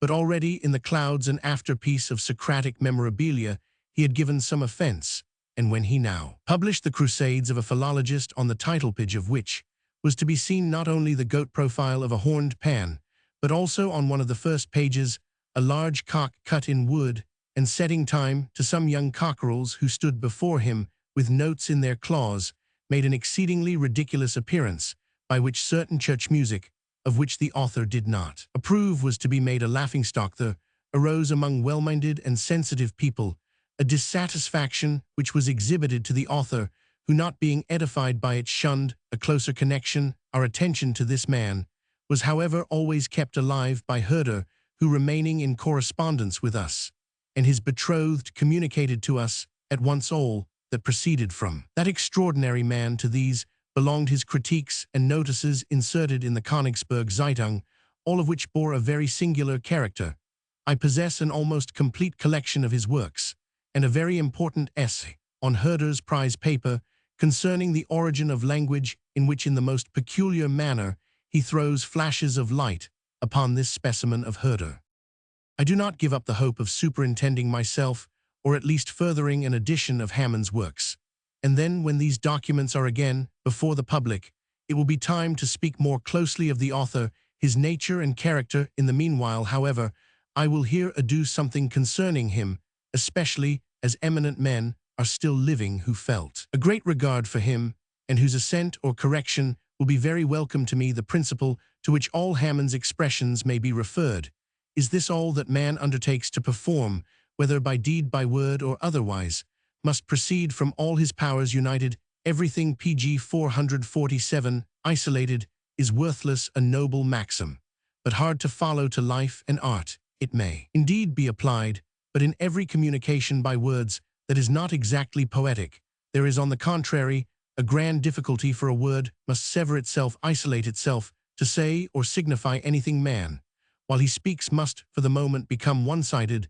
There is no communication, no instruction, without severing. Now, since Hamann once for all opposed this separation, and because he felt, imagined, and thought in unity, chose to speak in unity likewise, and to require the same of others, he came into opposition with his own style, and with all that others produced, to produce the impossible.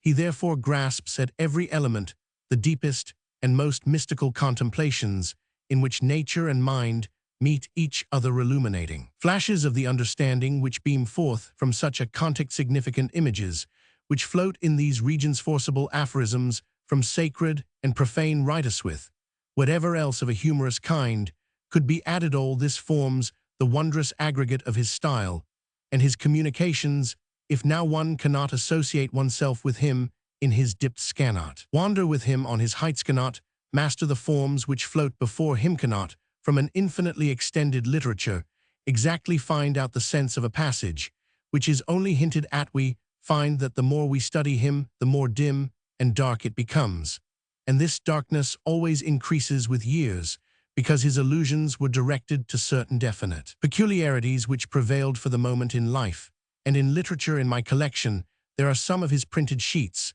where he has cited with his own hand in the margin the passages to which his hints refer. If one opens them, there is again a sort of equivocal double light, which appears to us highly agreeable, only one must completely renounce what is ordinarily called understanding. Such leaves merit to be called sibylline for this reason, that one cannot consider them in and for themselves, but must wait for an opportunity to seek refuge with their oracles. Every time that one opens them, one fancies one has found something new, because the sense which abides in every passage touches and excites us in a curious manner. Personally, I never saw him, nor did I hold any immediate communication with him by means of letters. It seems to pg 448 me that he was extremely clear in the relations of life and friendship, and that he had a correct feeling for the positions of persons among each other.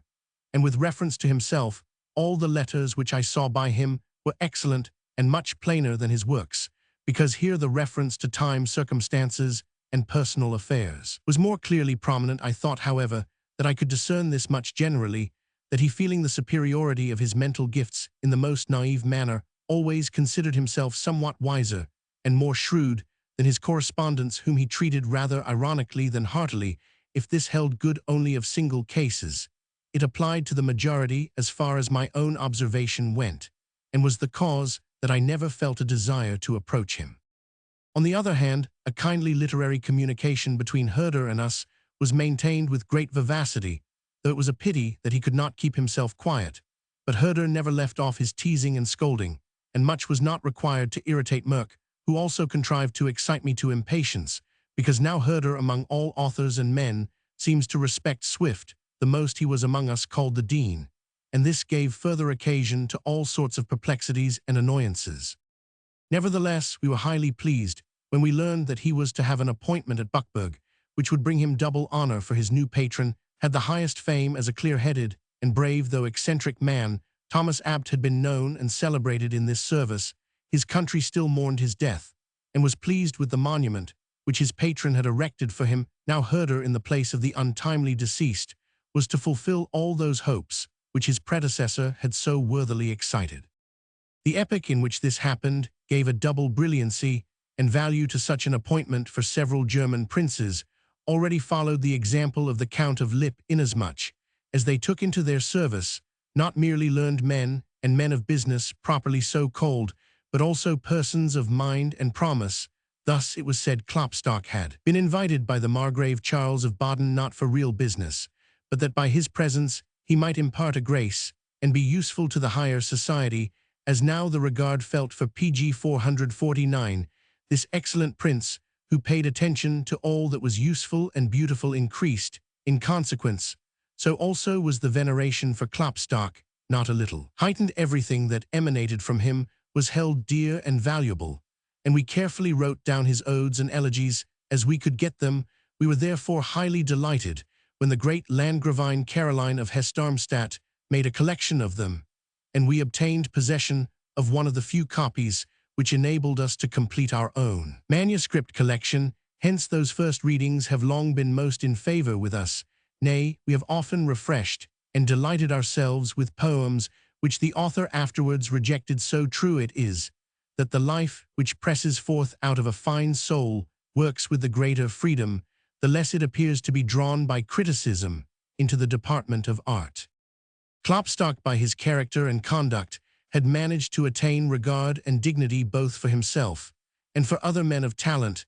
Now they were also, if possible, to be indebted to him for the security and improvement of their domestic condition, for the book trade in the previous period had more to do with important scientific books belonging to the different faculties with stockworks, for which a moderate remuneration was paid, but the production of poetical works was looked upon as something sacred, and in this case, the acceptance or increase of any remuneration would have been regarded almost as simony. Authors and publishers stood in the strangest reciprocal position.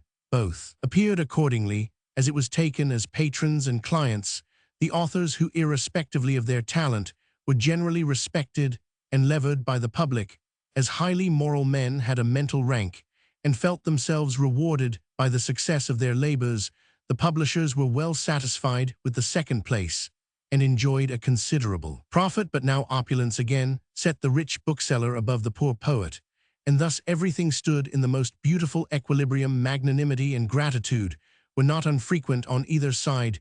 Breitkopf and Goethe lived all their lives as inmates of the same house. Stinginess and meanness, especially that of piracy, were not yet in vogue. Commotion in the book trade. Nevertheless, a general commotion had arisen among the German authors. They compared their own very moderate, if PG 450, not poor condition, with the wealth of the eminent booksellers.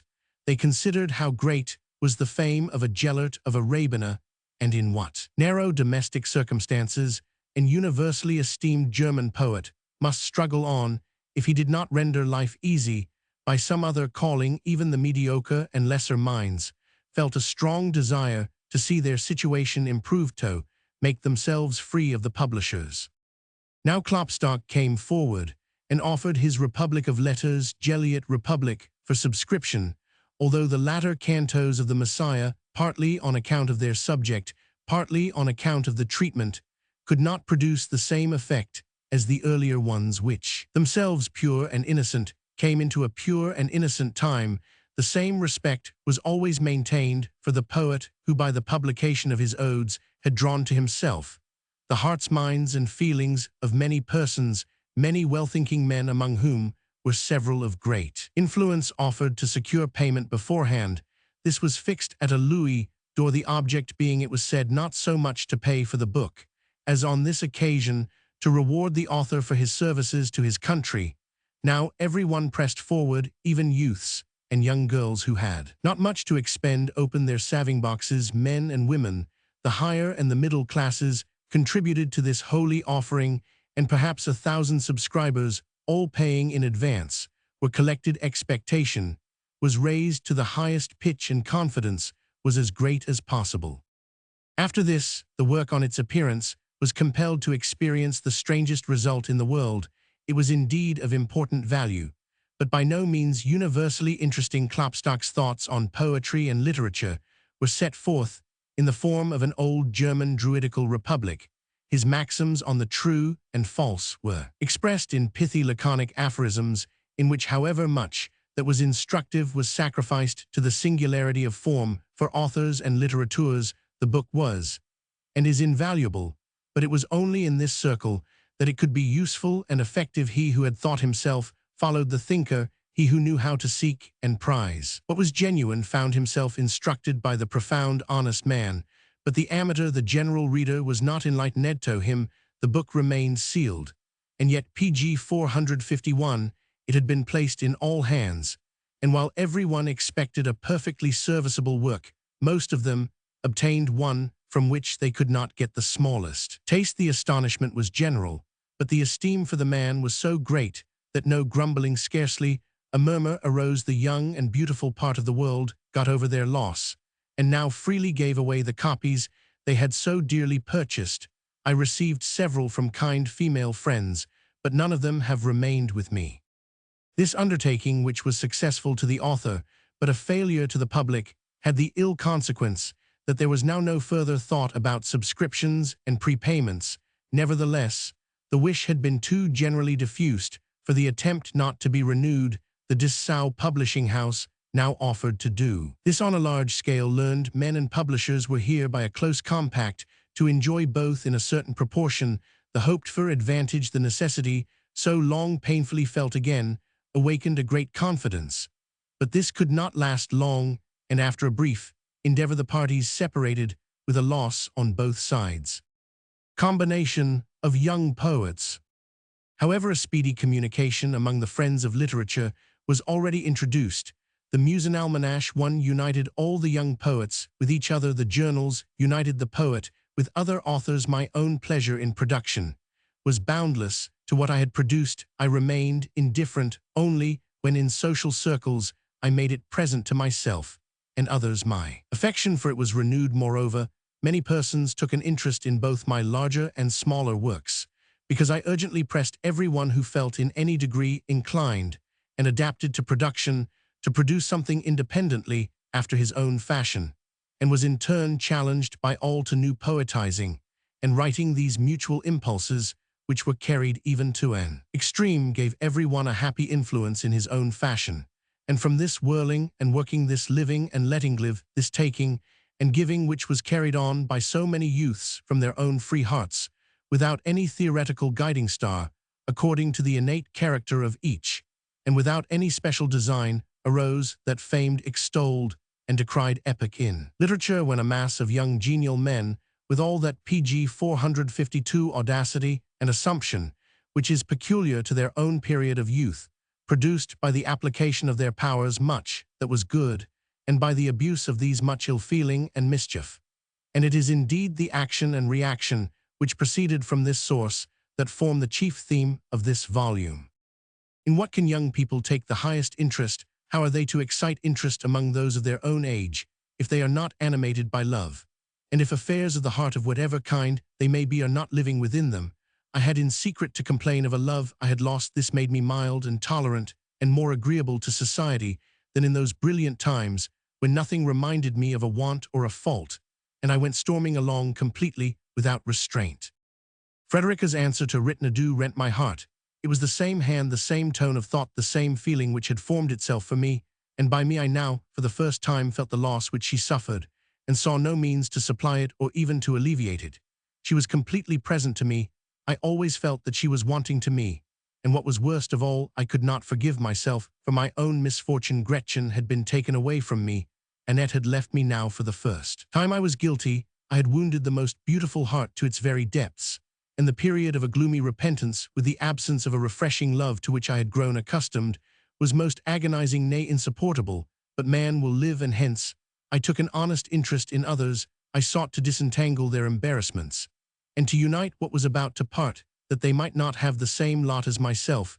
They were hence accustomed to call me the confidant, and on account of wandering about the district, the wanderer, in producing that calm for my mind, which I felt under the open sky, in the valleys, on the heights, in the fields, and in the woods. The situation of Frankfurt was serviceable, as it lay in the middle between Darmstadt and Hamburg, two pleasant places, which are on good terms with each other. Through the relationship of both courts, I accustomed myself to live on the road, and like a messenger to wander about between the mountains and the flat country. Often I went alone, or pg 453, in company, through my native city, as if it did not at all concern me. Dined at one of the great inns in the High Street, and after dinner went further on my way. More than ever was I directed to the open world, and to free nature. On my way I sang to myself strange hymns and dithyrambics, of which one entitled The Wanderer's Storm Song. Wanderer's Sturmlied still remains this Hafnen sense.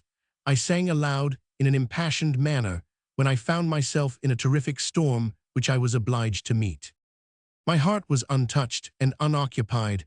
I conscientiously avoided all closer connection with ladies, and thus it remained concealed from me that, inattentive and unconscious as I was, an amiable spirit was secretly hovering round me. It was not until many years afterwards, nay, until after her death, that I learned of her secret heavenly love in a manner that necessarily overwhelmed me. But I was innocent, and could purely and honestly pity an innocent being. Nay, I could do this the more as the discovery occurred at an epoch when, completely without passion, I had the happiness of living for myself and my own intellectual inclinations. At the time when I was pained by my grief at Frederica's situation, I again, after my old fashion, sought aid from poetry. I again continued the poetical confession which I had commenced, that by this self-tormenting penance I might be worthy of an internal absolution. The two Marias in Gotz von Berlichingen and Clavigo, and the two bad characters who play the part of their lovers, may have been the results of such penitent reflections. Scathing. But as in youth one soon overcomes mental wounds and diseases, because a healthy system of organic life can rise up for a sick one and allow it time to grow healthy again. Corporeal exercises, on many a favorable opportunity, came forward with very advantageous effect, and I was excited in many ways to man myself afresh, and to seek new pleasures of life and enjoyments. Riding gradually took the place of those sauntering, melancholy, toilsome, and at the same time tedious and aimless rambles on foot. One reached one's end more quickly, merrily, and commodiously. The young people again introduced fencing, but in particular on the setting in of winter, a new world was revealed to us, since I at once determined to Scatean exercise, which I had never attempted, and, in a short time, by practice, reflection, and pg 454 perseverance, brought it as far as was necessary to enjoy with others a gay animated course on the ice, without wishing to distinguish myself. For this new joyous activity, we were also indebted to Klopstock. His enthusiasm for this happy species of motion, which private accounts confirmed, while his odes gave an undeniable evidence of it. I still exactly remember that on a cheerful frosty morning I sprang out of bed and uttered aloud these passages. Already glad with feeling of health, far down along the shore I have whitened the covering crystal. How does the winter's advancing day softly illumine the lake the night has cast, the glittering frost like stars upon it. My hesitating and wavering resolution was fixed at once, and I flew straight to the place where so old a beginner might, with some degree of propriety, make his first trial, and indeed this manifestation of our strength well deserved to be commended by Klopstock, for it is an exercise which brings us into contact with the freshest childhood, summons the youth to the full enjoyment of his suppleness, and is fitted to keep off a stagnant old age. We were immoderately addicted to this pleasure. To pass thus a splendid Sunday on the ice did not satisfy us. We continued our movement late into the night, for as other exertions fatigue the body, so does this give it a constantly new power. The full moon, rising from the clouds over the wide nocturnal meadows, which were frozen into fields of ice, the night breeze which rustled towards us on our course, the solemn thunder of the ice, which sank as the water decreased, the strange echo of our own movements, rendered the scenes of Ossian just present to our minds. Now this friend now, that uttered an ode of Klopstock's in a declamatory recitative, and if we found ourselves together at dawn, the unfeigned praise of the author of our joys broke forth. And should he not be immortal, who found for us health and joys, which the horse, though bold in his course, never gave, and which even the bull is without? Such gratitude is earned by a man who knows how to honor and worthily to extend an earthly act by spiritual incitement. Pg 455. And thus, as children of talent, whose mental gifts have at an early period been cultivated to an extraordinary degree, return, if they can, to the simplest sports of youth, did we too often forget our calling to more serious things. Nevertheless, this very motion, so often carried on in solitude, as agreeable soaring in undetermined space again, excited many of my internal wants, which had for a time lain dormant, and I have been indebted to such hours for a more speedy elaboration of older plans. The darker ages of German history had always occupied my desire for knowledge and my imagination. The thought of dramatizing Götz von Berlichingen, with all the circumstances of his time, was one which I much liked and valued. I industriously read the chief authors to Das Werk de Pace Publica. I devoted all my attention. I had sedulously studied it through, and rendered those singular details as visible to me as possible. These endeavors, which were directed to moral and poetical ends, I could also use in another direction, and I was now to visit Wetzlar. I had sufficient historical preparation for the imperial chamber, had arisen in consequence of the public tranquility, and its history could serve as an important clue through the confused events of Germany. Indeed, the constitution of the courts and armies gives the most accurate insight into the constitution of every empire. Even the finances, the influence of which are considered so important, come much less under consideration, For if the whole is deficient, it is only necessary to take from the individual what he has laboriously scraped together, and thus the state is always sufficiently rich. What occurred to me at Wetzlar is of no great importance, but it may inspire a greater interest if the reader will not disdain a cursory history of the imperial chamber, in order to render present to his mind the unfavorable moment at which I arrived there. History of the imperial chamber. The lords of the earth are such principally because they can assemble around them in war the bravest and most resolute, and in peace the wisest and most just. Even to the state of a German emperor belonged a court of this kind, which always accompanied him in his expeditions through the empire, but neither this precaution nor the Suabian law, which prevailed in the south of Germany, nor the Saxon PG 456 law, which prevailed in the north, neither the judges appointed to maintain them, nor the decisions of the peers of the contending parties, neither the umpires recognized by agreement, nor friendly compacts instituted by the clergy. Nothing, in short, could quiet that excited chivalric spirit of feuds which had been roused, fostered, and made a custom among the Germans by internal discord, by foreign campaigns, by the Crusades especially, and even by judicial usages to the emperor, as well as to the powerful estates. These squabbles were extremely annoying, while through them the less powerful became troublesome to each other, and if they combined to the great, also all outward strength was paralyzed, while internal order was destroyed. And besides this, a great part of the country was still encumbered with the Weimgericht of the horrors, of which a notion may be formed if we think that it degenerated into a secret police, which at last even fell into the hands of private persons. Many attempts to steer against these evils had been made in vain, until at last the estates urgently proposed a court formed from among themselves. This proposal, well-meant as it might have been, nevertheless indicated an extension of the privileges of the estates and a limitation of the imperial power under Frederick Roman III.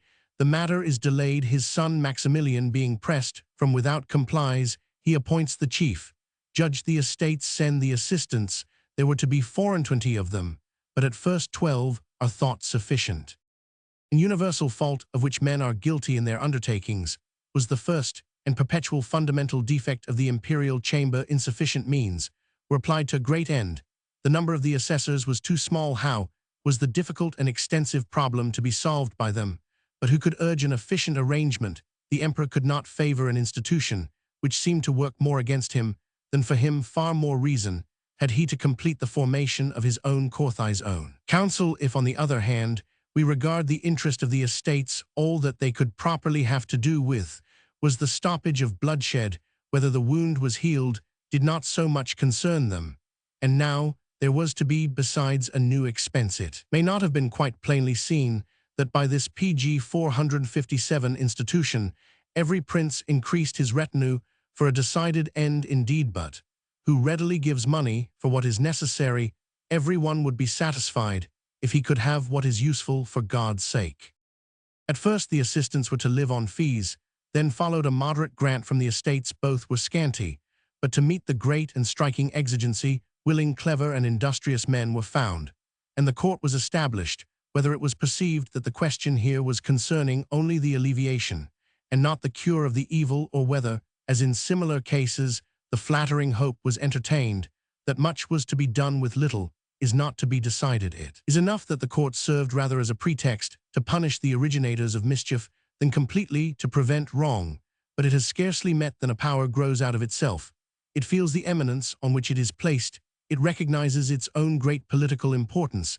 It now endeavors by a striking activity to acquire for itself a more decided respect. They briskly got through what can and must be rapidly dispatched, what can be decided at the moment, or what can otherwise be easily judged, and thus throughout the empire they appear effective and dignified. On the other hand, matters of weightier import, the lawsuits properly so called, remained behindhand. And this was no misfortune. The only concern of the state is that possession shall be certain and secure. Whether it is also legal is of less consequence. Hence, from the monstrous and ever-swelling number of delayed suits, no mischief arose to the empire against people who employed force. Provision was already made, and with such matters could be settled. But those, on the other hand, who legally disputed about possession, lived, enjoyed, or starved, as they died, were ruined, or made it up. But all this was the good or evil of individual families. The empire was gradually tranquilized, for the imperial chamber was endowed with a legal club law against the disobedient. Had it been able to hurl the bolt of excommunication, this would have been more effective. But now, what with the sometimes increased, sometimes diminished number of assessors, what with the many interruptions, what with the removal of the court from one place to another, these arrears, these records, necessarily increased pg 458 to an infinite extent. Now, in the distress of war, a part of the archives was sent for safety from Speyer to Aschaffenburg, a part to Worms. The third fell into the hands of the French, who thought they had gained the state archives, but would afterwards have been glad to get rid of such a chaos of paper if anyone would but have furnished the carriages. During the negotiations for the Peace of Westphalia, the chosen men who were assembled plainly saw what sort of a lever was required to move from its place.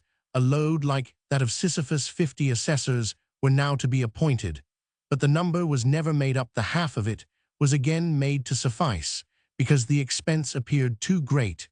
But if the parties interested had all seen their advantage in the matter, the whole might well have been afforded to pay 25 assessors. About 100,000 florins gulden were required, and how easily could double that amount have been raised in Germany? The proposition to endow the imperial chamber with confiscated church property could not pass, for how could the two religious parties agree to such a sacrifice? The Catholics were not willing to lose any more, and the Protestants wished to employ what they had gained each for his own private ends.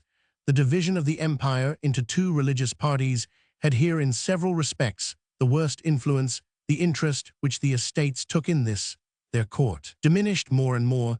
The more powerful wished to free themselves from the confederation licenses, exempting their possessor from being prosecuted before any higher tribunal were sought with more and more eagerness. The greater kept back with their payments, while the lesser, who moreover believed themselves wronged in the estimates, delayed as long as they could. How difficult was it, therefore, to raise the supplies necessary for payment? Hence arose a new occupation, a new loss of time for the chamber. Previously, the so-called annual visitations had taken care of this matter. Princes in person, or their counselors, went only for months or weeks to the place of the court, examined the state of the treasury, investigated the arrears, and undertook to get them in at the same time. If anything was about to create an impediment in the course of law or the court, or any abuse to creep in, they were authorized to provide a remedy. The faults of the institution, they pg 459, were to discover and remove, but it was not till afterwards that the investigation and punishment of the personal crimes of its members became a part of their duty. But because parties engaged in litigation always like to extend their hopes a moment longer, and on this account always seek and appeal to higher authorities, so did these visitators become a court of revision, from which at first, in determined manifest cases, persons hoped to find restitution, but at last in all cases delay and perpetuation of the controversy, to which the appeal to the imperial diet and the endeavor of the two religious parties, if not to outweigh each other, at any rate to preserve an equilibrium, contributed their part. But if one considers what this court might have been without such obstacles, without such disturbing and destructive conditions, one cannot imagine it remarkable and important enough. Had it been supplied at the beginning with a sufficient number of persons, had a sufficient support been secured to them, the monstrous influence which this body might have attained, considering the aptness of the Germans, would have been immeasurable. The honorable title of Amphictyons, which was only bestowed on them oratorically, they would actually have deserved. Nay, they might have elevated themselves into an intermediate power, while revered by the head and the members.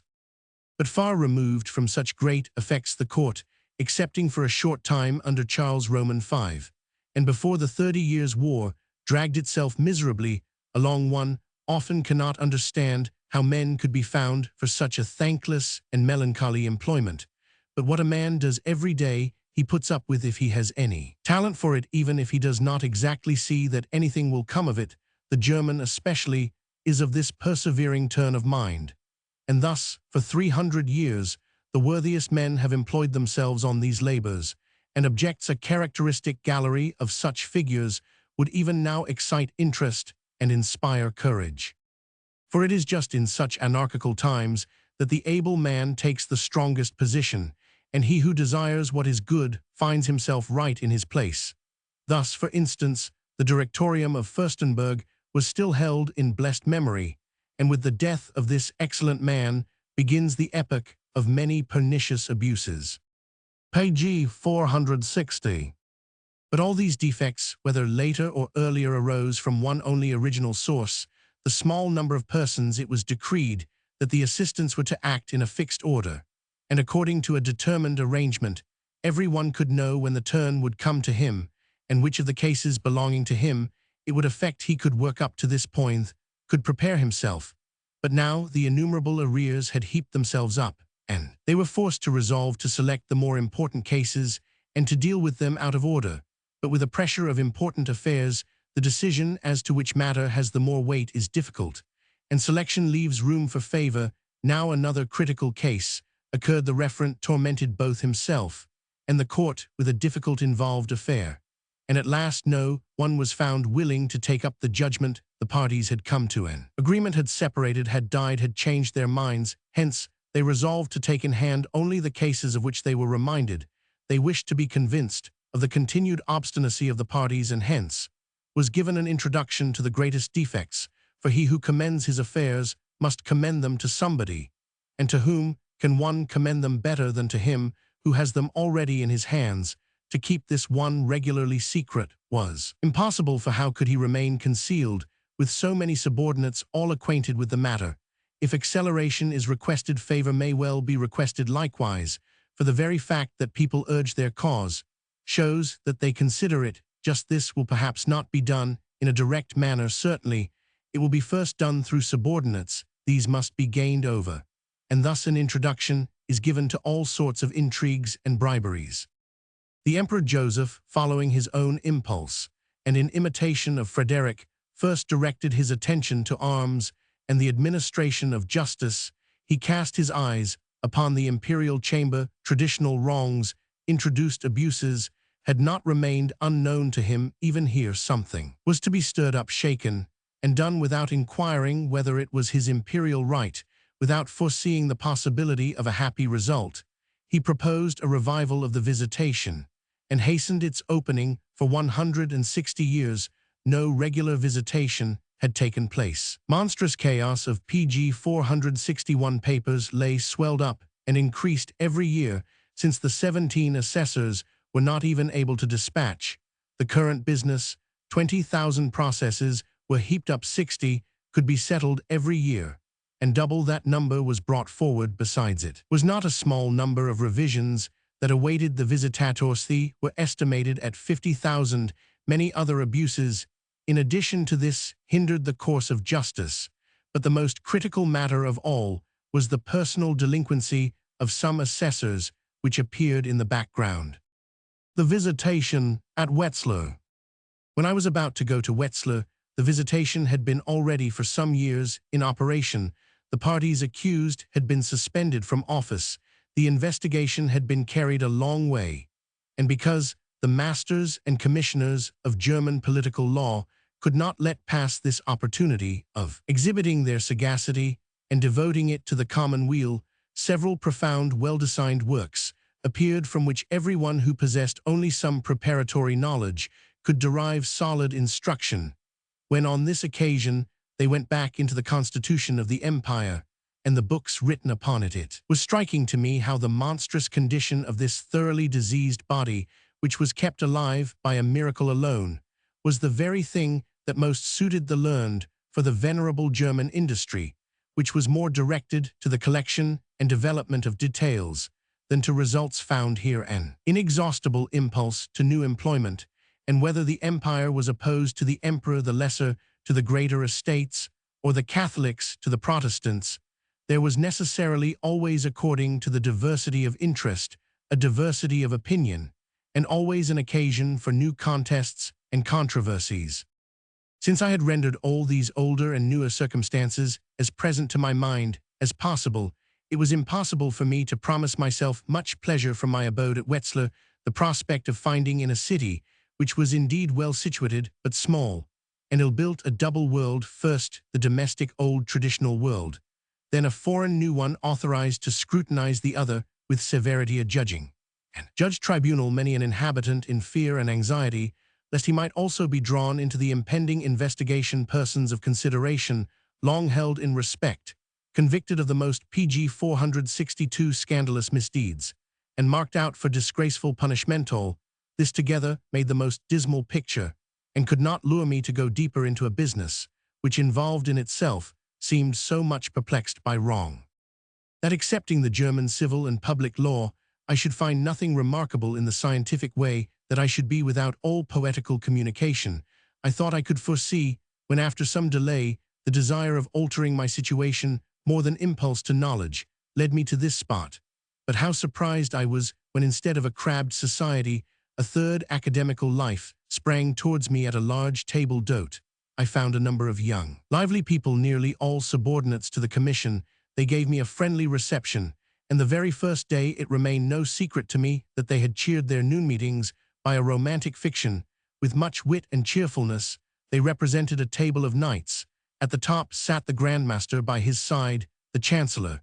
Then the most important officers of the state now followed the knights, according to their seniority. Strangers, on the other hand, who visited, were forced to be content with the lowest places, and to these the conversation was almost unintelligible, because the language of the society, in addition to the chivalric expressions, was enriched with many allusions to every one. A name with an epithet was assigned me. They called Gotz von Berlichingen, the honest. The former I earned by the attention to the gallant German patriarch, the latter by my upright affection, devotion for the eminent men with whom I became acquainted. To the Count von Kielmansegg I was much indebted during this residence. He was the most serious of all, highly clever, and to be relied on. There was von Gau, a man hard to be deciphered, and described a blunt, kind, quietly reserved Hanoverian figure. He was not wanting in talent of various kinds. It was conjectured concerning him that he was a natural son. He loved, besides, a certain mysterious deportment, and concealed his most peculiar wishes and plans under various eccentricities, as indeed he was, properly speaking, the very soul of the odd confederation of knights, without having striven to attain the post of Grandmaster. On the contrary, when just at this time the head of the knighthood departed, he caused another to be elected, and through him exercised his influence. Thus he managed so to PG 463 direct several little trifles that they appeared of importance and could be carried out in mythical forms, but with all this no serious purpose could be remarked in him. He was only concerned to get rid of the tedium which he and his colleagues during their protracted occupation necessarily felt, and to fill up the empty space, if only with cobwebs. For the rest, this mythical caricature was carried on with great external seriousness, and no one found it ridiculous if a certain mill was treated as a castle, and the miller as lord of the fortress, if the Four Sons of Haman was declared a canonical book, and on the occasion of ceremonies extracts from it were read with veneration. The dubbing of knights took place with traditional symbols borrowed from several orders of knighthood. A chief motive for jest was the fact that what was manifest was treated as a secret. The affair was carried on publicly, and yet nothing was to be said about it. The list of the whole body of knights was printed with as much importance as a calendar of the imperial diet, and if families ventured to scoff at this, and to declare the whole matter absurd and ridiculous, they were punished by an intrigue being carried on until a solemn husband or near relation was induced to join the company and to be dubbed a knight, for then there was a splendid burst of malicious joy at the annoyance of the connections. Whimsical societies at Wetzlar. Into this chivalric state of existence, another strange order had insinuated itself, which was to be philosophical and mystical, and had no name of its own. The first degree was called the transition, the second, the transitions transition, the third, the transitions transition to the transition, and the fourth, the transitions transition to the transitions transition. To interpret the high sense of this series of degrees was now the duty of the initiated, and this was done according to the standard of a little printed book, in which these strange words were explained, or rather amplified, in a manner still more strange. Occupation with these things was the most desirable pastime. The folly of Behrisch and the perversity of Lentz seemed here to have united themselves. I only repeat that not a trace of purpose was to be found behind these veils. Although I very readily took part in such fooleries, had first brought into order the extracts from the Four Sons of Haman pg 464, made proposals, how they should be read on feasts and solemn occasions, and even understood how to deliver them myself, with great emphasis. I had nevertheless grown weary of such things before, and therefore, as I missed my Frankfurt and Darmstadt circles, I was highly pleased to have found Goethe, who attached himself to me with honest affection, and to whom I showed in return hearty goodwill. His turn of mind was delicate, clear, and cheerful. His talents were practiced and well regulated. He aimed at French elegance, and was pleased with that part of English literature which is occupied with moral and agreeable subjects. We passed together many pleasant hours, in which we communicated to each other our knowledge, plans, and inclinations. He excited me to many little works, especially as being in connection with the people of Göttingen, he desired some of my poems for Boy's Almanac. I thus came into contact with those who, young and hill of talent, held themselves together, and afterwards affected so much, and in such various ways. The two Counts Stahlberg, Voss Holti, and others were assembled in faith and spirit around Klopstock, whose influence extended in every direction in such a poetical circle, which more and more extended itself, was developed at the same time with such manifold poetical merits. Another turn of mind, to which I can give no exactly proper name, it might be called the need of independence, which always arises in time of peace, and exactly, when properly speaking, one is not dependent. In war we bear the rude force, as well as we can. We feel ourselves physically and economically, but not morally wounded. The constraint shames no one, and it is no disgraceful service to serve the time we accustom ourselves to suffer from foes and friends. We have wishes, but no particular views. In peace, on the contrary, man's love of freedom becomes more and more prominent, and the more free one is, the more free one wishes to be. We will not tolerate anything over us. We will not be restrained. No one shall be restrained. And this tender, nay morbid feeling appears in noble souls under the form of justice. This spirit and feeling then showed itself everywhere, and just because few were oppressed, it was wished to free even these from temporary oppression. And thus arose a certain moral feud, a mixture of individuals with the government pg 465, which with laudable beginnings led to inevitably unfortunate results. Difficulty of German patriotism. Voltaire, by the protection which he had bestowed on the family of Collers, had excited great attention, and made himself respected in Germany. The attempt of Lavater against the Landvogt sheriff of the province had been almost more striking and important. The aesthetic feeling, united with youthful courage, strove forward, and as shortly before persons had studied to obtain offices, they now began to act as overlookers of those in office. And the time was near when the dramatist and novelist loved best to seek their villains among ministers and official persons. Hence arose a world half real, half imaginary of action and reaction, in which we afterwards lived to see the most violent imputations and instigations, which the writers of periodical publications and journals, with a sort of passion, allowed themselves under the garb of justice, and went to work the more irresistibly, as they made the public believe that it was itself the true tribunal. A foolish notion, as no public has an executive power, and in dismembered Germany public opinion neither benefited nor injured anyone.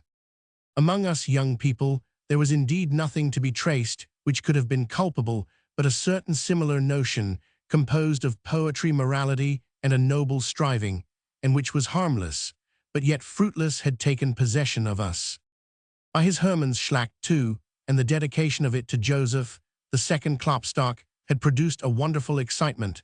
The Germans who freed themselves from Roman oppression were nobly and powerfully represented, and this picture was well suited to awaken the self-feeling of a nation.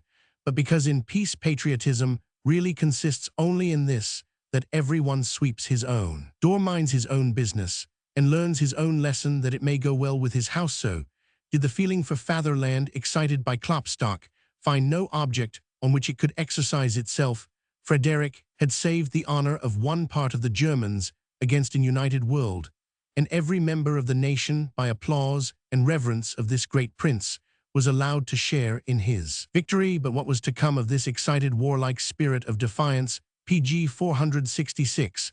What direction should it take, and what effect produce? At first it was merely a poetical form, and the songs ridiculous were accumulated through this impulse, this incitement.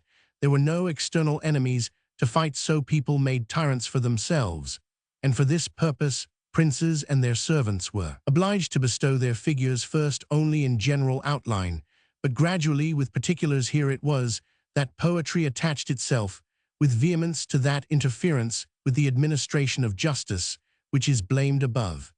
And it is remarkable to see poems of that time written in a spirit by which everything of a higher order, whether monarchical or aristocratic, is abolished. For my own part, I continued to make poetry the expression of my own whims and feelings. Little poems like The Wanderer belong to this time. They were inserted in the Göttingen Musenalmanach. But from whatever of the above-mentioned mania had worked itself into me, I shortly endeavored to free myself in Gotz von Berlichingen, since I described how in disordered times this brave, well-thinking man resolves to take the place of the law and the executive power, but is in despair when to the supreme authority, which he recognizes and reveres, he appears in an equivocal light and even rebellious. By Klopstock's odes, it was not so much the northern mythology as the nomenclature of the divinities that had been introduced into German poetry, and although I gladly made use of everything else that was offered me, I could not bring myself to use this for the following causes. I had long become acquainted with the fables of the Edda from the preface to Mallet's Danish history, and had at once made myself master of them. They belonged to those tales which, when asked by a company, I most willingly related. Herder put Rosenius into my hands, and made me better acquainted with the heroic sagas, but all these things, worthy as I held them, I could not bring within the circle of my own poetic faculty.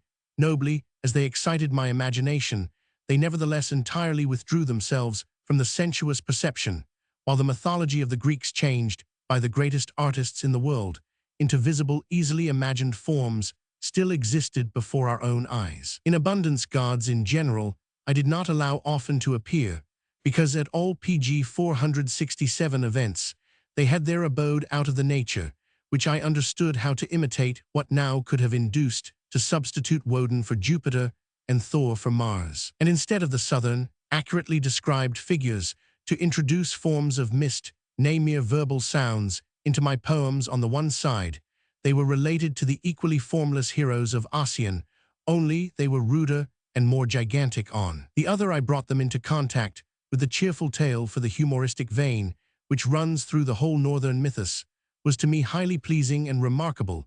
It appeared to me the only one which jests with itself throughout. Wondrous giants, magicians, and monsters, opposed to an odd dynasty of gods, and only occupied in leading astray and deriding the highest persons during their government, while they threaten them, besides, with disgraceful and inevitable destruction. I felt a similar, if not an equal, interest for the Indian fables, which I at first learned to know from Dapper's travels, and likewise added with great pleasure to my store of tales in subsequent repetitions. I succeeded especially with the altar of Ram, and, notwithstanding the great number of persons in this tale, the ape Hanuman remained the favorite of my public. But even these unformed and overformed monsters could not satisfy me in a true poetic sense. They lay too far from the truth towards which my mind unceasingly strove. Taste for Homer. But against all these goblins so repulsive to art, my sense for the beautiful was to be protected by the noblest power. Always fortunate is that epoch in a literature when the great works of the past again rise up as if thawed and come into notice, because they then produce a perfectly fresh effect.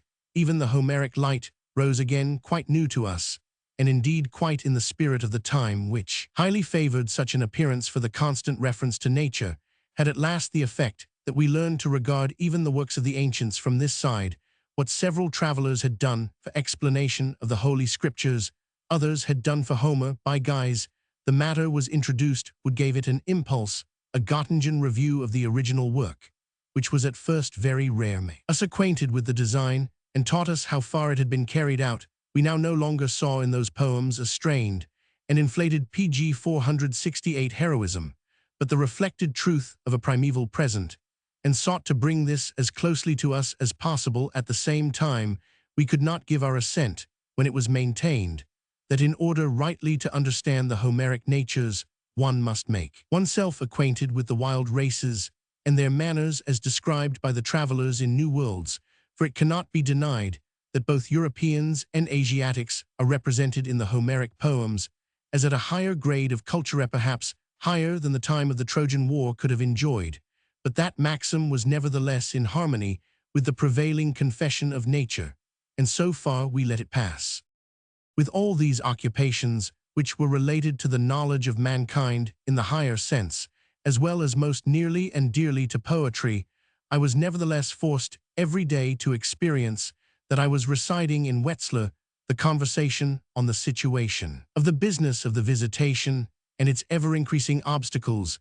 The discovery of new offenses was heard every hour. Here was the Holy Roman Empire once more assembled, not for mere outward forms, but for an occupation which penetrated to the very depths. But even here that half-empty banqueting hall on the coronation day occurred to me, where the bidden guests remained without, because they were too proud. Here indeed they had come, but even worse symptoms were to be seen: the want of coherence in the whole, the mutual opposition of the parts were continually apparent, and it remained no secret that princes had confidentially communicated to each other this notion that they must see whether on this occasion something could not be gained from the supreme authority. What a bad impression the petty detail of all the anecdotes of neglects and delays, of injustices and corruptions, must make upon a young man who desired what was good, and with this view cultivated his mind. Every honest person will feel under such circumstances where was a reverence for the law and the judge to arise, even if the greatest confidence had been placed in the effects of the visitation. If it could have been believed that it would fully accomplish its high purpose, there was still no remedy to be found here for a joyous, inwardly striving youth. The formalities of the proceeding all tended towards delay. If anyone desired to do anything, and to be of any importance, he was obliged, pg 469, to serve the party in the wrongful ways, the accused, and to be skilled in the fencing art of twisting and evading aesthetic speculations. Since amid this distraction I could not succeed in any aesthetic labors, I again and again lost myself in aesthetic speculations, as indeed all theorizing indicates a defect or stagnation of productive power. Before with Merck, now with Goethe, I endeavored to find out the maxims according to which one might go to work in production, but neither with me nor with them would it succeed. Merck was a skeptic and eclectic. Goethe adhered to such examples as pleased him the most. The Sulzer theory was published more for the amateur than the artist. In this sphere, moral effects are required above all things, and here at once arises a dissension between the class that produces and that which uses. For a good work of art can and will indeed have moral consequences, but to require moral ends of the artist is to destroy his profession. What the ancients had said on these important subjects I had read industriously for some years by skips at least, if not in regular order. Aristotle, Cicero, Quintilian, Longinus, none were unconsidered, but this did not help me in the least, for all these men presupposed an experience which I lacked. They led me into a world infinitely rich in works of art. They unfolded the merits of excellent poets and orators, of most of whom the names alone are left us, and convinced me but too well that a great abundance of objects must lie before us ere we can think upon them, that one must first accomplish something oneself, nay, fail in something to learn to know one's own capacities and those of others. My acquaintance with so much that was good in those old times was only according to school and book, and by no means vital, since even with the most celebrated orators it was striking that they had altogether formed themselves in life, and that one could never speak of the peculiarities of their character as artists without at the same time mentioning the personal peculiarities of their disposition. With the poets this seemed less to be the case, and thus the result of all my thoughts and endeavors was the old resolution to investigate inner and outer nature, and to allow her to rule herself in loving imitation. For these operations, which rested in me neither day nor pg 479, lay before me two great, nay monstrous materials, the wealth of which I had only to prize in order to produce something of importance. There was the older epoch into which falls the life of Götz von Berlichingen, and the modern one the unhappy bloom of which is depicted in Werther of the historical preparation to that first work. I have already spoken, the ethical occasions of the second shall now be introduced. The resolution to preserve my internal nature according to its peculiarities, and to let external nature influence me according to its qualities, impelled me to the strange element in which Werther is designed and written. I sought to free myself internally from all that was foreign to me, to regard the external with love, and to allow all beings from man downwards, as low as they were comprehensible, to act upon me each after its own kind. Thus arose a wonderful affinity with the single objects of nature, and a hearty, conquered a harmony with the whole, so that every change, whether of place and region, or of the times of the day and year, or whatever else could happen, affected me in the deepest manner. The glance of the painter associated itself to that of the poet. The beautiful rural landscape, animated by the pleasant river, increased my love of solitude, and favored my silent observations as they extended on all sides. But since I had left the family circle in Sessenheim, and again my family circle at Frankfurt and Darmstadt, a vacuum had remained in my bosom, which I was not able to fill up. I therefore found myself in a situation where the inclinations, if they appear in any degree veiled, gradually steal upon us, and can render abortive all our good resolutions. And now, when the author has attained this step of his undertaking, he for the first time feels light-hearted in his labor, since from henceforward this book first becomes what it properly ought to be. It has not been announced as an independent work. It is much more designed to fill up the gaps of an author's life, to complete much that is fragmentary, and to preserve the memory of lost and forgotten ventures.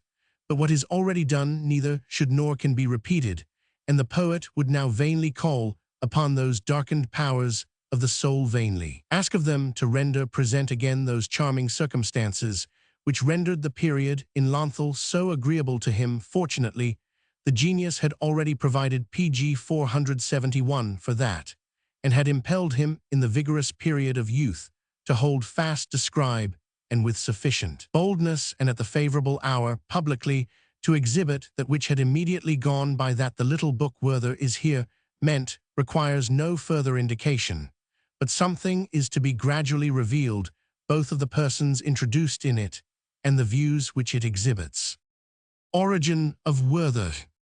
Among the young men who, attached to the embassy, had to prepare themselves for their future career of office, was one whom we were accustomed to call only the bridegroom. He distinguished himself by a calm, agreeable deportment, clearness of views, definiteness, both in speaking and in acting. His cheerful activity, his persevering industry, so much recommended him to his superiors that an appointment at an early period was promised him. Being justified by this, he ventured to betroth himself to a lady who fully corresponded to his tone of mind and his wishes. After the death of her mother, she had shown herself extremely active as the head of a numerous young family, and had alone sustained her father in his widowhood, so that a future husband might hope the same for himself and his posterity, and expect a decided domestic felicity.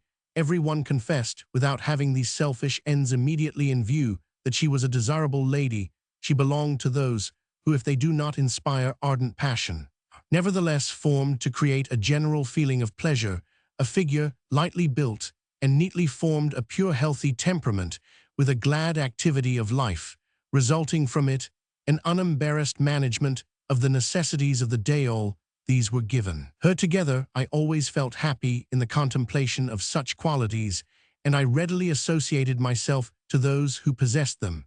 And if I did not always find opportunity to render them real service, I rather shared with them than with others the enjoyment of those innocent pleasures which youth can always find at hand and seize without any great cost or effort. Moreover, since it is now settled that ladies decorate themselves only for each other, and are unwearied among each other to heighten the effect of their adornments, those were always the most agreeable to me, who with simple purity give their friend, their bridegroom, the silent assurance that all is really done for him alone, and that a whole life could be so carried on without much circumstance and outlay.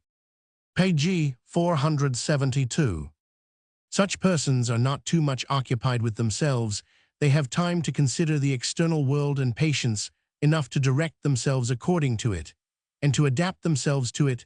They become shrewd and sensible without exertion, and require but few books for their cultivation. Such was the bride 3 the bridegroom with his thoroughly upright and confiding turn of mind soon made many whom he esteemed acquainted with her, and as he had to pass the greatest part of his day in a zealous attention to business, was pleased when his betrothed, after the domestic toils were ended, amused herself otherwise, and took social recreation in walks and rural parties with friends of both sexes. Latifa, so we shall call her, was unpretending in two senses: first, by her nature, which was rather directed to a general kindly feeling than to particular inclinations, and then she had set her mind upon a man who, being worthy of her, declared himself ready to attach his fate to hers for life. The most cheerful atmosphere seemed to surround her. Nay, if it be a pleasing sight to see parents bestow an uninterrupted care upon their children, there is something still more beautiful when brothers and sisters do the same for each other. In the former case, we think we can perceive more of natural impulse and social tradition, in the latter more of choice, and of a free exercise of feeling. The newcomer, perfectly free from all ties and careless in the presence of a girl who already engaged to another, could not interpret the most obliging services as acts of courtship, and could take the more pleasure in them, accordingly quietly went his way, but was soon so drawn in and riveted that he no longer knew himself indolent and dreamy, because nothing present satisfied him. He found what he had lacked in a female friend who, while she lived for the whole year, seemed only to live for the moment. She liked him much as her companion. He soon could not bear her absence, as she formed for him the connecting link with the everyday world, and during extensive household occupations they were inseparable companions in the fields and in the meadows, in the vegetable ground, and in the garden. If business permitted, the bridegroom was also of the party. They had all three accustomed pg 473 themselves to each other without intention, and did not know how they had become so mutually indispensable. During the splendid summer they lived through a real German idyll, to which the fertile land gave the form, and a pure affection, the poetry. Wandering through ripe cornfields, they took delight in the dewy morning. The song of the lark, the cry of the quail were pleasant tones. Sultry hours followed monstrous storms came on. They grew more and more attached to each other, and by this continuous love many a little domestic annoyance was easily extinguished, and thus one ordinary day followed another, and all seemed to be holidays. Whole calendar should have been printed red. He will understand me who recollects what was predicted by the happily unhappy friend of the new Helois, and sitting at the feet of his beloved, he will break hemp, and he will wish to break hemp today, tomorrow, and the day after, nay, for his whole life. Young Jerusalem. I can say but little, though just as much as may be necessary, respecting a young man whose name was afterwards but too often mentioned. This was Jerusalem, the son of the freely and tenderly thinking theologian. He also had an appointment with an embassy. His form was pleasing, of a middle height, and well built. His face was rather round than long. His features were soft and calm, and he had the other appurtenances of a handsome blond youth with blue eyes, rather attractive than speaking. His dress was that introduced in Lower Germany in imitation of the Englische blue frock waistcoat, and breeches of yellow leather, and boots with brown tops.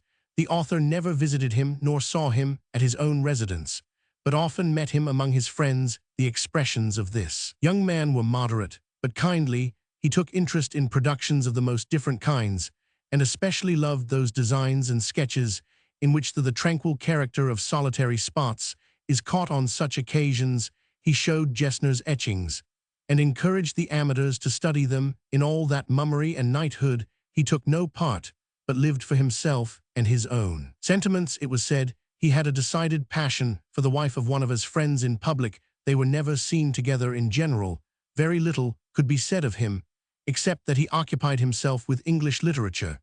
As the son of an pg 474 opulent man, he had no occasion either painfully to devote himself to business or to make pressing applications for an early appointment.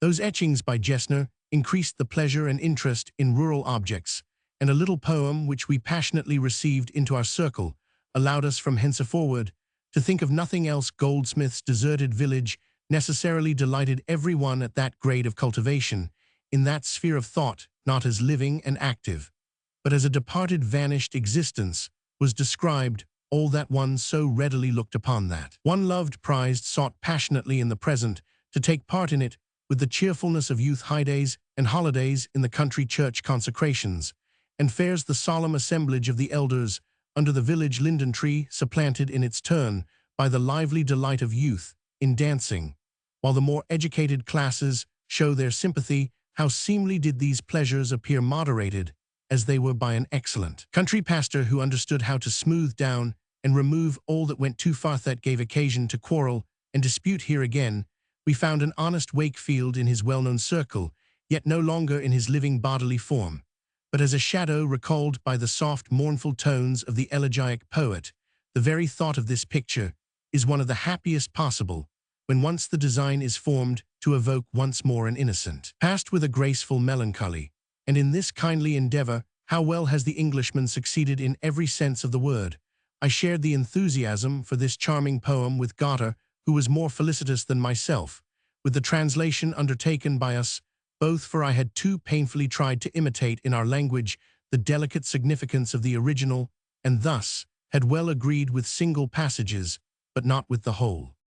If now, as they say, the greatest happiness rests on a sense of longing sehnsucht, and if the genuine longing can only be directed to something unattainable, everything had fallen together to render the youth, whom we now accompany on his wanderings, the happiest of mortals, an affection for one betrothed to another, the effort to acquire the masterpieces of foreign literature for our own, the endeavor to imitate natural objects not only with words, but also with style and pencil, without any proper technical knowledge each of pg 475. These particulars would singly have sufficed to me melt the heart and oppress the bosom, but that the sweetly suffering youth might be torn out of this state, and that new circumstances might be prepared for new disquiet, the following events occurred.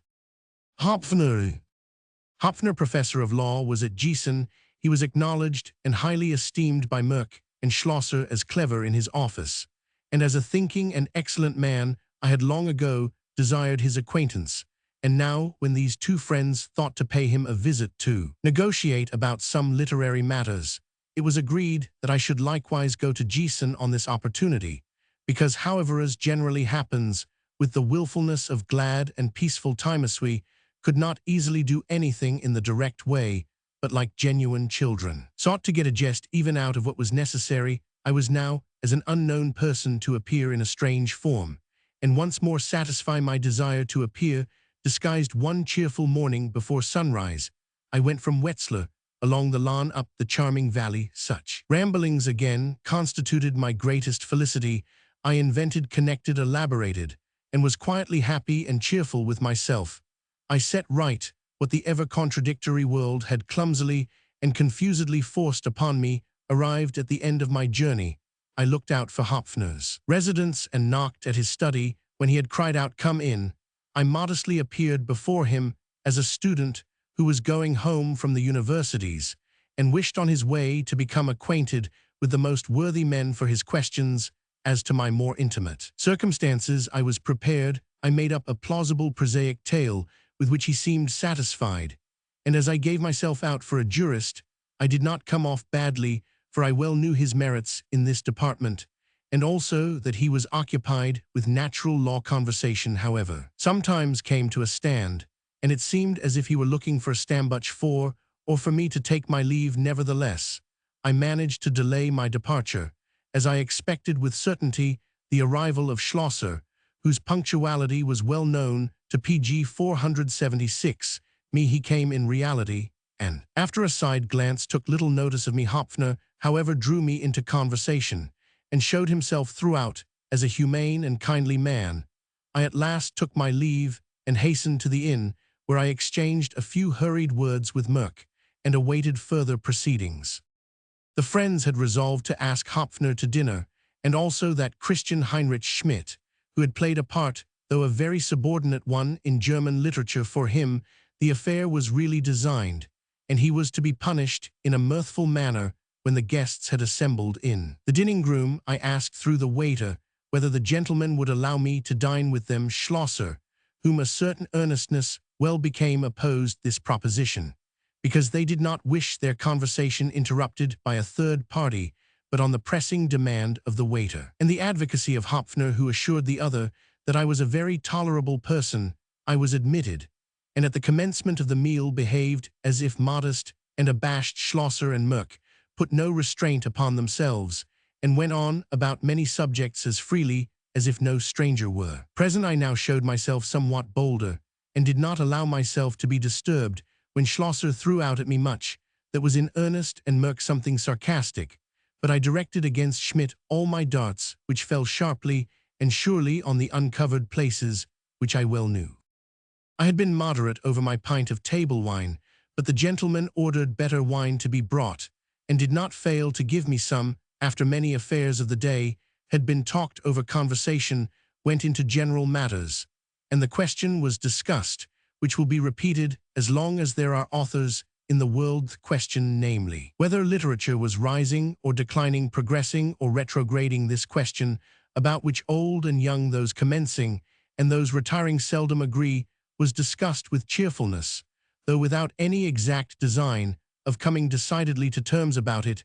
At last I took up the discourse, and said the different literatures, as it seems to me, have seasons which, alternating with each other, as in nature, bring forth certain phenomena, and assert themselves in due order. Hence, I do not believe that any epoch of a literature can be pg 477, praised or blamed. On the whole, especially, it displeases me when certain talents which are brought out by their time are raised and vaunted so highly, while others are censured and depreciated. The throat of the nightingale is excited by the spring, but at the same time also that of the cuckoo, the butterflies which are so agreeable to the eye, and the gnats which are so painful to the feelings, are called into being by the same heat of the sun.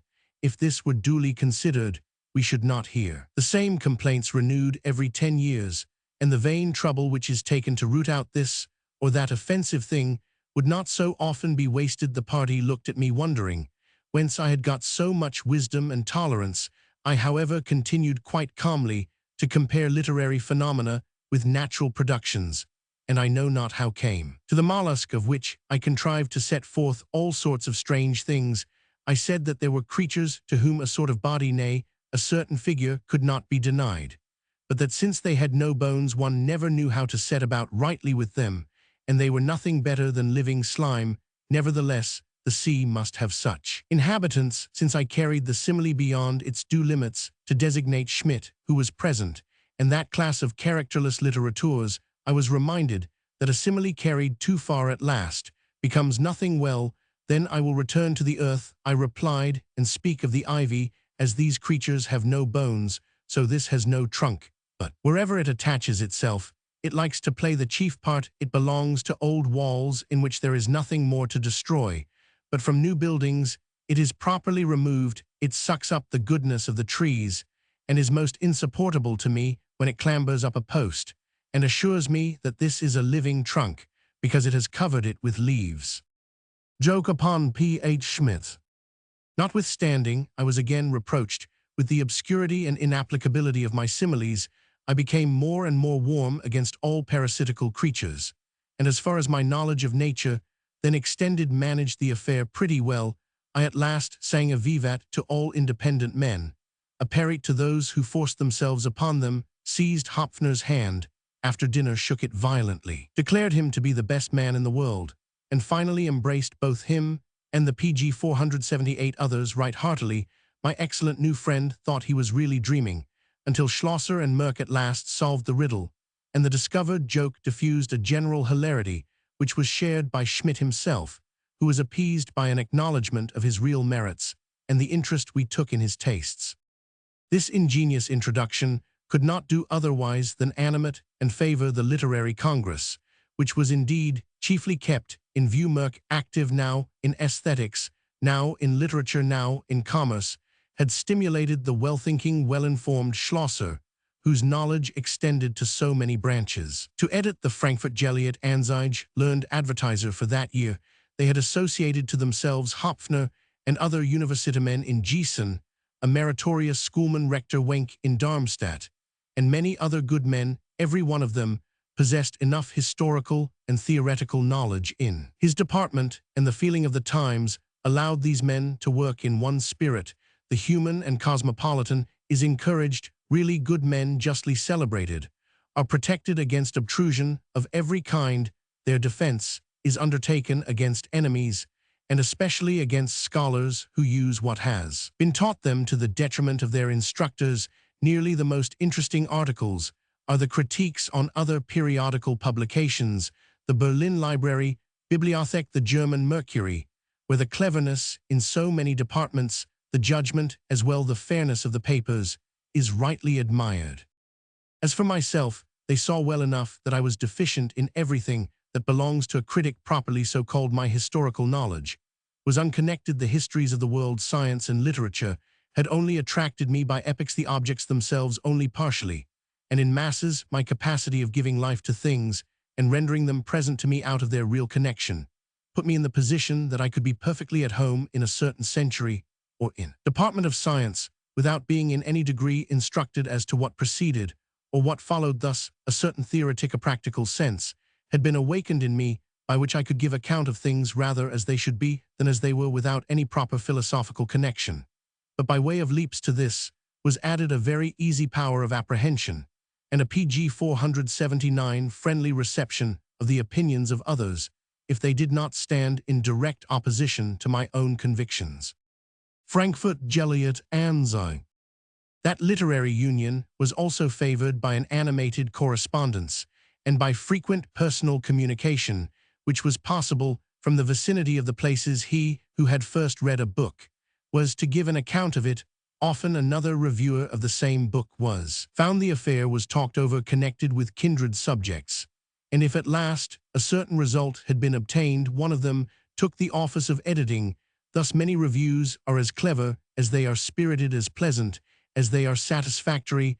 I often had the task of introducing the matter. My friends also permitted me to jest in their works, and to appear independently with objects to which I felt myself equal, and in which I especially took interest. In vain should I endeavor, either by description or reflection, to recall the proper spirit and sense of those days, if the 2 years of the above-mentioned periodical did not furnish me with the most decisive documents.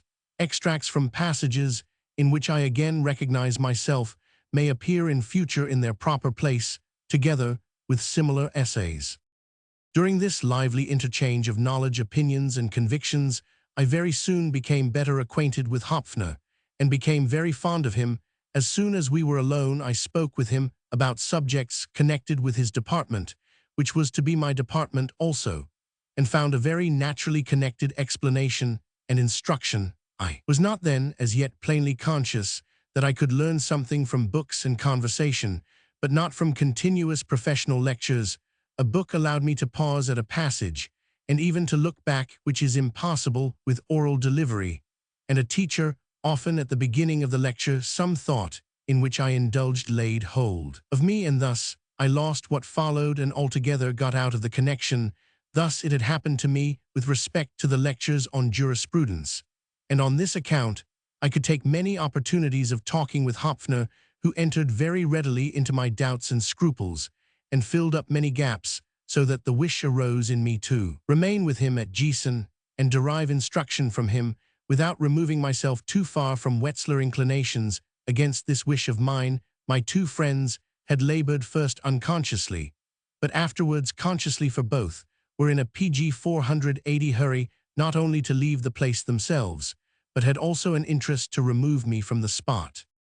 Schlosser disclosed to me that he had formed first a friendly, then a closer connection with my sister, and that he was looking about for an early appointment that he might be united to her.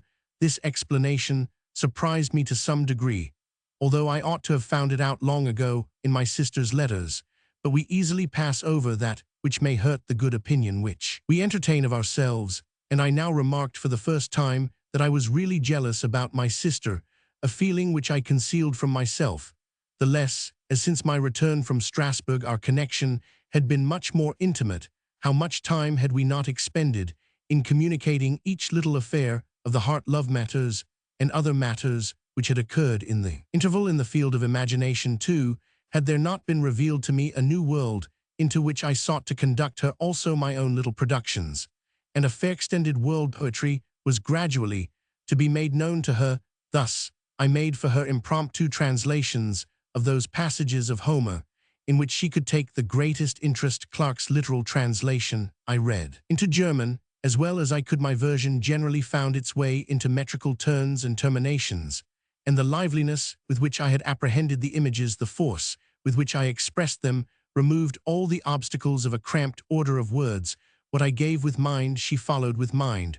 Also, we passed many hours of the day in this fashion, while if her company met. The wolf Fenris and the ape Hanneman were unanimously called for, and how often have I not been obliged to repeat circumstantially how Thor and his comrades were deluded by the magical giants. Hence from these fictions, such a pleasant impression has remained with me that they belong to the most valuable things which my imagination can recall into the connection with the Darmstadt people. I had drawn my sister also, and now my wanderings and occasional absence necessarily bound us closer together, as I discoursed with her by letter respecting everything that occurred to me, communicated to her every little poem, if even only a note of admiration, and let her first see all the letters which I received, and all the answers which I wrote. All these lively impulses had been stopped since my departure from Frankfurt. My residence, pg 481 at Wetzlar, was not fertile enough for such a correspondence, and moreover my attachment to Charlotte may have infringed upon my attentions to my sister enough. She felt herself alone, perhaps neglected, and therefore the more readily gave a hearing to the honest wooing of an honorable man who, serious and reserved, estimable and worthy of confidence, had passionately bestowed on her his affections with which he was otherwise very niggardly. I was now forced to resign myself and grant my friend his happiness, though I did not fail in secret to say confidently to myself that if the brother had not been absent, it would not have gone so well with the friend. My friend and probable brother-in-law was now very anxious that I should return home, because by my mediation a freer intercourse was possible, of which the feelings of this man, so unexpectedly attacked by a tender passion, seemed to stand extremely in need. Therefore, on his speedy departure, he elicited from me the promise that I would immediately follow him. Merck's hatred of students. Of Merck, whose time was free, I hoped that he would delay his sojourn in Gießen, that I might be able to pass some hours of the day with my good Hopfner, while my friend employed his time on the Frankfurt jelly at Anzeige. But he was not to be moved, and as my brother-in-law was driven from the university by love, he was driven by hate. For, as there are innate antipathies, just as certain men cannot endure cats, while this or that is repugnant to the soul of others, so was Merck a deadly enemy to all the academical citizens. The students, who indeed at that time at Gießen took delight in the greatest rudeness for me, they were well enough. I could have used them as masks for one of my carnival plays, but with him the sight of them by day and their noise by night destroyed every sort of good humor. He had spent the best days of his youth in French Switzerland, and had afterwards enjoyed the pleasant intercourse of people of the court world and business, and of cultivated litterateurs, several military persons, in whom a desire for mental culture had been awakened, sought his society, and thus he had passed his life in a very cultivated circle. That the rudeness of the students vexed him was therefore not to be wondered at, but his aversion from them, pg 482, was really more passionate than became a sound man, although he often made me laugh by his witty descriptions of their monstrous appearance and behavior, Hopfner's imitations, and my persuasions were of no avail. I was obliged to depart with him as soon as possible for Wetzlar. I could scarcely wait any time till I had introduced him to Charlotte, but his presence in this circle did me no good, for, as Mephistopheles let him go when he will hardly brings a blessing with him, so did he by his indifference towards that beloved person cause me no joy, even if he did not make me waver. This I might have foreseen if I had recollected that it was exactly those slender, delicate persons who diffuse a lively cheerfulness around them without making further pretensions, who did not remarkably please him. He very quickly preferred the uniform of one of her friends, and since he lacked time to form a close connection, he bitterly blamed me for not exerting myself to gain this magnificent figure, especially as she was free, and without any tie. He thought that I did not understand my own advantage, and that he here very unwillingly perceived my especial taste for wasting my time. If it is dangerous to make a friend acquainted with the perfections of one's beloved, because he also may find her charming and desirable, no less is the reverse danger, that he may perplex us by his dissent.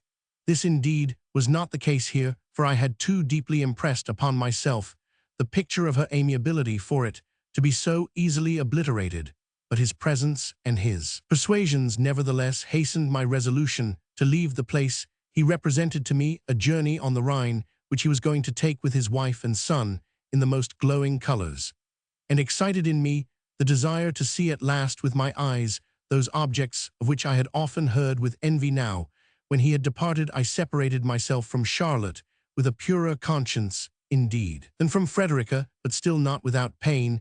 This connection also had by habit and indulgence grown more passionate than was right on my side, while on the other hand she and her bridegroom kept themselves with cheerfulness in a measure which could not be more beautiful and amiable, and the security which resulted just from this caused me to forget every pg 483 danger. I could not, however, conceal from myself that this adventure must come to a speedy end, for the union of the young man with the amiable girl depended on a promotion which was immediately to be expected, and as man, if he is in any degree resolute, even dares to make a virtue of necessity, so did I embrace the determination voluntarily to depart before I was driven away by anything insupportable.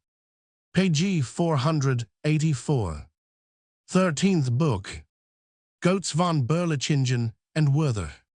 It was agreed with Merck that in the fine season we should meet at Koblenz at Frau von Lerache's.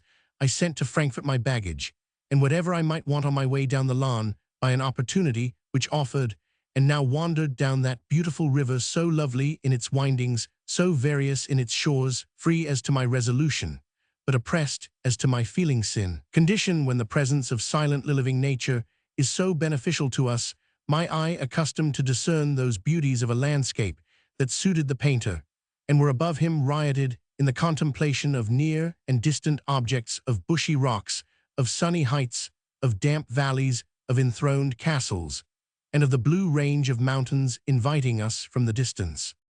I wandered on the right bank of the river, which at some depth and distance below me, and partly concealed by a rich bush of willows, glided along in the sunlight. Then again arose in me the old wish worthily to imitate such objects by chance. I had a handsome pocket-knife in my left hand, and at the moment from the depth of my soul arose, as it were, an absolute command, according to which without delay I was to fling this knife into the river. If I saw it fall, my wish to become an artist would be fulfilled, but if the sinking of the knife was concealed by the overhanging bush of willows, I was to abandon the wish and the endeavor. This whim had no sooner arisen in me than it was executed, for, without regarding the usefulness of the knife, which comprised many instruments in itself, I cast it with the left hand as I held it violently towards the river. But here I had to experience that deceptive ambiguity of oracles, of which in antiquity such bitter complaints were made. The sinking of the knife into the water was concealed from me by the extreme twigs of the willows, but the water which rose from the fall sprang up like a strong fountain, and was perfectly visible. I did not interpret this phenomenon in my favor, and the pg 485 doubt which it excited in me was afterwards the cause that I pursued these exercises more interruptedly and more negligently, and gave occasion for the import of the oracle to fulfill itself, for the moment at least. The external world was spoiled for me. I abandoned myself to my imaginations and feelings, and left the well-situated castles and districts of Weilburg, Limburg, Diez, and Nassau one by one behind me, generally walking alone, but often for a short time associating myself with another. The family von Lerache. After thus pleasantly wandering for some days, I arrived at Ems, where I several times enjoyed the soft bath, and then went down the river in a boat. Then the old Rhine opened itself upon me. The beautiful situation of Oberlahnstein delighted me, but noble and majestic above all appeared to me the castle Ehrenbreitstein, which stood perfectly armed in its power and strength, in most lovely contrast. Lay at its feet the well-built little place called Thal, where I could easily find my way to the residence of Privy Councillor von Lerache. Announced by Merck, I was very kindly received by this noble family, and soon considered as a member of it. My literary and sentimental tendencies bound me to the mother, a cheerful feeling for the world bound me to the father, and my youth bound me to the daughters.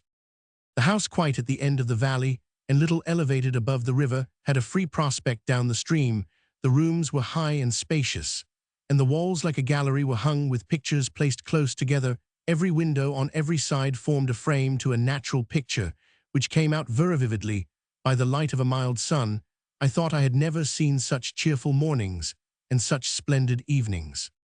I was not long the only guest in the house as a member of the Congress, which was held here partly with an artistic view, partly as a matter of feeling. Luchsellring, who came up from Dusseldorf, was likewise appointed. This man, possessing a fine knowledge of modern literature, had on different travels, but especially during a residence in Switzerland, made many acquaintances, and as he was pleasant and insinuating, had gained much favor. He carried with him several boxes which contained confidential correspondence with many friends, for there was altogether such a general openness among PG 486 people that one could not speak or write to a single individual without considering it directed to many. One explored one's own heart and that of others, and with the indifference of the government towards such a communication, the great rapidity of the taxish one post, the security of the seal, and the reasonableness of the postage, this moral and literary intercourse soon spread itself around. Such correspondences, especially with important persons, were carefully collected, and extracts from them were often read at friendly meetings. Thus, as political discourses had little interest, one became pretty well acquainted with the extent of the moral world. Luchselring's boxes contained many treasures in this sense. The letters of one Julie Bondelli were very much esteemed. She was famed as a lady of sense and merit, and a friend of Rousseau. Whoever had stood in any relation to this extraordinary man took part in the glory which emanated from him, and in his name a silent community had been disseminated far and wide. I liked to be present at these readings, as I was thus transported into an unknown world, and learned to know the real truth of many an event that had just passed. All indeed was not valuable, and Herr von Larache, a cheerful man of the world and of business, who, although a Catholic, had already in his writings made free with the monks and priesthood, thought that he here saw a fraternity where many a worthless individual supported himself by a connection with persons of importance, by which in the end he, but not they, were admired generally. This excellent man withdrew from the company when the boxes were opened, even if he did listen to some letters now and then. A waggish remark was to be expected. Among other things, he once said that by this correspondence he was still more convinced of what he had always believed, namely, that ladies might spare their sealing wax, as they need only fasten their letters with pins, and might be assured that they would reach their address unopened. In the PG 487 same way, he was accustomed to jest with everything that lay out of the sphere of life and activity, and in this followed the disposition of his lord and master Count Stadion Minister to the Elector of Mayence, who certainly was not fitted to counterbalance the worldliness and coldness of the boy by a reverence for everything like mysterious foreboding. Herr von Larache and his preceptor. An anecdote respecting the great practical sense of the Count may here find a place. When he took a liking to the orphan Larache, and chose him for a pupil, he at once required from the boy the services of a secretary. He gave him letters to answer, dispatches to prepare, which he was then obliged to copy fair oftener, to write in cipher, to seal, and to direct. This lasted for many years, when the boy had grown up into a youth, and really did that which he had hitherto only supposed he was doing. The Count took him to a large writing table, in which all his letters and packets lay unbroken, having been preserved as exercises of the former time. Another exercise which the Count required of his pupil will not find such universal applause. Larache had been obliged to practice himself in imitating as accurately as possible the handwriting of his lord and master, that he might thus relieve him from the trouble of writing himself, not only in business, but also in love affairs. The young man had to take the place of his preceptor. The Count was passionately attached to a lady of rank and talent. If he stopped in her society till late at night, his secretary was in the meanwhile sitting at home and hammering out the most ardent love letters. The Count chose one of these and sent it that very night to his beloved, who was thus necessarily convinced of the inextinguishable fire of her passionate adorer. Such early experiences were scarcely fitted to give the youth the most exalted notion of written communications about love. An irreconcilable hatred of the priesthood had established itself in this man, who served two spiritual electors, and had probably sprung from the contemplation of the rude, tasteless, mind-destroying foolery which the monks in Germany were accustomed to carry on in many parts, and thus hindered and destroyed every sort of cultivation. His letters on monasticism caused great attention. They were received with great applause by all Protestants and many Catholics. If Herr von Laroche opposed everything that can be pg 488 called sensibility, and even decidedly avoided the very appearance of it, he nevertheless did not conceal a tender paternal affection for his eldest daughter, who indeed was nothing else but amiable. She was rather short than tall of stature, and delicately built. Her figure was free and graceful, her eyes very black, while nothing could be conceived purer and more blooming than her complexion. She also loved her father, and inclined to his sentiments. Being an active man of business, most of his time was consumed in works belonging to his calling, and as the guests who stopped at his house were really attracted by his wife, and not by him, society afforded him but little pleasure at table. He was cheerful and entertaining, and at least endeavored to keep his board free from the spice of sensibility. Whoever knows the views and mode of thought of Frau von Laroche, by a long life and many writings, she has become honorably known to every German, may perhaps suspect that a domestic incongruity must have arisen here. Nothing of the kind. She was the most wonderful woman, and I know no other to compare to her. Slenderly and delicately built, rather tall than short, she had, even to her more advanced years, managed to preserve a certain elegance both of form and of conduct, which pleasantly fluctuated between the conduct of a noble lady and that of one of the citizen class. Her dress had been the same for several years. A neat little cap, with wings, very well became her small head and delicate face, and her brown or gray clothing gave repose and dignity to her presence. She spoke well, and always knew how to give importance to what she said, by an expression of feeling. Her conduct was perfectly the same towards everybody, but with all this, the greatest peculiarity of her character is not yet expressed. It is difficult to designate it. She seemed to take interest in everything, but really nothing acted upon her. She was gentle towards every one, and could endure everything without suffering. The jests of her husband, the tenderness of her friends, the sweetness of her children, all this she replied in the same manner. And thus she always remained herself, without being affected in the world by good and evil, or in literature by excellence and weakness. To this disposition she owes that independence which she maintains even to an advanced age through many sad, nay, sorrowful events. But not to be unjust, pg 489, I must state that her sons, then children of dazzling beauty, often elicited from her an expression different from that which served her for daily use. Merck's influence. Thus I lived for a time in a wonderfully pleasant society, until Merck came with his family. Here arose at once new affinities, for while the two ladies approached each other, Merck had come into closer contact with Herr von Laroche as a connoisseur of the world and of business. As a well-informed and traveled man, the boy associated himself with the boys, and the daughters, of whom the eldest soon particularly attracted me, fell to my share. It is a very pleasant sensation when a new passion begins to stir in us before the old one is quite extinct. Thus, when the sun is setting, one often likes to see the moon rise on the opposite side, and one takes delight in the double luster of the two heavenly luminaries. There was now no lack of rich entertainment, either in or out of the house. We wandered about the spot, and ascended Ehrenbreitstein on this side of the river, and the Karthaus on the other, the city, the Moselebridge, the ferry, which took us over the Rhine.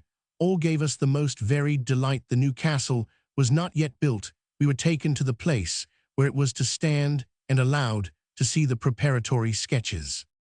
Nevertheless, amid those cheerful circumstances was internally developed that element of unsociableness, which both in cultivated and uncultivated circles ordinarily shows its malign effects. Merck, at once cold and restless, had not long listened to that correspondence before he uttered aloud many waggish notions concerning the things which were the subjects of discourse, as well as the persons and their circumstances, while he revealed to me in secret the oddest things which really were concealed under them.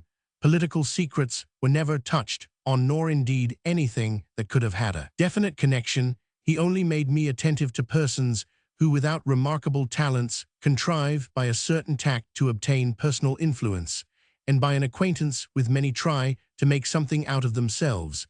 And from this time forwards, I had opportunity to observe several men of the sort. Since such persons usually change their place, and as travelers come now here, now there, they have the advantage of novelty, which should neither be envied nor PG 490 spoiled for this, is a mere customary matter which every traveller has often experienced to his benefit and every resident to his detriment.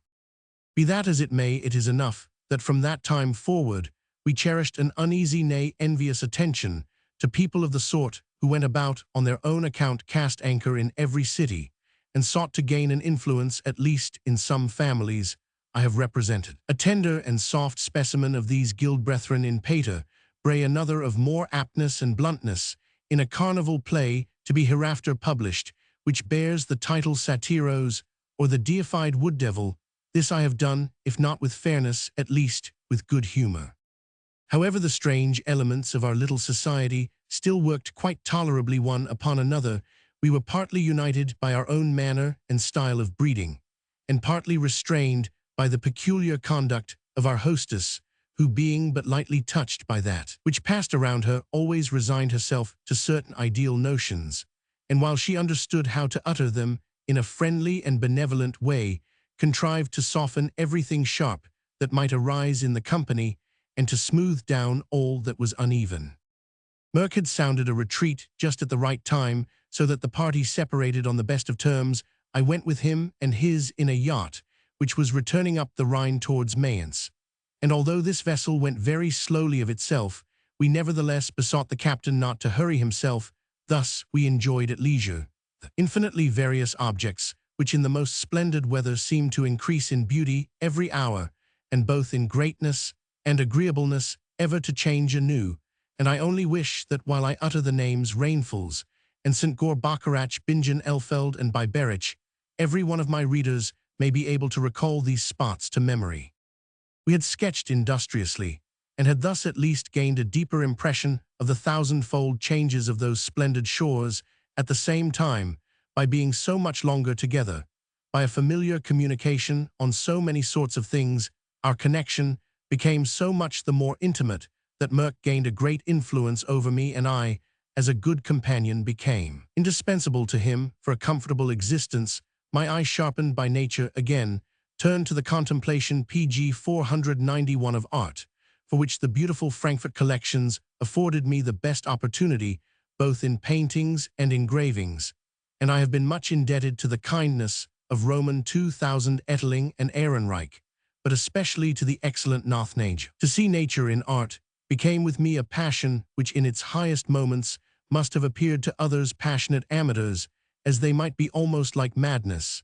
And how could such an inclination be better fostered than by a constant observation of the excellent works of the Netherlanders, that I might make myself practically acquainted with these things? Nothnagel gave me a little room where I found everything that was requisite for oil painting, and painted after nature some simple subjects of still life, one of which, a tortoiseshell knife handle inlaid with silver, so astonished my master, who had last visited me an hour before, that he maintained one of his subordinate artists must have been with me during the time.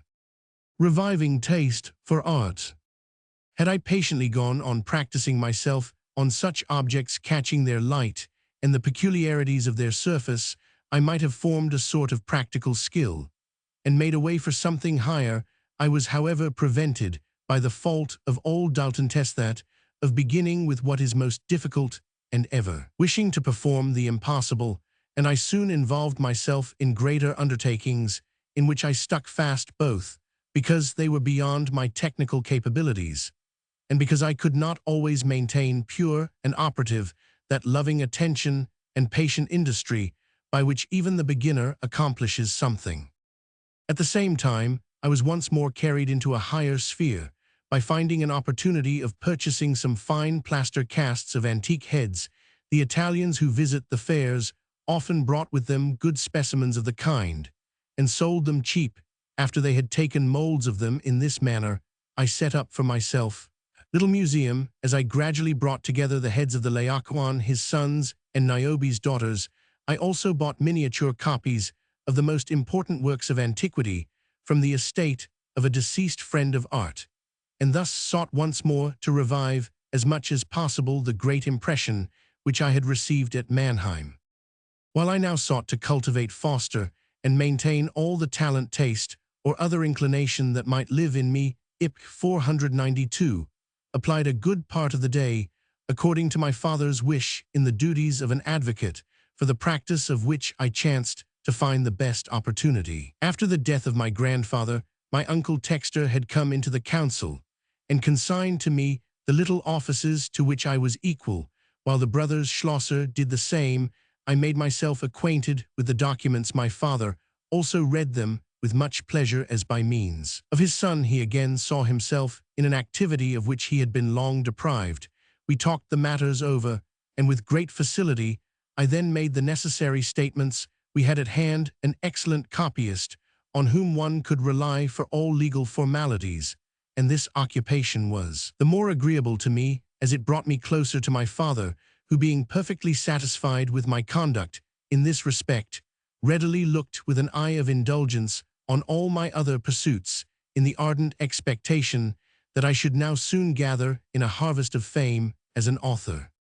Because now in every epoch all things are connected together, since the ruling views and opinions are ramified in the most various manner, so in the science of law those maxims were gradually pursued, according to which religion and morals were treated among the attorneys as the younger people, and then among the judges as the elder. A spirit of humanity was diffused, and all vied with each other in being as humane as possible. Even in legal affairs, prisons were improved, crimes excused, punishments lightened, legitimations rendered easy, separations and unequal marriages encouraged, and one of our eminent lawyers gained for himself the highest fame when he contrived by hard fighting to gain for the son of an executioner an entrance into the College of Surgeons. In vain did guilds and corporations oppose. One dam after another was broken through. The toleration of the religious parties towards each other was not merely taught but practiced, and the civil constitution was threatened with a still greater influence when the effort was made to recommend to that good-humored age, with understanding, acuteness, and power, toleration toward the Jews, those new subjects for legal treatment which lay without the law and tradition, and only laid claim to a fair examination, to a kindly sympathy, required at the same time a more natural and animated style. Here for us, the youngest, was opened a cheerful field, in which we PG 493 bustled about with delight, and I still recollect that an imperial councillor's agent in a case of the sort sent me a very polite letter of commendation. The French plaidoys served us for patterns and for stimulants. We were thus on the way to become better orators than jurists, a fact to which George Schlosser once called my attention, blaming me. While doing so, I told him that I had read to my clients a controversial paper written with much energy in their favor, at which they had shown the greatest satisfaction. Upon this, he replied to me, in this case, you have shown yourself more an author than an advocate. We must never ask how such a writing may please the client, but how it may please the judge. State of the German state. As the occupations to which one devotes one's day are never so serious and pressing that one cannot find time enough in the evening to go to the play, thus was it also with me, who, in the want of a really good stage, did not cease thinking of the German theatre in order to discover how one might cooperate upon it with any degree of activity. Its condition in the second half of the last century is sufficiently known, and everyone who wishes to be instructed about it finds assistance at hand everywhere. On this account, I only intend to insert here a few general remarks. The success of the stage rested more upon the personality of the actors than upon the value of the pieces. This was especially the case with pieces half or wholly extemporized, when everything depended on the humor and talent of the comic actors. The matter of such pieces must be taken out of the commonest life, in conformity with the people before whom they are acted. From this immediate application arises the greatest applause which these plays have always gained. They were always at home in South Germany, where they are retained to the present day, and the change of persons alone renders it necessary to give from time to time some change to the character of the comic masks.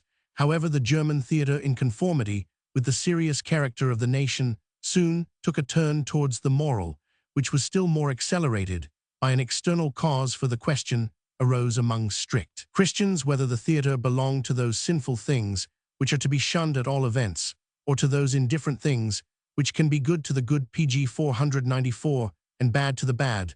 Some zealots denied the latter, and held fast the opinion that no clergyman should ever enter the theatre. Now, the opposite opinion could not be maintained with energy unless the theatre was declared to be not only harmless, but even useful to be useful, it must be moral, and in this direction it developed itself in North Germany, the more as by a sort of half-taste the comic character too was banished, and although intelligent persons took his part, was forced to retire, having already gone from the coarseness of the German Hanswurst jackputting into the neatness and delicacy of the Italian and French harlequins. Even Scapin and Crispin gradually vanished. The latter I saw played for the last time by Koch in his old age. Richardson's novels had already made the citizen world attentive to a more delicate morality.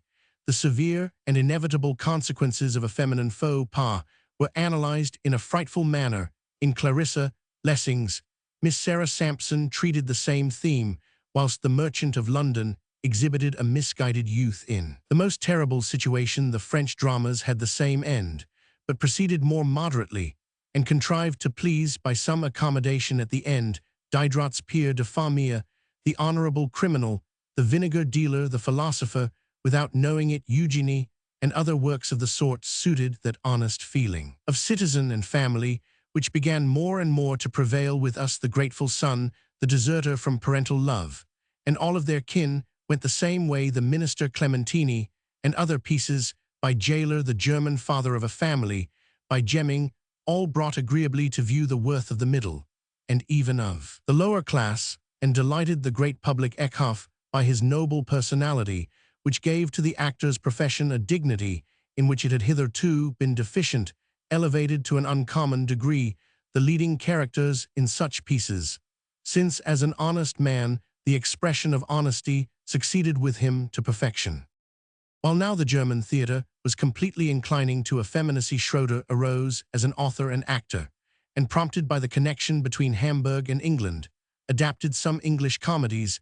The material of these he pg 495 could only use in the most general way, since the originals are for the most part formless, and if they begin well and according to a certain plan, they wander from the mark at last. The sole concern of their authors seems to be the introduction of the oddest scenes, and whoever is accustomed to a sustained work of art at last, unwillingly, finds himself driven into the boundless. Besides this, a wild, immoral, vulgarly dissolute tone so decidedly pervades the whole to an intolerable degree that it must have been difficult to deprive the plan and the characters of all their bad manners. They are a coarse, and at the same time dangerous food, which can only be enjoyed and digested by a large and half-corrupted populace. At a certain time Schroeder did more for these things than is usually known.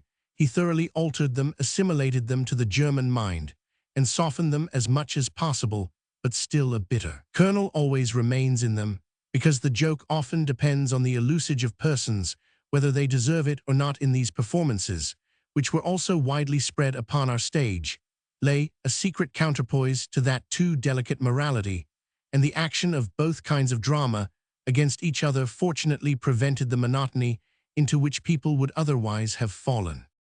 Schroeder's adaptation of English comedies. The German, kind and magnanimous by nature, likes to see no one ill-treated, but as no man, however well he thinks, is secure that something may not be put upon him against his inclination, and as moreover comedy in general, if it is to please, always presupposes or awakens something of malice in the spectator, so by a natural path did people come to a conduct which hitherto had been deemed unnatural. This consisted in lowering the higher classes and more or less attacking them. Satire, whether in prose or verse, had always avoided touching the court and nobility. Rabener refrained from all jokes in that direction and remained in a lower circle. Zaccaria occupies himself much with country noblemen, comically sets forth their tastes and peculiarities, but this is done without contempt. Thummel's Wilhelmine, an ingenious little composition, as pleasant as it is bold, gained great applause, perhaps because the author himself, a nobleman and courtier, treated his own class unsparingly, but the boldest step was taken by Lessing in his Emilia Galotti, where the passions and intrigues of the higher classes are pg 496, delineated in a bitter and cutting manner.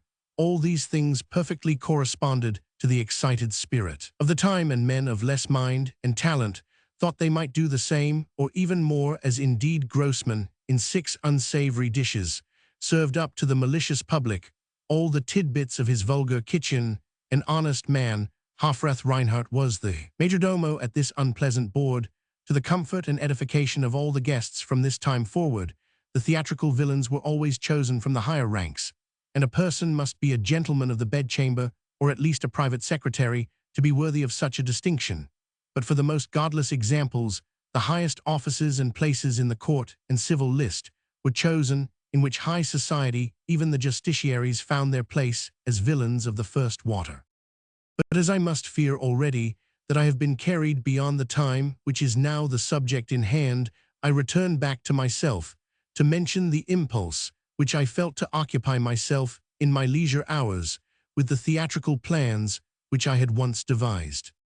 By my lasting interest in Shakespeare's works, I had so expanded my mind that the narrow compass of the stage and the short time allotted to a representation seemed to me by no means sufficient to bring forward something important, the life of the gallant. Goethe von Berlichingen, written by himself, impelled me into the historic mode of treatment, and my imagination so much extended itself that my dramatic form also went beyond all theatrical bounds and sought more and more to approach the living events I had as. I proceeded talked circumstantially on this subject with my sister, who was interested heart and soul in such things, and renewed this conversation so often without going to any work that she at last, growing impatient, and at the same time wishing me well, urgently entreated me not to be always casting my words into the air, but once for all to set down upon paper that which must have been so present to my mind. Determined by this impulse,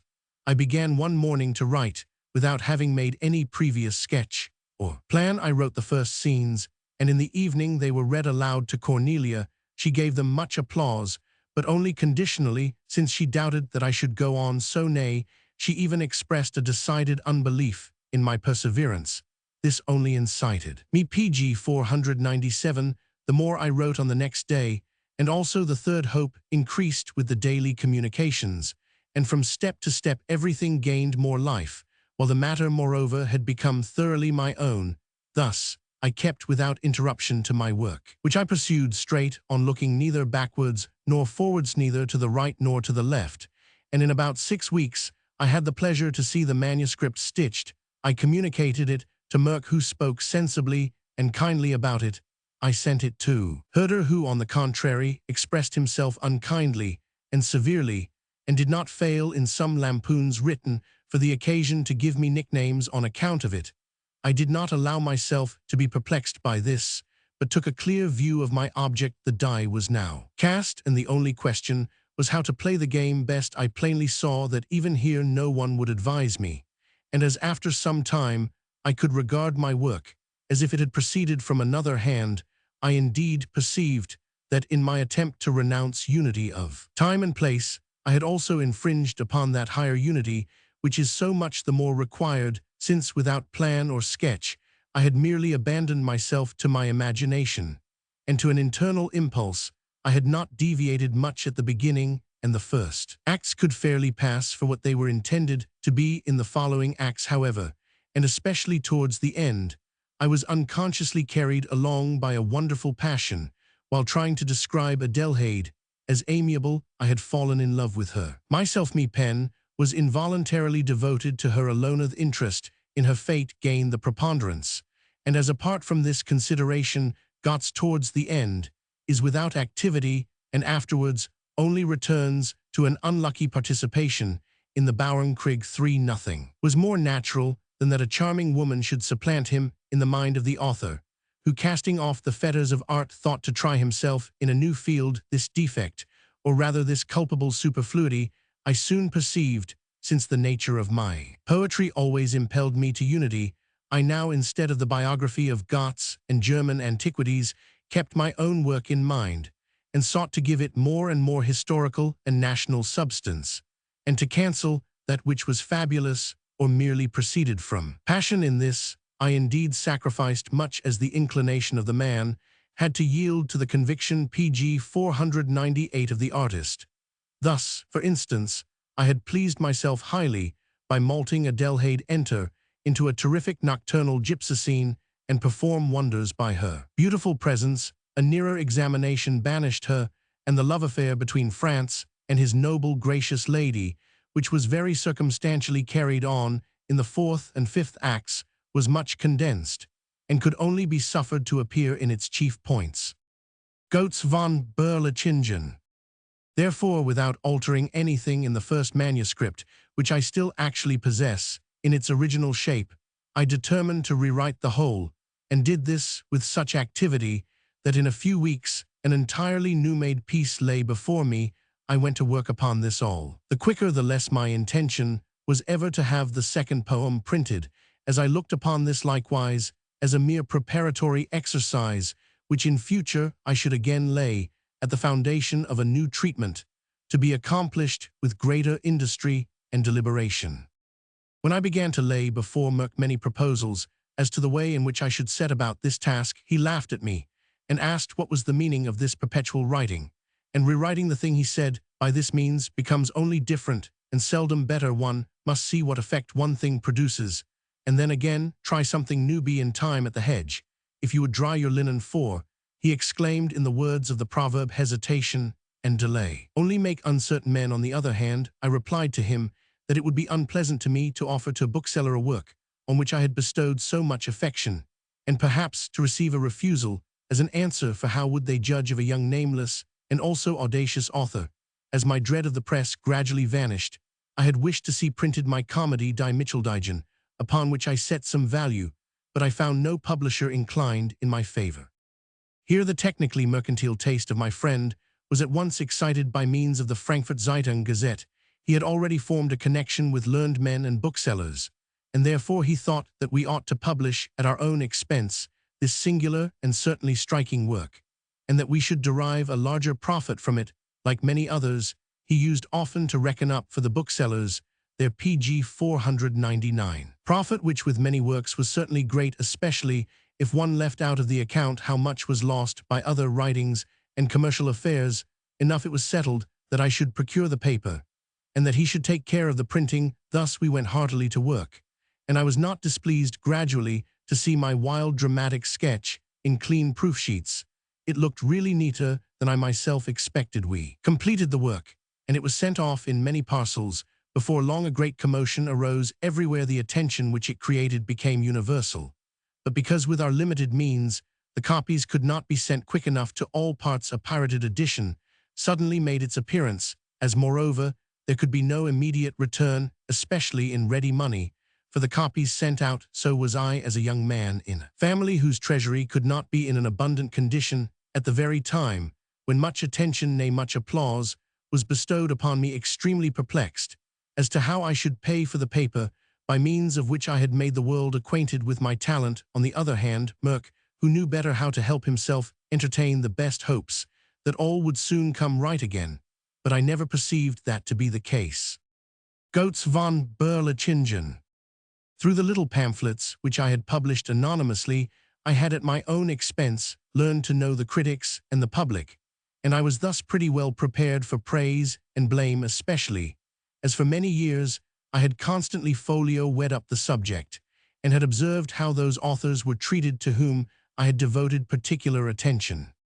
Here, even in my uncertainty, I could plainly remark how much that was groundless, one-sided, and arbitrary was recklessly uttered. Now the same thing befell me, and if I had not had some basis of my own, how much would the contradictions of cultivated men have perplexed me? Thus, for instance, there was in the German Mercury a diffuse well-meant criticism composed by some man of limited mind, where he found fault I could not agree with him, still less when he stated how the affair could have been done otherwise. It was therefore highly gratifying to me when immediately afterwards I found a pleasant explanation by Wieland, who in general opposed the critic, and took my part against him. However, the former review was printed likewise. I saw an example of the dull state of mind among well-informed pg 500 and cultivated men. How then would it look with the great public? The pleasure of talking over such things with Merck, and thus gaining light upon them, was of short duration, for the intelligent Landgravine of Hesse-Darmstadt took him with her train on her journey to Petersburg. The detailed letters which he wrote to me gave me a farther insight into the world, which I could the more make my own, as the descriptions were made by a well-known and friendly hand. But nevertheless, I remained very solitary for a long time, and was deprived, just at this important epoch, of his enlightening sympathy, of which I then stood in so much need. Just as one embraces the determination to become a soldier and go to the wars and courageously resolves to bear danger and difficulties, as well as to endure wounds and pains and even death, but at the same time never calls to mind the particular cases in which those generally anticipated evils may surprise us in an extremely unpleasant manner. So it is with everyone who ventures into the world, especially an author, and so it was with me, as the great part of mankind is more excited by a subject than by the treatment of it, so it was to the subject that the sympathy of young men for my pieces was generally owing. They thought they could see in them a banner under the guidance of which all that is wild and unpolished in youth might find a vent, and those of the very best brains who had previously harbored a similar crotchet were thus carried away. I still possess a letter I know not to whom from the excellent and in many respects unique Burger, which may serve as an important voucher of the effect and excitement which was then produced by that phenomenon. On the other side, some men blamed me for painting the club law in too favorable colors, and even attributed to me the intention of bringing those disorderly times back again. Others took me for a profoundly learned man, and wished me to publish a new edition with notes of the original narrative of the good Goethe task, to which I felt by no means adapted, although I allowed my name to be put on the title to the new impression, because I had understood how to gather the flowers of a great existence. They took me for a careful gardener. However, this learning and profound knowledge of mine were much doubted by others. A respectable man of business quite unexpectedly pays me a visit. I find myself pg 501 highly honored by this, especially as he opens his discourse with the praise of my Gotz von Berlichingen and my good insight into German history. But I am nevertheless astonished when I remark that he has really come for the sole purpose of informing me that Gotz von Berlichingen was no brother-in-law to Franz von Sichingen, and that therefore by this poetical matrimonial alliance I have committed a great historical error. I sought to excuse myself by the fact that Goethe himself calls him so, but was met by the reply that this is a form of expression which only denotes a nearer and more friendly connection, just as in modern times we call postilions brothers-in-law five without being bound to them by any family tie. I thanked him as well as I could for this information, and only regretted that the evil was now not to be remedied. This was regretted by him also, while he exhorted me in the kindest manner to a further study of the German history and constitution, and offered me his library, of which I afterwards made a good use. Goethe von Berlichingen. A droll event of the sort which occurred to me was the visit of a bookseller who with cheerful openness requested a dozen of such pieces, and promised to pay well for them. That we made ourselves very merry about this may be imagined, and yet in fact he was not so very far wrong, for I was already greatly occupied in moving backwards and forwards from this turning point in German history, and in working up the chief events in a similar spirit, a laudable design, which like many others was frustrated by the rushing flight of time. That play, however, had not solely occupied the author, but while it was devised, written, rewritten, printed, and circulated, other images and plans were moving in his mind. Those which could be treated dramatically had the advantage of being oftenest thought over and brought near to execution, but at the same time was developed a transition to another form which is not usually classed with those of the drama, but yet has a great affinity with them. This transition was chiefly brought about by a peculiarity of the author, which fashioned soliloquy into dialogue.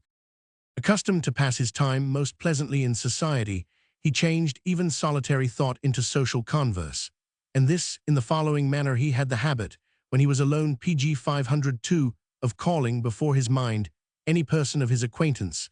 This person he entreated to sit down, walked up and down by him, remained standing before him, and discoursed with him on the subject he had in his mind. To this the person answered as occasion required, or by the ordinary gestures signified his assent or dissent, in which every man has something peculiar to himself.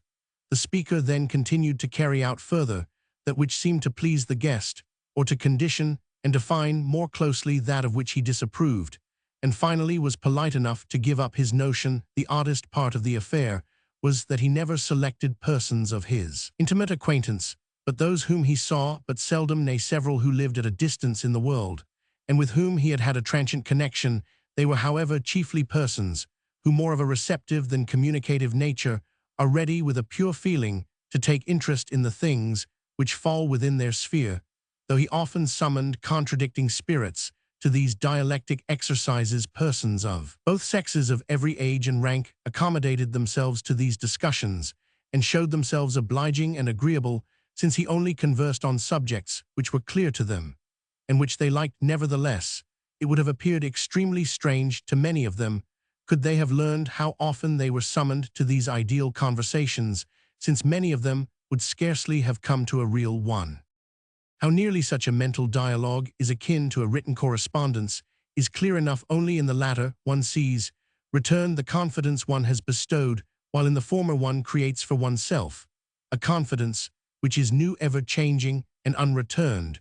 When therefore he had to describe that disgust which men, without being driven by necessity, feel for life, the author necessarily hit at once upon the plan of giving his sentiments in letters. For all gloominess is a birth, a pupil of solitude. Whoever resigns himself to it flies all opposition, and what is more opposed to him than a cheerful society, the enjoyment in life felt by others, is to him a painful reproach, and thus, by that which should charm him out of himself, he is directed back to his inmost soul.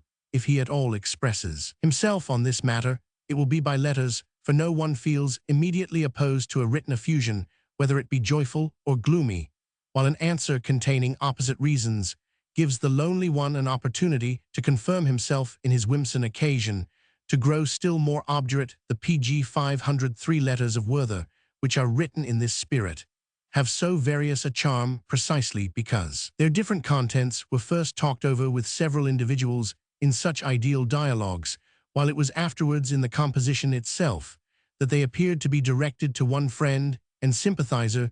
To say more on the treatment of a little book, which has formed the subject of so much discussion, would be hardly advisable, but with respect to the contents, something may yet be added. Weariness of life. That disgust at life has its physical and its moral causes. The former we will leave to the investigation of the physician, the latter to that of the moralist, and in a matter so often elaborated, only consider the chief point, where the phenomenon most plainly expresses itself. All comfort in life is based upon a regular recurrence of external things, the change of day and night, off the seasons of flowers and fruits, and whatever else meets us from epoch to epoch, so that we can and should enjoy it. These are the proper springs of earthly life. The more open we are to these enjoyments, the happier do we feel ourselves out. If the changes in these phenomena roll up and down before us, without our taking interest in them, if we are insensible to such beautiful offers, then comes on the greatest evil, the heaviest decease. Regard life as a disgusting burden. It is said of an Englishman that he hanged himself that he might no longer dress and undress himself every day. I knew a worthy gardener, the superintendent of the laying out of a large park, who once cried out with vexation, "Shall I always see these clouds moving from east to west?"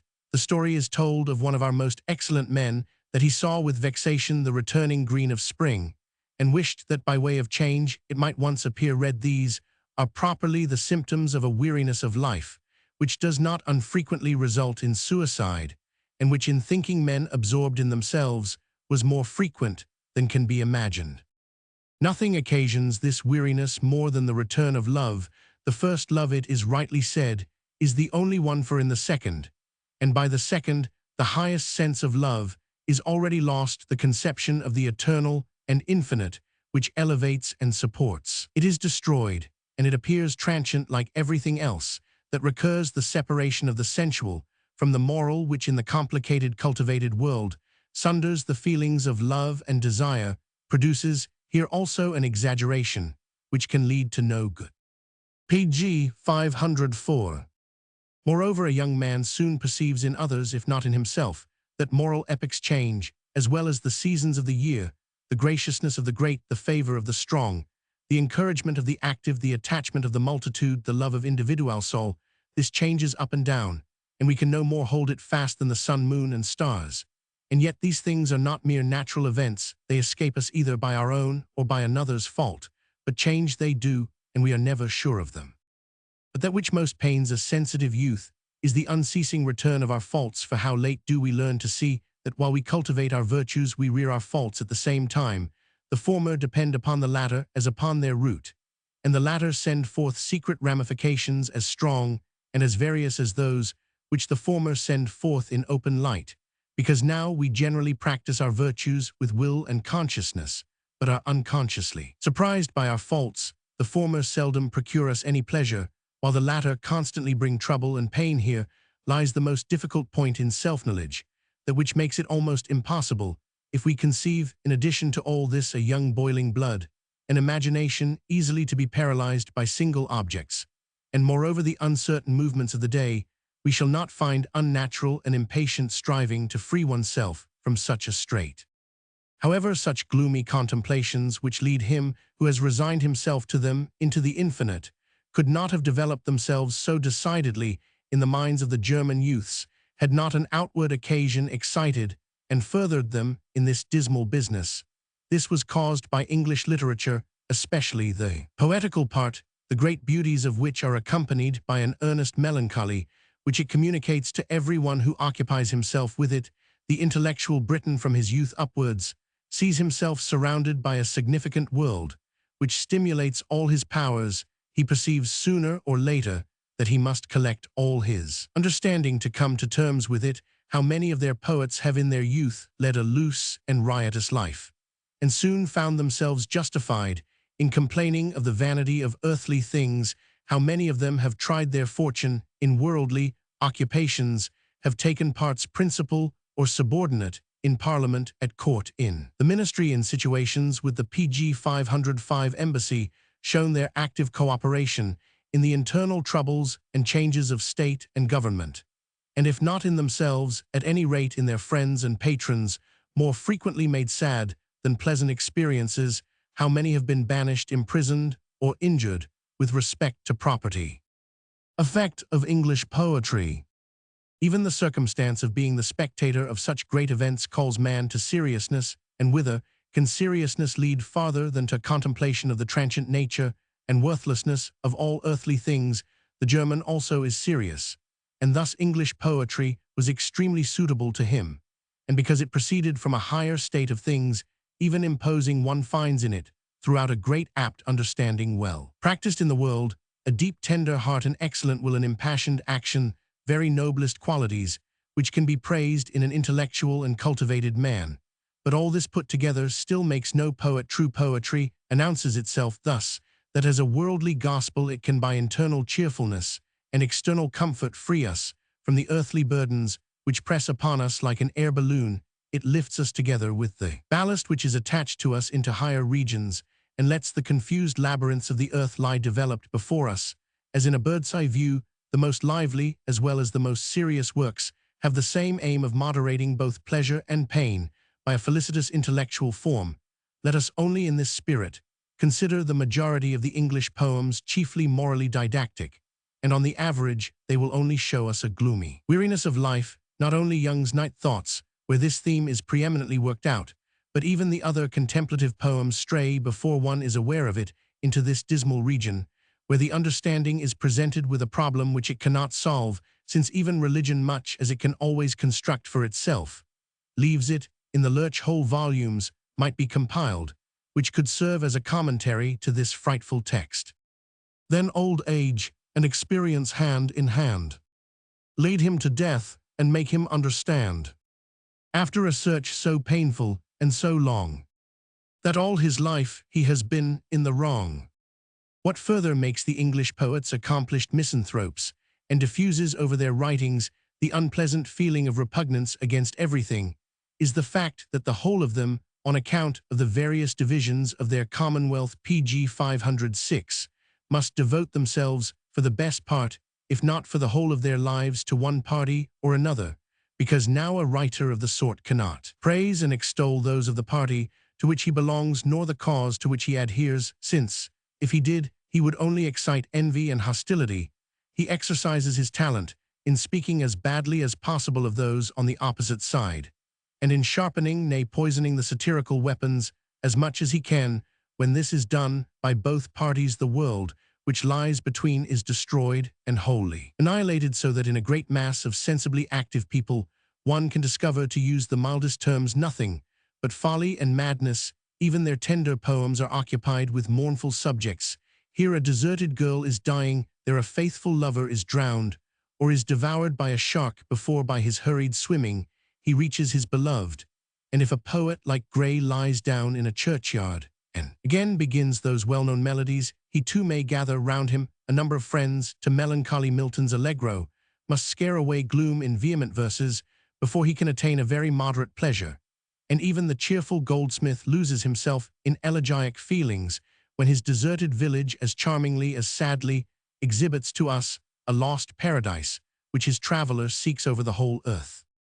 I do not doubt that lively works, cheerful poems, can be brought forward and opposed to what I have said, but the greatest number and the best of them certainly belong to the older epoch, and the newer works, which may be set down in the class, are likewise of a satirical tendency, are bitter, and treat women, especially, with contempt. Enough those serious poems undermining human nature, which in general terms have been mentioned above, were the favorites which we sought out, before all others one seeking according to his disposition. The lighter elegiac melancholy, another the heavy oppressive despair, which gives up everything. Strangely enough, our father and instructor Shakespeare, who so well knew how to diffuse a pure cheerfulness, strengthened our feeling of dissatisfaction. Hamlet and his soliloquies were spectres which haunted all the young minds. The chief passages every one knew by heart and loved to recite, and everybody fancied he had a right to be just as melancholy as the Prince of Denmark, though he had seen no ghost and had no royal father to avenge. Pg 507. But that to all this melancholy, a perfectly suitable locality might not be wanting. Ossian had charmed us even to the Ultima Thule, where on a grey boundless heath, wandering among prominent moss-covered gravestones, we saw the grass around us moved by an awful wind, and a heavily clouded sky above us. It was not till moonlight that the Caledonian night became day. Departed heroes, faded maidens floated around us, until at last we really thought we saw the spirit of Loda in his fearful form.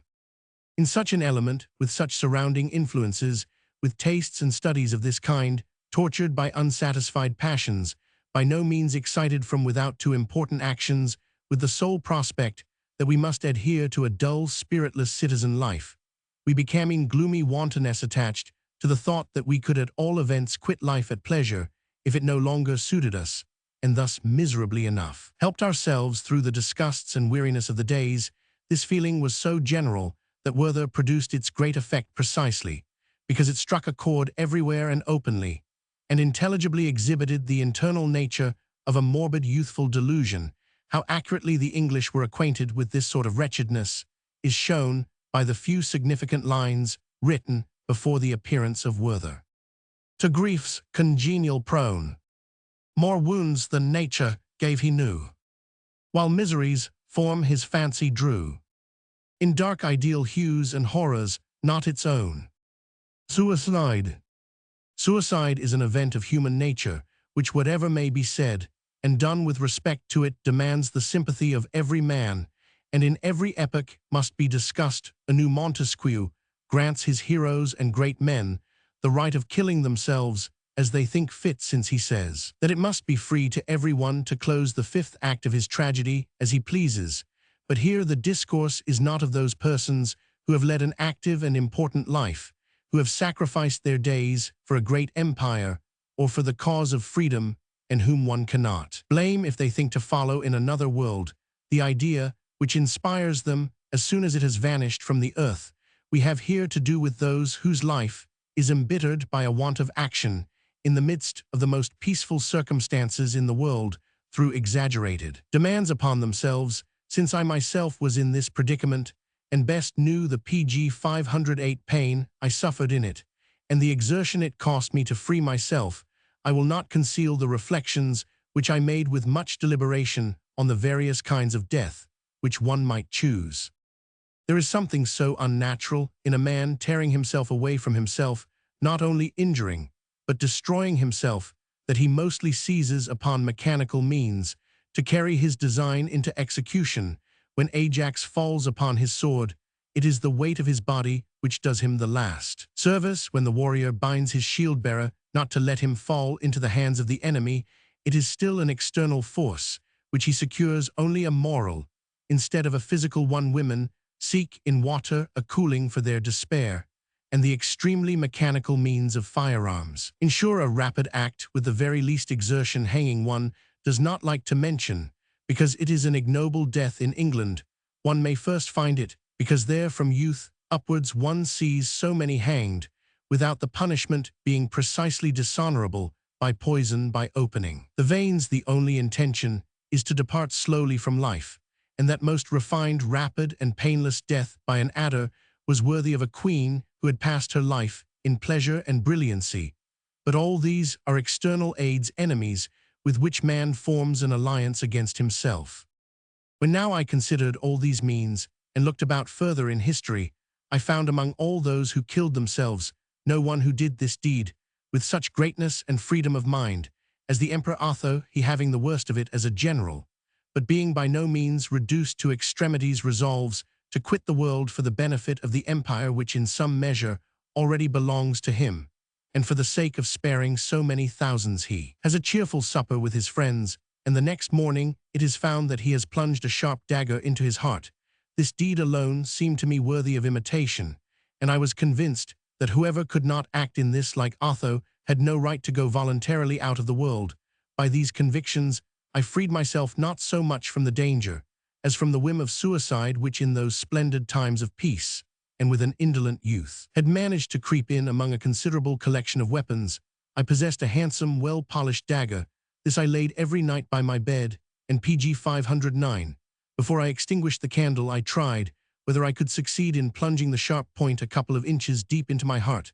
Since I never could succeed in this, I at last laughed myself out of the notion, threw off all hypochondriacal fancies, and resolved to live, but to be able to do this with cheerfulness. I was obliged to solve a poetical problem by which all that I had felt, thought, and fancied upon this important point should be reduced to words. For this purpose I collected the elements which had been at work in me. For a few years I rendered present to my mind the cases which had most afflicted and tormented me, but nothing would come to a definite form.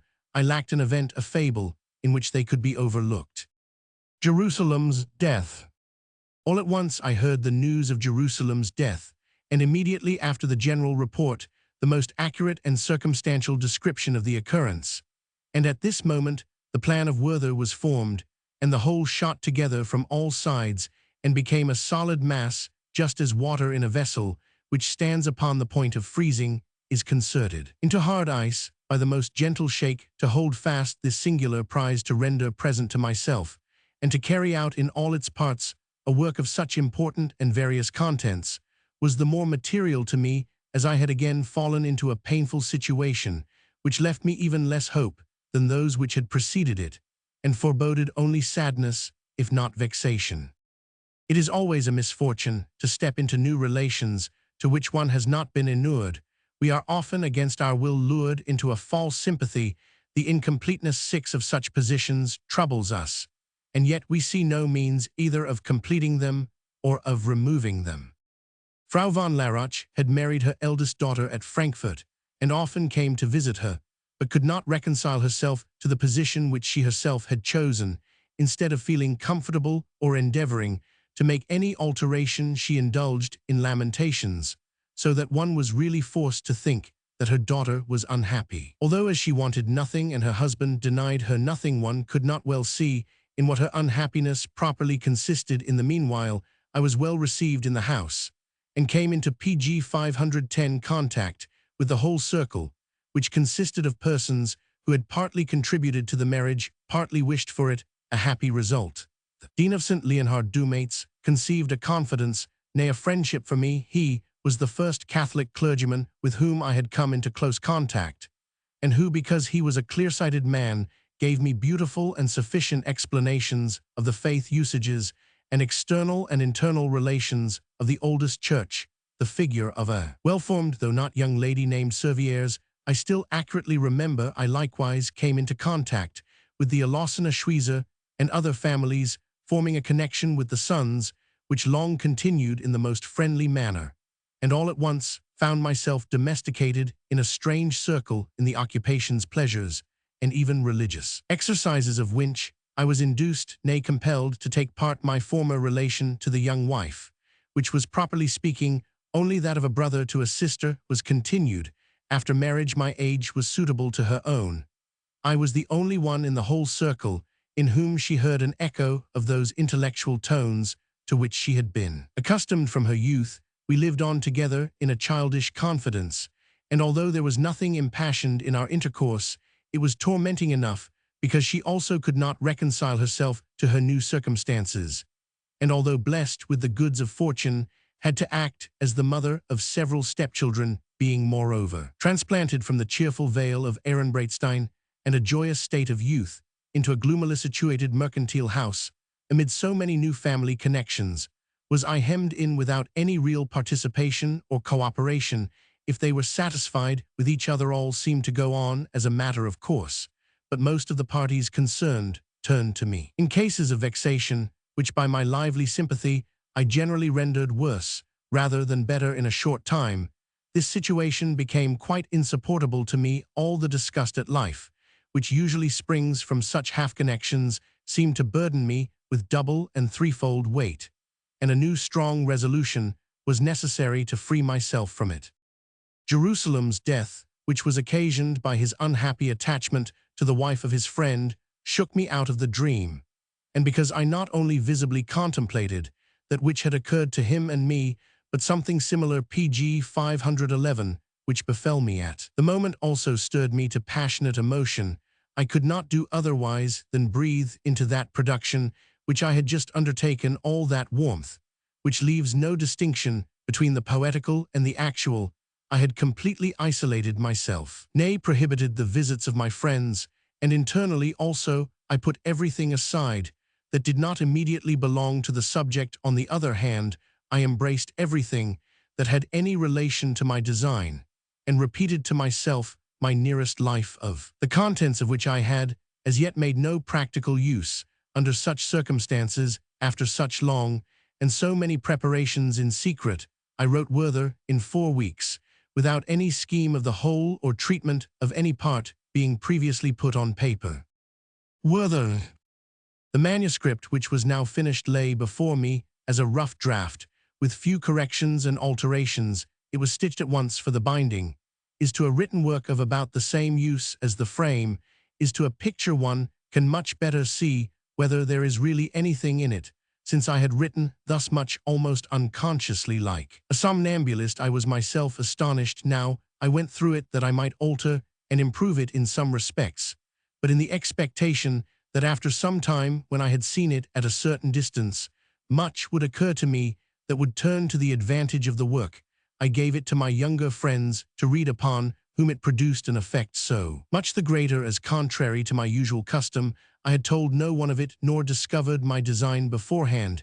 Yet here again it was the subject matter which really produced the effect, and in this respect they were in a frame of mind precisely the reverse of my own, for by this composition, more than by any other, I had freed myself from that stormy element upon which, through my own fault, and that of others through a mode of life, both accidental and chosen through design, and thoughtless precipitation through obstinacy and pliability, I had been driven about in the most violent manner. I felt as if after a general confession once more happy and free, and justified in beginning a new life. The old nostrum had been of excellent service to me on this occasion, but while I felt myself eased and enlightened by having turned reality into poetry, my friends were led astray by my work, for they thought that poetry ought to be turned into reality, that such a moral was to be imitated, and that at pg 512, any rate, one ought to shoot oneself. What had first happened here among a few afterwards took place among the larger public, and this little book, which had been so beneficial to me, was decried as extremely injurious. But all the evils and misfortunes which it may have produced were nearly prevented by an accident, since even after its production it ran the risk of being destroyed. The matter stood thus. Merck had lately returned from Petersburg. I had spoken to him but little because he was always occupied, and only told him in the most general terms of that Werther, which lay next my heart, he once called upon me, and as he did not seem very talkative, I asked him to listen to me. He seated himself on the sofa, and I began to read the tale letter by letter after I had gone on thus for a while. Without gaining from him any sign of admiration, I adopted a more pathetic strain. But what were my feelings, when at a pause which I made he struck me down in the most frightful manner with "Good, that's very pretty," and withdrew. Without adding anything more, I was quite beside myself, for as I took great pleasure in my works, but at first passed no judgment on them, I here firmly believed that I had made a mistake in subject, tone, and style, of which were doubtful, and had produced something quite inadmissible. Had a fire been at hand, I should at once have thrown in the work, but I again plucked up courage and passed many painful days, until he at last assured me in confidence that at that moment he had been in the most frightful situation in which a man can be placed on this account.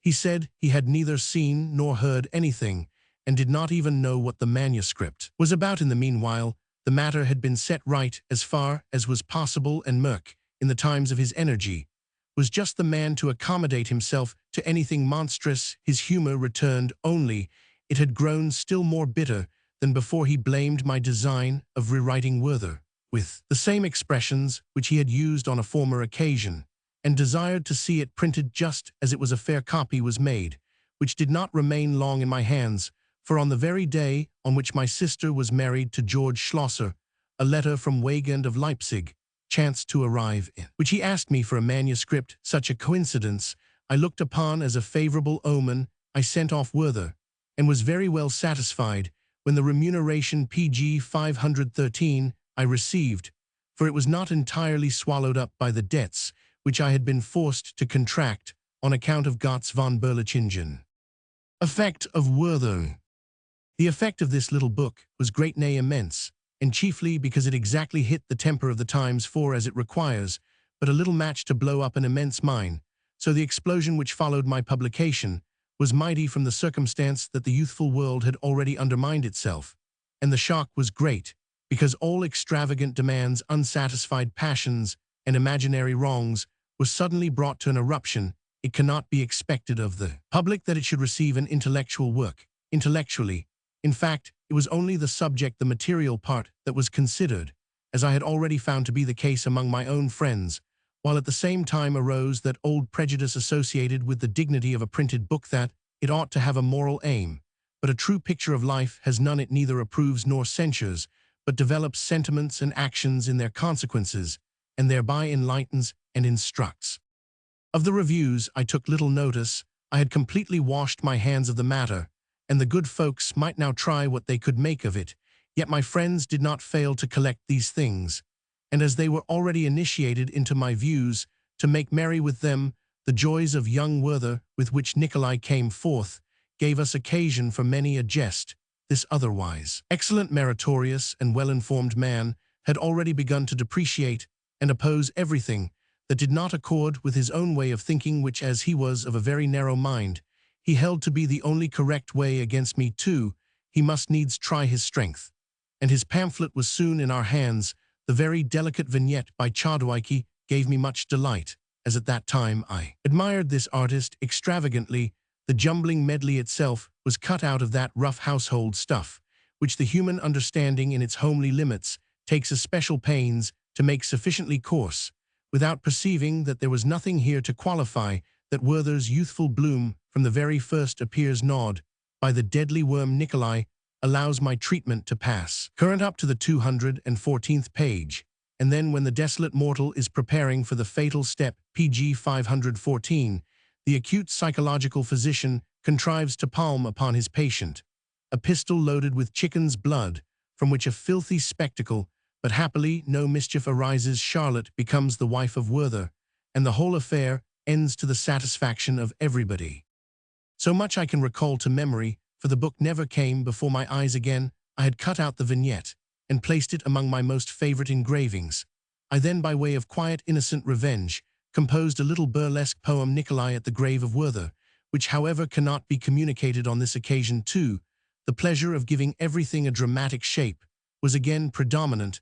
I wrote a prose dialogue between Charlotte and Werther, which was tolerably comical. Werther bitterly complains that his deliverance by chicken's blood has turned out so badly his life is saved. It is true, but he has shot his eyes out. He is now in despair at being her husband, without being able to see her, for the complete view of her person would to him be much dearer than all those pretty details of which he could assure himself by the touch. Charlotte, as may be imagined, has no great catch in a blind husband, and thus occasion is given to abuse Nikolai pretty roundly for interfering unasked in other people's affairs. The whole was written in a good-natured spirit, and painted with prophetic forebodings that unhappy conceited humor of Nikolai, which led him to meddle with things beyond his compass, which gave great annoyance both to himself and others, and by which eventually, in spite of his undoubted merits, he entirely destroyed his literary reputation. The original of this Jew Desprit was never copied and has been lost sight of for years. I had a special predilection for the little production. The pure ardent attachment of the two young persons was rather heightened than diminished by the comico-tragic situation into which they were thus transposed. The greatest tenderness prevailed throughout, and even my adversary was not treated ill-naturedly, but only humorously. I did not, however, let the book itself speak quite so politely. In imitation of an old rhyme, it expressed itself thus: by that conceited man be him, I am dangerous declared, the heavy man who cannot swim. PG 515 is by the water scarred.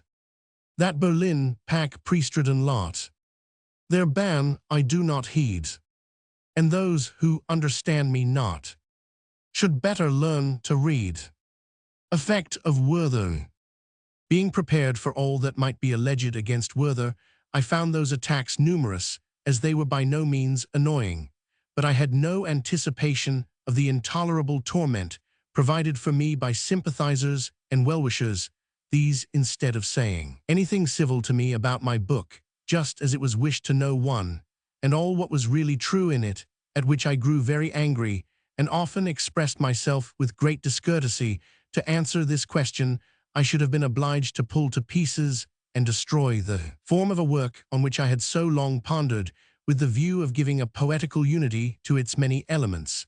And in this operation, if the essential parts were not destroyed, they would at least have been scattered and dispersed. However, upon a closer consideration of the matter, I could not take the public inquisitiveness in ill part. Jerusalem's fate had excited great attention. An educated, amiable, blameless young man, the son of one of the first theologians and authors, healthy and opulent, had at once, without any nose, destroyed himself. Everyone asked how this was possible, and when they heard of an unfortunate love affair, the whole youth were excited, and as soon as it transpired that some little annoyances had occurred to him in the higher circles, the middle classes also became excited. Indeed, everyone was anxious to learn further particulars. Now Werther appeared an exact delineation, as it was thought, of the life and character of that young man. The locality and person tallied, and the narrative was so very natural that they considered themselves fully informed and satisfied.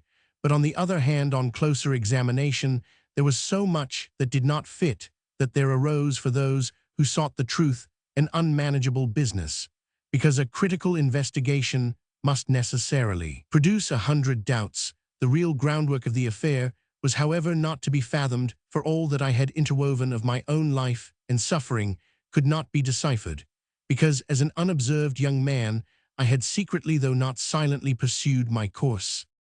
While engaged in my work, I was fully aware how highly that artist was favored who had an opportunity of composing a Venus from the study of a variety of beauties. Accordingly, PG 516, I took leave to model my Charlotte according to the shape and qualities of several pretty girls, although the chief characteristics were taken from the one I loved best. The inquisitive public could therefore discover similarities in various ladies, and even to the ladies themselves it was not quite indifferent to be taken for the right one. But these several Charlottes caused me infinite trouble, because everyone who only looked at me seemed determined to know where the proper one really resided. I endeavored to save myself like Nathan's 7 with the 3 rings, by an expedient which, though it might suit higher beings, would not satisfy either the believing or the reading public. I hoped, after a time, to be freed from such tormenting inquiries, but they pursued me through my whole life. I sought on my travels to escape them by assuming an incognito, But even this remedy was to my disappointment unavailing, and thus the author of the little work, had he even done anything wrong and mischievous, was sufficiently, I may say disproportionately punished by such unavoidable importunities. Subjected to this kind of infliction, I was taught but too unequivocally that authors and their public are separated by an immense gulf, of which happily neither of them have any conception. The uselessness therefore of all prefaces I had long ago seen. For the more pains a writer takes to render his views clear, the more occasion he gives for embarrassment. Besides, an author may preface as elaborately as he will, the public will always go on making precisely those demands, which he has endeavored to avoid, with a kindred peculiarity of readers, which particularly with those who print their judgments seems remarkably comical. I was likewise soon acquainted they live, for instance, in the delusion that an author in producing anything becomes their debtor, and he always falls short of what they wished and expected of him, although before they had seen our work, they had not the least notion that anything of the kind existed or was even possible. Independent of all this, it was now the greatest fortune or misfortune that everyone wished to make the acquaintance of this strange young author who had stepped forward so unexpectedly, and so boldly they desired to see him, to speak to him, and even at a distance to hear something pg 517 from him. Thus he had to undergo a very considerable crowd, sometimes pleasant, sometimes disagreeable, but always distracting, for enough works already begun lay before him, nay, and would have given him abundance of work for some years if he could have kept to them with his old fervor. But he was drawn forth from the quiet, the twilight, the obscurity, which alone can favor pure creation, into the noise of daylight, where one is lost in others, where one is led astray alike by sympathy and by coldness, by praise and by blame, because outward contact never accords with the epoch of our inner culture, and therefore, as it cannot further us, must necessarily injure us. Dramatic tendency. Yet more than by all the distractions of the day, the author was kept from the elaboration and completion of greater works by the taste then prevalent in this society for dramatizing everything of importance which occurred in actual life.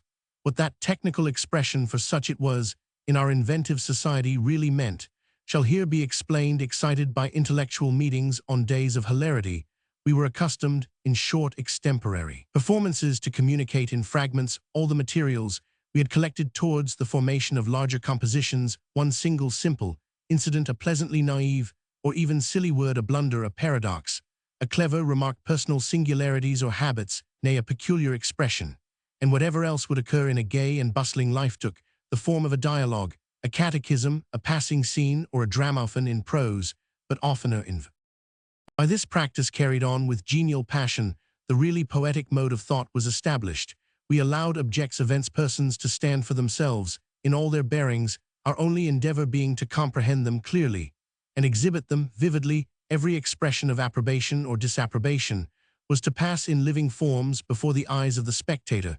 These productions might be called animated epigrams, which, without edges or points, were richly furnished with marked and striking features. The Jahrmarksfest Fair Festival is an epigram of this kind, or rather a collection of such epigrams. All the characters there introduced are meant for actual living members of that society, or for persons at least connected, and in some degree known to it, but the meaning of the riddle remained concealed to the greater part. All laughed, and few knew that. Their own marked peculiarities, pg 518, served as the jest. The prologue to Barth's newest revelations may be looked upon as a document of another kind. The smallest pieces are among the miscellaneous poems. A great many have been destroyed or lost, and some that still exist do not admit of being published. Those which appeared in print only increased the excitement of the public and curiosity about the author. Those which were handed about in manuscript entertained the immediate circle, which was continually increasing. Dr. Barth, then at Gießen, paid me a visit, apparently courteous and confiding. He laughed over the prologue and wished to be placed on a friendly footing, but we young people still continued to omit no opportunity at social festivals of sporting, in a malicious vein, at the peculiarities which we had remarked in others and successfully exhibited. If now it was by no means displeasing to the young author to be stared at as a literary meteor, he nevertheless sought with glad modesty to testify his esteem for the most deserving men of his country, among whom before all others the admirable Justice Moser claims especial mention. The little essays on political subjects by this incomparable man had been printed some years before in the Osnabrück Intelligenzblätter, and made known to me through Herder, who overlooked nothing of worth that appeared in his time, especially if in print. Moser's daughter, Frau von Voigt, was occupied in collecting these scattered papers.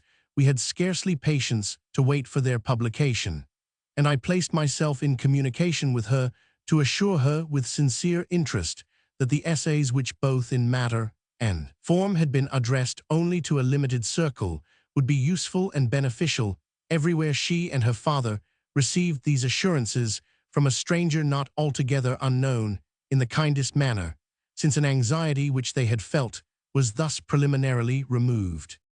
What is in the highest degree remarkable and commendable in these little essays, all of which being composed in one spirit form together a perfect whole, is the very intimate knowledge they display of the whole civil state of man. We see a system resting upon the past and still in vigorous existence on the one hand. There is a firm adherence to tradition on the other movement, and change which cannot be prevented here. Alarm is felt at a useful novelty, their pleasure in what is new, although it be useless or even injurious. With what freedom from prejudice the author explains the relative position of different pg 519 ranks, and the connection in which cities, towns, and villages mutually stand. We learn their prerogatives together with the legal grounds of them. We are told where the main capital of the state is invested, and what interest it yields. We see property and its advantages on the one hand, on the other taxes and disadvantages of various kinds, and then the numerous branches of industry, and in all this past and present times are contrasted.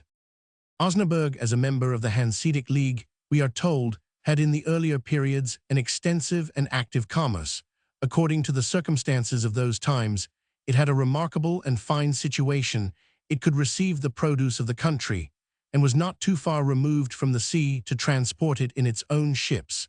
But now, in later times, it lies deep in the interior and is gradually removed and shut out from the sea trade. How this has occurred is explained in all its bearings. The conflict between England and the coasts, and of the havens with the interior, is mentioned here. Are set forth the great advantages of those who live on the seaside, and deliberate plans are proposed for enabling the inhabitants of the interior to obtain similar advantages. We then learn a great deal about trades and handicrafts, and how these have been outstripped by manufactures and undermined by shopkeeping. Decline is pointed out as the result of various causes, and this result in its turn as the cause of a further decline in an endless circle, which it is difficult to unravel, yet it is so clearly set forth by the vigilant citizen that one fancies one can see the way to escape from it. The author throughout displays the clearest insight into the most minute circumstances.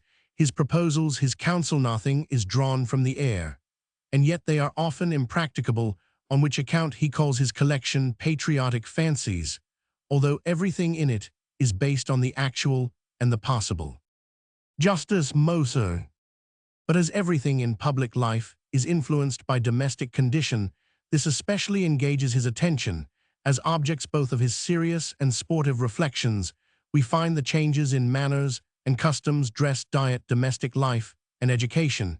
It would be necessary to indicate everything which exists in the civil and social world, to exhaust the list of subjects which he discusses, and his treatment of them is admirable. A thorough man of business discourses with the people in weekly papers, respecting whatever a wise and beneficent pg 520 government undertakes, or carries out, that he may bring it to their comprehension in its true light. This is by no means done in a learned manner, but in those varied forms which may be called poetic, and which in the best sense of the word must certainly be considered rhetorical. He is always elevated above his subject, and understands how to give a cheerful view of the most serious subjects, now half concealed behind this or that mask, now speaking in his own person, always complete, and exhausting his subject at the same time, always in good humor, more or less ironical, thoroughly to the purpose, honest, well-meaning, sometimes rough and vehement, and all this so well regulated that the spirit, understanding, facility, skill, taste, and character of the author cannot but be admired in the choice of subjects of general utility, deep insight, enlarged views, happy treatment, profound, yet cheerful humor. I know no one to whom I can compare him but Franklin. Such a man had an imposing effect upon us and greatly influenced a youthful generation which demanded something sound and stood ready to appreciate it. We thought we could adapt ourselves to the form of his exposition, but who could hope to make himself master of so rich an entertainment, and to handle the most unmanageable subjects with so much ease? But this is our purest and sweetest illusion on which we cannot resign, however much pain it may cause us through life, that we would where possible appropriate to ourselves, nay, even reproduce and exhibit as our own that which we prize and honor in others. Pg 521. 14th Book. Lens Lavater and Basto Cologne. With the movement which was spreading among the public now arose another of greater importance, perhaps to the author, as it took place in his immediate circle. His early friends who had read in manuscript those poetical compositions which were now creating so much sensation, and therefore regarded them almost as their own, gloried in a success which they had boldly enough predicted. This number was augmented by new adherents, especially by such as felt conscious of a creative power in themselves, or were desirous of calling one forth and cultivating it. Among the former, Lentz was the most active, and he deported himself strangely enough. I have already sketched the outward appearance of this remarkable mortal, and have touched affectionately on his talent for humor. I will now speak of his character in its results, rather than descriptively, because it would be impossible to follow him through the mazy course of his life, and to transfer to these pages a full exhibition of his peculiarities. Generally known is that self-torture which, in the lack of all outward grievances, had now become fashionable, and which disturbed the very best minds, that which gives but a transient pain to ordinary men who never themselves meditate on that which they seek to banish from their minds, was by the better order acutely observed, regarded, and recorded in books, letters, and diaries. But now men united the strictest moral requisitions on themselves, and others, with an excessive negligence in action and vague notions arising from this half self-knowledge, misled them into the strangest habits and out of the way Pg 522 practices. But this painful work of self-contemplation was justified by the rising empirical psychology, which, while it was not exactly willing to pronounce everything that produces inward disquiet to be wicked and objectionable, still could not give it an unconditional approval, and thus was originated an eternal and inappeasable contest. In carrying on and sustaining this conflict, Lentz surpassed all the other idlers and dabblers who were occupied in mining into their own souls, and thus he suffered from the universal tendency of the times, which was said to have been let loose by Werther. But a personal peculiarity distinguished him from all the rest. While they were undeniably frank and honest creatures, he had a decided inclination to intrigue, and indeed to intrigue for its own sake, without having in view any special object, any reasonable, attainable personal object. On the contrary, it was always his custom to propose to himself something whimsical, which served for that very reason to keep him constantly occupied. In this way, all his life long, he was an impostor in his imagination. His love, as well as his hate, was imaginary. He dealt with his thoughts and feelings in a willful manner, so as always to have something to do. He endeavored to give reality to his sympathies and antipathies by the most perverse means, and always himself destroyed his own work. Thus he never benefited anyone whom he loved, and never injured anyone whom he hated. In general, he seemed to sin only to punish himself, and to intrigue for no purpose, but to graft a new fable upon an old one. His talent, in which tenderness, facility, and subtlety rivaled each other, proceeded from a real depth, from an inexhaustible creative power, but was thoroughly morbid with all its beauty. Such qualities are precisely the most difficult to judge. It is impossible to overlook great features in his works. A lovely tenderness steals along through pieces of caricature so odd and so silly that they can hardly be pardoned even in a humor so thorough and unassuming, and such a genuine comic talent.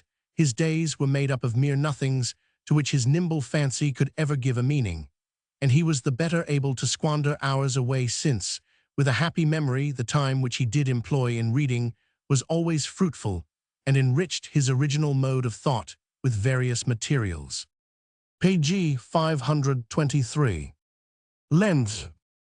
He had been sent to Strasbourg with some Livonian gentlemen, and a more unfortunate choice of a mentor could not have been made. The elder Baron went back for a time to his native country and left behind him a lady to whom he was tenderly attached in order to keep at a distance the second brother, who was paying court to the same lady as well as other lovers, and to preserve the precious heart for his absent friend. Lentz determined either to feign that he had fallen in love with the beauty, or if you please actually to do so. He carried through this plan with the most obstinate adherence to the ideal he had formed of her, without being aware that he as well as the others only served her for jest and pastime. So much the better for him. For him, too, it was nothing but a game which could only be kept up by her meeting him in the same spirit, now attracting him, now repelling him, now encouraging him, and now slighting him. We may be sure that if he had become aware of the way the affair sometimes went on, he would, with great delight, have congratulated himself on the discovery. As for the rest, he, like his pupils, lived mostly with officers of the garrison, and thus the strange notions he afterwards brought out in his comedy Die Soldaten, the soldiers, probably originated.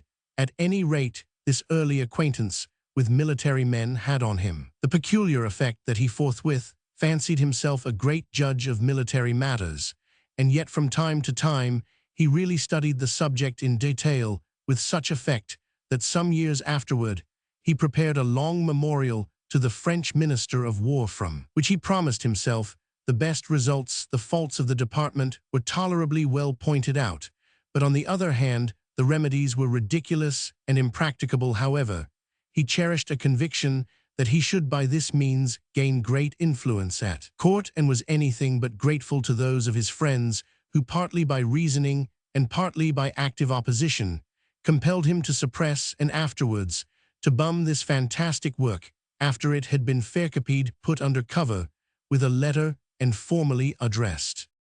First of all by word of mouth, and afterwards by letter, he had confided to me all the mazes of his tortuous movements with regard to the lady above mentioned. The poetry which he could infuse into the commonest incidents often astonished Pg 524 me, so that I urged him to employ his talents in turning the essence of this long-winded adventure to account, and to make a little romance out of it. But that was not in his line. He could only succeed when he poured himself out forever upon details, and span an endless thread without any purpose. Perhaps it will be possible at a future time to deduce from these premises some account of his life, up to the time that he became a lunatic. At present, I confine myself to what is immediately connected with the subject in hand.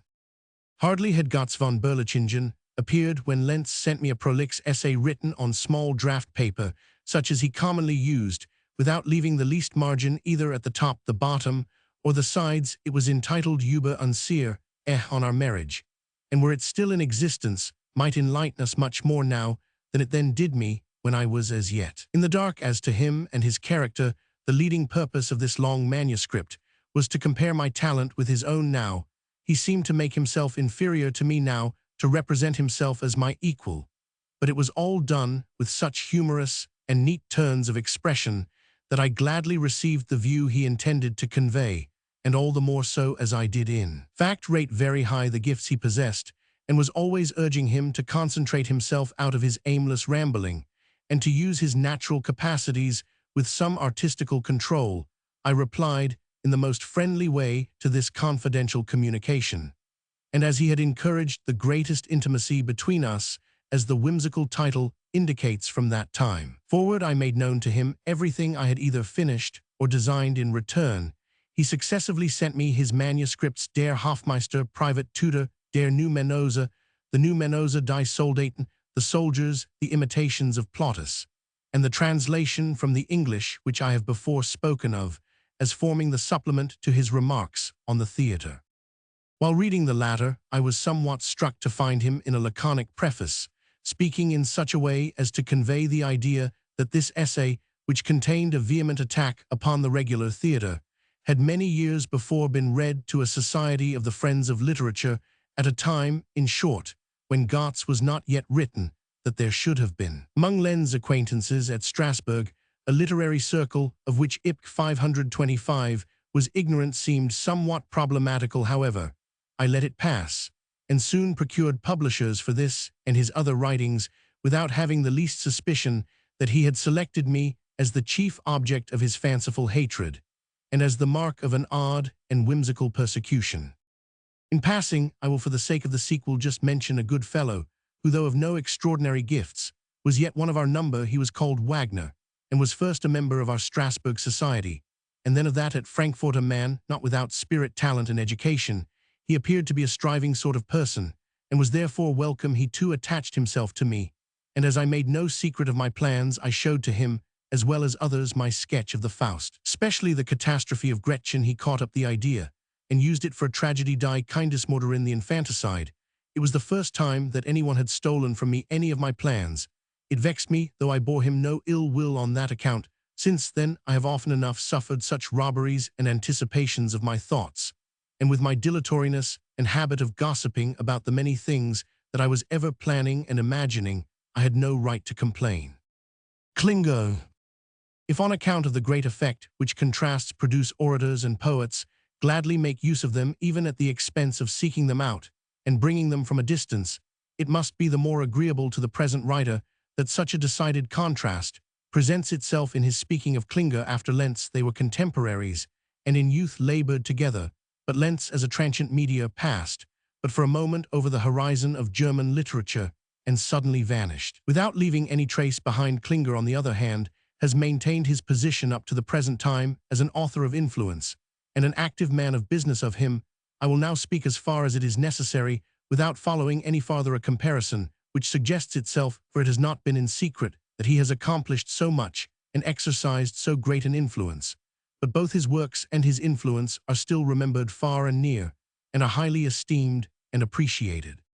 Klinger's exterior, for I always like best to begin with this, was very prepossessing. Nature had given him a tall PG 526 slender well-built form and regular features.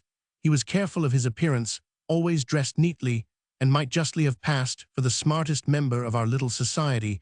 His manners were neither forward nor repulsive, and when not agitated by an inward storm, mild and gentle. In girls we love what they are, but in young men what they promise to be, and thus I was Klinger's friend as soon as I made his acquaintance. He recommended himself by a pure good nature, and an unmistakable decision of character won him confidence from youth upward.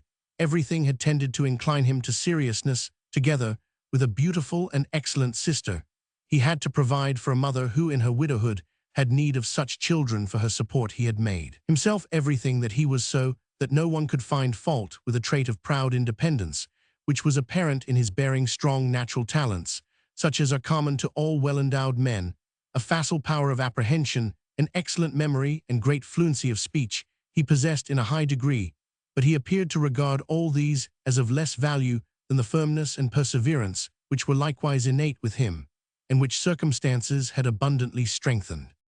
To a young man of such a character, the works of Rousseau were especially attractive. Emile was his chief textbook, and its sentiments, as they had an universal influence over the cultivated world, were peculiarly fruitful with him, and influenced him more than others, for he too was a child of nature, too had worked his way upwards what others had been compelled to cast away. He had never possessed relations of society from which they would have to emancipate themselves, had never fettered him. Thus might he be regarded as one of the purest disciples of that gospel of nature, and in view of his own persevering efforts and his conduct as a man and son, he might well exclaim, all is good as it comes from the hands of nature. But the conclusion, all is corrupted in the hands of man, was also forced upon him by adverse experience.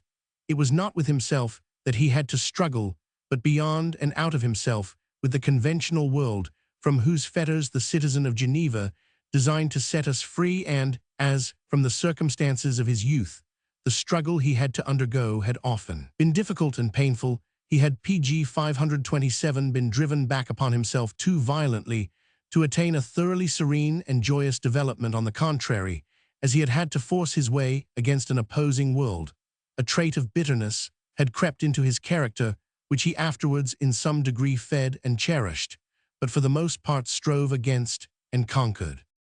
Klingo. His works, as far as I am able to recall them, bespeak a strong understanding and upright mind and active imagination, a ready perception of the varieties of human nature, and a characteristic imitation of generic differences. His girls and boys are open, and amiable his youths ardent his men plain, and intelligent the personages whom he paints in an unfavorable light, are not overdrawn, he is not wanting in cheerfulness, and good humor in wit and happy. Notions, allegories, and symbols are at his command, he can entertain and please us, and the enjoyment would be still purer if he did not hear, and there mar both for himself, and us his gay pointed jesting by a touch of bitterness. Yet this it is which makes him what he is. The modes of living and of writing become as varied as they are from the fact that every one wavers theoretically between knowledge and error, and practically between creation and destruction. Klinger should be classed with those who have formed themselves for the world out of themselves, out of their own souls and understandings, because this takes place in and among a greater mass, and because among themselves they use with power and effect an intelligible language flowing out of universal nature and popular peculiarities. Such men always cherish a warm hostility to all forms of the schools, especially if these forms, separated from their living origin, have degenerated into phrases and have thus lost altogether their first fresh significance. Such men almost invariably declare war against new opinions, views, and systems, as well as against new events, and rising men of importance who announce or produce great changes. They are, however, not so much to blame on this account. Their opposition is not unnatural when they see all that which they are indebted to for their own existence and culture menaced with ruin and in great danger. In an energetic character, this adherence to its own views becomes the more worthy of respect when it has been maintained throughout a life in the world and in business, and when pg 528, a mode of dealing with current events, which to many might seem rough and arbitrary, being employed at the right time, has led surely to the desired end. This was the case with Klinger. Without pliability, which was never the virtue of the born citizen of the Empire I, he had nevertheless risen steadily and honorably to posts of great importance, had managed to maintain his position, and as he advanced in the approbation and favor of his highest patrons, never forgot his old friends or the path he had left behind. Indeed, through all degrees of absence and separation, he labored pertinaciously to preserve the most complete constancy of remembrance, and it certainly deserves to be remarked that in his coat of arms, though adorned by the badges of several orders, he, like another Willigis, did not disdain to perpetuate the tokens of his early life. Lavater.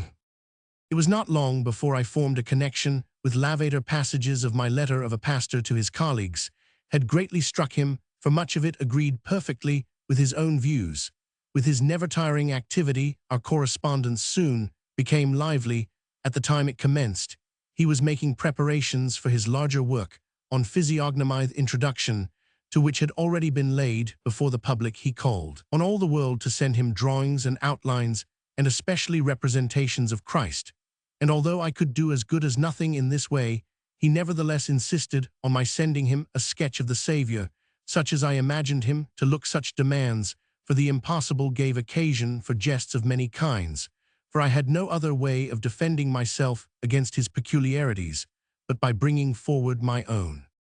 The number of those who had no faith in physiognomy, or at least regarded it as uncertain and deceptive, was very great, and several, who had a liking for Lavater, felt a desire to try him, and if possible to play him a trick he had ordered of a painter in Frankfurt, who was not without talent. The profiles of several well-known persons. Lavater's agent ventured upon the jest of sending Barth's portrait as mine, which soon brought back a merry but thundering epistle full of all kinds of expletives and asseverations, that this was not my picturetto, though with everything that on such an occasion Lavater would naturally have to say in confirmation of the doctrine of pg 529 physiognomy, my true likeness, which was sent afterwards, he allowed to pass more readily, but even here the opposition into which he fell both with painters and with individuals showed itself at once. The former could never work for him faithfully and sufficiently, the latter, whatever excellences they might have, came always too far short of the idea which he entertained of humanity and of men to prevent his being somewhat repelled by the special characteristics which constitute the personality of the individual. The conception of humanity, which had been formed in himself, and in his own humanity was so completely akin to the living image of Christ, which he cherished within him, that it was impossible for him to understand how a man could live and breathe, without at the same time being a Christian. My own relation to the Christian religion lay merely in my sense and feeling, and I had not the slightest notion of that physical affinity to which Lavater inclined. I was therefore vexed by the importunity with which a man so full of mind and heart attacked me as well as Mendelssohn, and others, maintaining that every one must either become a Christian with him, a Christian of his sort, or else that one must bring him over to one's own way of thinking, and convince him of precisely that in which one had found peace. This demand, so directly opposed to that liberal spirit of the world, to which I was more and more tending, did not have the best effect upon me. All unsuccessful attempts at conversion leave him who has been selected for a proselyte, stubborn and obdurate, and this was especially the case with me when Lavater at last came out with the hard dilemma, either Christian or atheist. Upon this, I declared that if he would not leave me my own Christianity, as I had hitherto cherished it, I could readily decide for atheism, particularly as I saw that nobody knew precisely what either meant. This correspondence, vehement as it was, did not disturb the good terms we were on. Lavater had an incredible patience, pertinacity, and endurance. He was confident in his theory, and with his determined plan to propagate his convictions in the world, he was willing by waiting and mildness to effect what he could not accomplish by force. In short, he belonged to the few fortunate men whose outward vocation perfectly harmonizes with the inner one, and whose PG 530 earliest culture, coinciding in all points with their subsequent pursuits, gives a natural development to their faculties. Born with the most delicate moral susceptibilities, he had chosen for himself the clerical profession. He received the necessary instruction and displayed various talents, but without inclining to that degree of culture which is called learned. He also, though born so long before, had like ourselves been caught by the spirit of freedom and nature, which belonged to the time, and which whispered flatteringly in every ear, you have materials and solid power enough within yourself, without much outward aid. All depends upon your developing them properly. The obligation of a clergyman to work upon men morally in the ordinary sense, and religiously in the higher sense, fully coincided with his mental tendencies. His marked impulse, even as a youth, was to impart to others, and to excite in them his own just and pious sentiments, and his favorite occupation was the observation of himself and of his fellow-men. The former was facilitated, if not forced upon him, by an internal sensitiveness, the latter by a keen glance, which could quickly read the outward expression. Still, he was not born for contemplation. Properly speaking, the gift of conveying his ideas to others was not his. He felt himself, rather, with all his powers impelled to activity, to action, and I have never known anyone who was more unceasingly active than Lavater. But because our inward moral nature is incorporated in outward conditions, whether we belong to a family, a class, a guild, a city, or a state, he was obliged in his desire to influence others to come into contact with all these external things, and to set them in motion. Hence arose many a collision, many an entanglement, especially as the Commonwealth, of which he was by birth a member, enjoyed, under the most precise and accurate defined limits, an admirable hereditary freedom. The republican from his boyhood is accustomed himself to think and to converse on public affairs in the first bloom of his life. The youth sees the period approaching when, as a member of a free corporation, he will have a vote to give or to withhold. If he wishes to form a just and independent judgment, he must before all things convince himself of the worth of his fellow citizens. He must learn to know them. He must inquire into their sentiments and their capacities, and thus in aiming to read others, he becomes intimate with his own bosom. Pg 531. Lavater. Under such circumstances, Lavater was early trained, and this business of life seems to have occupied him more than the study of languages and the analytic criticism, which is not only allied to that study, but is its foundation as well as its aim. In later years, when his attainments and his views had reached a boundless comprehensiveness, he frequently said, both in jest and in seriousness, that he was not a learned man It is precisely to this want of deep and solid learning that we must ascribe the fact that he adhered to the letter of the Bible and even to the translation, and found in it nourishment and assistance enough for all that he sought and designed.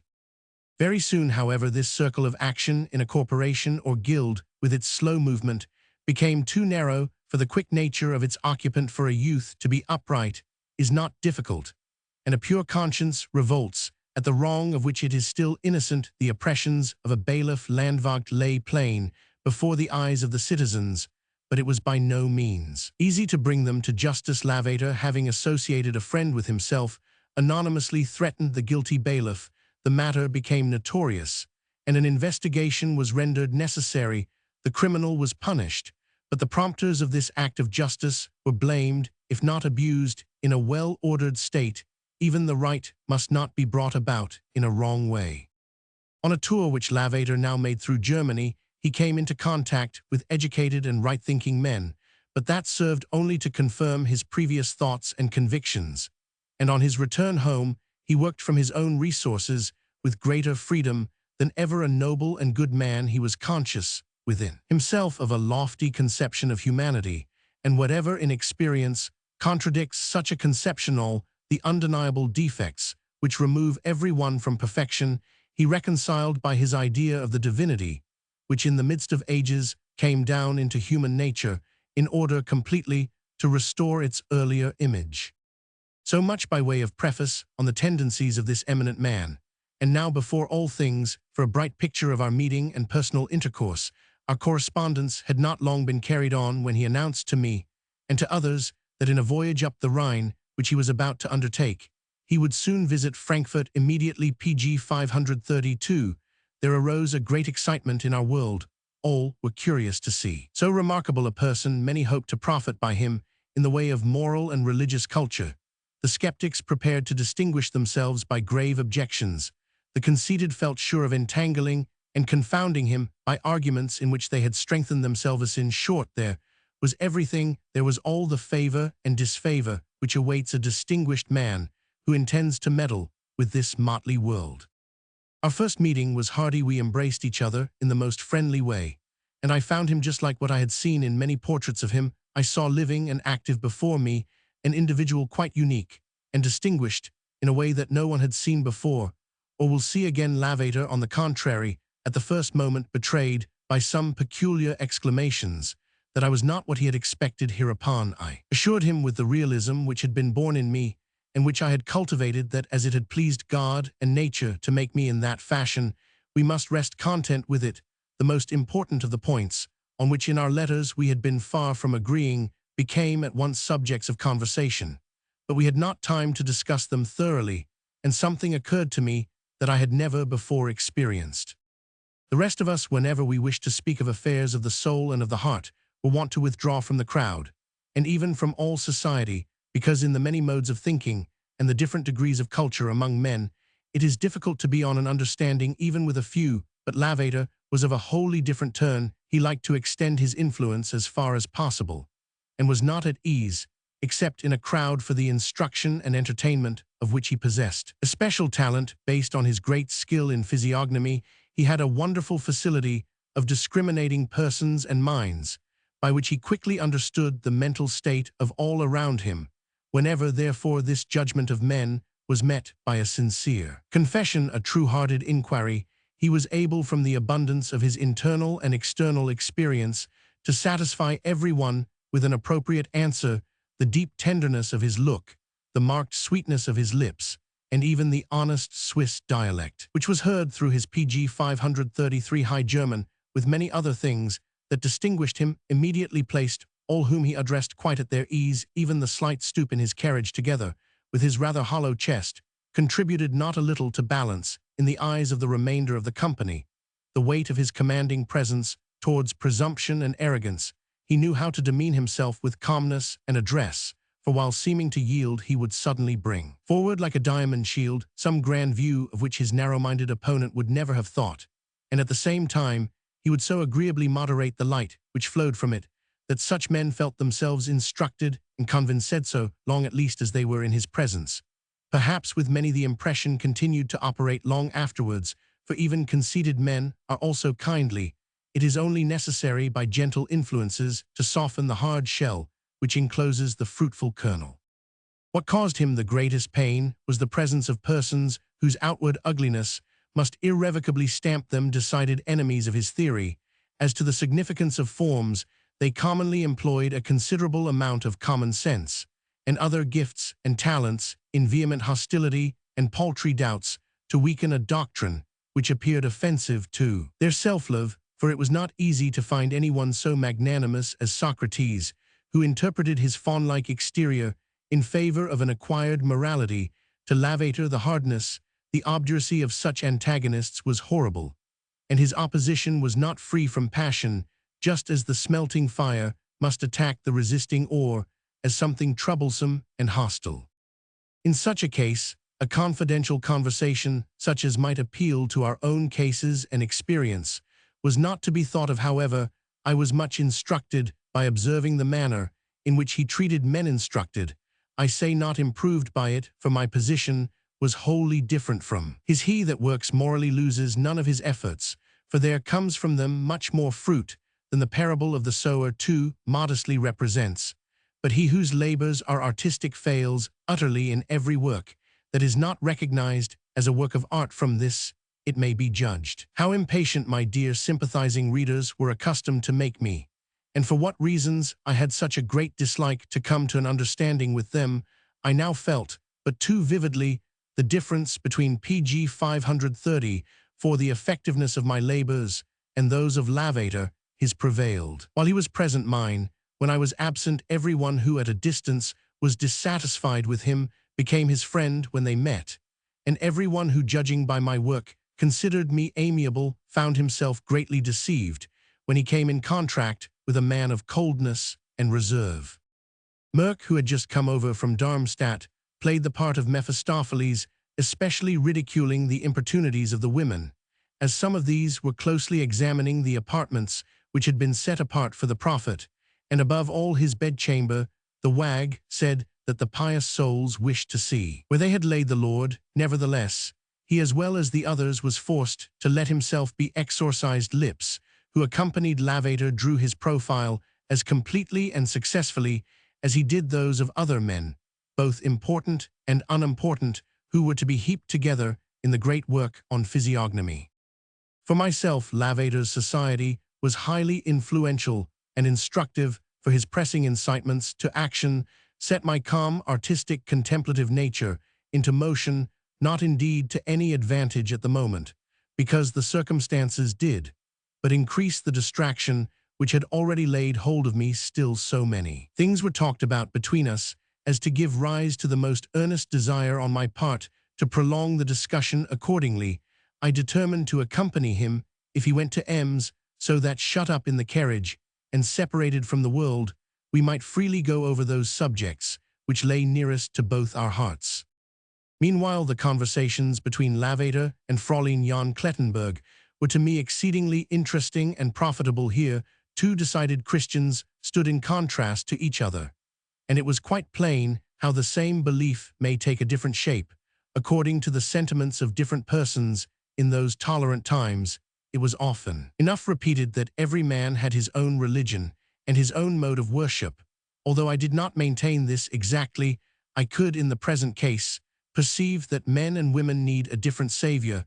Fräulein von Klettenberg looked towards hers as to a lover to whom one yields oneself, without reserve, concentrating all joy and hope on him alone, and without doubt or hesitation, confiding to him the destiny of life. Lavater, pg 535, on the other hand, treated his as a friend to be imitated lovingly, and without envy, whose merits he recognized and valued highly, and whom for that very reason he strove to copy, and even to equal. What a difference between these two tendencies, which, in general, exhibit the spiritual necessities of the two sexes. Hence, we may perhaps explain the fact that men of more delicate feeling have so often turned to the Mother of God as a paragon of female beauty and virtue, and, like Sannazaro, have dedicated to her their lives and talents, occasionally condescending to play with the divine infant.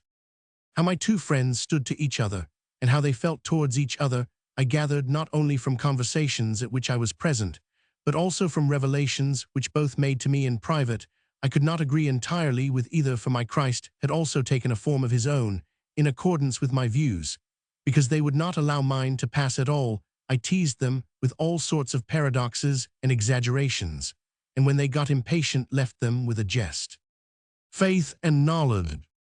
The contest between knowledge and faith was not yet the order of the day, but the two words and the ideas connected with them occasionally came forward, and the true haters of the world maintained that one was as little to be relied on as the other. Accordingly, I took pleasure in declaring in favor of both, though without being able to gain the assent of my friends in faith. I said everything depends on the fact of believing what is believed is perfectly indifferent. Faith is a profound sense of security for the present and future, and this assurance springs from confidence in an immense, all-powerful, and inscrutable being. The firmness of this confidence is the one grand point, but what we think of this being depends on our other faculties or even on circumstances, and is wholly indifferent. Faith is a holy vessel into which everyone stands ready to pour his feelings, his understanding, his imagination, as perfectly as he can. With knowledge, it is directly the opposite. There,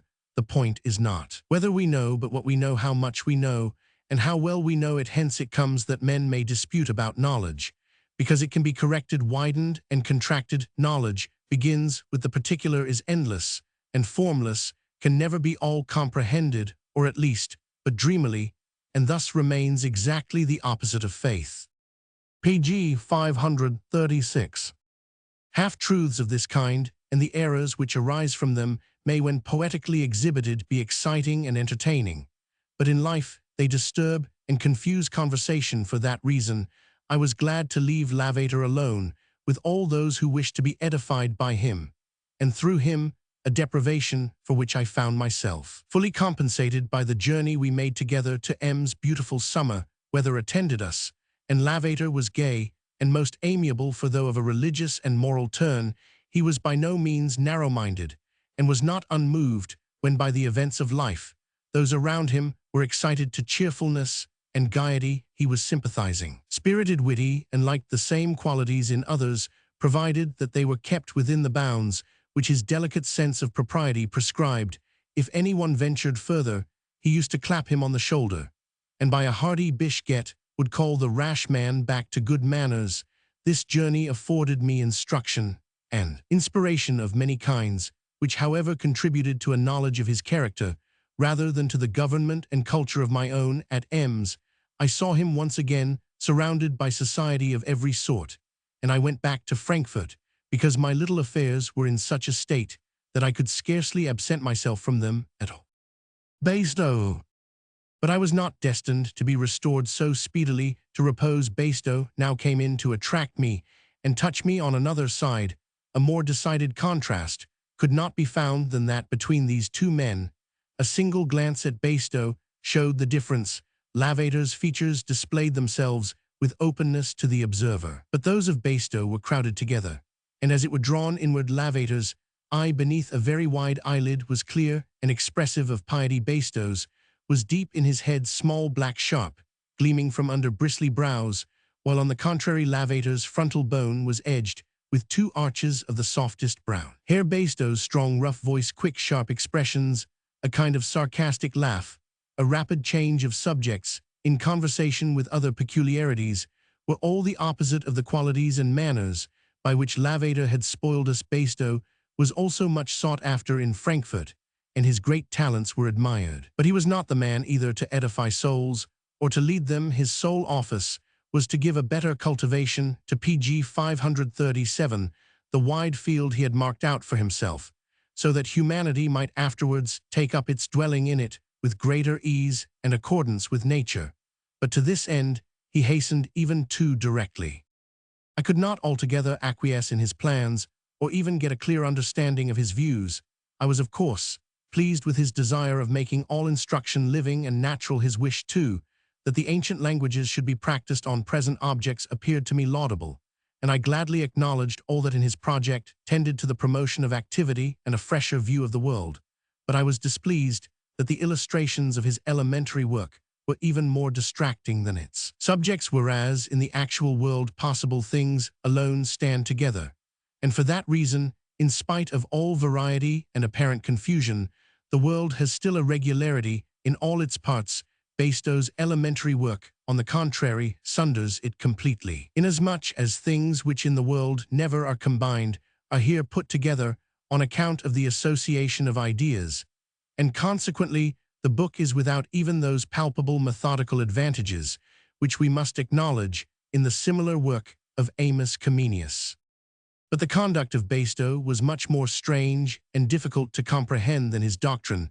The purpose of his journey was by personal influence to interest the public in his philanthropic enterprise, and indeed to open not only hearts but purses. He had the power of speaking grandly and convincingly of his scheme, and everyone willingly conceded what he asserted, but in a most inexplicable way he pained the feelings of the very men whose assistance he wished to gain, nay, he outraged them unnecessarily through his inability to keep back his opinions and fancies on religious subjects. In this respect, too, Baistow appeared the very opposite of Lavater, while the latter received the Bible literally, and with its whole contents, as being word for word in force and applicable even at the present day. The former had the most unquiet itching to renovate everything, and to remodel both the doctrines and the ceremonies of the Church in conformity with some odd notions of his own. Most imprudently, he showed no mercy to those conceptions which come not immediately from the Bible but pg 538, from its interpretation, all those expressions, technical philosophical terms, or sensible figures, with which councils and fathers of the Church had sought to explain the inexpressible or to confute heretics in a harsh and unwarrantable way. Before all alike, he declared himself the sworn enemy of the Trinity, and would never desist from arguing against this universally admitted mystery.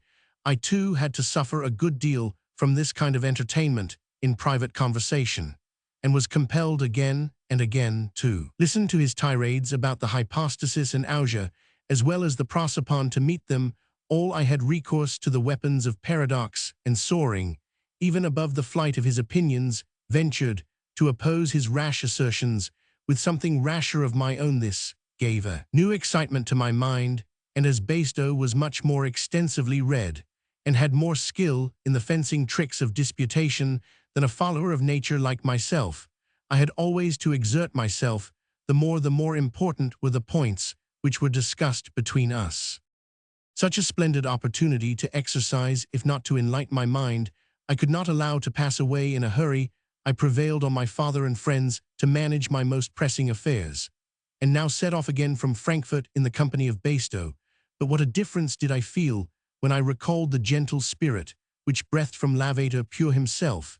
He created around him a pure circle at his side. One became like a maiden for fear of presenting before him anything repulsive. Baistow, on the contrary, being altogether absorbed in himself, could not pay any attention to his external appearance. His ceaseless smoking of wretched tobacco was of itself extremely disagreeable, especially as his pipe was no sooner out than he brought forth a dirtily prepared kind of tinder, which took fire quickly, but had a most horrid stench, and every time poisoned the air insufferably with the first whiff. I called this preparation the Baistowian Smellfungus Stinkschwam, and declared that it ought to be introduced into natural history under this name. This greatly amused him, and to my disgust, he minutely explained the hated preparation, taking a malicious pleasure in my aversion from it. It was one of the deeply rooted, disagreeable peculiarities of this admirably gifted man, pg 539, that he was fond of teasing, and would sting the most dispassionate persons. He could never see anyone quiet, but he provoked him with mocking irony in a hoarse voice, or put him to confusion by an unexpected question, and laughed bitterly when he had gained his end. Yet he was pleased when the object of his jests was quick enough to collect himself, and gave him a retort. Baistow! How much greater was now my longing for Lavater. He too seemed to be rejoiced when he saw me again, and confided to me much that he had learned, especially in reference to the various characters of his fellow guests, among whom he had already succeeded in making many friends and disciples. For my part, one found here several old acquaintances, and in those whom I had not seen for many years, I began to notice what in youth long remains concealed from us, namely, that men grow old and women change. The company became more numerous every day. There was no end to the dancing. And as in the two principal bathhouses, people came into pretty close contact, the familiarity led to many a practical joke. Once I disguised myself as a village clergyman, while an intimate friend took the character of his wife. By our excessive and troublesome politeness, we were tolerably amusing to the elegant society, and so put everyone into good humor of serenades at evening, midnight, and morning. There was no lack, and we juniors enjoyed but little sleep. To make up for these dissipations, I always passed a part of the night with Bastow. He never went to bed, but dictated without cessation occasionally. He cast himself on the couch and slumbered, while his amanuensis sat quietly pen in hand, ready to continue his work, when the half-awakened author should once again give free course to his thoughts. All this took place in a close, confined chamber filled with the fumes of tobacco and the odious tinder. As often as I was disengaged from a dance, I hastened up to Bastow, who was ready at once to speak and dispute on any question. And when after a time I hurried again to the ballroom, before I had closed the door behind me, he would resume the thread of his essay, as composedly as if he had been engaged with nothing else. We also made together many excursions into the neighborhood, visiting the chateaux, especially those of noble ladies, pg 540, who were everywhere more inclined than the men to receive anything that made a pretense to intellect and talent. At Nassau, at the house of Frau von Stein, most estimable lady, who enjoyed universal respect, we found a large company. Frau von Laroche was likewise present, and there was no lack of young ladies and children here. Lavater was doomed to be put to many a physiognomical temptation, which consisted mainly in our seeking to palm upon him the accidents of cultivation as original forms, but his eye was too sure to be deceived. I, too, was called on as much as ever to maintain the truth of the sorrows of Werther, and to name the residence of Charlotte, a desire which I declined to gratify not in the politest manner. On the other hand, I collected the children around me in order to tell them very wonderful stories, all about well-known things, in which I had the great advantage that no member of my circle of hearers could ask me with any importunity what part was truth and what fiction. Bastow and Lavater. Bastow affirmed that the only thing necessary was a better education of youth, and to promote this end, he called upon the higher and wealthy classes for considerable contributions, but hardly had his reasoning and his impassioned eloquence excited not to say one to his purpose the sympathy of his auditors when the evil anti-Trinitarian spirit came upon him, so that without the least sense of where he was, he broke forth into the strangest discourses, which in his own opinion were highly religious, but according to the convictions of those around him highly blasphemous. All sought a remedy for this evil. Lavater by gentle seriousness, I by jests leading off from the subject, and the ladies by amusing walks, but harmony could not be restored. A Christian conversation, such as had been expected from the presence of Lavater, a discourse on education, such as had been anticipated from Bastow, and a sentimental one, for which it was thought I should be ready, all were at once disturbed and destroyed. On our return home, Lavater reproached him, but I punished him in a humorous way. The weather was warm, and the tobacco smoke had perhaps contributed to the dryness of Bastow's palate. He was dying for a glass of beer, and seeing a tavern at a distance on the road, he eagerly ordered the coachman to stop there. But just as he was pg 541 driving up to the door, I called out to him loudly and imperiously. Go on. Bastow, taken by surprise, could hardly get the contrary command out of his husky voice. I urged the coachman more vehemently, and he obeyed me. Bastow cursed me, and was ready to fall on me with his fists, but I replied to him with the greatest composure, Father, be quiet, you ought to thank me. Luckily, you didn't see the beer stain. It was two triangles put together across each other. Now, you commonly get mad about one triangle, and if you had set eyes on two, we should have had to get you a straight jacket. This joke threw him into a fit of immoderate laughter, in the intervals of which he scolded and cursed me, while Lavater exercised his patience on both the young fool and the old one.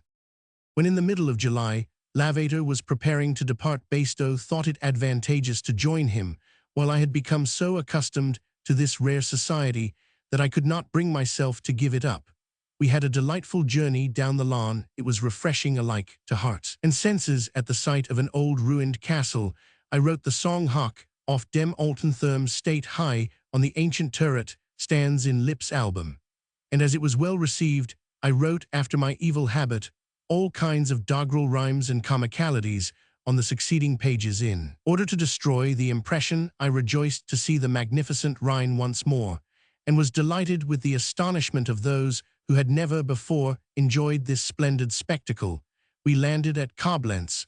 Wherever we went the crowd was very great, and each of the three excited interest and curiosity. Basto and I seemed to strive which could behave most outrageously. Lavater conducted himself rationally, and with judgment, only he could not conceal his favorite opinions, and thus, with the best designs, he appeared very odd to all men of mediocrity. I have preserved the memory of a strange dinner at a hotel in Koblenz in some doggerel rhymes, which will perhaps stand with all their kindred in my new edition. I sat between Lavater and Basto.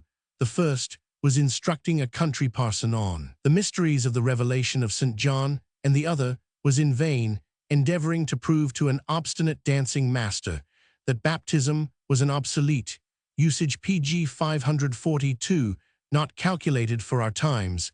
As we were going on to Cologne, I wrote in an album, as though to Emmaus on their ride, storming they might be seen. The prophets sat on either side. The world-child sat between. The brothers Jacobi. Luckily this world-child had also a side which was turned towards the heavenly, and which was now to be moved in a way wholly peculiar, while in Ems I had rejoiced to hear that in Cologne we should find the brothers Jacobi, who, with other eminent men, had set out to meet and show attention to our two remarkable travelers. On my part, I hoped for forgiveness from them for sundry little improprieties which had originated in the great love of mischief that Herder's keen humor had excited in us. The letters and poems in which Gleim and George Jacobi publicly rejoiced in each other had given us opportunity for all sorts of sport, and we had not reflected that there is just as much self-conceit in giving pain to others when they are comfortable as in showing an excess of kindness to oneself or to one's friends. By this means, certain dissension had arisen between the upper and lower Rhine of so slight importance, however, that mediation was easy. For this, the ladies were particularly adapted. Sophia Laroche had already given us the best idea of the noble brothers Mademoiselle Falmer, who had come to Frankfurt from Dusseldorf, and who was intimate with their circle by the great tenderness of her sympathies and the uncommon cultivation of her mind, furnished an evidence of the worth of the society in which she had grown up. She gradually put us to shame by her patience with our harsh Upper Saxon manner, and taught us forbearance by letting us feel that we ourselves stood in need of it. The true-heartedness of the younger sister of the Jacobis, the gaiety of the wife of Fritz Jacobi turned our minds and eyes more and more to these regions. The latter was qualified to captivate me, entirely possessed of a correct feeling without a trace of sentimentality, and with a lively way of speaking.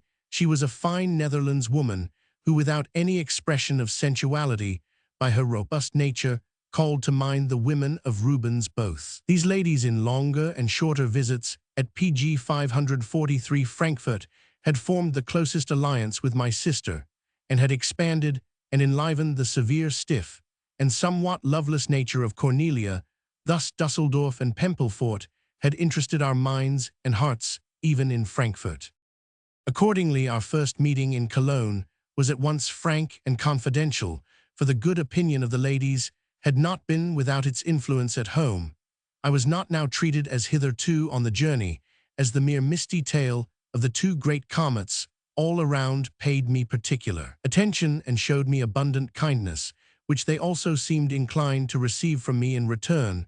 I was weary of my previous follies and impertinences, behind which in truth I only hid my impatience to find during the journey so little care taken to satisfy my heart and soul. Hence, what was within me burst out like a torrent, and this is perhaps the reason why I recollect so little of individual events. The thoughts we have had, the pictures we have seen, can be again called up before the mind and the imagination, but the heart is not so complacent, it will not repeat its agreeable emotions, and least of all, are we able to recall moments of enthusiasm. They come upon us unprepared, and we yield to them unconsciously. For this reason, others who observe us at such moments have a better and clearer insight into what passes within us than we ourselves.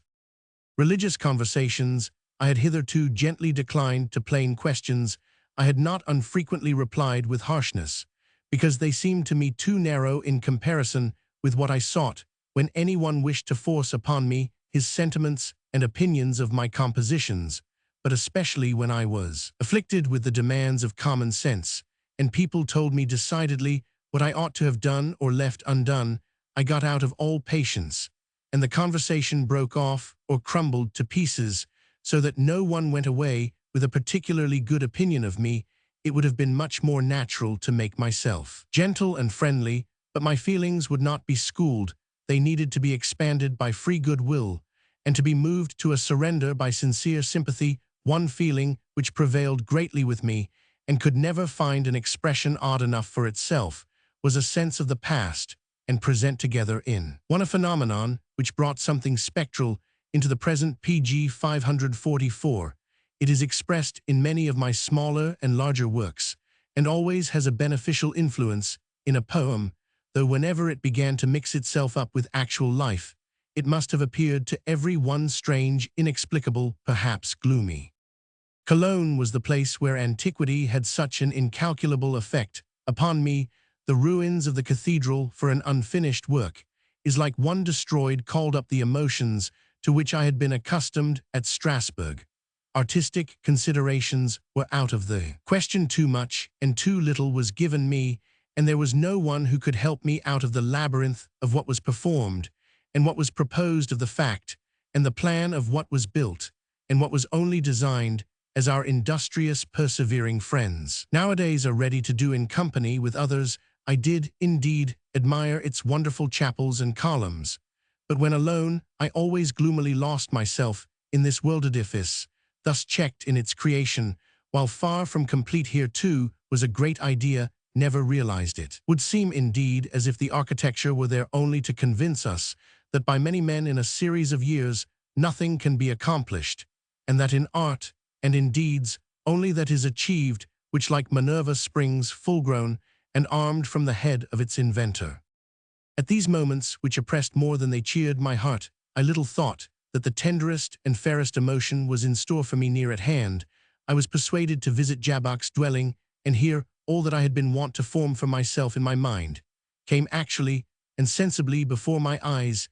This family had probably long ago become extinct, but on the ground floor, which opened upon a garden, we found everything unchanged: a pavement of brownish-red tiles of a rhomboidal form, regularly laid carved chairs with embroidered seats, and high backs, flaptables, metal chandeliers curiously inlaid on heavy feet, an immense fireplace with its appropriate utensils, everything in harmony with those early times, and in the whole room nothing new, nothing belonging to the present but ourselves. But what more than all heightened and completed the emotions thus strangely excited was a large family picture over the fireplace.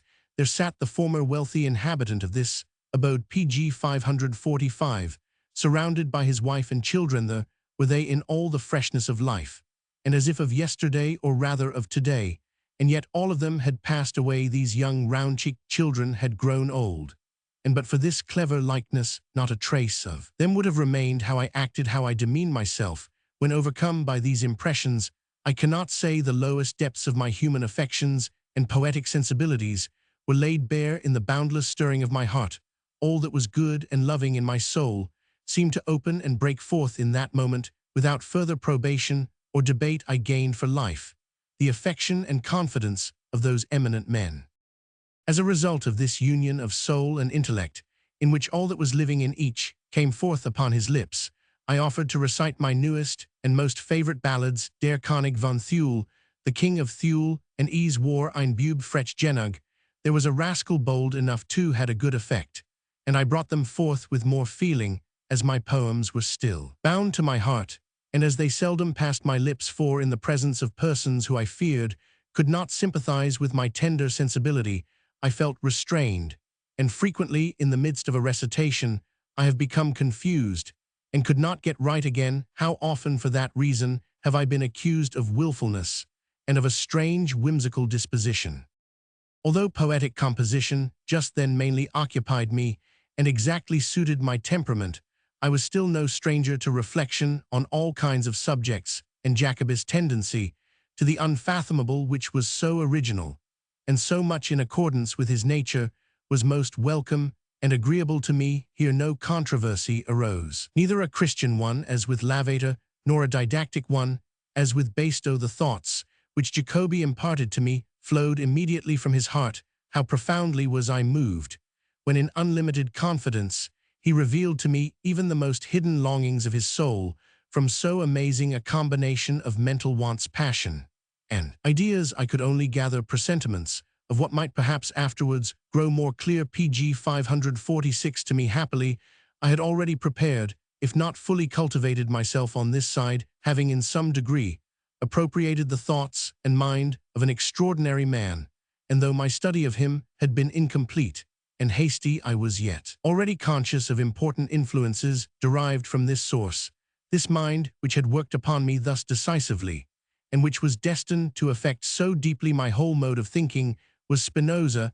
After looking through the world in vain to find a means of development for my strange nature, I at last fell upon the ethics of this philosopher. Of what I read out of the work, and of what I read into it, I can give no account enough that I found in it a sedative for my passions, and that a free wide view over the sensible and moral world seemed to open before me. But what especially riveted me to him was the utter disinterestedness which shone forth in his every sentence. That wonderful sentiment, he who truly loves God must not desire God to love him in return, together with all the preliminary propositions on which it rests, and all the consequences that follow from it, filled my whole mind to be disinterested in everything, but the most of all in love and friendship was my highest desire, my maxim, my practice, so that subsequent hasty saying of mine, if I love thee, what is that to thee, was spoken right out of my heart. Moreover, it must not be forgotten here that the closest unions are those of opposites. The all-composing calmness of Spinoza was in striking contrast with my all-disturbing activity. His mathematical method was the direct opposite of my poetic humor and my way of writing, and that very precision which was thought ill-adapted to moral subjects made me his enthusiastic disciple. His most decided worshipper. Mind and heart, understanding and sense, sought each other with an eager affinity, binding together the most different natures. Fritz Jacobi. At this time, however, all within was fermenting and seething in the first action and reaction. Fritz Jacobi, the first whom I suffered to look into the chaos, and whose nature was also toiling in its own extreme depths, heartily received my confidence, responded to it, and endeavored to lead me to his own opinions. He too felt an unspeakable mental want. He too did not wish to have it appeased by outward aid, but aimed at development and illumination. From within, I could Pg 547 not comprehend what he communicated to me of the state of his mind, so much the less, indeed, because I could form no idea as to my own, still, as he was far in advance of me in philosophical thought, and even in the study of Spinoza, he endeavored to guide and enlighten my obscure efforts. Such a purely intellectual relationship was new to me, and excited a passionate longing for farther communion. At night, after we had parted and retired to our chambers, I often sought him again. With the moonlight trembling over the broad Rhine, we stood at the window, and reveled in that full interchange of ideas, which in such splendid moments of confidence swells forth so abundantly. Still, of the unspeakable joy of those moments, I can now give no account. Much more distinct to my mind is an excursion to the hunting seat of Bensberg, which, lying on the right shore of the Rhine, commanded the most splendid prospect. What delighted me beyond measure was the decorations of the walls by Weenix. They represented a large open hall surrounded by columns. At the foot of these, as if forming the plinth, lay all the animals that the chase can furnish, skillfully arranged. And over these again, the eye ranged over a wide landscape, the wonderful artist had expended his whole skill in giving life to these lifeless creatures in the delineation of their widely varying coats, the bristles, hair, or feathers with the antlers and claws. He had equaled nature, while in the effect produced he had excelled her. When we had admired these works of art sufficiently, as a whole, we were led to reflect on the handling by which such pictures, combining so much spirit and mechanical skill, were produced. We could not understand how they could be created by the hands of man, or by any of his instruments. The pencil was not sufficient. Peculiar preparations must be supposed to make such variety possible. Whether we came close to them or withdrew to a distance, our astonishment was equal. The cause was as wonderful as the effect. Our further journey up the Rhine was happy and fortunate. The widening of the river invites the mind to expand itself likewise, and to look into the distance. We arrived at Dusseldorf, and from thence came to Pempelfort, a most delightful and beautiful resting place, where a spacious mansion, opening upon extensive and well-kept gardens, collected pg 548, together a thoughtful and refined circle. The members of the family were numerous, and strangers who found abundant enjoyment in so rich and agreeable a neighborhood were never wanting. In the Dusseldorf gallery, my predilection for the Flemish school found plentiful nourishment. There were whole halls filled with these vigorous, sturdy pictures, brilliant with a fullness of nature. And if my judgment was not enlarged, my store of knowledge was enriched, and my love for art confirmed.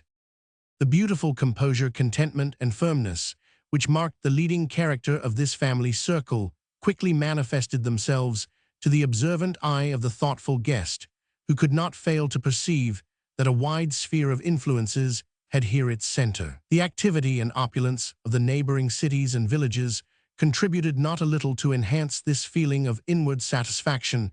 We visited Elberfeld, and were delighted with the busy aspect of so many flourishing manufactories. Here we fell in again with our friend Jung, commonly known as Stilling, who had gone even to Koblenz to meet us, and who always had his faith in God and his truth towards men as his most precious attendants. Here we saw him in his own circle, and took pleasure in the confidence reposed in him by his fellow citizens, who, though occupied with earthly gain, did not leave the heavenly treasures out of view. The sight of this industrious region was satisfactory, because its prosperity was the result of order and neatness. In the contemplation of these things, we passed happy days.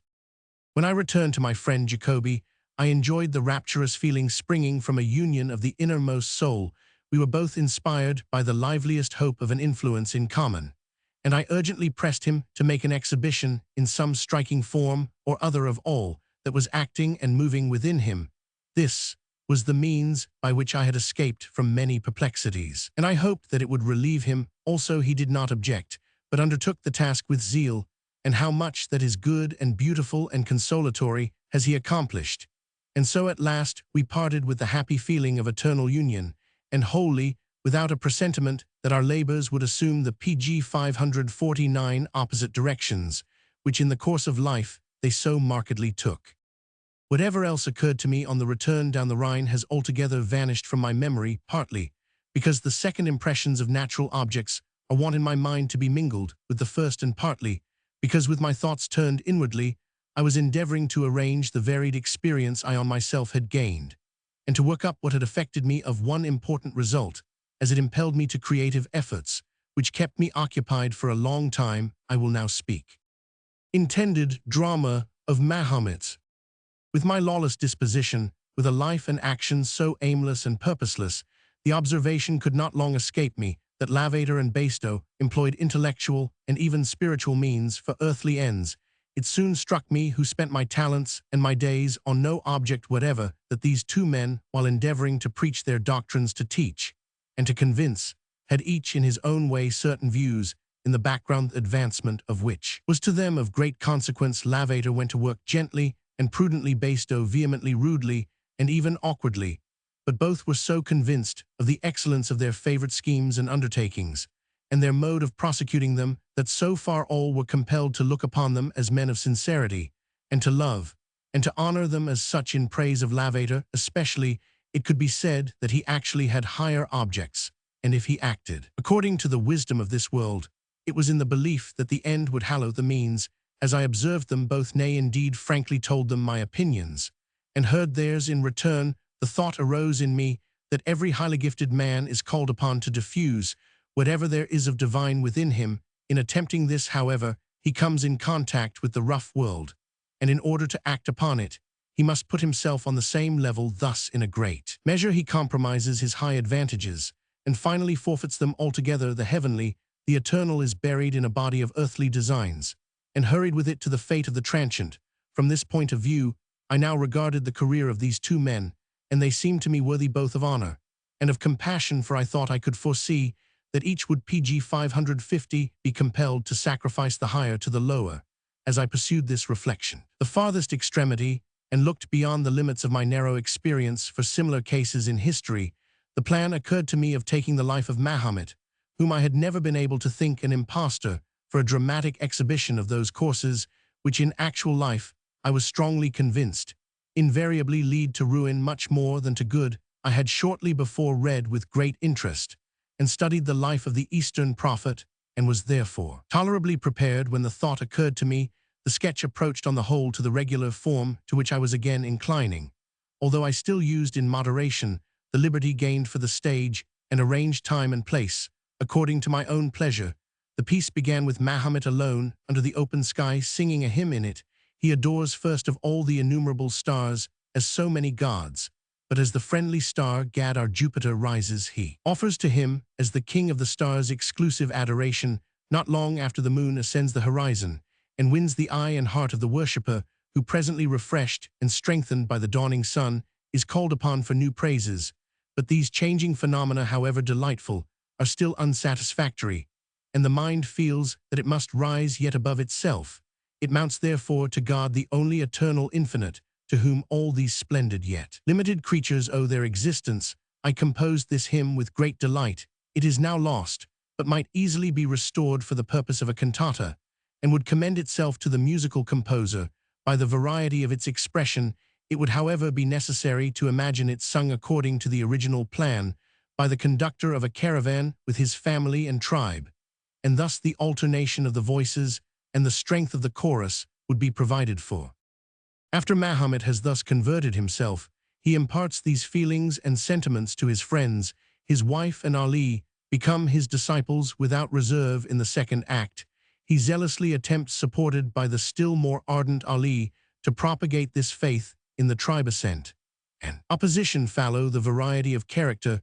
The contest begins, the strife becomes violent, and Mahomet is compelled to flee. In the third act, he defeats his enemies, and making his pg 551 religion the public one, purifies the Kaaba from idols. But as all this cannot be done by power, he is obliged to resort to cunning. What in his character is earthly increases and extends itself, the divine retires, and is obscured. In the fourth act, Mahomet pursues his conquests. His doctrine becomes a pretense rather than an end. All conceivable means must be employed, and barbarities become abundant. A woman whose husband has been put to death by Mahomet's order poisons him. In the fifth act, he feels that he is poisoned. His great calmness, the return to himself and to a higher sense, make him worthy of admiration. He purify his doctrine, establishes his kingdom, and dies. Such was the sketch of a work which long occupied my mind, for usually I was obliged to have the materials in my head before I commenced the execution. I meant to represent the power which genius exercises over men by character and intellect, and what are its gains and losses in the process. Several of the songs to be introduced in the drama were composed beforehand. All that remains of them, however, is what stands among my poems under the title Mahomet's Gesang, Mahomet's Song. According to the plan, this was to be sung by Ali in honor of his master at the highest point of his success, just before the changed aspect of affairs resulting from the poison. I recollect also the outlines of several scenes, but the explanation of them here would lead me too far. Page 552. 15th book. Moravians, the Wandering Jew, Zimmermann, Clavigo. From these manifold dissipations, which however generally gave occasion for serious and even religious reflections, I always returned to my noble friend Fräulein von Klettenberg, whose presence calmed at least for a moment my stormy and undirected impulses and passions, and to whom, next to my sister, I liked best to communicate designs like that I have just spoken of. I might indeed have perceived that her health was constantly failing, but I concealed it from myself, and this I was the better able to do as her cheerfulness increased with her illness. She used to sit neatly dressed in her chair at the window and kindly listened to the narratives of my little expeditions, as well as to what I read aloud to her. Often, too, I made sketches in order to make her understand the better the description of the places I had seen one evening. I had been recalling to my mind many different images, when in the light of the setting sun she and all around her appeared before me as if transfigured, and I could not refrain from making a drawing of her and of the surrounding objects in the chamber, as well as my poor skill, permitted in the hands of a skillful artist, like Kirsting, it would have made a beautiful picture. I sent it to a fair friend at a distance, and added a song as commentary and supplement. In this magic glass reflected, see a vision mild and blessed, by the wing of God protected. See our friend while suffering rest. Mark how her endeavors bore her from life's waves to realms above. See thine image stand before her, and the God who died from love. Feel what I amid the floating of that heavenly aether knew, when the first impression noting, hastily this sketch I drew. Page 553. Though in these stanzas, as had often happened before, I expressed myself as a stranger and foreigner, in short as a heathen, she did not take offense at it. On the contrary, she assured me that in so doing I pleased her much more than when I attempted to employ the Christian terminology, which somehow I could never apply correctly. Indeed, it had become a standing custom with me, whenever I read to her missionary intelligence, which she was always fond of listening to take the part of the pagans against the missionaries, and to praise their old condition as preferable to their new one. Still, she was ever gentle and friendly, and seemed not to have the least fear about me or my salvation. The Moravians. My gradual alienation from her creed arose from the fact that I had laid hold of it at first with too great zeal, with passionate love. Ever since I became more intimately acquainted with the Moravians, my inclination to this society, which had united under the victorious banners of Christ, had constantly increased. It is exactly in the moment of its earliest formation that a positive religion possesses its greatest attraction. On that account, it is delightful to go back to the time of the apostles, where all stands forth as fresh and immediately spiritual, and thus it was that the Moravian doctrine acquired something of a magical charm, by appearing to continue, or rather, to perpetuate the condition of those first times. It connected its origin with them. When it seemed to perish, it still wound its way through the world, although by unnoticed tendrils. At last one little germ took root beneath the protection of a pious and eminent man, and so, from an unnoticed and apparently accidental beginning, expanded once more over the wide world. In this society, the most important point was the inseparable combination of the religious and civil constitution, by which the teacher was at the same time the ruler, and the father the judge. What was still more distinctive of their fraternity was that the religious head, to whom unlimited faith was yielded in spiritual things, was also entrusted with the guidance of temporal affairs, and his counsels, whether for the government of the whole body, or for the guidance of individuals, if confirmed by the issue of the lot, were implicitly followed. Its peace and harmony, to which at least outward appearances testified, was most alluring, while on the other hand, the missionary vocation, pg 554, seemed to call forth, and to give employment to all man's active powers. The excellent persons whose acquaintance I made at Marienborn, which I had visited in the company of Councillor Moritz, the agent of Count von Eisenberg, had gained my unqualified esteem, and it only depended on themselves to make me their own. I studied their history and their doctrine, and the origin and growth of their society, so as to be able to give an account of it, and to talk about it to all who might feel interested in it. Nevertheless, the conviction was soon forced upon me that with the brethren I did not pass for a Christian any more than I did with Fräulein von Klettenberg. At first this disturbed me, but afterwards my inclination to them became somewhat cooler. However, I could not for a long time discover the precise ground of difference, although it was obvious enough, until at last it was forced upon me more by accident than by reflection. What separated me from this brotherhood, as well as from other good Christian souls, was the very point on which the Church has more than once fallen into dissension. On the one hand, it was maintained that by the fall human nature had been so corrupted to its innermost core that not the least good could be found in it, and that therefore man must renounce all trust in his own powers and look to grace and its operations for everything. The other party, while it admitted the hereditary imperfections of man, nevertheless ascribed to nature a certain germ of good within which, animated by divine grace, was capable of growing up to a joyous tree of spiritual happiness. By this latter conviction, I was unconsciously penetrated to my inmost soul, even while with tongue and pen I maintained the opposite side. But I had hitherto gone on with such ill-defined ideas that I had never once clearly stated the dilemma to myself. From this dream I was unexpectedly roused one day, when in a religious conversation, having distinctly advanced opinions to my mind, most innocent, I had in return to undergo a severe lecture. The very thought of such a thing, it was maintained, was genuine Pelagianism, a pernicious doctrine, which was again appearing to the great injury of modern times. I was astonished, and even terrified. I went back to church history, studied the doctrine and fate of Pelagius more closely, and now saw clearly how these two irreconcilable opinions had pg 555 fluctuated in favor through whole centuries, and had been embraced and acknowledged by different men, according as they were of a more active or of a more passive nature. The course of past years had constantly led me more and more to the exercise of my own powers. A restless activity was at work within me, with the best desire for moral development. The world without demanded that this activity should be regulated and employed for the advantage of others, and this great demand I felt called upon in my own case to meet on all sides. I had been directed to nature, and she had appeared to me in her whole magnificence.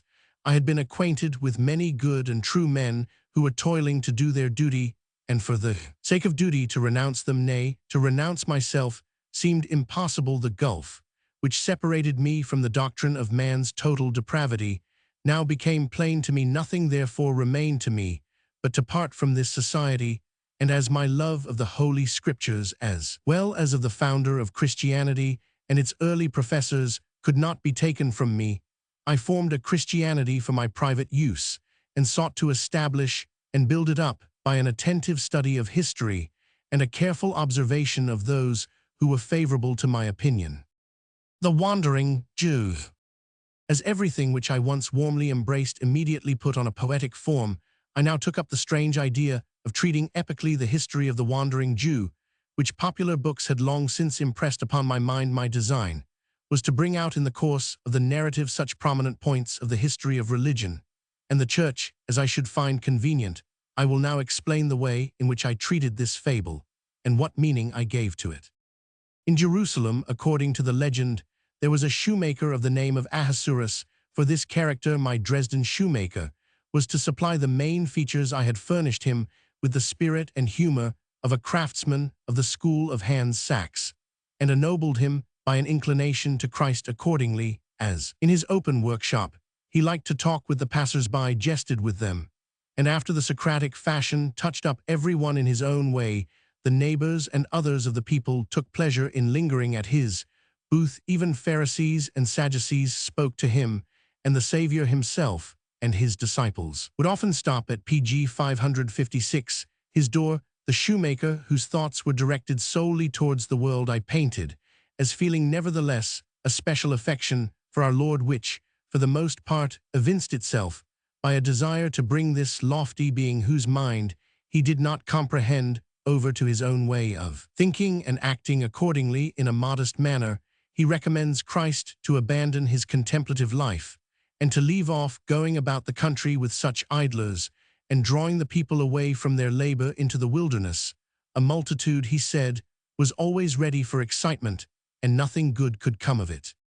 On the other hand, the Lord endeavored by parables to instruct him in his higher views and aims, but these were all thrown away on his mere matter-of-fact intellect. Thus, as Christ becomes more and more an important character, and finally a public person, the friendly workman pronounces his opinion still more sharply and vehemently, maintaining that nothing but disorder and tumult could follow from such proceedings, and that Christ would be at last compelled to put himself at the head of a party, though that could not possibly be his design. Finally, when things had taken the course which history narrates and Christ had been seized and condemned, Ahasuerus gives full vent to his indignation when Judas, who undesignedly had betrayed his Lord in his despair, enters the workshop and with lamentations relates how his plans had been crossed. He had been, he said, as well as the shrewdest of the other disciples, firmly convinced that Christ would declare himself regent and head of the nation. His purpose was only by this violence to compel the Lord, whose hesitation had hitherto been invincible, to hasten the declaration. Accordingly, he had incited the priesthood to an act which previously they had not courage to do. The disciples on their side were not without arms, and probably all would have turned out well if the Lord had not given himself up and left them in the most forlorn state. Ahasuerus, whom this narrative in no ways tends to propitiate, only exasperates the agony of the poor exapostle who rushes out and goes and hangs himself. The Wandering Jew. As Jesus is led past the workshop of the shoemaker on his way to execution, the well-known scene of the legend occurs. The sufferer faints under the burden of the cross, and Simon pg 557 of Cyrene is compelled to carry it. Upon this, Ahasuerus comes forward and sustains the part of those harsh common-sense people who, when they see a man involved in misfortune through his own fault, feel no pity, but struck by an untimely sense of justice, make the matter worse by their reproaches. As he comes out, he repeats all his former warnings, changing them into vehement accusations, which his attachment to the sufferer seems to justify. The Savior does not answer, but at the instant the loving Veronica covers his face with the napkin, on which, as she removes it and raises it aloft, Ahasuerus sees depicted the features of the Lord, not indeed as those of the sufferer of the moment, but as of one transfigured and radiant with celestial life. Amazed by this phenomenon, he turns away his eyes and hears the words, "Over the earth shalt thou wander, till thou shalt once more see me in this form." Overwhelmed at the sentence, it is not till after some time that the artisan comes to himself. He then finds that everyone has gone to the place of execution, and that the streets of Jerusalem are empty. Disquiet and curiosity drive him forth, and he begins his wandering. I shall perhaps speak elsewhere of all this, and of the incident by which the poem was ended indeed, but not finish the beginning. Some detached passages and the conclusion were written, but I never completed the work. I lacked time for the studies necessary to give it the finish, and bearing that I wished the few sheets which I did write were the more willingly left to repose in obscurity, as a new and necessary epoch was now formed in my mental character by the publication of Werther. The common fate of man, which all of us have to bear, must fall most heavily on those whose intellectual powers expand very early. For a time, we may grow up under the protection of parents and relatives. We may lean for a while upon our brothers and sisters and friends, be supported by acquaintances, and made happy by those we love. But in the end, man is always driven back upon himself, and it seems as if the divinity had taken a position towards men so as not always to respond to their reverence, trust, and love, at least not in the precise moment of need, early enough. And by many a hard lesson had I learned that at the most urgent crises, the call to us is, "Physician, heal thyself." And how frequently, pg 558, had I been compelled to sigh out in pain, "I tread the winepress alone." So now, while I was looking about for the means of establishing my independence, I felt that the surest basis on which to build was my own creative talents. For many years, I had never known it to fail me for a moment. What waking I had seen by day often shaped itself into regular dreams at night, and when I opened my eyes, there appeared to me either a wonderful new whole or a part of one already commenced. Usually my time for wilting was early in the morning, but still in the evening or even late at night, when wine and social intercourse had raised my spirits, I was ready for any topic that might be suggested. Only let a subject of some character be offered, and I was at once prepared and ready. While then I reflected upon this natural gift, and found that it belonged to me as my own, and could neither be favored nor hindered by any external matters. I easily in thought built my whole existence upon it. This conception soon assumed a distinct form. The old mythological image of Prometheus occurred to me, who separated from the gods peopled a world from his own workshop. I clearly felt that a creation of importance could be produced only when its author isolated himself. My productions, which had met with so much applause, were children of solitude, and since I had stood in a wider relation to the world, I had not been wanting in the power or the pleasure of invention, but the execution halted, because I had neither in prose nor in verse a style properly my own, and consequently with every new work had always to begin at the beginning and try experiments, as in this I had to decline, and even to exclude the aid of men. So after the fashion of Prometheus, I separated myself from the gods also, and the more naturally as with my character and mode of thinking one tendency always swallowed up and repelled all others. Prometheus. The fable of Prometheus became living in me. The old Titan web I cut up according to my own measurements, and without further reflection began to write a piece in which was painted the difficulty Prometheus was placed in with respect to Jupiter, and the later gods in consequence of his making men with his own hand, giving them life by the aid of Minerva, and founding a third dynasty. And in fact, the reigning gods had good cause to feel aggrieved, since they might now pg 559 appear in the light of wrongful intruders between the Titans and men. To this singular composition belongs as a monologue that poem which has become remarkable in German literature by having called forth a declaration from Lessing against Jacobi on certain weighty matters of thought, and feeling it thus served as the match to an explosion which revealed and brought into discussion the most secret relations of men of worth, relations of which they perhaps were not themselves conscious, and which were slumbering in a society otherwise most enlightened. The schism was so violent that with the concurrence of further incidents, it caused us the loss of one of our most valuable men, namely Mendelssohn. Although philosophical and even religion's considerations may be and before now have been attached to this subject, still, it belongs peculiarly to poetry. The Titans are the foil of polytheism, as the devil may be considered the foil of monotheism, though like the only god to whom he stands in contrast, he is not a poetic figure. The Satan of Milton, though boldly enough drawn, still remains in the disadvantageous light of a subordinate existence, attempting to destroy the splendid creation of a higher being. Prometheus, on the contrary, has this advantage, that even in spite of superior beings, he is able to act, and to create. It is also a beautiful thought, and well suited to poetry, to represent men as created not by the supreme ruler of the world, but by an intermediate agent, who, however, as a descendant of the most ancient dynasty, is of worth and importance enough for such an office. Thus, and indeed, under every aspect, the Grecian mythology is an inexhaustible mine of divine and human symbols. Iphigenie em Wasser stehend, in nachdenklicher Pose, vor dem Sonnenuntergang, I am Hintergrund der Tempel Dianas, auf einem Felsen von Marie Rissener, 1913, Frankfurter Goethehaus, Phrase Deutsches Hochstift. Nevertheless, the titanic, gigantic, heaven-storming character afforded no suitable material for my poetic art. It better suited me to represent that peaceful, plastic, and always patient opposition, which, recognizing the superior power, still presumes to claim equality.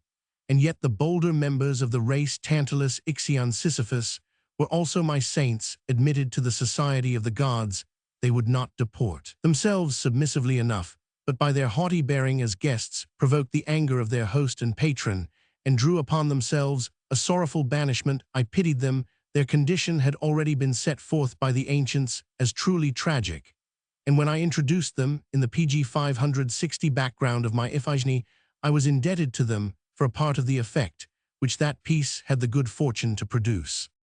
Vor dem Tempel der Diana, links tho as ihm gegenüber Iphigenie und Orst im Begriff, sich zu verabschieden von Marie Rissener, 1913, Frankfurter Goethehaus, Phrase Deutsches Hochstift. At this period, I usually combined the art of design with poetical composition. I drew the portraits of my friends in profile on gray paper in white and black chalk. Whenever I dictated or listened to reading, I sketched the positions of the writer and reader with the surrounding objects. The resemblance could not be denied, and the drawings were well received. Dilettanti always have this advantage because they give their labor for nothing. But feeling the insufficiency of this copying, I betook myself once more to language and rhythm, which were much more at my command. How briskly, how joyously, and eagerly I went to work with them, will appear from the many poems which enthusiastically proclaiming the art of nature, and the nature of art infused at the moment of their production new spirit into me as well as into my friends. At this epoch, and in the midst of these occupations, I was sitting one evening with a struggling light in my chamber, to which at least the air of an artist's studio was thus imparted, while the walls stuck over and covered with half-finished works gave the impression of great industry, when there entered a well-formed, slender man, whom at first in the twilight I took for Fritz Jacobi, but soon discovering my mistake, greeted as a stranger in his free and agreeable bearing, a certain military air was perceptible. He announced himself by the name of von Nebel, and from a brief introduction I gathered that he was in the Prussian service, and that during a long residence at Berlin and Potsdam he had actively cultivated an acquaintance with the literary men of those places, and with German literature in general. He had attached himself particularly to Ramler, and had adopted his mode of reciting poems. He was also familiar with all that Goethe had written, who at that time had not as yet made a name among the Germans through his exertions. The Märcheninsel Isle of Maidens of this poet had been printed at Potsdam, and had fallen into the hands of the king, who was said to have expressed a favorable opinion of it. State of Weimar. We had scarcely talked over these subjects of general interest in German literature before I learned, much to my pg 561 satisfaction, that he was at present stationed in Weimar, and was appointed the companion of Prince Constantine. Of matters there I had already heard much that was favorable, for several strangers who had come from Weimar assured us that the Duchess Amalia had gathered round her the best men to assist in the education of the princes her sons, that the Academy of Jena, through its admirable teachers, had also contributed its part to this excellent purpose, and that the arts were not only protected by this princess but were practiced by her with great diligence and zeal. We also heard that Wieland was in especial favor the Deutschmarker too, which united the labors of so many scholars in other places, contributed not a little to the fame of the city in which it was published. There also was one of the best theaters in Germany, which was made famous by its actors, as well as by the authors who wrote for it. These noble institutions and plans seemed, however, to have received a sudden check, and to be threatened with a long interruption, in consequence of the terrible conflagration of the castle, which took place in the May of that year. But the confidence in the hereditary prince was so great that everyone was convinced not only that the damage would be repaired, but that in spite of it every other hope would be fully accomplished. As I inquired after these persons and things, as if I were an old acquaintance, and expressed a wish to become more intimately acquainted with them, my visitor replied in the most friendly manner possible that nothing was easier, since the hereditary prince with his brother, the Prince Constantine, had just arrived in Frankfurt, and desired to see and know me. I at once expressed the greatest willingness to wait upon them, and my new friend told me that I must not delay, as their stay would not be long. In order to equip myself for the visit, I took von Nebel to my father and mother, who were surprised at his arrival, and the message he bore, and conversed with him with great satisfaction. I then proceeded with him to the young princes, who received me in a very easy and friendly manner. Count Goethe, also the tutor of the hereditary prince, appeared not displeased to see me, though there was no lack of literary subjects for our conversation. Accident furnished the best possible introduction to it, and rendered it at once important and profitable.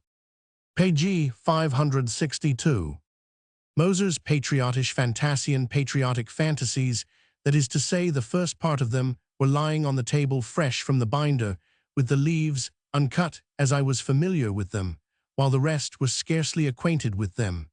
I had the advantage of being able to give a complete account of the work, and had here a favorable opportunity for speaking with a young prince who was sincerely desirous and also firmly determined to make use of his station to do all the good in his power. Moser's book, both in its contents and its tone, could not but be highly interesting to every German, while, by other writers, division, anarchy, and impotence had been brought as a reproach against the German Empire. According to Moser, this very number of small states was highly desirable, as affording room for the special cultivation of each according to its necessities, which must vary with the site and peculiarities of such widely different provinces. In the same way, I remarked that Moser, starting with the city and bishopric Stift of Osnaburg, and thence going over the circle of Westphalia, set forth its relation to the whole empire, and just as he, in the further examination of the subject uniting the past with the present, deduced the latter from the former, and thus clearly showed what alterations were desirable or not, so might every ruler, by proceeding in the same way, obtain a thorough knowledge of the constitution of the state. He governs its connection with its neighbors, and with the whole empire, and thus enable himself to judge both the present and the future. In the course of our conversation, many remarks were made with regard to the difference between the states of Upper and Lower Saxony, not only their natural productions, it was observed, but also their manners, laws, and customs had differed from the earliest times, and according to the form of religion and government, had variously modified themselves. We endeavored to obtain a clear view of the differences between the two regions, and in this attempt it soon appeared how useful it would be to have a good model which, if regarded not in its individual peculiarities, but in the general method on which it had been based, might be applied to the most widely differing cases, and thereby might be highly serviceable in helping us to form a correct judgment. Page 563. This conversation, which was kept up when we were set down at table, made a better impression in my favor than I perhaps deserved, for instead of making such works as belonged to my own sphere of literature the subjects of discussion, instead of demanding an undivided attention for the drama and for romance, I appeared, while discussing Moser's book, to prefer those writers whose talents proceeding from active life returned to it with immediate benefit, whereas works properly poetical, as soaring above mere social and material interests, could only be indirectly and accidentally profitable. These discussions went on like the stories of the Arabian Nights. One important matter came up after another. Many themes were only touched upon without our being able to follow them out, and accordingly, as the stay of the young princes in Frankfurt was necessarily short, they made me promise to follow them to Mayence and spend a few days with them there. I gave this promise gladly enough, and hastened home to impart the agreeable intelligence to my parents. Prospects of a court life. My father, however, could not by any means be brought to approve of it. In accordance with his sentiments, as a citizen of the empire, he had always kept aloof from the great, and although constantly coming in contact with the charges d'affaires of the neighboring princes, he had nevertheless avoided all personal relations with them. In fact, courts were among the things about which he was accustomed to joke. He was not indeed displeased if anyone opposed his opinions on this head, only he was not satisfied unless his opponent maintained his side with wit and spirit. If we allowed his procol, a Jove procol, a fulmen to pass, but added that with lightning the question was not so much whence it came as whither it went, he would bring up the old proverb with great lords, "It is not good to eat cherries when." To this we replied that it was yet worse to eat with dainty people out of one basket. He would not deny the truth of this, only he was sure to have another proverb ready at hand, which was to put us to confusion, for since proverbs and rhyming apophthegms proceed from the people, who, while they are forced to obey, like at least to speak their vengeance, just as their superiors, on the other hand, indemnify themselves by deeds, and since the poetry of the 16th century is almost wholly of a nervous didactic character, pg 564, there is in our language no lack of jests and serious adages directed from below upwards. We juniors, however, now began to aim from above downwards, fancying ourselves something great. As we took up the cause of the great of these sayings and countersayings, I will here insert a few. A. Long at court is long in hell. B. There many good folks warm them well. A. Such as I am still mine own. To me shall favours ne'er be shown. B. Blush not a favour to receive, for you must take if you would give. O. This trouble at the court you catch, that where you itch you must not scratch. B. The sage that would the people teach must scratch a place that does not itch. O. Those who a slavish office choose, one half of life are sure to lose. And come, what will they may be sure, Old Nick the other will secure. B. Woer with princes is at home, will some day find good fortune come. Who courts the rabble to his cost, will find that all his year is lost. O. Though wheat at court seems flourishing, doubt that great harvest it will bring, when to your barn you deem it brought. PG 565 Yowl, find that after all 'tis not. B. The wheat that blooms will ripen too, for so of old it used to do. And if a crop is spoiled by hail, the next year's harvest will not fail. O. He who would serve himself alone should have a cottage of his own, dwell with his children and his wife, regale himself with light new wine, and on the cheapest viands dine. Then nothing can disturb his life. B. So from a master you'd be free. Whither think'st thou then to flee? Dream not your freedom you will get. You have a wife to rule you yet. She by her stupid boy is ruled. Thus in your cot you still are schooled. Prospects of a court life